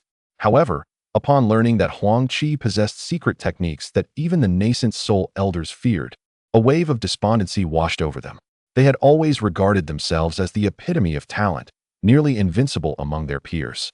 After several hours of battle, having repelled countless rivals of equal rank, they found themselves dwarfed by Huang Qi's prowess, leaving them disheartened. Shangguan Liang shook his head in resignation, casting a complex gaze towards Huang Qi. Initially, he thought that the terrifying strike they had witnessed was merely the result of a talisman bestowed by a nascent soul ancestor. Yet now, it appeared that Huang Qi indeed possessed such formidable strength. With a resigned sigh, Shangguan Liang addressed the group. The youth of the Jinghua. Chapter 189. Jade Rui. Huang Qi surveyed his surroundings once more and suddenly spotted a black storage bag lying abandoned in the distance. Overjoyed, he hurried over and nonchalantly picked it up, fastening it to his waist. Huang Qi had no intention of returning the storage bag belonging to this core formation master. Once something was in his possession, it became his, and not even the mightiest could reclaim it. He strolled casually to stand behind Zhou Yishang, offering an apologetic smile to Zhou Gongjin. The crowd watched Huang Qi's actions with a mix of admiration and frustration. He truly was a figure both infuriating and endearing. Even in such a moment, contemplating silent gains. The golden core of a core formation cultivator was an invaluable treasure, and the storage bag of such a master was indeed significant. The fact that Huang Qi had claimed it so effortlessly sparked envy among many onlookers. However, they were not overtaken by greed. At present, Huang Qi was brimming with vigor, having recently acknowledged a nascent soul. Chapter 190. The youngest champion Zhou Yishang swiftly appeared above the imprisoned Li Dexing, and with a flick of his hand, he unleashed several pulses of energy towards Li Dexing, who was confined within. To the astonishment of the onlookers, the golden barrier along with Li Dexing rapidly diminished in size, eventually condensing into a golden orb the size of an egg. Zhou Yishang nodded in satisfaction, then produced a jade box to contain the orb. sealing it with a few prohibitory talismans before contentedly stowing the ornate box into his storage pouch. Witnessing this spectacle, the crowd was left in shock. What extraordinary technique had Zhou Yishang employed? To have subdued a golden core cultivator on the verge of self-destruction was simply unfathomable. Most perplexing was how Zhou Yishang managed to reduce a living being to such a diminutive size, and to have placed it into his storage pouch was almost beyond belief. Could it be that the nascent soul cultivator? Chapter 191. Linger is mine at this moment. Within a tavern, a frail scholar held a wine jug in one hand and a cup in the other, lost in thought as he drowned his sorrows. Many patrons shook their heads upon seeing the melancholic figure, clearly perceiving him as a literary soul seeking solace in drink. This individual was none other than Huang Qi, who, after leaving his sect, contemplated the intricacies of his forthcoming plans while sipping on his wine. A month prior, he had joyously returned to his room after receiving the rewards from the Zhengdan conference, only to find Zhou Yishang seated within, gazing helplessly at Zhou Gongjin, who appeared to have been weeping, his eyes still red and occasionally sniffling, evoking a sense of compassion in Zhou Yishang. Huang Qi, taken aback by the scene before him, approached and respectfully greeted Zhou Yishang. Chapter 192. Withstanding the pressure of the nascent soul suddenly. The space erupted with a deafening sound as a terrifying wave of energy began to radiate throughout the room. With a cough, Huang Qi spat out a mouthful of blood. Staggering back 2 steps, yet maintaining his stance, glaring furiously at Zhou Yishang. Zhou Yishang, surprised by the turn of events, had not anticipated Huang Qi's mental fortitude to be so formidable. Although he had only exerted a fraction of his consciousness, having no intention of truly harming Huang Qi. For an average foundation establishment disciple, that fraction was already a considerable limit. Yet Huang Qi merely coughed up blood and staggered back, leaving Zhou Yishang in disbelief and somewhat dissatisfied with his earlier mental assault. With a cold huff, Zhou Yishang released another wave of mental energy, enveloping Huang Qi once more. Feeling an even more intense surge of consciousness, Huang Qi was taken aback. Chapter 193. The serene Milan Prairie. Huang Qi set down his cup with a resigned sigh, his emotions swirling in complexity. At present, my foremost desire is to hasten back to the Huang residence in Zhongzhou to ascertain my grandfather's condition. It has been 3 months since my grandfather departed from Qingzhou, accompanying my elder brother, Huang Yiming, to Zhongzhou. I fear that in these 3 months, Huang Qi has barely managed to leave Yuzhou.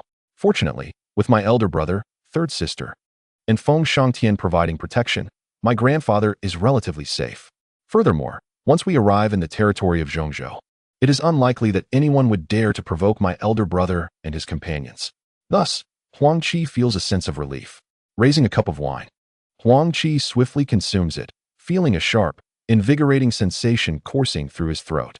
Nodding in satisfaction, he contemplates whether he should first visit the Zhou family in Yuzhou. Zhou Yishang has left a message for him.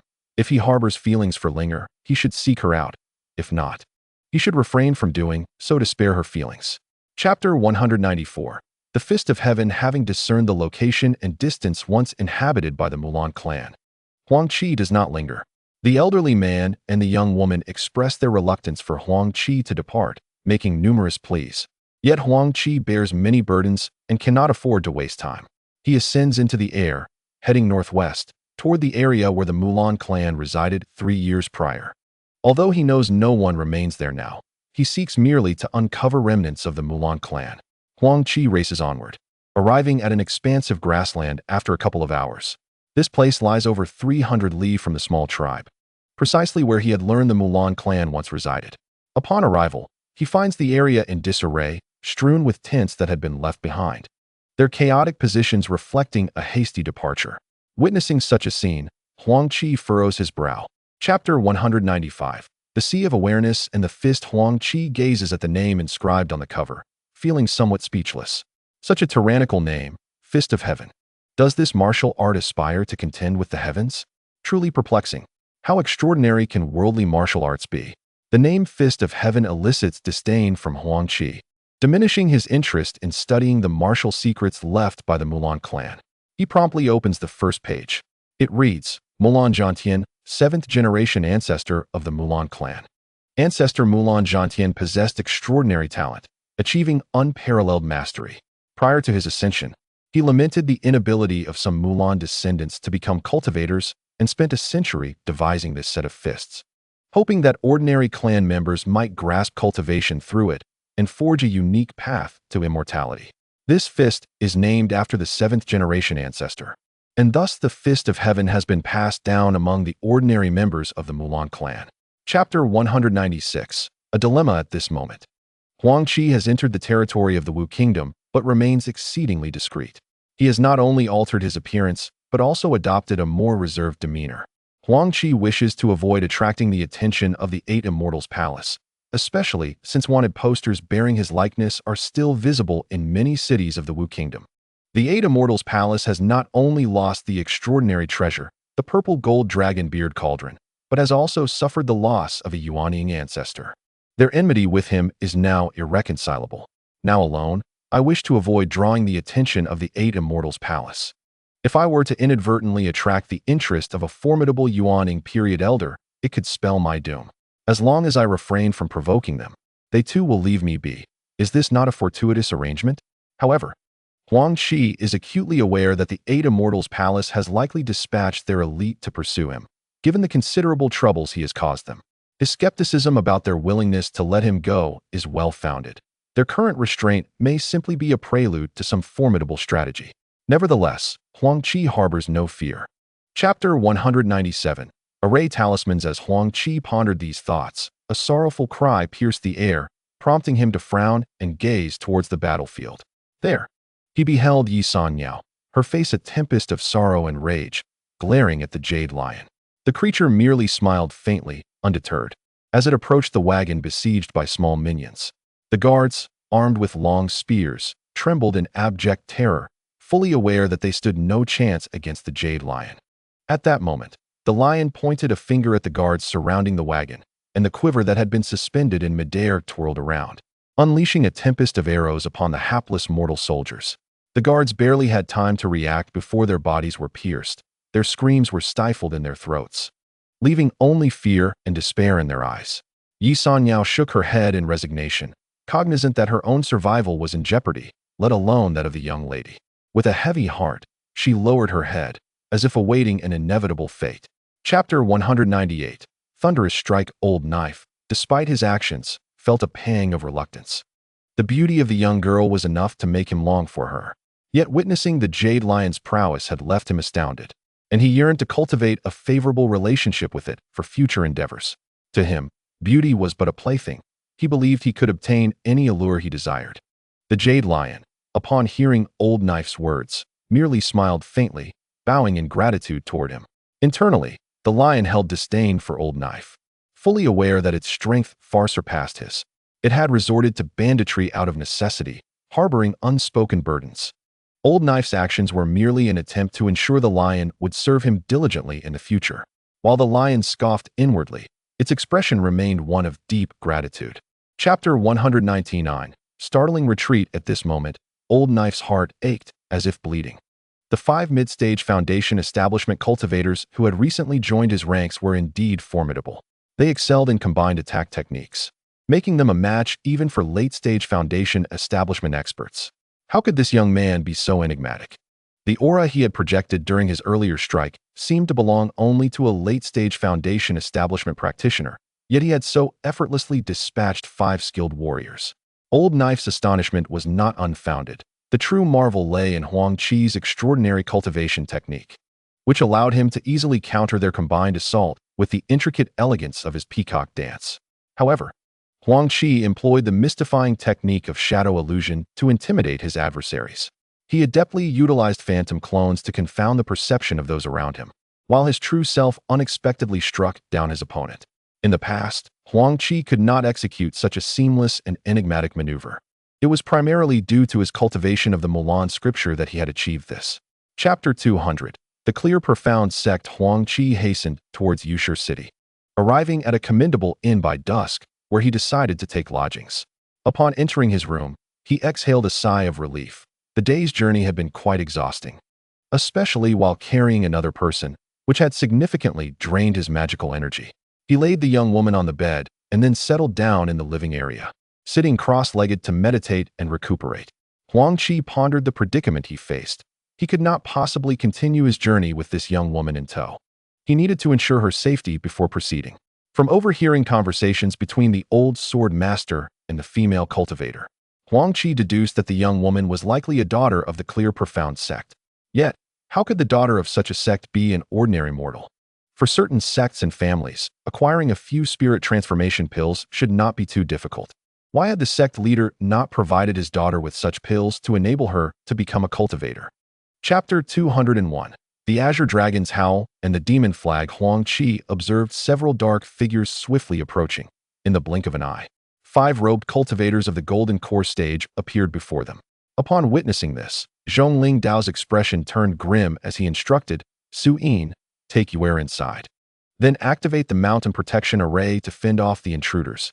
Huang Qi noticed the female cultivator cast a worried glance at Zhongling Dao before she lifted Zhong Kaiwei and headed into the sect. Zhongling Dao nodded reassuringly to her, indicating she should not worry. After his wife and daughter had entered, he turned to Huang Qi and said, Young friend Huang, our clear profound sect is under attack today. It would be best for you to come inside. Our sect's array is the Tying Exiled Immortal Array, which possesses formidable offensive capabilities. Once we have repelled the enemy, I will express my gratitude to you properly. Huang Qi nodded slightly, showing no inclination to refuse. He recognized Zhongling Dao as a person of considerable generosity. Chapter 202. Huang Qi breaks the array. The 5 giant hamster dragons, sensing the power of the massive hand, exhibited a moment of rigidity, their expressions twitching before they abandoned their assault on Zhongling Dao. With a twist, they charged at the black hand. A tremendous crash echoed as the hand shattered, sending the 5 hamster dragons tumbling backward for several dozen meters before regaining their composure. The terrifying energy waves spread recklessly in all directions. Zhongling Dao, witnessing the hand's success in repelling the hamster dragons, realized that his wife had indeed activated the Tying Exiled Immortal Array to assist him. He gazed at the dissipating hand in the sky with a faint smile, wiping the blood from the corner of his mouth, and then turned his serious attention back to the Iron Taoist and his companions. The expressions of the Iron Road practitioners were somewhat grave, for the ominous black hand that had just repelled the hamster dragon snake was indeed the manifestation of the Tying Exile Immortal Array, a defensive formation of the Qingxian sect. It seemed that the elusive Fairy Suyin had finally made her presence known. Zhongling Dao and Fairy Suyin had initially resigned themselves to the prospect of death, facing the full-force assault unleashed by the Iron Road practitioners wielding the Qinglong demon flag, leaving them no room to resist, merely awaiting their demise. However, their astonishment was palpable when they beheld Huang Qi soaring into the air, casting a talisman of the nascent soul stage that effortlessly dismantled the Qinglong demon flag. Who could this Huang Qi be? A mere foundation establishment disciple possessing a talisman crafted by an esteemed ancestor of the nascent soul stage indicated an extraordinary background. Moreover, they had just witnessed Huang Qi's unique method of throwing the talisman, which suggested an intimate knowledge of the Qinglong demon flag's vulnerabilities. With a single strike, he shattered a formation that was likely impervious even to their Tying Exile Immortal Array. How could they not be astounded? As Zhongling Dao observed the departure of the Iron Road practitioners, his demeanor softened. Although they had not gained any tangible benefits from the encounter, he was grievously wounded, particularly in terms of his spiritual consciousness and essence. Recovery from these injuries would likely take years. At that moment, they saw Huang Qi gently descending, his expression reflecting a weighty concern as he gazed towards the departing figures. Zhongling Dao approached Huang Qi with a faint smile, saying, Young friend Huang, I am sincerely grateful for your assistance. Had you not intervened, my spouse and I, along with the entire Qingxian sect, might have truly vanished in Yuzhou. Huang Qi merely smiled in response. Senior, you are too kind. I could not bear to witness their tyranny, and fortuitously, I discerned the flaw in the so-called Qinglong demon flag, which compelled me to lend you my support. Had they wielded the authentic Qinglong demon flag, I might have fled long ago. Upon returning to the main hall of the sect alongside Zhongling Dao and Fairy Suyin, Huang Qi noticed that Zhong Kaiwei and several disciples awaited anxiously, their faces etched with concern. They rejoiced upon seeing Huang Qi and the couple enter the hall, realizing that the formidable foes outside had likely retreated, ensuring their safety. In that moment, Zhong Kaiwei spotted her mother and, with a sob, rushed into Fairy Suyin's embrace. Weeping softly, Fairy Suine, with great affection, comforted her frightened daughter by gently patting her shoulder. The other disciples hastily paid their respects to Zhong Lingdao, who simply nodded in acknowledgement, signaling them to tend to the aftermath of the incident. Observing his wife and daughter sharing their thoughts, Zhong Lingdao shook his head in resignation. Huang Qi stepped forward and inquired, "Senior, your daughter is not a cultivator. Why do you not encourage Kai Wei in her pursuits?" As Huang Qi and Master Li entered the inner courtyard, Master Li appeared exceedingly courteous. Huang Qi merely smiled faintly, aware that Master Li was attempting to win him over. After the host and guests settled themselves, Master Li finally spoke. "Friend you have certainly caused us quite a bit of suffering in the past, haven't you? Your esteemed name has become quite the sensation among the major sects and families in Qingzhou. Even the elderly and the young speak of you in hushed tones of admiration. I, for one, am truly impressed." Huang Qi smiled slightly, not denying the truth of his reputation, acknowledging that he had indeed accomplished several significant feats in Qingzhou. At this moment, Master Li inquired, "Friend I presume your visit to our Fenghua Trading Company is once again to accompany our merchant caravan to Qingzhou?" Huang Qi shook his head with a smile, replying, "Not at all. I have come this time to purchase some items." Having expressed his intent, Huang Qi departed from the Fenghua Trading Company and exited the city without lingering in Yushi City. The distance to Fenghua City was considerable, and he estimated that it would take him a good part of the day to arrive. Huang Qi intended to find an inn to rest and meticulously examine the map of Yuzhou, contemplating his future journey. Ascending into the air, Huang Qi flew southwest, the direction of Fenghua City.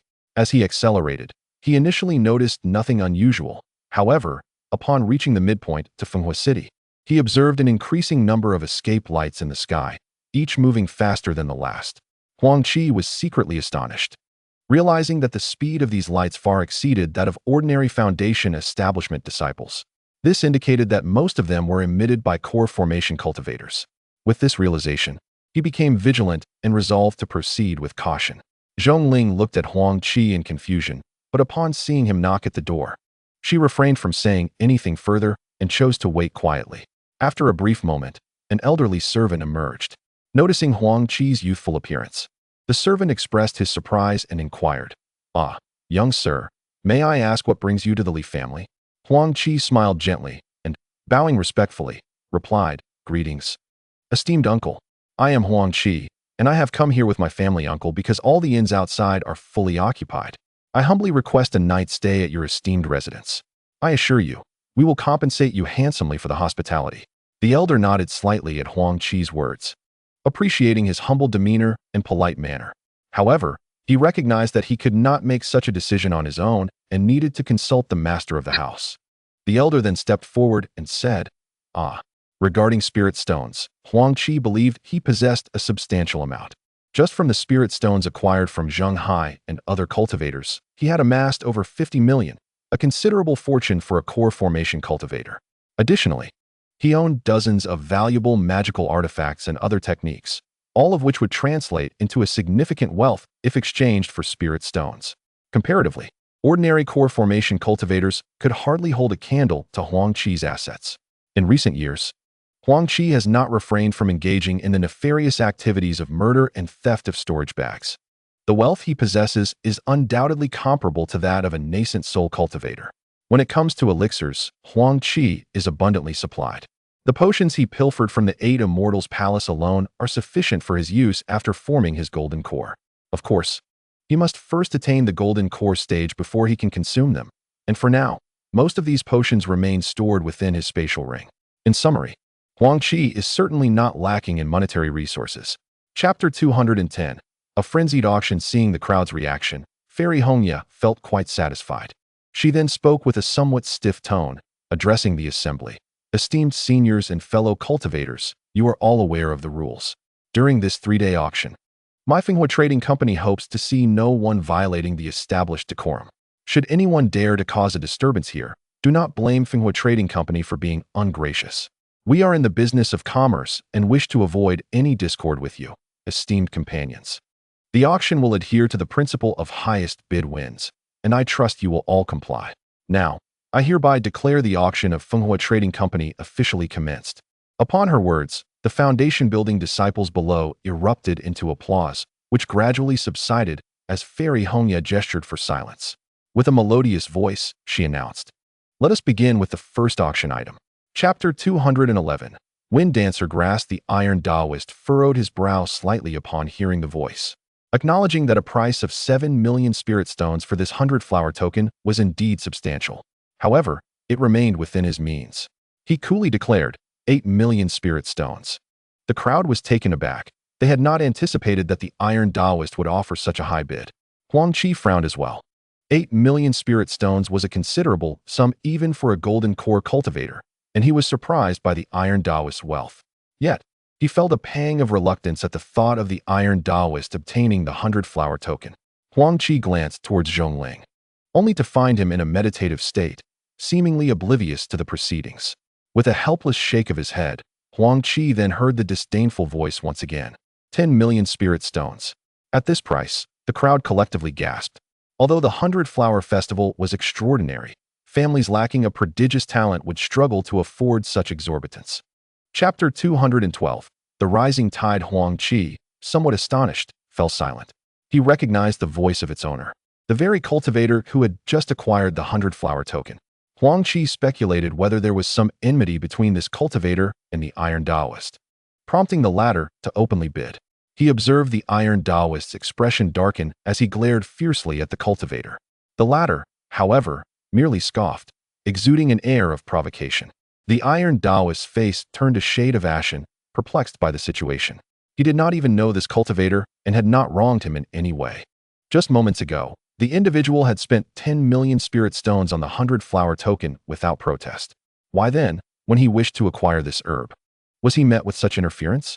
The Iron Man coldly remarked, 130,000 spirit stones. The other individual showed no change in expression, disdainfully glancing at the Iron Man before responding, 140,000 spirit stones. At this moment, the Iron Man's demeanor darkened significantly. It was evident that this person was not easily intimidated. Chapter 213. The frustrated Iron Man. The Iron Man boldly raised the price of the Wind-Fire Meteor Hammer to its zenith, observing that most had taken their seats, indicating their withdrawal from the bidding for this artifact.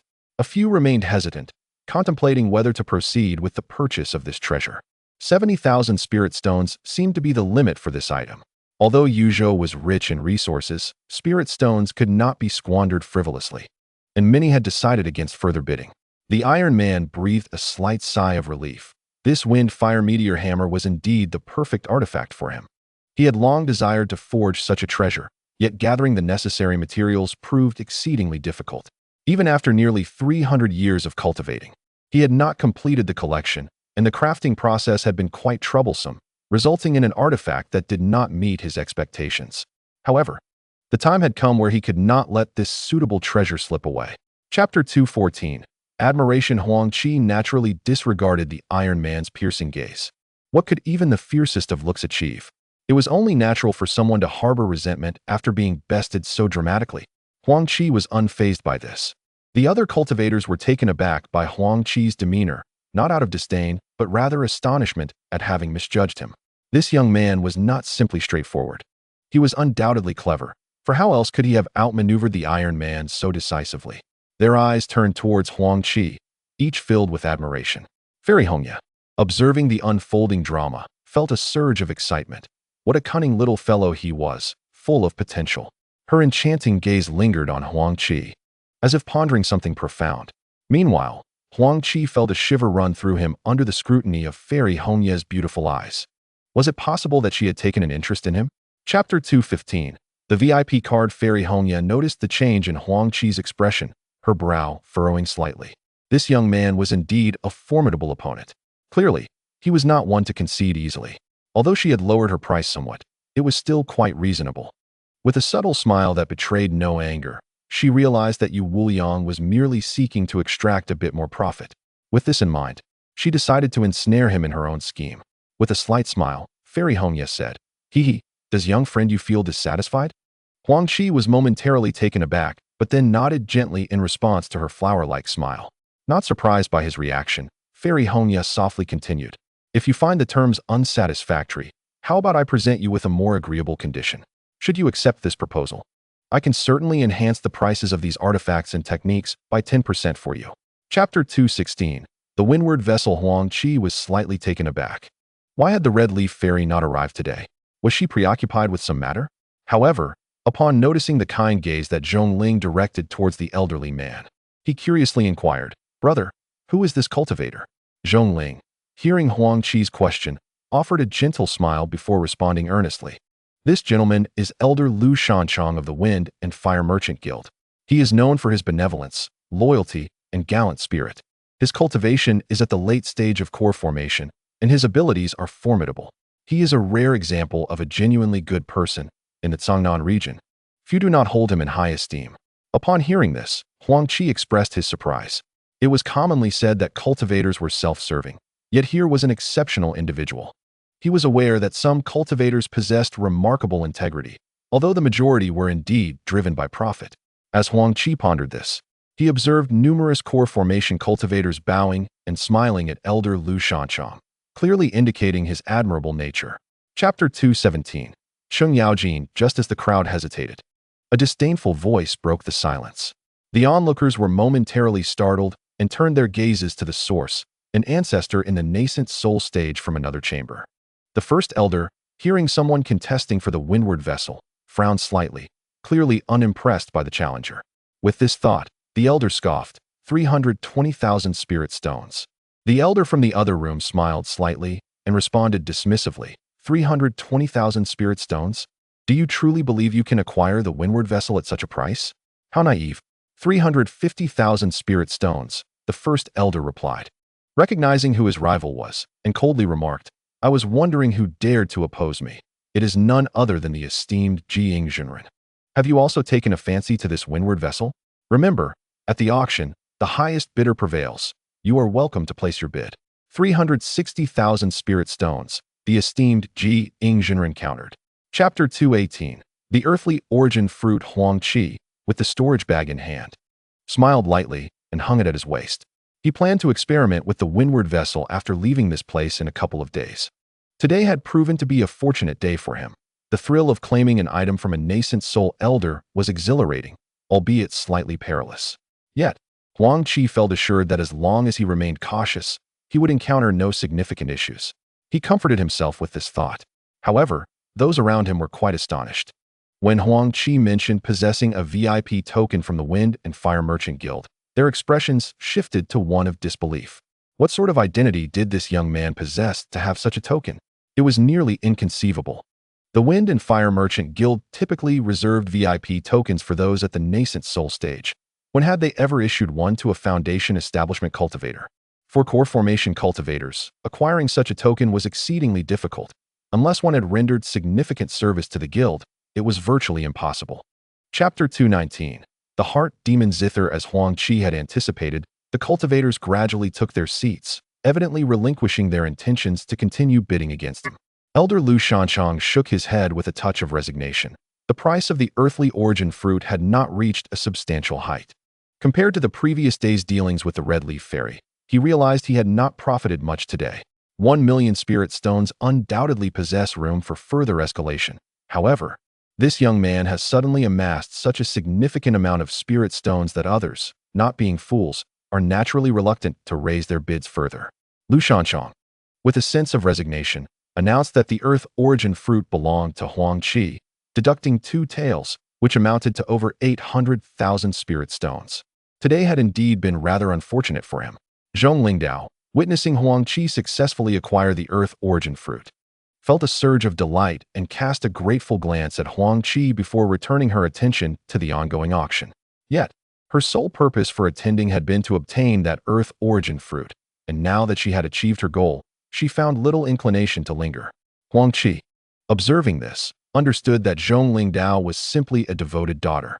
On the morning of the 3rd day, Huang Qi arrived at the auction house alone. Choosing not to ascend to the 2nd floor, but instead seated himself among other foundation establishment cultivators on the 1st floor. Many of these cultivators regarded Huang Qi with surprise. Some exhibited greed in their gazes, others displayed disdain, and many were openly mocking.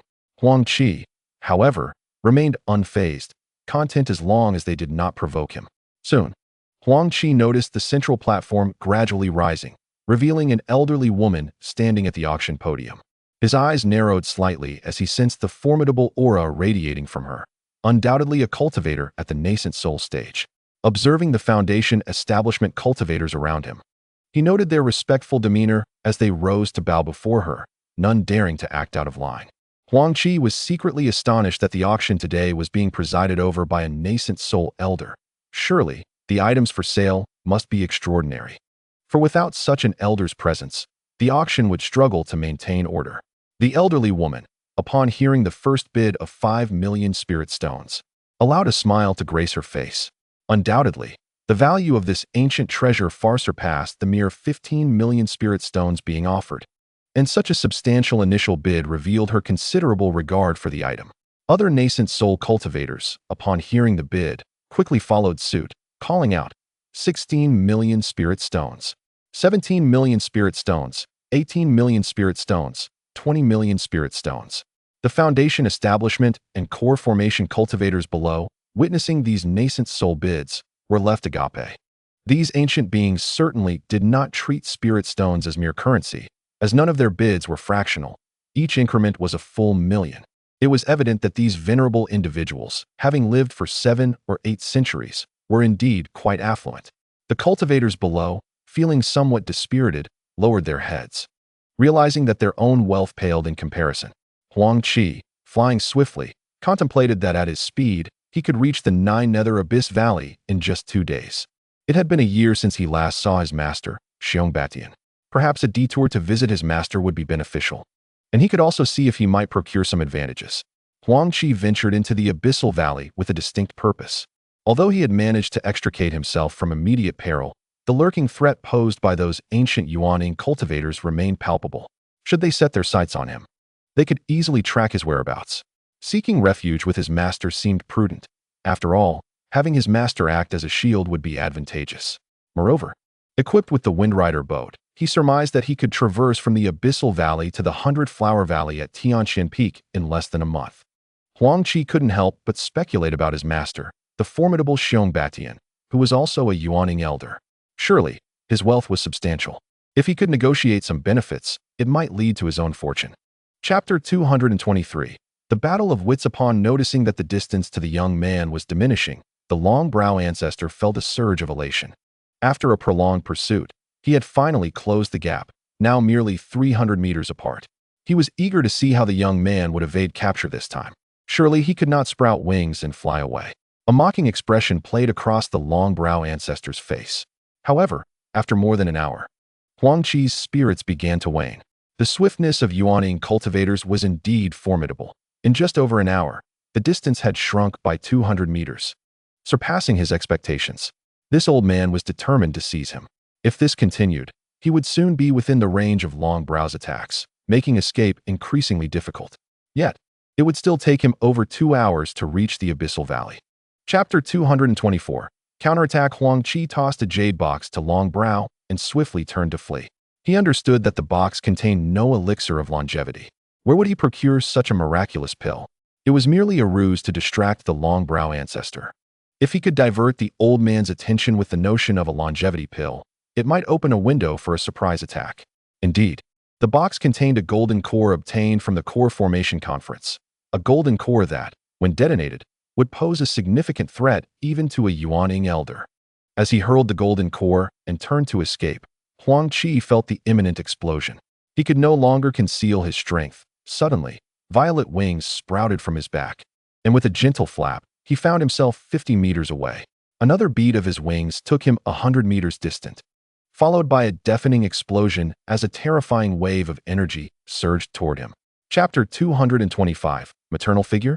The long-brow ancestor was sent reeling by the impact of Huang Qi's talisman, staggering backward and spitting blood, utterly incredulous at the power of the talisman. The flying sword, now spiraling, slashed toward Long Brow's own dark green artifact. The ancestor's expression turned icy. He wondered where this young man had acquired such a potent talisman.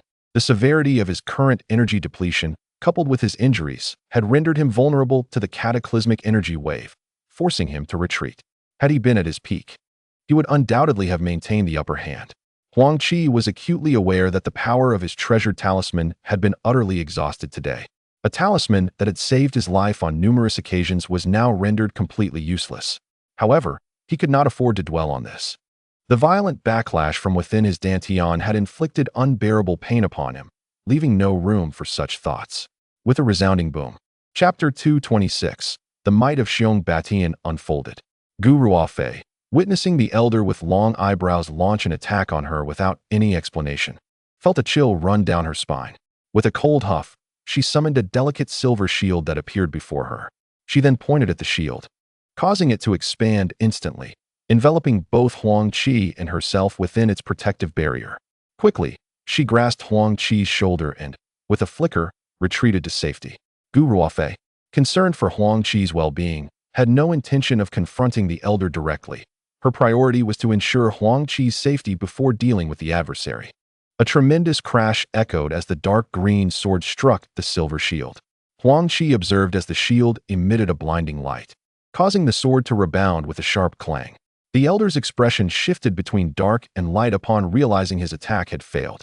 He hesitated, contemplating whether to persist in his assault. In Chapter 227, The Curse of the Demon God, Xiao Bai found himself momentarily astonished at his own strength. It seemed unfathomable, for he had only exerted 80% of his power due to his incomplete recovery from injuries. Yet, this elder, despite being at the nascent soul stage, could not withstand his strike. He discerned that the elder must have been weakened from expending significant energy in pursuit of Huang Qi, compounded by the potential use of some secret technique that left his body in such a frail state. Gu Ruofei was equally surprised. Had she known the elder was merely a facade of strength, she would have dealt with him long ago, sparing Xiao Bai from intervening.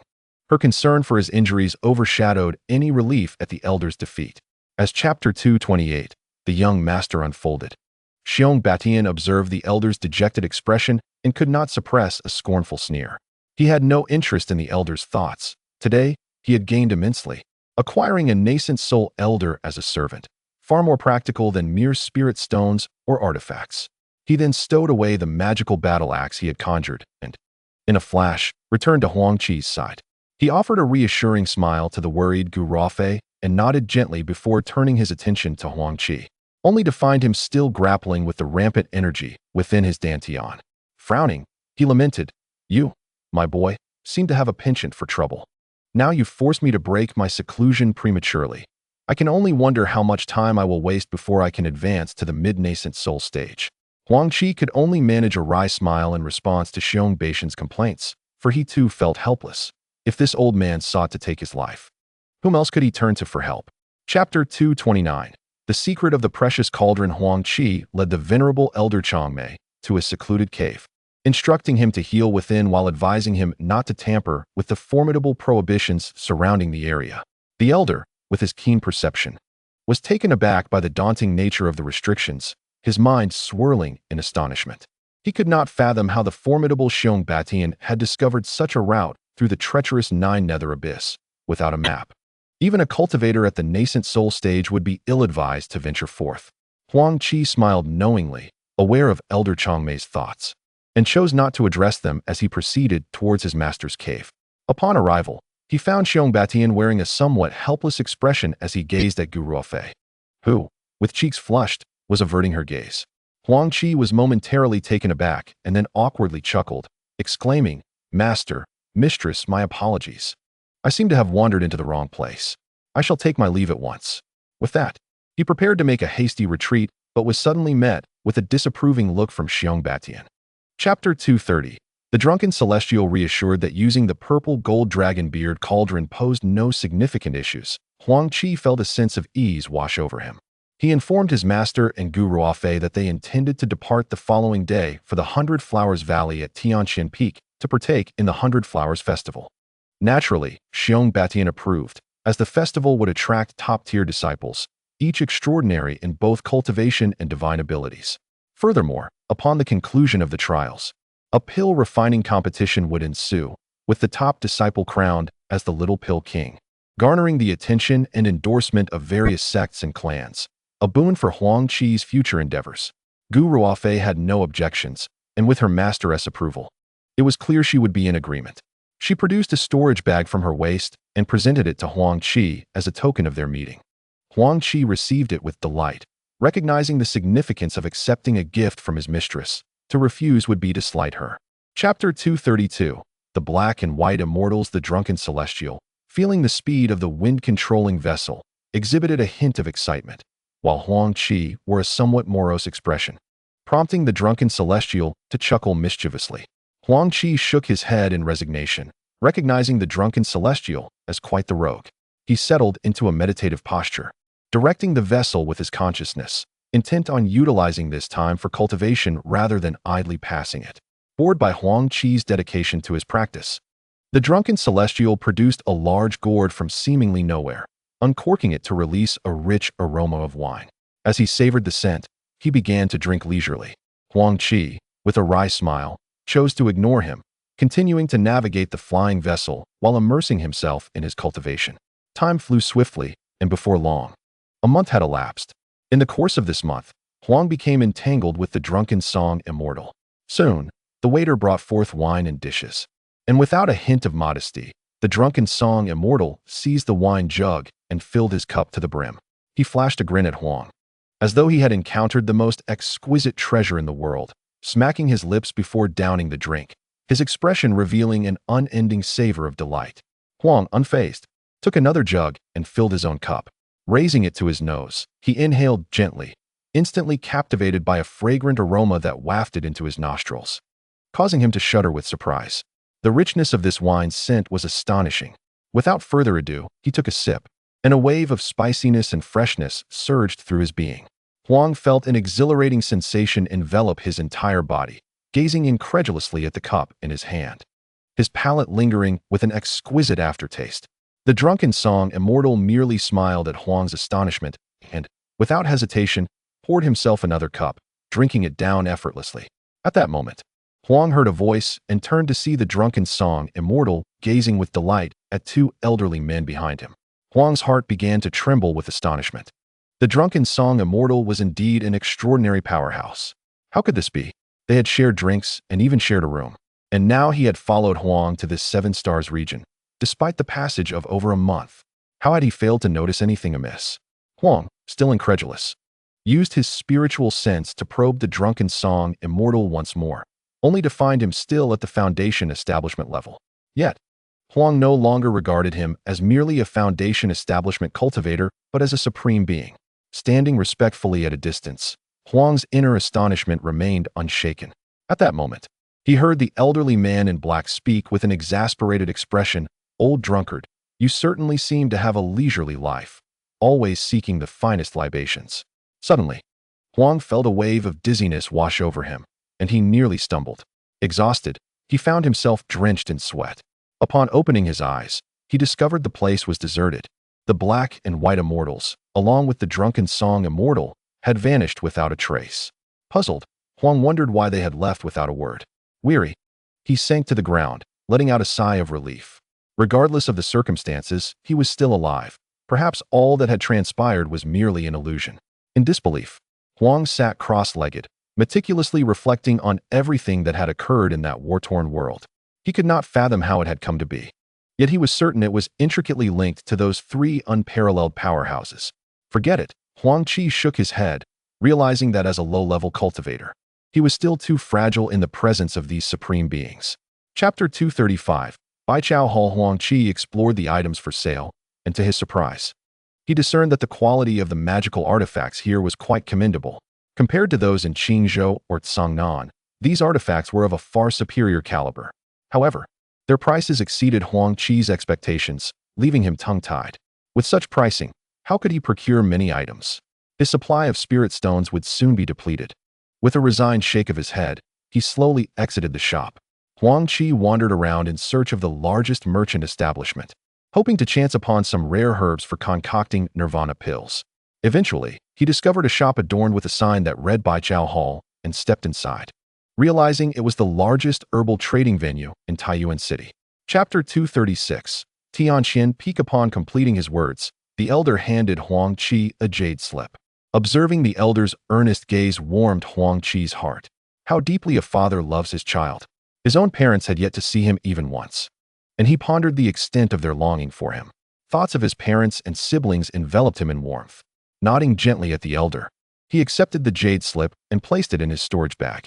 The elder's heart swelled with joy at Huang Qi's agreement, and he produced another storage bag to offer him. Huang Qi merely smiled gently and declined to accept it. He had only assisted in searching for the Yin-Soul herb, and the benefits he had received were already ample. He had no intention of taking more. Despite his avarice, he maintained a moral compass in the presence of such a devoted father. Departing from the elder, he chose not to visit any other places. Chapter 237.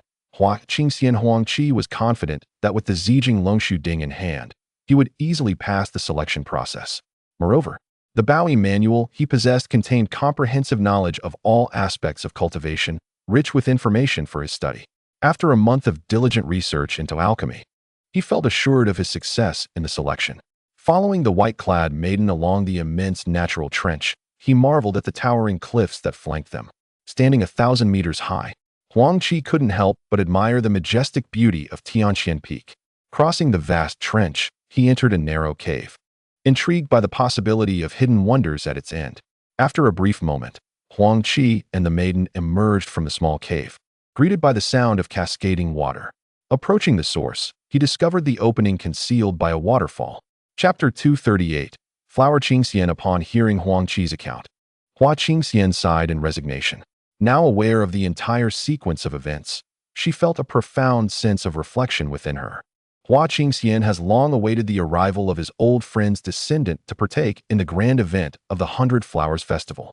However, despite the passing of many years, this individual has yet to make an appearance, revealing an underlying tale of hidden sentiment.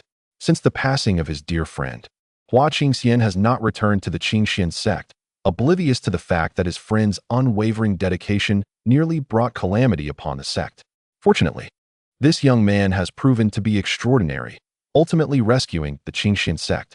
Hua Qingxian gazed at Huang Qi, nodding in satisfaction, filled with gratitude towards him. He felt content to have received news of his old friend and his descendant within his lifetime. Observing the elder's contemplative expression, Huang Qi pondered briefly before producing the 100 Flowers token and presenting it to Hua Qingxian. As Hua Qingxian beheld the token, a symbol of the enduring friendship with his late friend, his eyes began to mist over. Chapter 239. The 100 Flowers trial. Witnessing this scene, the crowd erupted with joy, their voices rising in countless cheers, celebrating this centennial event. As the fireworks in the sky gradually subsided, the commotion slowly waned. The 100 Flowers fairy offered a gentle smile, subtly nodding to an elder beside her, who understood the cue and rose to step forward, proclaiming, "All disciples holding the 100 Flowers token, please stand in the center of the square. We shall soon commence the trials of the 100 Flowers Valley." Upon hearing this, excitement coursed through the hearts of the crowd. The disciples from major sects exchanged glances with their elders and confidently made their way towards the central position. Huang Qi did not rush forward, but instead observed the younger disciples from various sections. He noted that a procession of over 500 individuals emerged from the surrounding square, gradually forming an orderly formation. Chapter 240. A minor trouble. Huang Qi flew swiftly, encountering few Foundation establishment disciples along the way. Even when he crossed paths with others, they refrained from engaging in combat, well aware that such actions were futile. Defeating an opponent would yield little reward.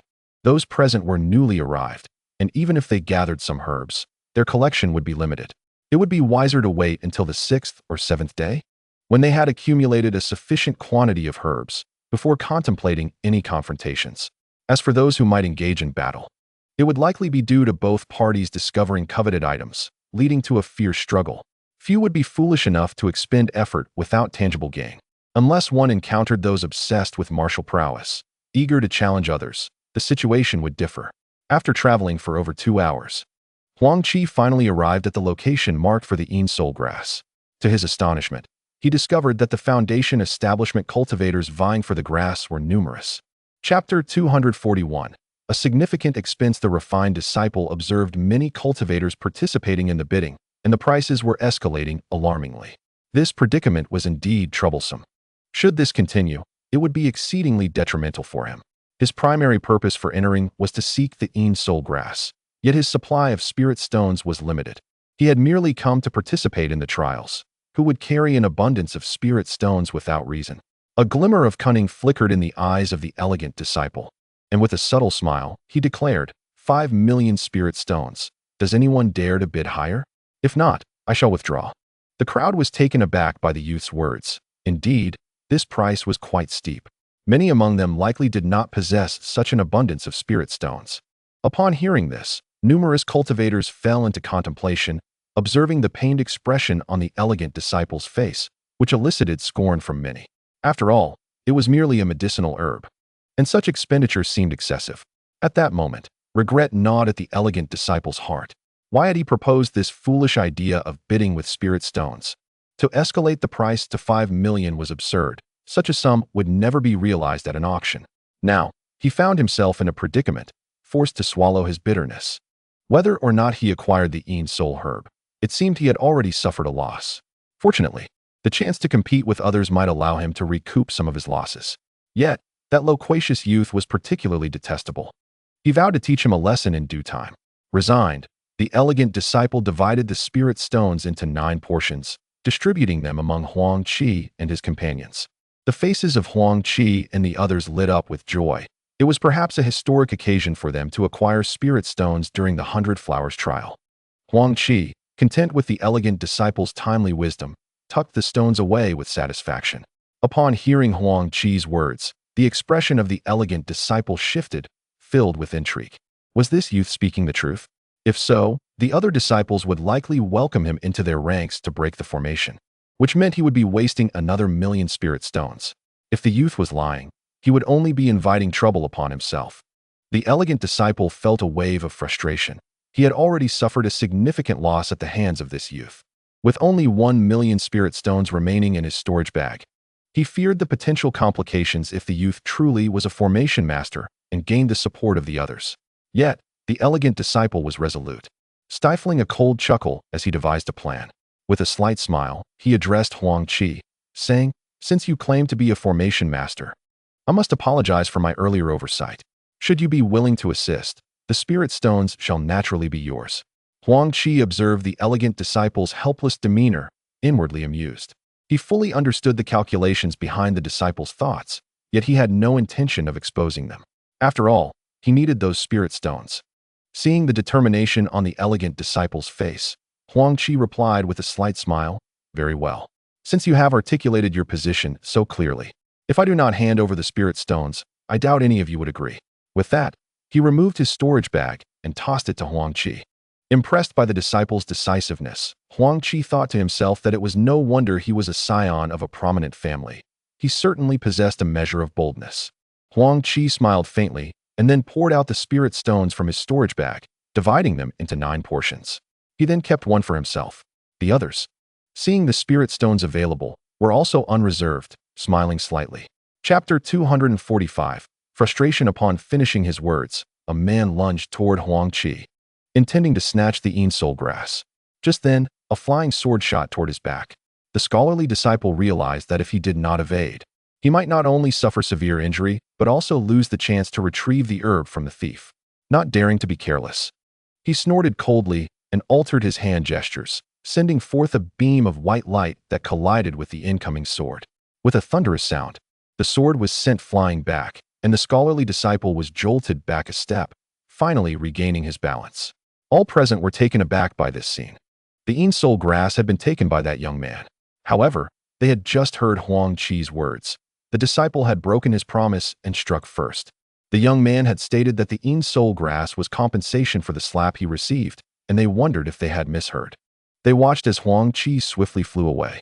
Chapter 246. Illusory dual formation. Huang Qi, unperturbed by the conflict between them, felt no connection to their strife. Having obtained the soul grass, he considered it a fulfillment of the old man's request and planned to deliver it after the 100 Flower Conference.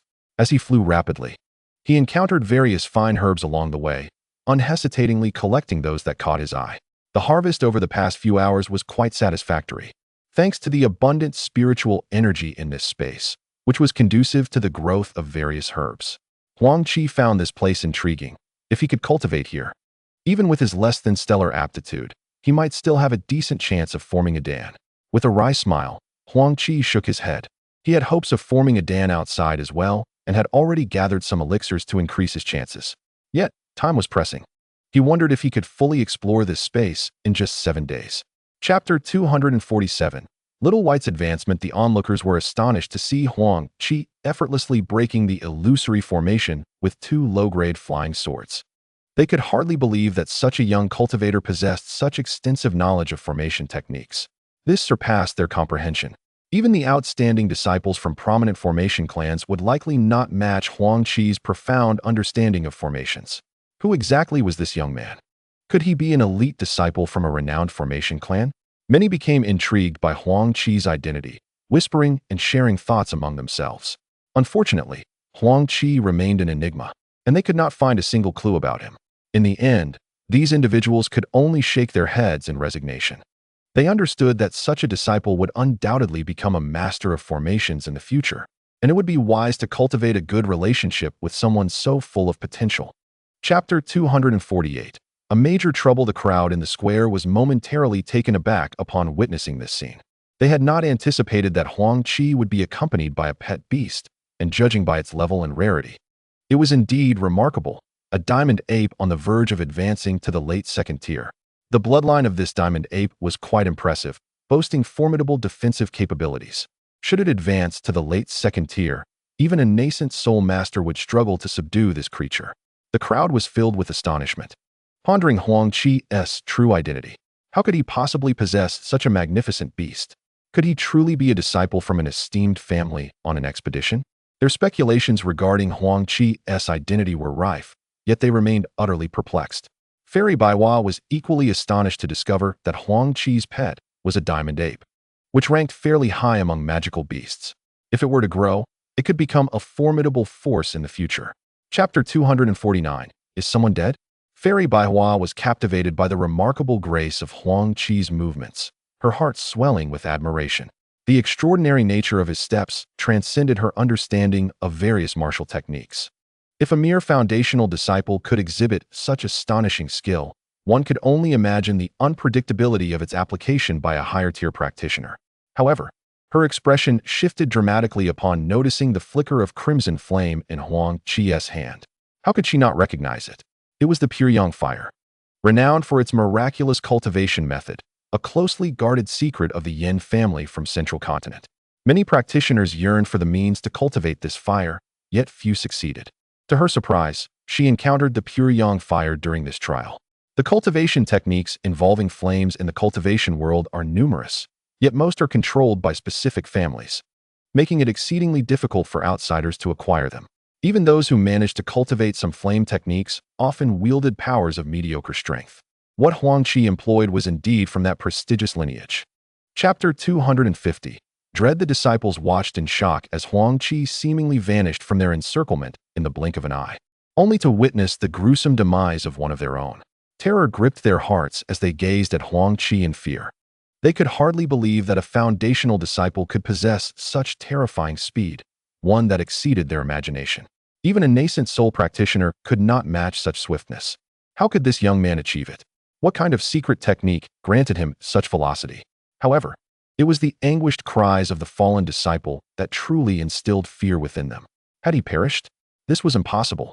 Rumors suggested that no one had ever died in the Baiwa trials.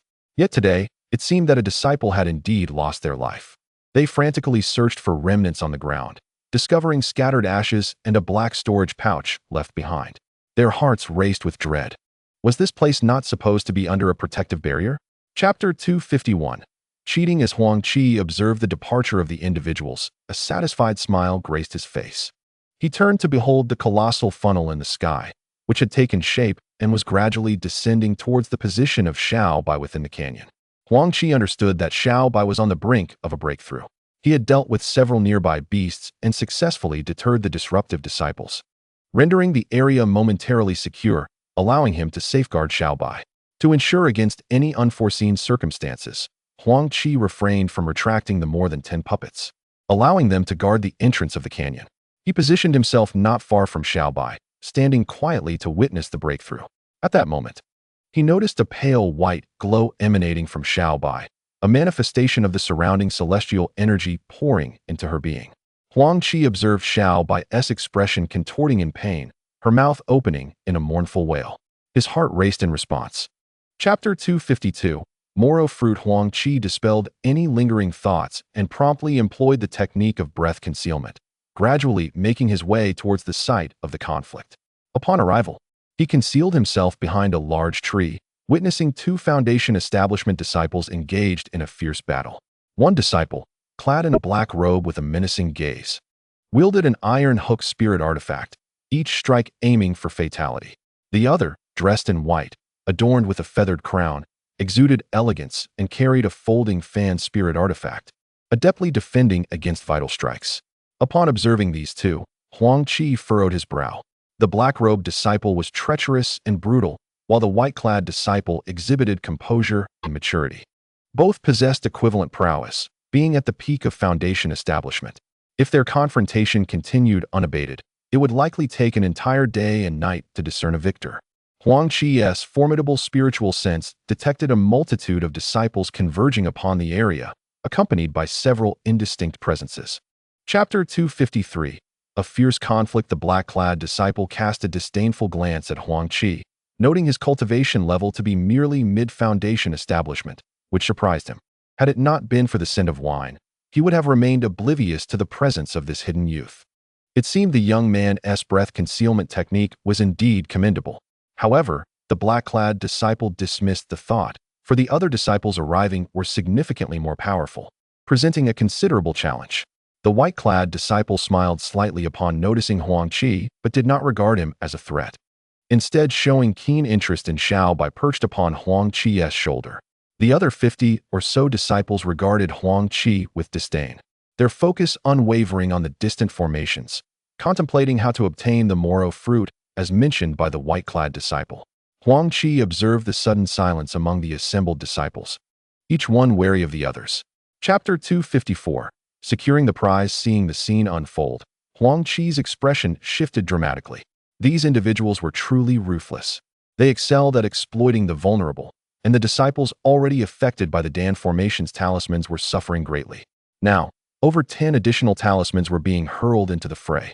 Surviving this onslaught seemed unlikely. They were undoubtedly risking their very lives. Even a prodigious disciple would struggle to withstand an assault from more than a dozen golden core experts. Huang Qi, rendered speechless, suddenly heard a cacophony of explosions echoing from within. The air was filled with the furious shouts and roars of numerous disciples. Abruptly, Huang Qi witnessed several streaks of white light flash within, and the tumultuous sounds faded into silence. A flicker of surprise crossed Huang Qi's mind. It seemed that these disciples had been teleported away. Indeed, after a brief moment, the terrifying energy fluctuations gradually subsided, revealing that the more than 10 Foundation establishment disciples had vanished without a trace. Huang Qi exhaled a sigh of relief, grateful that the elders were vigilantly monitoring the situation. Otherwise, the consequences could have been dire. In Chapter 255, Refinement, Tian Zihua and the others, still in shock, beheld the audacious boy who had plucked the Morwa fruit, effortlessly dismantling the formidable defensive formation with a mere gesture before soaring into the distance. The swiftness of this individual was astonishing, leaving them utterly dumbfounded. Was this not a mid-Foundation establishment cultivator? How could he possess such terrifying speed, which seemed unattainable even for those of the Golden Core stage? Pursuing him would be futile. They would be exhausted long before catching up. Tian Zihua observed as a man and a woman leaped into the air, pursuing the boy with extraordinary speed, albeit lagging behind him. Nevertheless, their velocity was still remarkably fast compared to the others. The onlookers were struck with dread. Their hearts sank as they realized their efforts had been in vain. With the Morwa fruit gone, what was the point of continuing the fight? Many disciples sighed in resignation. In Chapter 256, a swarm approaches. The crowd in the square, witnessing Huang Qi enter seclusion, gazed at the screen in the sky with contemplative expressions. It seemed that Huang Qi would not complete the refinement of the Morwa fruit in less than 2 days, and a breakthrough would not be easily achieved either. Now that Huang Qi was preoccupied, the other disciples in the trial felt considerably safer. However, with Huang Qi's absence, they felt an immediate loss of tension that had been palpable over the past 2 days. Some shook their heads in resigned amusement. Baiwa Xianzi noted Huang Qi's audacity in choosing to enter seclusion, Such a bold move could be perilous, especially if he encountered ferocious beasts or other disciples during this period. Fortunately, Huang Qi had a keen eye and had chosen a secluded peak for his retreat. If he did not provoke anyone while attempting his breakthrough, he would likely remain undisturbed. Furthermore, having set up two formidable formations, even Golden Core experts would find it challenging to approach without superior tactics. In Chapter 257, The Battle of Beasts and Humans, the elders of the sects and families present for the spectacle gasped in alarm at the sight of the throngs converging. Huang Qi's desire to elevate his cultivation was causing a significant disturbance in the surrounding environment, akin to the phenomenon that accompanied Xiao Bai's advancement. Disciples foraging for herbs nearby were drawn to this spectacle, believing it heralded the emergence of a treasure. The elders silently lamented. If their disciples were unaware of the situation and inadvertently antagonized Huang Qi, it could lead to dire consequences. If Huang Qi is indeed a vengeful and petty individual, his sect and family might soon find themselves embroiled in significant trouble. At this moment, they silently prayed that their disciple would refrain from any impulsive actions, for any misstep could lead to dire consequences. The flower fairy, witnessing the unfolding scene, could not help but feel a sense of foreboding. However, her concerns were somewhat alleviated by the presence of a formidable ally. Chapter 258, The Frenzied Little White. As the crowd in the flower square observed the fierce battle between man and beast, furrowed brows were evident all around. This was indeed a predicament. With so many talented disciples eager to seek treasures, they found themselves in a place devoid of any valuable artifacts. Huang Qi, having reached the late foundation establishment stage, was most sensitive to interruptions. Fortunately, his loyal pet was fiercely protective, leading a multitude of beasts to fend off the disciples, promising an entertaining spectacle. Yet, anxiety loomed over the onlookers. Despite the ferocious appearance of the beasts, their strength was undoubtedly inferior to that of the disciples, and it seemed inevitable that they would soon perish. However, Huang Qi's pet could not simply be slaughtered. Just days prior, he had slain a disciple to aid Little White in its breakthrough, and if any harm were to befall Little White in its defense of its master, Huang Qi would undoubtedly seek vengeance. With a powerful strike, Little White sent a disciple flying, relishing in its triumph, only to be met with anger. Chapter 159, Rampaging Fury. A resounding crash echoed as the disciples failed to evade Little White's hammer-like fists. Many of the less experienced were sent sprawling, blood spurting from their mouths as they crashed to the ground. Meanwhile, the more formidable disciples adeptly dodged the onslaught, gasping in shock at the sight of their peers' injuries. The bloodline power unleashed by the diamond ape was indeed formidable. With a single punch, it had sent dozens of disciples reeling, far surpassing the capabilities of a mere second-tier beast. Only a third-tier creature could exhibit such might. The unharmed disciples, witnessing Little White's descent into madness, were left with expressions of dread. What treasures could possibly warrant the placement of such a formidable beast as a guardian? Though it was labeled a second-tier creature, its prowess was exceedingly intimidating. A beast capable of awakening its bloodline power was undeniably formidable.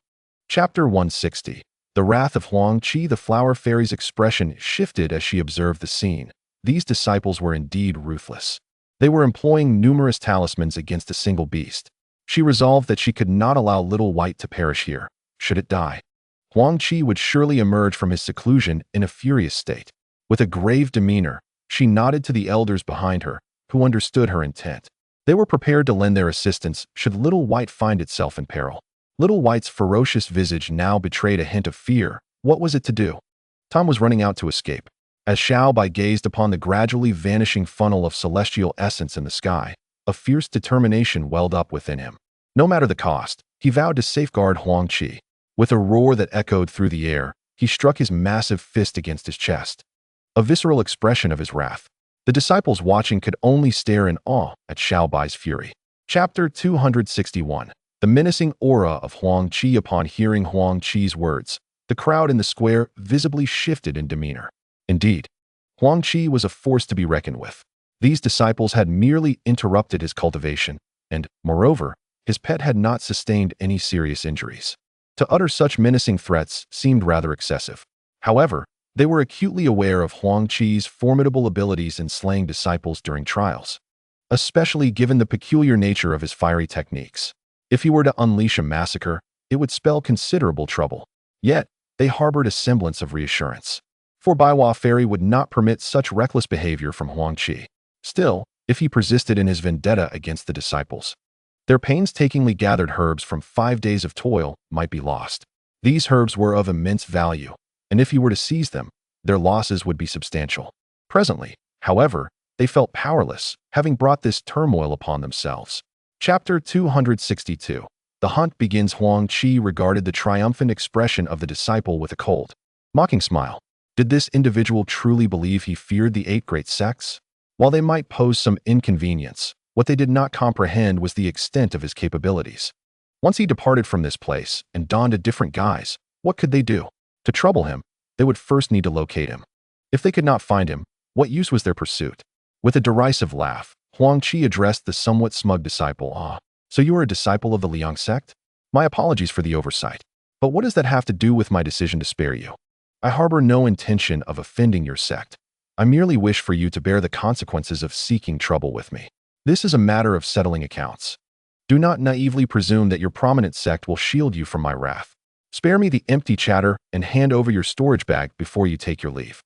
Chapter 263.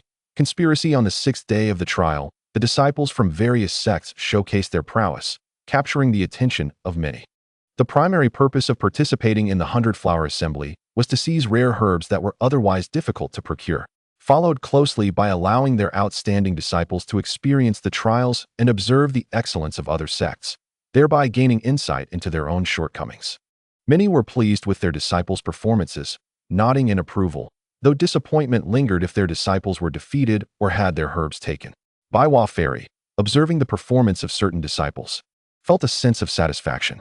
The 100-flower trials organized by Baiwa Valley served a significant purpose. Firstly, to encourage various sects to invest more effort into the cultivation of their disciples. Secondly, to witness the talents of these prodigious disciples, bringing a grand spectacle to the realm of cultivation. Certainly, the enchanting flower fairy has graced us with her presence once more. Chapter 264. An ominous sight in the sky. The 6th day passed amidst a tumultuous rain of blood. As the 7th day dawned, the entire flower trial space became increasingly gruesome and merciless. Several powerful disciples lurked within the dense foliage and rocky outcrops, setting traps and ambushes for any disciple who dared to pass by. Those lacking in strength would find themselves swiftly assaulted. These assailants struck with ruthless precision, ensuring that their victims had no opportunity to retaliate, resulting in the continuous manifestation of white light as many disciples were thus transported out of the trial grounds. Huang Qi sat calmly in his cave abode, meditating and refining his energy. After a day of relentless cultivation, he felt his strength had significantly increased. Huang Qi was pleasantly surprised. The abundant spiritual energy in this trial space had allowed him to solidify his cultivation to an extent that exceeded his expectations. With such a fortuitous opportunity at hand, Huang Qi was determined not to let it slip away. Chapter 265. A fortuitous encounter. Huang Qi smiled slightly at Xiao Bai's reaction, recognizing that high bloodline magical beasts like Xiao Bai could often sense the emergence of rare treasures. Since Xiao Bai was so intrigued, Huang Qi's own interest was naturally piqued even more.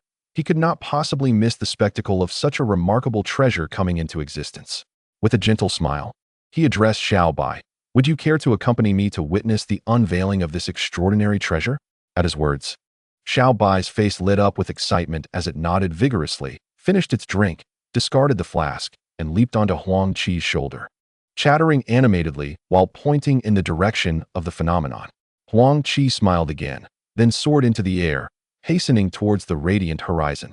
On a hillside, a young boy was meditating, surrounded by chaos, with residual energy fluctuations still lingering in the air, indicating that this place had recently endured a fierce encounter. Chapter 266. The emergence of a rare treasure. It is no small feat for over 300 talented disciples to converge in one location. Each disciple that arrives is no novice, who among them lacks means for self-preservation. Huang Qi understood that seizing this treasure would not be an easy endeavor. However, he felt little concern, for he was well aware of his own capabilities. In terms of speed and combat prowess, few could contend with him here, save for a select few whom he had noted and would need to approach with caution. As the majority of the crowd gathered, the celestial phenomenon grew increasingly magnificent. With a torrent of elemental energy flowing toward this very spot, where a colossal cloud of energy began to coalesce above the valley. Many gazed at this spectacle with avaricious eyes, their hearts racing with excitement. Whatever had prompted such an occurrence was undoubtedly a treasure of immense value, far beyond mere spirit stones. At this moment, Huang Qi's companions, Jiang Yu and others, exchanged glances, their expressions shifting as they turned to observe the scene unfolding in the valley behind them. They realized that the treasure was on the verge of revealing itself. As Jiang Yu turned to Lu Buping, he remarked, "Brother Lu, the treasure is about to emerge. Since you wish to enter, we shall not impede your passage. Please proceed." With that, Jiang Yu soared into the air, heading towards the canyon. The enchanting fairy Qianqian and the others followed suit, cautious and alert, for the treasure was imminent. Should Jiang Yu seize it, they would surely regret their inaction. Lu Buping, observing the urgency etched on their faces, furrowed his brow in contemplation. What could this treasure be that incited such anxiety? It appeared he too must investigate.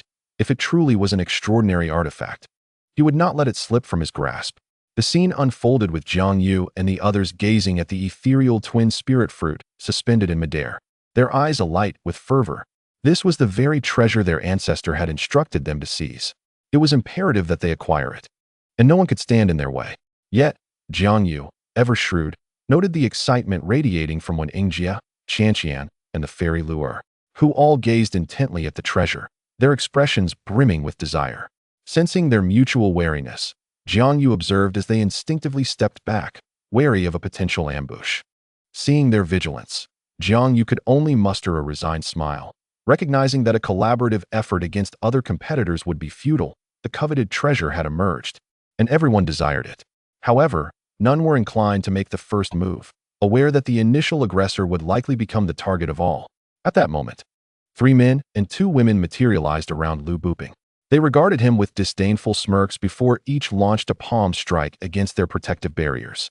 With a resounding thud, Lu Buping was thrust backward, along with his golden shield, propelled far from the source of the menacing energy.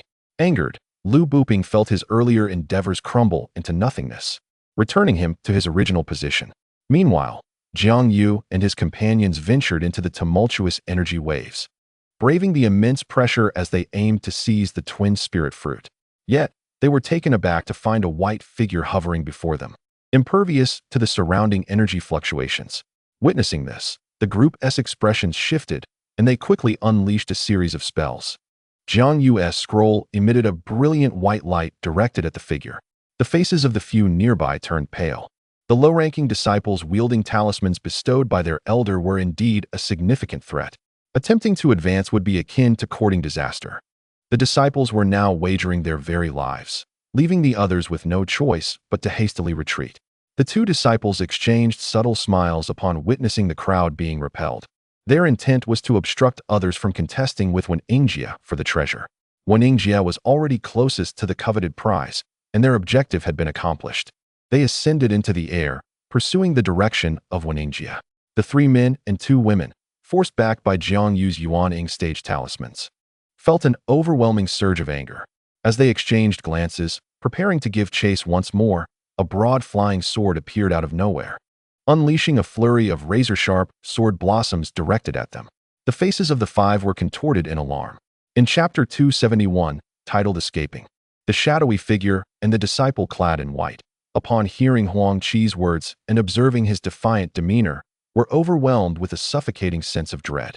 They hesitated to advance, for this impudent little monkey had already consumed a spirit purification fruit without encountering any adverse effects. If they pressed him too hard, he might retaliate in a similar fashion, rendering their efforts futile. The 2 young masters felt as if they were choking on a fishbone, unable to swallow or spit it out, a sensation utterly distressing.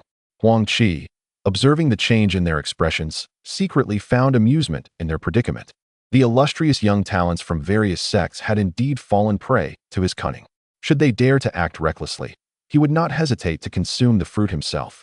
This confidence stemmed from the demonstration provided by Xiao Bai, who had consumed it without consequence. Hence, he too would emerge unscathed. In Chapter 272, titled The Might of the Heavenly Fist, the disciple in white, initially mocking Huang Qi for daring to attack his grand formation, found his confidence wavering. As the shadowy figure launched an assault against Huang Qi, He observed that the latter had not consumed the spirit purification fruit, alleviating his concerns. He contemplated letting them battle to mutual destruction before intervening. However, to his astonishment, his prideful formation was easily dismantled by a mere gesture from Huang Qi. How could this be possible? The disciple had yet to comprehend why his formation had been so effortlessly breached when Huang Qi vanished from sight, now 50 meters away. As the disciple finally grasped the situation, he heard the shadowy figure, filled with rage and urgency, exclaim, "If you wish to escape, leave the treasure behind." The shadow swiftly pursued Huang Qi, realizing that having exited the grand formation, it would be exponentially more challenging to hinder him. Huang Qi smiled faintly, his wings unfurling behind him. In Chapter 273, titled Gritting Teeth, the onlookers in the square were rendered speechless as Huang Qi boarded the wind-riding vessel. The sects and families that had once hoped to obtain the spirit purification dual fruit were now left in utter despair, their faces reflecting their helplessness. They could not blame their disciples for their inadequacies. This young man was overwhelmingly powerful and possessed such an extravagant vessel that their disciples lacked the capability to pursue him. They could only watch helplessly as Huang Qi vanished from sight, fully aware that the spirit purification dual fruit was now beyond their reach. Their faces twisted in frustration and resentment as they glared at Huang Qi. The disciples trailing behind Huang Qi were utterly bewildered. They considered themselves formidable in strength and believed their speed was comparable to their peers. However, faced with Huang Qi's unpredictable maneuvers, they could only stare in disbelief. The remnants of his figure fading into the distance caused a sense of foreboding in their hearts, as this was the second time he had eluded their grasp. In Chapter 274, the 100 Flowers Jade Dew Pill, Huang Qi swallowed the spirit-purifying fruit in one gulp. The fruit melted in his mouth, lacking the overwhelming power he had anticipated. Instead, the energy it emitted was remarkably gentle, flowing gradually into his dantian. This energy descended slowly, floating above the small pool in his dantian, remaining separate from his reservoir of spiritual stones. Upon introspection, Huang Qi discovered the peculiarity of this force. He attempted to harness the spiritual energy within his dantian to refine it, but his efforts were met with disappointment. The energy remained unyielding. Huang Qi realized that this power would likely only manifest when he broke through to the nascent soul stage. Accepting that it posed no immediate effect on his body, he chose to cease his inquiries, trusting that his cultivation would eventually awaken this energy. In Chapter 275, Alchemy, the 100 Flowers trial concluded after 7 days. Following a round of praises and pleasantries from the elder, everyone rose to bow respectfully. Huang Qi and his fellow disciples bowed in return, while the 100 Flowers fairy and her entourage of nascent soul elders smiled and nodded at the crowd before departing. The attendees, mindful of their manners, offered their farewells, and soon dispersed to their respective quarters. Many cast glances at Huang Qi on their way out, some with envy, others with resignation, some with wry smiles, and a few with scornful expressions, while others wore unfriendly visages, noting the varied attitudes directed at him. Huang Qi felt a subtle stir within, but maintained a polite smile in response. In this gathering of formidable talents, he was acutely aware of the powerful backgrounds of those around him and had no desire to provoke anyone, despite some hostility directed at him. He understood that it was prudent to keep a low profile, given his own limited strength. After the crowd departed, Huang Qi returned to his own space. In Chapter 276, the 7-Star Pill King, he noticed the somewhat melancholic expression on Qian Fairy's face and quietly speculated on her thoughts. However, he soon observed her regain her composure, smiling as she addressed him. "Friend, your youthful talent far surpasses mine." Huang Qi could only manage a wry smile and shake his head, fully aware that without the purple gold dragon beard cauldron, he would never have dared to participate in the alchemy conference. In essence, he was merely cheating. Yet, he could not voice this truth, leaving him to chuckle bitterly. Qian Fairy continued, "The alchemy conference is about to commence. I must take my leave." After bowing to Huang Qi, she departed. Huang Qi understood the importance of mutual respect and refrained from overstepping his bounds. After the ethereal Qian departed, Huang Qi intended to take a seat, only to find several unfriendly gazes directed towards him. He turned to observe the source. Chapter 277. Whispers of discussion. The elder presiding over the assembly observed the youthful talents, each displaying a hint of excitement, and felt a deep sense of satisfaction. Clearing his throat, The entire plaza fell silent. The elder nodded and, with a warm smile, announced, "We shall now commence the alchemy conference. All disciples whose names I call shall proceed to the center of the plaza, where my disciples from Baiwa Valley will set up tables and provide the necessary herbs for your alchemical endeavors. I will begin calling names now, starting with those who possess the red Baiwa token and wish to participate in the conference. As for those with the green Baiwa token, gifted by Baiwa Valley, you shall await the completion of the elimination round before joining the selected disciples in the competition. Do you understand?" The disciples in the plaza responded loudly in affirmation. The elder nodded in satisfaction and addressed the disciples: Feng Ling, Zhao Xian, Hihua Sect, Minyu, Tian Xing.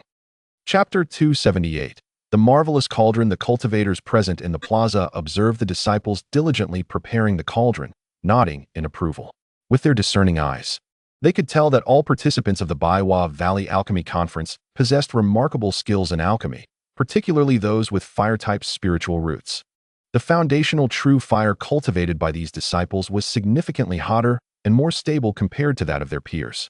The term foundational true fire refers to the true fire cultivated within the meridians of foundational disciples, fueled by the spiritual energy from their dantian, allowing the flame to burn continuously until the magical energy is exhausted, at which point the foundational true fire would extinguish.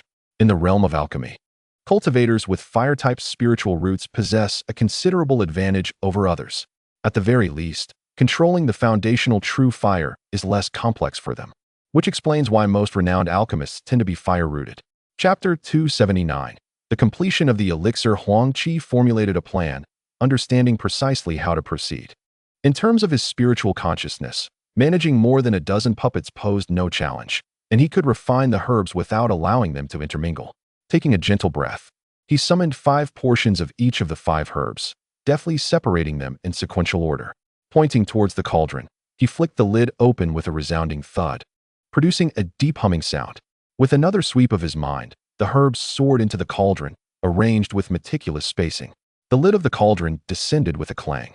Huang Qi focused intently, intensifying the flames beneath the cauldron.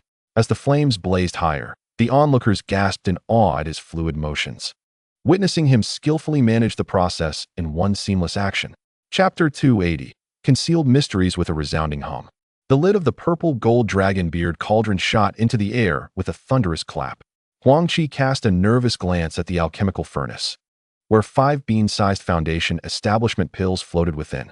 A fragrant aroma wafted from the furnace, startling Huang Qi, who soon found himself filled with elation. He had never anticipated that he would successfully refine 5 foundation establishment pills. This was truly beyond his expectations. In the past, managing to produce 2 successful pills out of 10 was considered commendable, so how had he performed so exceptionally today? Huang Qi was somewhat exhilarated, marveling at how his alchemical skills had reached such heights, an incredulous feat indeed. With a swift motion, he extinguished the true fire of foundation establishment in his hand and struck the base of the furnace with a palm. The crowd witnessed the 5 pills soar into the air, and with a flick of his hand, Huang Qi deftly collected them, his face brimming with excitement.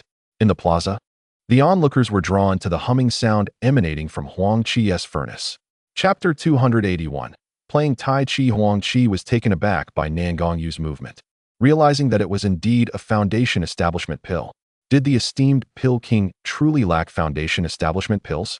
Huang Qi shook his head inwardly. With Nangongyu's formidable cultivation, undoubtedly at the nascent soul stage, why would he require his foundation establishment pills? Had he perhaps uncovered Huang Qi's secret to pill refining?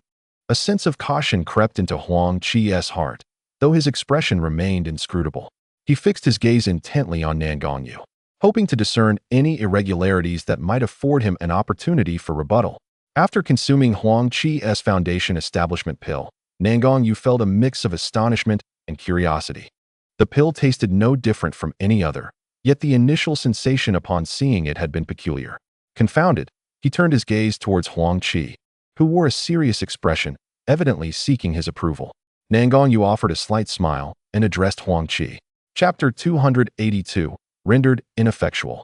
Once all the talented disciples were in position, the elder presiding over the event smiled gently and waved his hand, causing a sizable tray laden with a plethora of herbs to appear on each table. These herbs were all quite rare in the outside world, with several nearing extinction.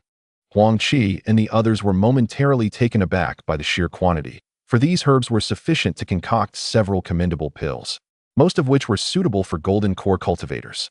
The elder then spoke. The rules of this competition differ from those of the previous elimination round. Before you lies an assortment of herbs for crafting various types of pills, from which you may select freely.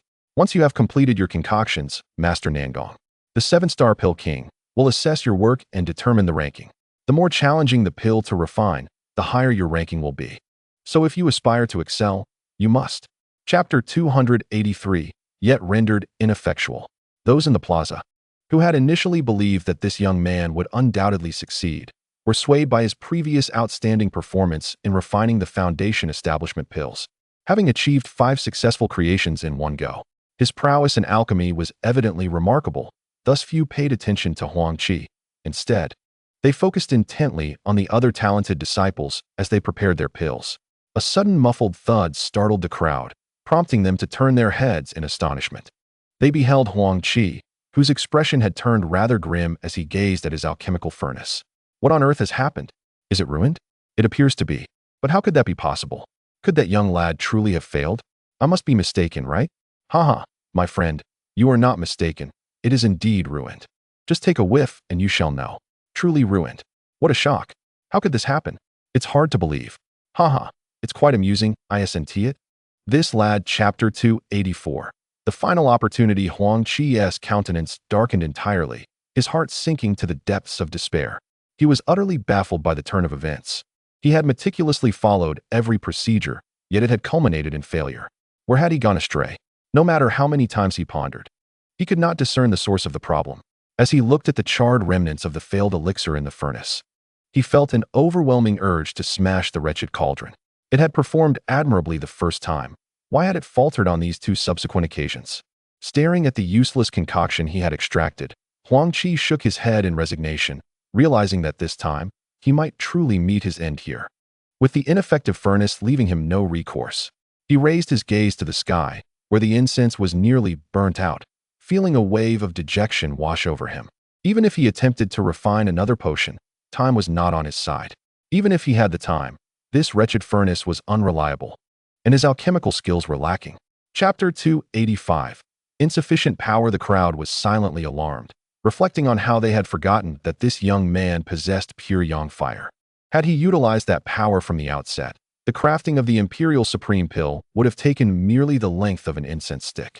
It was evident that he was now employing the pure yang fire and showed no signs of surrendering, preparing for a final counterattack.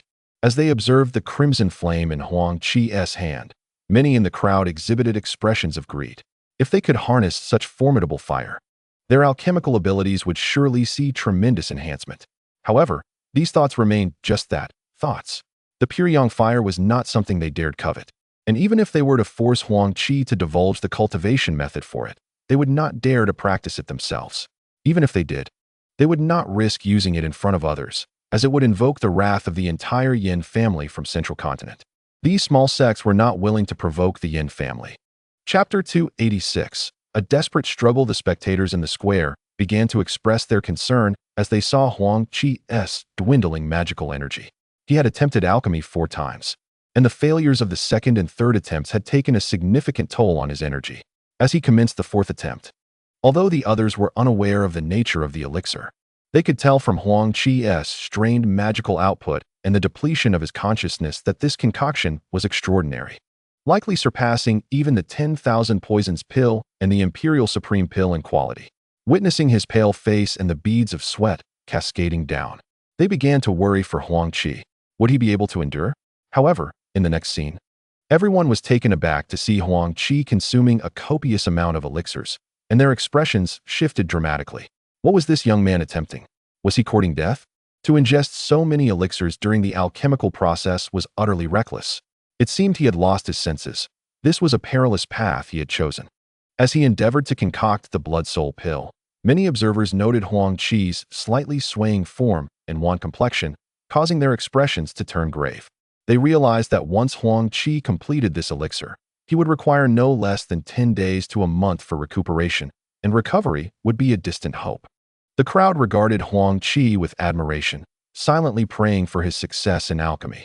At that moment, Huang Qi felt the entire cauldron tremble gently, followed by a sharp sound as the lid shot upwards. A fragrant aroma wafted from within, and before the crowd could express their astonishment, a fiery red elixir burst forth. Huang Qi's heart soared with joy upon seeing the elixir. He summoned his strength and bit his tongue, releasing a stream of vital blood that splattered onto the red elixir. The elixir absorbed Huang Qi's essence, seemingly imbued with a spirit of its own, transforming from a vibrant red to a deep crimson as a bloody aura permeated the air. As Fairy Baihua infused her mana into Huang Qi's body, she felt a jolt of surprise. She discovered that Huang Qi's dantian was exceptionally vast, nearly double that of the foundational disciples, and comparable to that of core formation practitioners. Fairy Baihua marveled at the depth of his mana. No wonder he could concoct the blood-soul pill with such cultivation. For any other foundational disciple, such an endeavor would be impossible, and even core formation practitioners found it exceedingly challenging. Fairy Baihua also sensed a significant reservoir of energy within Huang Qi, remnants of the elixirs he had consumed but not yet utilized. She realized she must first assist him in refining that energy, otherwise, the continual assault on his dantian and meridians would exacerbate his injuries. As for the consumed vital blood, there was little that could be done. As the grand event drew to a close, the crowd listened intently as Nangong Yu prepared to announce the top 10 talented disciples of the alchemical competition. Those gathered in the central square buzzed with excitement, while those who had withdrawn from the contest hung their heads in dejection. Then, Nangong Yu declared, 10th place, Zhao Xian of the Wind Spirit Sect. 9th place, Jia Ling of the Celestial Star Sect. 8th place, Li Yu of the Xianin Sect. 7th place, Guqing of Moonlight Mountain. 6th place, Kan Ing of the Mu-Ing Sect. 5th place, Lu Bu of Half Moon Mountain. 4th place, Hua Rong of the Hundred Flowers Valley. 3rd place, Qian Qian of the Qinghua Sect. 2nd place, Lu Er of the Iron Sword Manor. 1st place, Huang Qi of the Qingxian Sect. The disciples in the central square felt a surge of exhilaration upon hearing their rankings, yet some, displeased by the standings, revealed expressions of discontent upon learning that others had placed above them. However, upon hearing that the first place was unexpectedly taken by Huang Qi, everyone was taken aback. Chapter 290, The Celestial Maiden Requests. Taoist Nangong. It seems that in order to concoct the blood-soul pill, we must obtain that formula, Nangong Yu remarked, his expression shifting upon hearing this. Could it be that the 100 Flowers Celestial Maiden intended to seize Huang Qi's formula? If this information were to leak to the Yin family of Zhongzhou, the 100 Flowers Valley would undoubtedly be thrown into chaos. With a hint of trepidation, Nangong Yu addressed the Celestial Maiden, saying, "My lady, you must think this through. Huang Qi is no ordinary individual. If we were to forcibly take his formula, the consequences may be dire."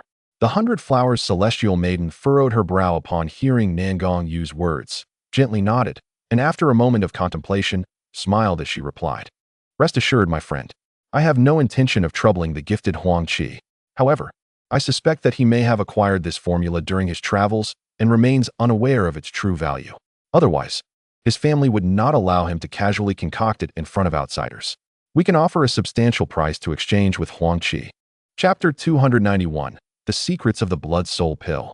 The 100 Flowers Celestial Maiden and Nangong Yu nodded in satisfaction as they observed Huang Qi taking his seat. At that moment, the Celestial Maiden flipped her palm, revealing a black storage bag, and with a gentle smile directed at Huang Qi, she said, "Young friend Huang Qi, this is your well-deserved reward. Please take a look." Huang Qi watched as the storage bag glided toward him. His heart surged with joy. This was the reward from the 100 Flowers Festival. Such a rare event, occurring once every 100 years, must surely yield bountiful rewards. Without hesitation, Huang Qi, filled with gratitude, glanced at the 100 Flowers Celestial Maiden and Nangong Yu before accepting the storage bag. As he scanned its contents with his spirit sense, he gasped in astonishment. The treasures within were astonishingly abundant. Countless precious herbs, innumerable spirit stones and magical artifacts, and various rare materials that were of exceptional quality, seldom seen in the outside world. The value of the items in this storage bag was truly beyond measure. Chapter 292, Practice and Enlightenment. Huang Qi was filled with a profound sense of dread. Realizing the secrets surrounding this pill, how could he not be concerned? He had unwittingly concocted the blood soul pill in front of a crowd, unaware of its hidden dangers. How could he possibly escape the clutches of those malicious individuals, given that the blood soul sect was once a formidable force in Zhongzhou? Brought to ruin by this very pill, Huang Qi felt a deep sense of regret, lamenting his momentary lapse in judgment for carelessly concocting the blood soul pill. Had he not invited such a monumental trouble upon himself? He understood that those seeking him had yet to act, likely deterred by the presence of the 100 Flowers celestial maiden, as well as their belief that he was a disciple of the Yin family, which prevented them from making a move against him. The thought struck Huang Qi with terror. If the 100 Flowers celestial maiden had not recognized his true identity, he might have already met his demise. Upon reflecting on this matter, Huang Qi's countenance shifted dramatically. Chapter 293, Enduring Hardships. Baihua Fairy and Nangong Yu suddenly sensed a profound transformation in Huang Qi's aura, as a more potent essence of law enveloped the surroundings. Both felt a tremor within, their divine senses locking onto Huang Qi with greater intensity, accompanied by an overwhelming pressure descending upon him. Huang Qi's complexion altered significantly, and his movements became increasingly sluggish. However, he discerned that despite the formidable prowess of Baihua Fairy and Nangong Yu, their divine senses seemed to be hindered by an unseen force. While they exerted a terrifying pressure upon him, his practice of the Battle Heaven Fist gradually siphoned off the energy they released. A profound change stirred within Huang Qi. He had not anticipated such a remarkable utility of the Battle Heaven Fist, which filled him with delight. Even though the pressure from the two was indeed fearsome, it was being gradually consumed by the aura of his practiced martial art, creating an astonishing sensation. Chapter 294, the Yin-Yang Dual Cultivation Technique. Yet, at that moment, Huang Qi suddenly felt a piercing pain in his chest. His face paled as he realized that just as he was about to employ a secret technique for self-preservation, Baihua Fairy had interrupted him. Now, the technique was rebounding upon him, threatening his very life, leaving him powerless to take control of his fate. Blood gushed forth from his mouth, and his visage turned ashen, as darkness enveloped his vision and consciousness began to fade. Baihua Fairy, witnessing Huang Qi suffering from the backlash of the secret technique, was taken aback, her heart filled with dread. She pointed, and a gentle wave of energy enveloped Huang Qi. Without hesitation, she flashed to his side and struck the area between his shoulder blades with her palm, channeling her abundant magical power into him like a torrent breaking through a dam. As she sensed Huang Qi's condition, her expression darkened with foreboding. His meridians were nearly obliterated. Chapter 295, Entrustment. Within Baihua Valley, those disciples and elders who had not yet departed were suddenly met with orders from the valley, their expressions shifting in alarm.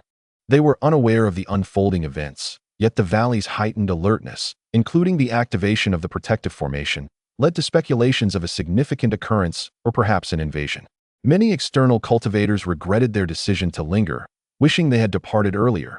Now, they found themselves ensnared in a predicament from which escape seemed impossible. The elders of Baihua Valley, having instructed their disciples to guard critical pathways, gathered to ponder the situation. They had received no alarming news, merely a transmission from Baihua Fairy indicating she would enter seclusion for cultivation, leaving them perplexed and eager for clarification. Many wished to inquire with Baihua Fairy, questioning why she was merely entering seclusion. Chapter 296, The Realm of Beasts. Baihua Fairy felt a sense of satisfaction upon hearing those words. Despite Huang Qi's youth, his character and disposition were commendable. In such an adverse situation, his thoughts remained for his friends, truly marking him as a prodigious talent. Baihua Fairy held him in high regard. Nangong Yu was quite pleased with Huang Qi's temperament. His careful planning and thorough consideration of matters indicated that he was destined for greatness. The Flower Fairy smiled at Huang Qi and said, "My young friend, rest assured, this matter is but a trifling concern for my 100-Flower Valley. I shall ensure that word spreads, declaring that the Clear Xian sect is an affiliated sect of our valley. Anyone who dares to harbor ill intentions will be opposing us, and I shall not let them go unpunished. I will also send Elder Hua to personally visit the Clear Xian sect in Songnan, hoping they might relocate their entire sect to the vicinity of my 100-Flower Valley, which would facilitate oversight. What do you think, my young friend?" Upon hearing this, Huang Qi felt a surge of joy. It seemed that in the future, the Clear Xian sect would be closer to him. Chapter 297. Return to Taiyuan City. The Flower Fairy, and Nan Gongyu noticed Huang Qi's expression of fear and furrowed their brows.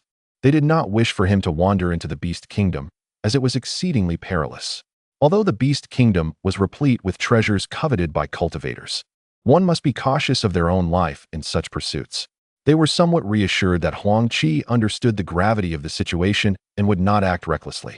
Yet, at that moment, the Flower Fairy spoke again. However, if you do not venture into the depths of the Beast Kingdom and merely explore the outskirts, you might be fortunate enough to find some herbs. I do not encourage you to go. If you truly wish to, it would be much safer with the company of your family elders. Huang Qi's heart leaped at her words. According to the Flower Fairy, the Beast Kingdom must indeed be vast. He was resolute in his decision not to enter its inner sanctum, content to remain at the periphery. Chapter 298. The leak of information. Indeed, Huang Qi was extraordinary. Not only was he adept in formations, but he also possessed a remarkable talent for alchemy. I have heard that he successfully concocted a high-quality elixir, and the disciples from the sects and families in the Seven Stars region are no match for him. I am puzzled as to how this youth has become such a prodigy. None of the disciples from the 8 great sects or the 3 prominent families can compare to him. How has he achieved such prowess? Truly remarkable. It seems that Huang Qi's family must have invested great effort to cultivate such a paragon of genius. Dear friends, have you heard what kind of elixir he concocted at the final moment? Upon hearing this, the crowd furrowed their brows, and a momentary silence fell over the entire tavern. Many pondered deeply but could not arrive at a conclusion, shaking their heads in frustration. Though Huang Qi indulged in his meal. Chapter 299. The storm approaches. Huang Qi wished to avoid any unnecessary turmoil. With the delivery complete, he felt unburdened. Although he desired the elder to agree to provide him with resources, he decided against it, considering it a benevolent connection instead. Soon, he departed from Taiyuan City, soaring towards the direction of Fengming Mountain. His original route had slightly deviated due to his attendance at the 100 Flower Festival, yet Huang Qi was unconcerned. With a swift pace, he would reach Fengming Mountain in a few months. Huang Qi arrived at a secluded location and summoned his wind-soaring vessel, transforming into a streak of white light as he sped towards the horizon. He instructed a low-tier puppet to periodically feed spirit stones into the vessel while he himself settled into a meditative posture. Huang Qi had his own plans. It would take him at least 5 to 6 months to reach Fengming Mountain if he traveled at his own pace. Therefore, he opted to use the wind-soaring vessel to traverse the distance day and night without pause. Upon entering the city, Xiao Bai was exhilarated by the bustling crowd, her eyes darting around at the myriad of goods displayed along the streets. Huang Qi could not help but smile at the sight. After more than a month of aerial travel, the sensation was indeed quite uncomfortable. Being amidst a throng of people felt far more welcoming. With a subtle smile, Huang Qi ambled forward, occasionally taking sips from his wine flask. He and Xiao Bai leisurely strolled through much of the city until they arrived, somewhat reluctantly, at a tavern. As Huang Qi gazed up at the sign that read Drunken Immortal Tavern, a smile graced his lips as he stepped through the entrance. However, upon entering, he found the tavern teeming with patrons, the atmosphere rather crowded, causing him to furrow his brow slightly. Just then, a young attendant approached him with a courteous demeanor, eager to please, and said, "Esteemed guest, please come in. We have exquisite private rooms on the 2nd floor that are sure to satisfy." Regardless of the circumstances, Huang Qi remained resolute in his intention to visit Fengming Mountain. He aimed to meet Linger and Zhou Yishang first. Although his interactions with Zhou Yishang had been limited, he was confident that Zhou Yishang would not act against him merely for the sake of the blood-soul pill. After all, if he were to become the son-in-law of the Zhou family, wouldn't the benefits accrue to them? It was unlikely that the old man would engage in such foolishness as to offend the Huang family over the blood-soul pill. With his determination set, Huang Qi decided not to linger any longer and turned his gaze toward Xiao Bai. Xiao Bai was drinking when she suddenly sensed Huang Qi's attention upon her. With a puzzled look, she glanced at him, all the while continuing to gulp down her drink. Huang Qi, exasperated, said to her, "Xiao Bai, why don't you go into the spirit beast pouch?" Upon hearing this, Xiao Bai shook her large head vigorously, resembling a rattle drum, and swiftly darted onto the bed within. Huang Qi was momentarily speechless. This little creature had spent quite a long time outside. In another scene, a few individuals stood in utmost reverence as they beheld 2 elders approaching at an astonishing speed, arriving before them in mere breaths. One was clad in a blue robe with a piercing gaze, while the other wore a yellow robe, his face adorned with excess flesh. The disciple stepped forward respectfully and bowed, saying, "Disciple greets the two esteemed uncles." Both elders nodded slightly before their attention shifted elsewhere. With furrowed brows, the blue-robed elder inquired, "Where is the person we instructed you to follow? Have you lost track of them?" His voice bore an edge of discontent as he scrutinized the group. The disciples' expressions changed at his words. One stepped forward and said, "Esteemed uncles, please forgive us. We have not lost track. It's just..." The blue-robed elder's expression darkened as he coldly interjected, "Just what? Speak." Several individuals hesitated to conceal the truth, and one disciple promptly spoke up. Chapter 303, Surrounding Forces. It was unclear how much time had passed when Huang Qi finally regained his focus. With a hint of resignation, he glanced once more at the scenery around him. A subtle smile crossed his lips. It seemed premature for him to ponder such matters. What would transpire in the future remained an enigma. It was prudent to address the immediate challenges first. Finding a way to infiltrate the Zhou family and seeking an opportunity to meet Linger was the pressing priority. With a shake of his head, Huang Qi took to the skies, soaring toward a city under the jurisdiction of the Zhou family. At that moment, Huang Qi wore an expression of simplicity. His appearance rather ordinary, rendering him virtually unnoticeable among the masses. He was quite pleased with this guise. Thus, he journeyed to Jiangling City, one of the most significant cities governed by the Zhou family. Located within the great capital, this city was a bustling hub for cultivators, where practitioners of various backgrounds mingled. The city's lord was a late-stage golden core cultivator from the Zhou family. Chapter 304, An Unfavorable Turn. Huang Qi felt a sense of helplessness. His innate talent was exceedingly ordinary. Were he to possess extraordinary cultivation abilities, he would not have to face such peril. Was it fate that had led him to this predicament? What could he do? Without taking risks, he could not reap rewards. Without rewards, his cultivation would stagnate. A cultivator devoid of innate talent, without rare treasures to assist, would amount to nothing. Perhaps Linger was drawn to him for his audacity in the face of danger. Huang Qi shook his head in resignation, pondering the futility of such thoughts. He continued sipping his wine, extending his consciousness outward to gather snippets of conversations among the cultivators. Many of their discussions were pertinent to him. The resurgence of Blood Lake Pill in the cultivation realm, his true identity, and the chaotic state of Yuzhou, with various sects dispatching spies to investigate him.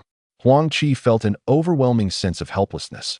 After all, he was merely the one who had concocted this. Chapter 305, Zhou Family Cultivators.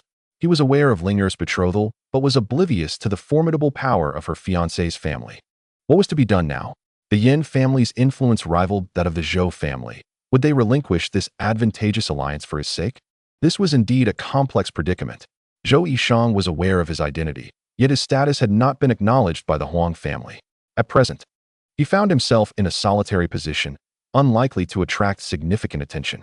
Huang Qi felt a profound sense of resignation. The thought of abducting Linger from the Yin family was exhilarating yet fraught with complications. He recalled his elder brother's words regarding the strained relations between the Yin and Huang families. He hoped that this turmoil would not escalate into a major crisis. Should the Huang family disregard him, unwilling to provoke the Yin family on his behalf, his situation could become perilous. After taking a sip of wine, his expression grew increasingly grave. Chapter 306, An Opportunity Arises. The Zhou family cultivators, upon hearing the words of the robed figure, wore expressions of cold disdain. Their family had always adhered to the edicts of their ancestors, avoiding unnecessary conflict. Thus, the disciples generally refrained from engaging in disputes, maintaining a rather compliant demeanor. Unexpectedly, a disciple from the inner sect perished today. What rendered the elders of the clan particularly unforgiving was the fact that the disciple had been ambushed, thereby exposing certain family secrets.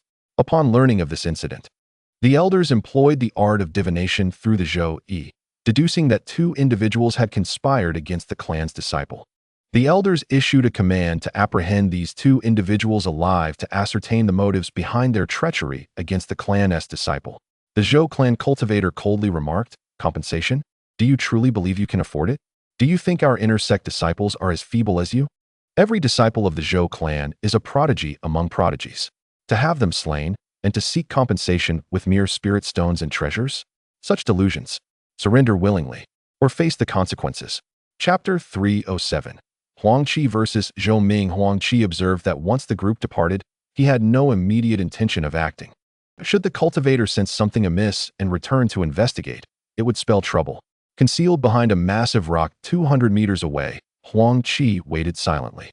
After more than half an hour, as the Zhou clan members had not returned, Huang Qi speculated that they must have pursued the yellow-robed cultivator far away. Thus, any actions he took would likely bear little consequence. A slight smile graced Huang Qi's lips. How could he let such an opportunity slip by? He resolved to deal with Zhou Ming first. Huang Qi suppressed his presence and stealthily approached Zhou Ming. Zhou Ming, watching the now unconscious green-robed cultivator, felt a sense of impatience as he awaited the return of the elders and other disciples, which was taking too long. With everyone else gone, he was left alone to guard a near-dead individual. Truly, his luck was quite unfortunate. Bored, Zhou Ming sat idly. Chapter 308. Coercion and Temptation. The Green Giant, ensnared by the fire dragon, revealed a visage of agony. Witnessing this, Huang Qi's face broke into a satisfied smile.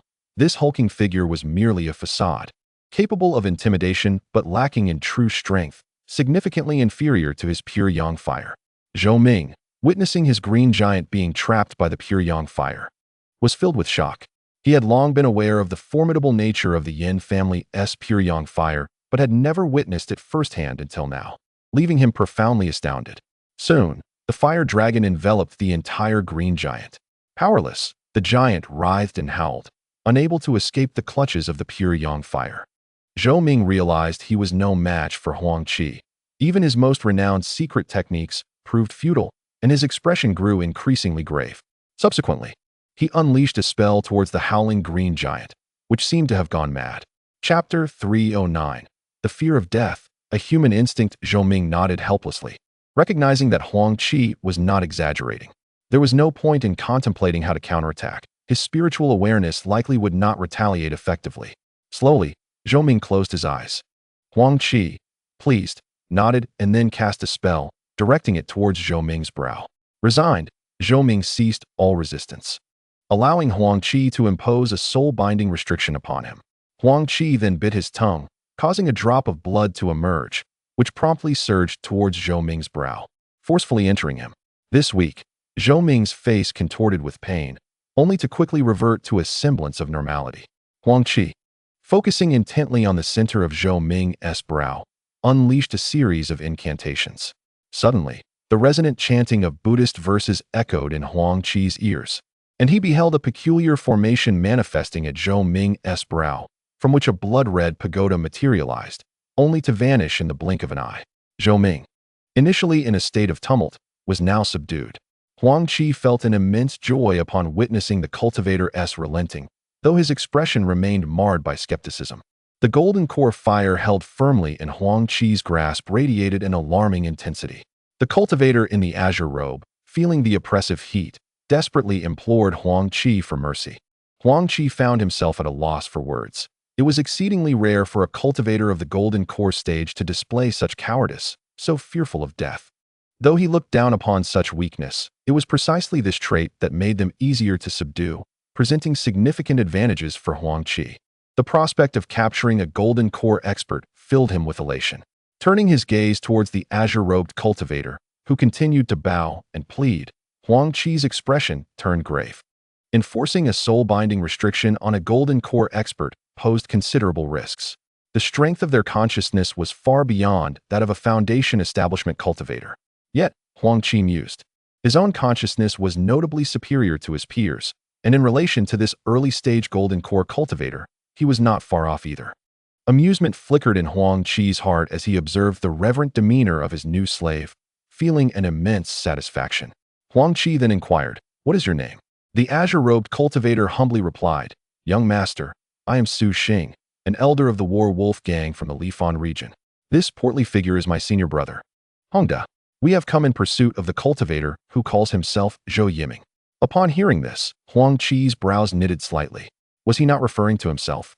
Could it be that the few disciples he had let go were indeed the students of these two? Huang Qi felt a sense of helplessness. It seemed these individuals harbored intentions against him. Unable to catch up to him, they had turned to the Zhou family, leading to the events of today. Moments later, Zhou and a dozen or so Foundation establishment disciples approached Huang Qi. They beheld Zhou Ming seated on the ground, cross-legged, blood trickling from the corners of his mouth. The other disciples exchanged glances of astonishment but dared not speak, their brows furrowed as they looked to Elder Zhou for guidance. Upon witnessing the chaotic scene, Zhou quickly grasped what had transpired. It appeared that the azure-robed cultivator had escaped the formation he had set, resulting in a fierce confrontation with Zhou Ming. Severely injured, the cultivator, realizing that Zhou and the others could arrive at any moment, had fled after wounding Zhou Ming. Zhou's expression darkened ominously. The challenge posed to the Zhou family had originated from two cultivators. The azure-robed one had sustained injuries at Zhou's hand and was subsequently stationed here. Meanwhile, the corpulent cultivator had fought back fiercely, ultimately resulting in a self-explosion of his golden core, nearly leading Zhou to a perilous fate. Originally, the demise of one of the two perpetrators seemed inconsequential. However, as we delve into Chapter 313, we find ourselves at the periphery of Fengming Mountain, not far from the Zhou family estate. It was not long before Huang Qi caught sight of a sprawling landscape adorned with thousands of pavilions and towers. Nestled among the undulating peaks, he was astounded by the sheer magnitude of this architectural marvel. The Zhou family truly embodied the essence of a prestigious cultivation clan. Huang Qi silently marveled at the breathtaking scenery of Fengming Mountain, where the richness of spiritual energy was unparalleled, far surpassing that of second-rate factions. The peaks occupied by the Zhou family boasted an abundance of spiritual essence that rivaled even the environment of the Baiwa trial. A tinge of envy washed over Huang Qi as he reflected on the prosperity of these illustrious families. In such a bountiful realm of spiritual energy, even a pig could cultivate swiftly. His heart raced with excitement at the thought of his beloved Linger residing here. Would he be able to find her?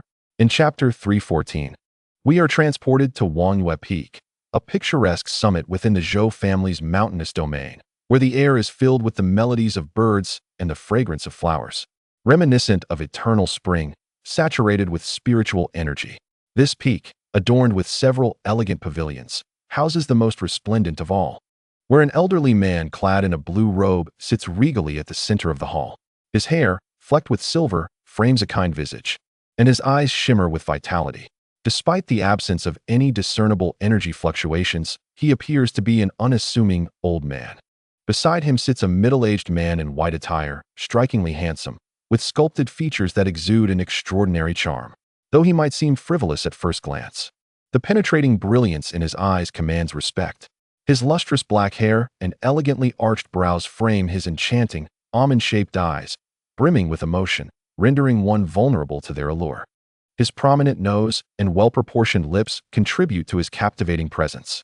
In Chapter 315, Zhou Lin, witnessing Zhou Ming's discomposure, finds amusement in the situation and smirks before addressing Huang Qi.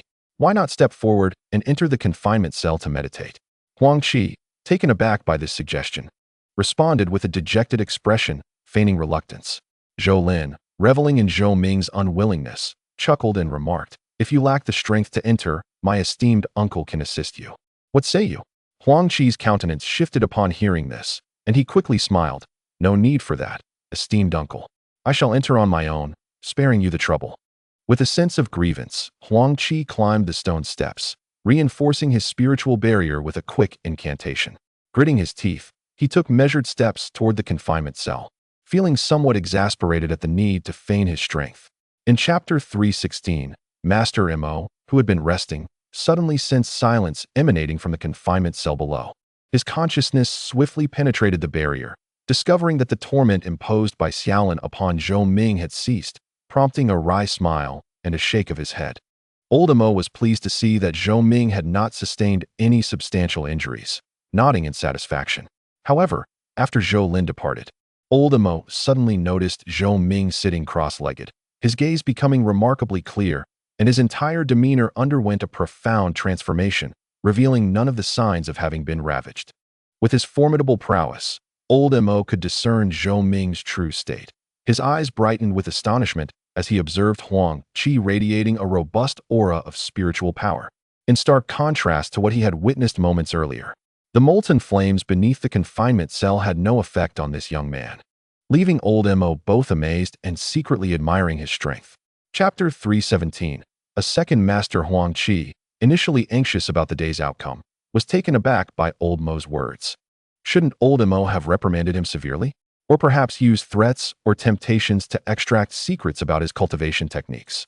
Why was he posing such questions instead? Huang Qi's heart soared with joy. It was evident that old Mo had not uncovered his true identity. He was relieved that he had refrained from foolish actions earlier, lest he regret them later. However, what had old Mo just asked him? It seemed to pertain to whether he had a master. Indeed, he had not just one but several masters, each a paragon among experts. Naturally, he could not divulge the secrets of his masters to old Mo. So why was he inquiring about them? Chapter 318. Grand Promotion. Huang Qi felt an even deeper sense of gratitude and respectfully bowed to old Mo. Old Mo nodded in satisfaction and remarked, "In my lifetime, I have lived freely and without concern for family matters. Yet, as an elder in the nascent soul stage, it would be remiss of me not to contribute to the family. Thus, I have taken on the role of warden here in the confinement cell, enjoying a carefree existence. I have never taken disciples, as the other elders have always prevented me from doing so, fearing I would not be diligent. I have little interest in their opinions. You must strive to bring honor to me. In any interdisciple competitions within the family, you must participate and demonstrate the strength of my newly accepted disciple." Huang Qi couldn't help but smile wryly at this revelation. His master, despite appearing carefree, possessed a remarkably competitive spirit. Yet, such a master was precisely to his taste. Chapter 319. Huang Qi calls for his mother. Huang Qi was even more excited upon hearing old Mo's words. He had not anticipated that his master would be so decisive. With matters addressed promptly and without ambiguity, such a character was refreshingly straightforward. Grateful for old Mo's regard for him, Huang Qi felt a twinge of guilt at the thought of not being able to disclose his true identity to old Mo. However, Huang Qi, reflecting on the extensive promotion by his master, realized he had become somewhat of a celebrity within the Zhou family. He hoped that Linger might take notice of him, and it would be delightful if she could attend the disciple initiation ceremony in 3 days' time. Huang Qi and Zhou Yimo discussed various matters concerning the upcoming ceremony. Though there was little to deliberate, Elder Mo instructed Huang Qi to procure more wine and refreshments, while he himself went to the Zhou family's contribution hall to assign tasks, primarily directing some disciples to gather spiritual fruits and spiritual tea. In the 320th chapter, titled Grand Promotion, Zhou Ming's mother was taken aback by her son's expression of sheer delight. What good news could he possibly have after just emerging from the confinement of the immortal prison? At that moment, Zhou Ming declared, "Our ancestor has recognized my extraordinary cultivation and wishes to hold a disciple initiation ceremony for me at Huawang Peak in 3 days. You and father should attend. I have matters to attend to as instructed by my master, so I must leave before father returns. Please inform him upon his arrival." Without waiting for his mother's reaction, he hurriedly exited the loft. The woman was momentarily stunned, unable to comprehend that her son had caught the attention of an esteemed ancestor from their family, who wished to take him as a disciple. She was engulfed in disbelief. Yet the earnestness in her son's demeanor assured her that this was no jest. Was it truly possible that her son had attained such a remarkable opportunity? In the 321st chapter, White-Headed Griffin, the various sects in Yuzhou recognized the gravity of the situation and subsequently decreed that all disciples must refrain from taking spiritual beasts with them when venturing outside. This decision caused a drastic downturn in the spiritual beast trade. Previously, a small rabbit spirit beast could fetch 5,000 spiritual stones, and combat-type beasts commanded exorbitant prices. Now, however, due to Huang Qi's association with a spiritual beast, many disciples, fearing collateral damage, abandoned their beasts, resulting in a significant surplus that could not be sold. Moreover, the obligation to regularly feed and care for these beasts led to substantial losses. In desperation, they resorted to a fire sale, lamenting Huang Qi's influence and the misfortunes it had brought upon those in the spiritual beast business. Upon hearing the elder's account, Huang Qi was taken aback. It seemed he bore an undeniable responsibility for the situation, yet it was also difficult to place blame on himself when others acted so recklessly. In the 322nd chapter, Huang Qi establishes authority. They were astounded by the sight of the white-headed griffin beneath Zhou Ming. What had transpired for him to possess such a magnificent mount? It was utterly incomprehensible, and they could scarcely believe that this was the Zhou Ming they once knew, now arriving from within the family. What extraordinary fortune had befallen him to adopt such a conspicuous demeanor? The disciples, sensing the need for caution, respectfully inclined their hands toward Huang Qi, saying, "Junior brother, what brings you here? We were concerned about your well-being during your time in the immortal prison." Huang Qi observed the expressions of the individuals before him, offering them only a faint smile. These individuals, akin to Zhou Ming, possessed merely moderate cultivation talent within the Zhou family, although their strength was formidable compared to disciples from smaller sects and families. They paled when juxtaposed with the elite offspring of prominent clans. Previously, Zhou Ming had collaborated with these individuals on missions, fostering a sense of familiarity among them. Huang Qi, of course, could not afford to reveal any signs of weakness. Chapter 323. Zhou Lin's regret at this moment.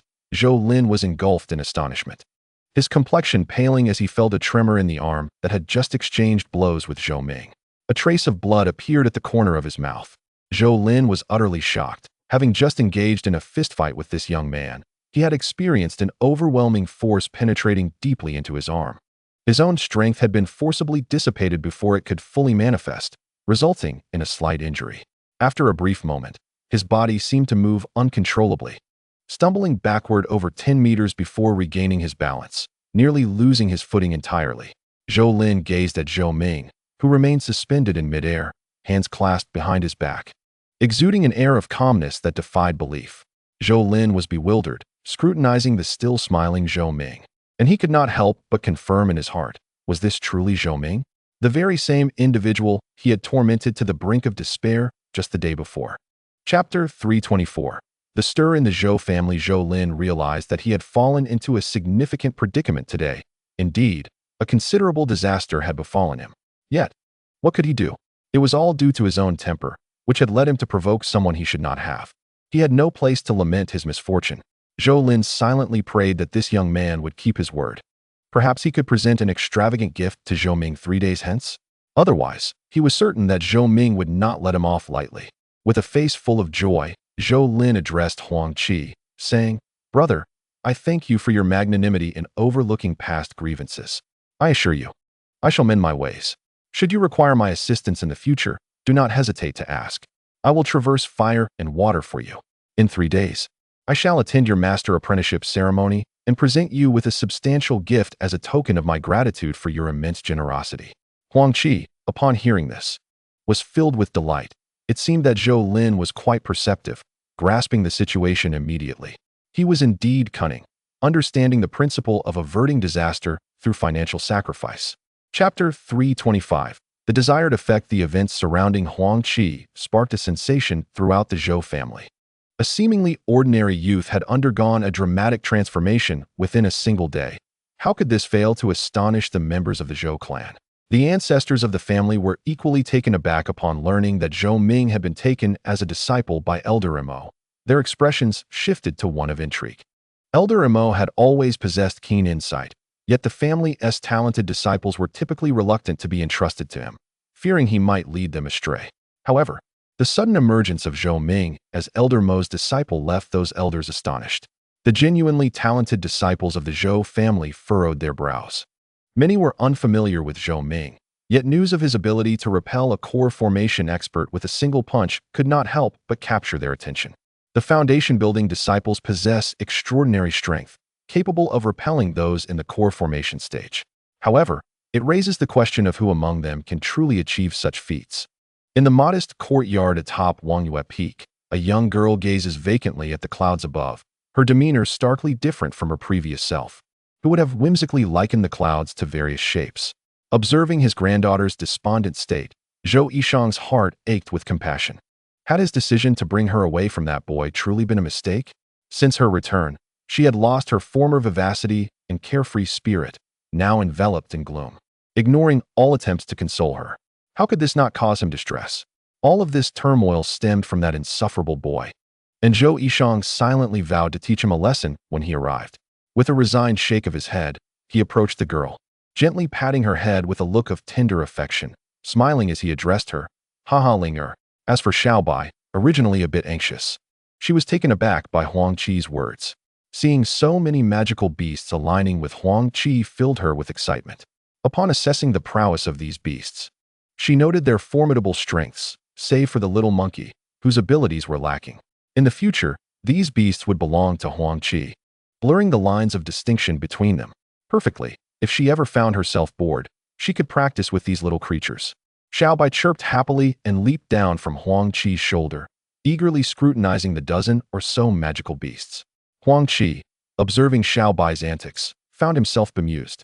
It seemed she had no intention of treating him as an outsider. These were his tamed magical beasts. The way Xiao Bai surveyed them, one would think she had claimed them as her own. A mischievous thought crossed Huang Qi's mind as he chuckled, eager to see how a group of magical beasts would fare against Xiao Bai. Regarding the 9 transformations of true demonic arts and other complex secret techniques, Huang Qi had decided against cultivating them for the time being, recognizing their intricacies and his insufficient cultivation level. After some deliberation, he concluded that the demon goddess hand was best suited for his practice. Additionally, he had set his sights on a secret technique from the Mulan Codex, an offensive skill known as Lingxi Finger.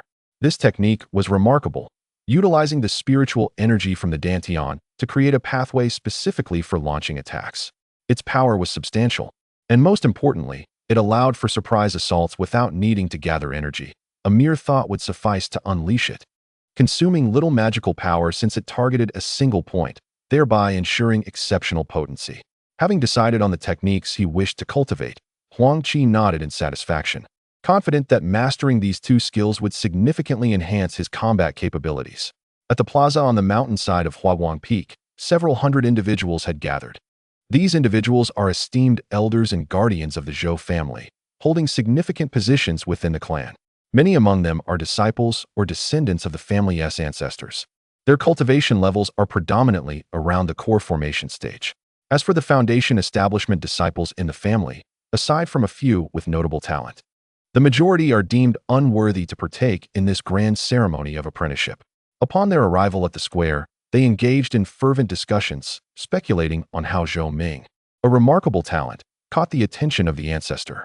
"Hey cousin, is Zhou Ming truly as formidable as they say? Is Guardian Zhou Lin not his match?" Others, overhearing such inquiries, perked up, eager to listen. "Ah, you have no idea. Just the other day, I happened to pass by the mountain gate and witnessed the scene. Zhou Ming indeed forced Zhou Lin back with a single punch. I was equally astonished at the time." Chapter 330. The Peerless Fairy. The middle-aged man in the crimson robe gazed at the crowd, bowing slightly with a faint smile before descending gracefully. Huang Qi observed his movements, which exuded a regal elegance, a demeanor cultivated through years of high standing. When Huang Qi heard the crowd address him as the family head, he was taken aback. This was Zhou Jun, the patriarch of the Zhou family, and the father of Linger, his future father-in-law. A sense of urgency washed over him. He must cultivate a good relationship with this esteemed figure. After all, if he wished to marry Linger, winning her father's favor was imperative. Huang Qi then noticed the middle-aged man in the crimson robe raise his hand lightly, smiling as he said, "No need for formalities." The crowd straightened up, their respect deepening. Zhou Jun cast a glance over the assembly before his eyes settled on Elder Imo, a gentle smile gracing his lips as he approached him. Following closely behind Zhou Jun were over a dozen ancestors, all smiling as they made their way toward Elder Imo. Chapter 331. The diminished beauty. The surrounding individuals were taken aback by the words of the Peerless Fairy, for her statements often bore truth. She was not one to utter mere flattery. The Peerless Fairy practiced the Ziwei art, particularly excelling in physiognomy and fortune-telling. The Zhou family specialized in Zhou divination and possessed profound knowledge of the evolution of events throughout history. Although they had some understanding of physiognomy, they were surely eclipsed by the fairy's expertise. Given her words regarding Zhou Ming, it was evident that she perceived extraordinary potential in him. The crowd's gaze shifted to Huang Qi, astonishment etched on their faces. How could Zhou Ming possess such fortune, and why had the family failed to notice it before? Was it possible that he had indeed encountered some significant opportunity that altered his fate, as the rumors suggested? The ancestors turned their attention to Huang Qi, their expressions revealing a mix of intrigue and surprise. Chapter 332. Flirting with beauty. Elder Mo regarded Linger's wan visage with a twinge of sympathy and shook his head in helplessness, subsequently breaking into a warm smile. He stepped forward, gently stroking Linger's hair, and teasingly remarked, "Haha, my dear Linger grows ever more beautiful. It brings me immense joy that you have come to congratulate your second grandfather. Surely, all my past affection for you has not been in vain." Linger smiled at Master Mo's words, her face regaining a hint of her mischievous spirit. She then remarked, "Granduncle, look, I have come to congratulate you. Shouldn't you express your gratitude in return?" Upon hearing this, Master Mo was momentarily speechless. The little ghost girl displayed none of the bashfulness typical of youth. It was undeniably the clever spirit he was familiar with. The onlookers chuckled, shaking their heads in resignation. Master Mo, at a loss for words, pondered the situation, especially in front of so many witnesses. Chapter 333. Wan Miao Yu Rui Linger gazed at Zhou Ming with palpable excitement, yet she hesitated to inquire at such a moment. Huang Qi must have his reasons for not seeking her out personally, prompting Zhou Ming to convey his intentions on his behalf, perhaps. Trembling slightly, Linga asked, "Brother Zhou, is it truly you? Why have you not come to find me all these years?" Overcome with emotion, she suddenly collapsed into the arms of a woman nearby, weeping. Seeing Linger in such distress, Huang Qi felt a deep sense of helplessness.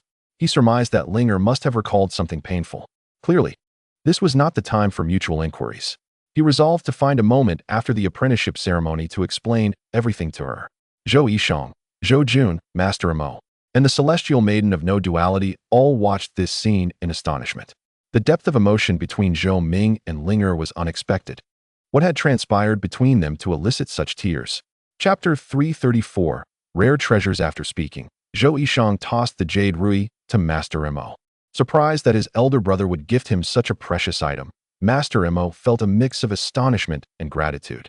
This jade rui had accompanied his brother for many years and had been of great assistance, contributing significantly to his brother's achievements. How could he not be moved by such a generous gift? Huang Qi, upon seeing the jade rui, was equally astonished. Learning from Zhou Yishang that this ancient treasure possessed remarkable power only heightened his surprise. It was truly astonishing that Zhou Yishang would part with such a valuable artifact for his master, a gesture quite beyond comprehension. Typically, cultivators would not bestow ancient treasures upon others, as they wield immense power. Even artifacts forged by venerable ancestors in the nascent soul stage could hardly compare to this jade rui. Chapter 335. A poor suggestion. Linger observed Huang Qi's lewd expression, feeling an inexplicable familiarity. Zhou Ming bore many similarities to her Huang Qi. Her heart was conflicted. How wonderful it would be if Zhou Ming were indeed her Huang Qi. Yet, she shook her head in frustration, finding Zhou Ming's demeanor somewhat exasperating, lacking the decorum she expected. She believed that had it been Huang Qi in Zhou Ming's place, he would certainly have conducted himself with far greater poise. What infuriated her most was Zhou Ming's audacity to tease her. It was utterly intolerable. The other elders, witnessing the treasures presented by Zhou Yishang, Zhou Jun, and the celestial maiden of no duality, found their expressions somewhat strained. They exchanged glances with their companions, each offering a wry smile in response. Suddenly, an elder rose with a helpless smile and remarked, "Mo, we truly feel ashamed." Upon witnessing the treasures presented by the family head, the grand elder, and the peerless fairy, we find ourselves at a loss. As the elder listened to Zhou Ming's words, his expression shifted dramatically. Zhou Ming was indeed correct. This was the stone of the Xuanwu. But how did he come to know this? The elder had stumbled upon the stone himself, initially unaware of its significance. It was only after extensive research through ancient texts that he discovered it to be a rare treasure within the realm of cultivation. The ease with which Zhou Ming identified the stone left the elder in a state of shock. He could hardly believe that Zhou Ming could articulate its origin and function. The other cultivators, too, were taken aback, having only just begun to speculate about the black stone's provenance. With their discerning eyes, they could certainly perceive the stone's extraordinary nature. Yet, they were astonished to learn it was such a formidable material for refining. They observed Huang Qi smiling at the elder, and a sense of unease began to settle among them. Upon hearing Huang Qi's declaration, the crowd was struck with astonishment. This young man was indeed exceptional. Many elders found themselves restless, unwilling to watch as their hard-earned treasures were seized by this youth, and worse, under the guise of legitimacy, leaving them no room for objection. Could it be that they were truly destined to suffer a loss today? The elders were growing increasingly anxious, realizing that Zhou Ming could not be viewed through ordinary lenses, lest they find themselves at a disadvantage. Many began to deliberate quietly, employing secretive communication with their fellow elders, seemingly engaged in a discussion of some sort. After Huang Qi took possession of the elder's item, He prepared to approach the next elder's offerings when suddenly, all the elders withdrew their possessions. Huang Qi was left speechless, questioning their intentions. Were they truly reconsidering? Zhou Jun and others, witnessing this scene, nearly choked on their drinks. Zhou Jun, Zhou Yishang, the peerless fairy, and others were intrigued by the conversation. Although they recognized Zhou Ming's exceptional capabilities, they were unaware of his precise strength. The peerless fairy, employing her divination techniques, affirmed that Zhou Ming's future achievements would undoubtedly be remarkable, yet she was curious as to how he compared with the family's other talented disciples. Initially eager to witness Zhou Ming's prowess, they welcomed the suggestion to pit him against the family's other disciples. Linger, upon hearing this, also grew interested. Earlier, she had felt a sense of injustice regarding the elders' broken promises to Zhou Ming. Now, as the prospect of a competition arose, she silently cheered for him, eager to see his true strength. The other disciples, who had previously learned of Zhou Ming's formidable abilities, had come specifically to engage in a friendly contest with him and were now feeling somewhat frustrated. Chapter 339. A standoff. Zhou Yishang, Zhou Jun, and the peerless fairy were momentarily taken aback by the unfolding scene. They observed that the elders refrained from pressuring Zhou Ming, and they understood the underlying reasons. However, their hands were tied. They would not interfere with the choices of others. Yet, they harbored no intentions of placing bets, merely gazing meaningfully at the unfolding wager. The Golden Core cultivators, witnessing the elders' extravagant gamble, felt envious but dared not step forward to partake, watching the contest with eager anticipation. Elder Mo noted that others had completed their bets without placing any on their disciples, feeling a sense of helplessness. These individuals were short-sighted, foolishly believing their disciples to be mere namesakes. However, betting on Zhou Hong aligned perfectly with his own desires. Should Zhou Ming be defeated, it would be opportune for him to seize all the wagers laid down by these old-timers. Elder Mo then turned to Zhou Ming and said, "You, young man." Chapter 340. An unfavorable situation. Many felt a sense of trepidation. If Zhou Hong were to falter, their wagers would vanish. Although 1,000,000 spirit stones were not a significant amount for these elders, losing was still far from preferable. They fixated intently on the battle, hoping Zhou Hong would unleash a formidable move to vanquish Zhou Ming. Yet, they were acutely aware of the challenges. Thus far, both had only engaged in tentative exchanges, with neither gaining an upper hand. It appeared that determining a victor would not be straightforward, compelling them to remain glued to the central clash. Zhou Yishang, Zhou Jun, and the peerless fairy beamed with satisfaction as they observed Zhou Ming holding his ground against Zhou Hong. Indeed, Zhou Ming's footwork was extraordinary. With his cultivation at the later stage of foundation establishment, his exquisite movements forced the perfected Zhou Hong into a defensive stance. Achieving such a feat certainly warranted Elder Mo's mentorship. Chapter 341. Shadow Clone Technique. Zhou Hong launched a full-force strike aimed at Huang Qi's chest, acutely aware that, regardless of Zhou Ming's prowess, evading now seemed implausible. He had to brace for the impact of his frenzied assault. If this young man had no contingencies, defeat appeared inevitable. Just as his fist was about to connect with Zhou Ming's chest, he noticed that Zhou Ming showed no inclination to defend. A flicker of surprise coursed through Zhou Hong. What was Zhou Ming planning? Did he intend to absorb the full force of his blow? If all went as expected, a foundation establishment disciple would likely be rendered powerless by such an attack. This youth was audacious indeed, underestimating the might of his fist. However, Zhou Hong was further perplexed by the lack of any expression of fear on Zhou Ming's face. At that moment, he caught sight of a smirk forming at the corner of Zhou Ming's mouth, causing his heart to skip a beat and his expression to shift dramatically. Chapter 342. Hand of the Demon God. Zhou Yishang felt a jolt of surprise. The clone technique Zhou Ming employed was undoubtedly familiar to him. Indeed, he had witnessed Huang Qi utilize this very technique during his quest to find Linger in Qingzhou, a sight that had astonished him at the time. However, the technique of doppelganger employed by Huang Qi allows him to manifest 5 identical selves at once, making it exceedingly difficult, even for himself, to discern which is the genuine Huang Qi. Just moments ago, the disciple Zhou Ming demonstrated a similar doppelganger technique, and initially, I too failed to perceive any discrepancies. Could it be that Zhou Ming shares some connection with Huang Qi? Zhou Yishang's expression shifted subtly as he focused his consciousness on Zhou Ming, eager to ascertain whether this young man truly belonged to the family. Zhou Yishang was aware that certain mystical arts could alter one's appearance. Could it be that Zhou Ming had been replaced by Huang Qi? The rumors surrounding Huang Qi had spread like wildfire throughout Yuzhou, and considering the timeline, it seemed plausible that Huang Qi had indeed arrived in the capital. Chapter 343.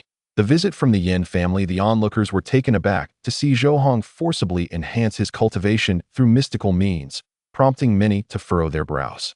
Such techniques are generally prohibited during peer-to-peer sparring. Even if Zhou Hong were to prevail over Zhou Ming, it would be met with disdain from the others. The disparity in strength between Zhou Hong and Zhou Ming was already evident. However, witnessing Zhou Ming's apparent lack of intent to evade, as if he were bracing himself to confront the empowered Zhou Hong head-on, left many astonished. Yet, when they beheld Zhou Ming's suddenly darkened right hand, their expressions shifted dramatically. Is this demonic power? It must be demonic power. A disciple of the Zhou family practicing such arts is utterly astonishing. What of demonic power? As long as one is devoted to the prosperity of the Zhou family, what does it matter what techniques are employed? Many were taken aback by Huang Qi's use of demonic arts, struggling to accept it, for since time immemorial, the forces of righteousness and darkness have seldom coexisted. Chapter 344. The Proposal. Part 1. The crowd reacted with surprise at these words, and Zhou Yishang, Zhou Jun, and the unparalleled fairy exchanged solemn glances, each detecting a weighty tension in the air. The others, observing the three's expressions, were perplexed and turned their gazes toward Zhou Yishang. Elder Mo furrowed his brow, seemingly deep in thought. Ling Er, upon hearing this statement, turned pale, clutching her mother's garment tightly, displaying an air of helplessness. Huang Qi's brow furrowed. He was unaware of the unfolding circumstances. The Zhou family and the Yin family had long-standing betrothal ties, and recent rumors suggested that the Yin family intended to propose during their visit to the Zhou family, which did not come as a surprise to Huang Qi. Nonetheless, he would not acquiesce to the Yin family taking Ling Er away. Fortunately, Zhou Yishang had assured him that she would not be wed to someone she did not favor, and he believed that Zhou Yishang would uphold this promise. His current position was indeed awkward, albeit he still possessed some confidence. Chapter 345. The Proposal.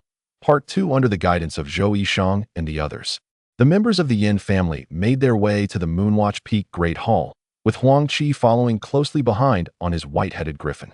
After reconciling with his elder brother, he had heard of the Yin family, which was not on amicable terms with his own. The precise reasons eluded him. Though he was aware that his father had sustained grave injuries and required the Yin family's pure yang fire for recovery, yet they had refused to assist. While Huang Qi was still unfamiliar with the intricacies of the Huang family situation, he knew that the Huang family in Zhongzhou was among the most prestigious clans. The Yin family surprisingly refuses to assist the father, suggesting that there may be some unresolved grievances between the Huang and Yin families. Upon realizing this, Huang Qi naturally harbors no fondness for the Yin clan, and the sight of Yin Yang only exacerbates his discomfort. It is not jealousy over Yin Yang's noble status that troubles Huang Qi. Rather, it is the fact that this individual seeks to claim his Ling Er, a thought that he cannot easily digest. He vows to teach him a lesson when the opportunity arises. Chapter 346. Provocation. With Little White perched on his shoulder and the inebriated Little Three stowed away in his spirit beast pouch, Huang Qi is accompanied by a towering griffin that surpasses his own height. Gradually, he makes his way toward the western side of the Grand Hall. Huang Qi is eager to find Ling Er, yet he is unaware of her precise whereabouts, leaving him unable to lead the drunken lad to her. Yin Yang, silently following with a smile, senses that Huang Qi has led him to a secluded spot, knowing full well that such a remote location would not harbor Ling Er's presence. He realizes that Huang Qi's intentions are less than altruistic. During their time in the Grand Hall, Yin Yang had already detected Huang Qi's unfriendliness, casting doubt on the latter's supposed goodwill in offering to help him find Ling Er. Chapter 347. A serious problem accompanied by Little White and the white-headed griffin. Huang Qi meanders around the moonlit peak. This is a rare visit for him, and he hopes to locate Ling Er's dwelling. He is reluctant to leave without achieving anything. However, as he walks, many people gaze at him with surprise, while some members of the Zhou family salute him. Huang Qi is puzzled, as he does not recognize these disciples. Why would they know him? Unbeknownst to him, the persona he has adopted, Zhou Ming, has caused quite a stir within the Zhou family, and many have seen his face, making it unlikely for anyone to remain unaware of Huang Qi. Moreover, The two pets accompanying Huang Qi catch the attention of many. Their impressive levels elicit envy. Huang Qi responds courteously to the Zhou family members, but he refrains from revealing his thoughts to them. Chapter 348. Anomalies in the ancient grounds. Upon hearing their words, Huang Qi cannot help but smile subtly, as he understands what they wish to inquire about. His remarkable performance at the apprenticeship ceremony, particularly with the shadow of demonic influence, has indeed drawn attention, especially from Zhou Yishang, the elder who may seek to question him. This provides an opportunity for Huang Qi to gauge the Zhou family's stance towards him and to strategize accordingly. After Elder Mo and Elder Shang conclude their discussion, they enter the hall of the pavilion, while Huang Qi leaves Little White outside and walks in with composure. Elders Mo and Shang occupy the seats of honor, and upon Huang Qi's entrance, he respectfully stands beside Elder Mo, remaining still. Elder Mo furrows his brow as he regards Huang Qi in silence, while Zhou Yishang wears a broad smile, scrutinizing Huang Qi with keen interest. Huang Qi felt an immense pressure under the gaze of these two formidable figures. Confused, he inquired, "Master, Elder Shang, why do you look at your disciple in such a manner?" Chapter 349. Confession of Identity. Upon hearing Zhou Yishang's remarks, many of Huang Qi's questions began to connect. No wonder the ancestor of the Zhou family sought a union with the Yin family. It was to find a talented disciple possessing the secret art of flames. In this vast continent, if one were to consider which family's practitioners wielded the most formidable flame techniques, the Yin family of Zhongzhou would undoubtedly come to mind first. This family has descended from ancient times, exclusively cultivating flame arts, and within their ranks, countless prodigious disciples abound. In the realm of cultivation, the Yin family is universally recognized as the foremost authority on flame techniques. It also became clear why the ancestor of the Zhou family sacrificed Linger for the sake of happiness. It was all for the future development of the family. One could understand the depth of this intention. Perhaps Linger remained unaware of these matters. Had she known a year ago, she might not have left home without permission. For the sake of her family's interests, Linger would likely have acquiesced. This foolish girl is deeply sentimental. Chapter 350. The engagement gift. This lad, it turns out, is not even a disciple of his own family. Yet through a series of unforeseen circumstances, he inadvertently caught the attention of the elder and became his disciple. Nevertheless, since he has openly confessed his identity while still referring to the elder as his master, it appears he has firmly recognized him as such. Elder Mo suddenly slapped the back of his head. Huang Qi had genuinely bowed to him and even sworn an oath, naturally making him his disciple. If a connection with the Huang family were established, it would undoubtedly bring significant benefits to his own family. Even without Linger's connection, it would only be natural for Huang Qi to serve the family. Initially, Elder Mo was infuriated upon discovering that Huang Qi had deceived him and contemplated giving him a good thrashing. However, upon reflection, although the lad had indeed misled him, it was understandable. He could hardly be blamed. Moreover, Huang Qi's audacious character was quite to his taste, earning his admiration. Chapter 351. Settling matters with the elders. Zhou Yishang and Elder Mo were taken aback by Huang Qi's words, but their attention was swiftly drawn to the jade slip in his hand. The Yin family had gained renown in the cultivation world through the power of the pure yang fire. Should their family acquire this technique, their overall strength would surely ascend to new heights, allowing the Zhou family to stand alongside the major sects of Zhongzhou. How could this not astonish Zhou Yishang and Elder Mo? However, their astonishment deepened upon realizing that Huang Qi possessed such a remarkable technique, of which they had never heard in relation to the Yin family. It seemed that Huang Qi's claims were indeed truthful. His pure yang fire was not pilfered from the Yin family.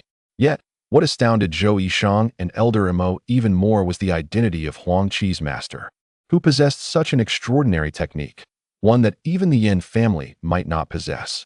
How could this be possible? Moreover, in Chapter 352, titled The Difficult Mother-in-Law, Huang Qi felt an exhilarating surge of emotion. He had traversed countless dangers on his journey, narrowly escaping death several times. However, regardless of the perils he faced, he had ultimately achieved his objective. Huang Qi pondered in silence about how Linger would react upon seeing him, especially after realizing that it was he who had playfully teased her during the apprenticeship ceremony. Would she be furious?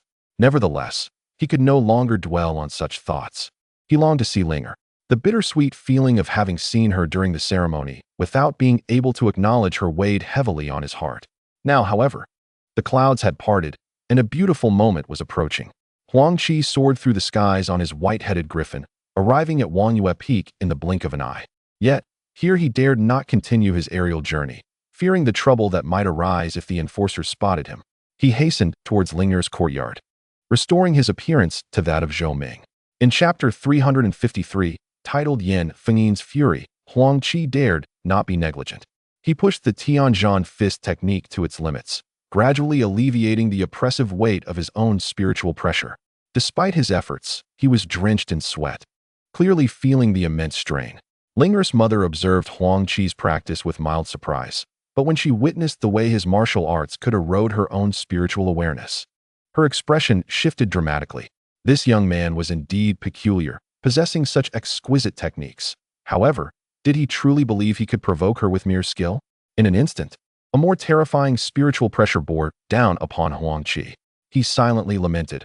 Why did the elder practitioners always feel the need to exert their high-level pressures upon him? After all, he was merely a foundation-building cultivator. As he sensed Ling'er's mother's pressure intensifying, he felt even more vexed.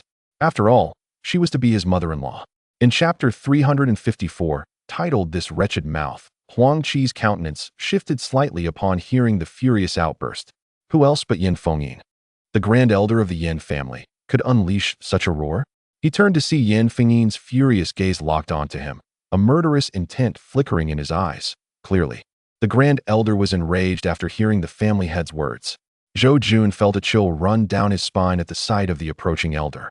Recognizing the sheer power of his spiritual awareness, he had not even noticed him until just now. The elder had likely been enveloping the area with his awareness from afar. Zhou Jun felt a twinge of embarrassment, realizing that his earlier words had been overheard by this formidable figure, and the situation had taken a turn for the worse. Zhou Yishang, witnessing Yin Fengyin's wrath, felt a sense of unease. The gravity of the situation was indeed troubling. Yin Fengyin was extraordinarily powerful, and even confronting him directly would be a daunting task. If he were to act irrationally, the family would surely face dire consequences. Ling'er's mother, Huang Qi, also felt a sense of trepidation upon seeing Yin Fengyin. In chapter 355, titled Bickering, a moment later, the unparalleled fairies approached Zhou Yishang, their expressions unfriendly as they gazed at Yin Fengyin. Their attitude was clear. With just a word from Zhou Yishang, they would be ready to engage the Grand Elder. The expression on Yin Fengyin's face turned ashen, and he found himself in a perplexing predicament. He never anticipated that matters would evolve in such a manner. Even if he wished to concede now, it was unlikely that Zhou Yishang would easily let him off the hook. Regret gnawed at Yin Fengyin. In a one-on-one confrontation, he was confident in his abilities, yet facing the formidable assembly of 4 to 5 dozen Yuanying stage ancestors left him feeling utterly outmatched. The thought of a self-detonation at the Yuanying level seemed utterly futile. Zhou Jun cast a cold glance at Yin Fengyin, realizing the audacity of the Yin family, who seemed to believe that the Zhou family could be easily bullied. However, Zhou Jun understood that Yin Fengyin was not to be eliminated just yet. His father had summoned so many high-ranking cultivators merely to intimidate Yin Fengyin. If this day were to see Yin Fengyin's life extinguished, it would set a dangerous precedent. Boy, cease your nonsensical blather. The pure yang fire is the creation of my ancestor, the pure yang true man. In this world, apart from the pure yang fire left by my ancestor, I have never heard of anyone else cultivating this fire. How dare you speak such fallacies and attempt to deceive me? Huang Qi was taken aback by these words. What was going on? Could it be that the pure yang fire truly originated from the ancestors of the Yin family? How then had it come into the hands of his master? Shaking his head, he resolved to inquire with his master later. Regardless, he was certain that the pure yang fire he cultivated was not of Yin lineage. The others were similarly astonished by Yin Fengyin's remarks. They had only known that the pure yang fire was a lineage of the Yin family. But to learn it was the creation of the Yin ancestors was indeed surprising. They had just perused the jade slip gifted by Huang Qi, and it did bear some resemblance to the pure yang fire of the Yin family. Huang Qi smiled slightly and stepped into the grand formation with a casual demeanor. Yin Fengyin, upon seeing the formation, felt no trepidation. Even if the Zhou family intended harm, they would not act within this formation. Furthermore, the Zhou family did not genuinely wish to be adversaries with his family, so Yin Fengyin was unperturbed. He nodded to Yin Yang, who subsequently entered the formation with a smile. Seeing Huang Qi and Yin Yang both inside the grand formation, Zhou Jun knew it was time to seal it. With a pointed gesture, the Nine Palaces Tiger Mountain formation began to close rapidly. It would only reopen upon the death of one participant. As the formation sealed, Yin Fengyin realized that the Zhou family would not enter casually. He nodded in satisfaction, now intent on observing how Yin Yang would vanquish Huang Qi. Yin Yang scoffed and, with a sudden stomp, propelled himself into the air, launching a palm strike at Huang Qi. Unfazed, Huang Qi responded with a palm of his own, resulting in a collision midair. The impact resonated with a dull thud, sending Yin Yang tumbling back several steps before he regained his footing, while Huang Qi merely staggered back 2 steps. Yin Yang was struck with astonishment as he realized he was at a disadvantage in this clash of spiritual forces. He never anticipated that his perfected foundational cultivation would falter in a direct contest of spiritual power against Huang Qichuan. It was simply inconceivable. Yin Fengyin's expression changed dramatically upon witnessing Yin Yang's disadvantage. He could hardly believe that Huang Qi possessed such profound spiritual energy. The spiritual power of a late-stage foundational cultivator surpassing that of Yin Yang, who had achieved complete mastery, was unfathomable. Yin Fengyin struggled to accept this reality. For within his family, Yin Yang was undoubtedly among the most gifted of the younger disciples. Chapter 359.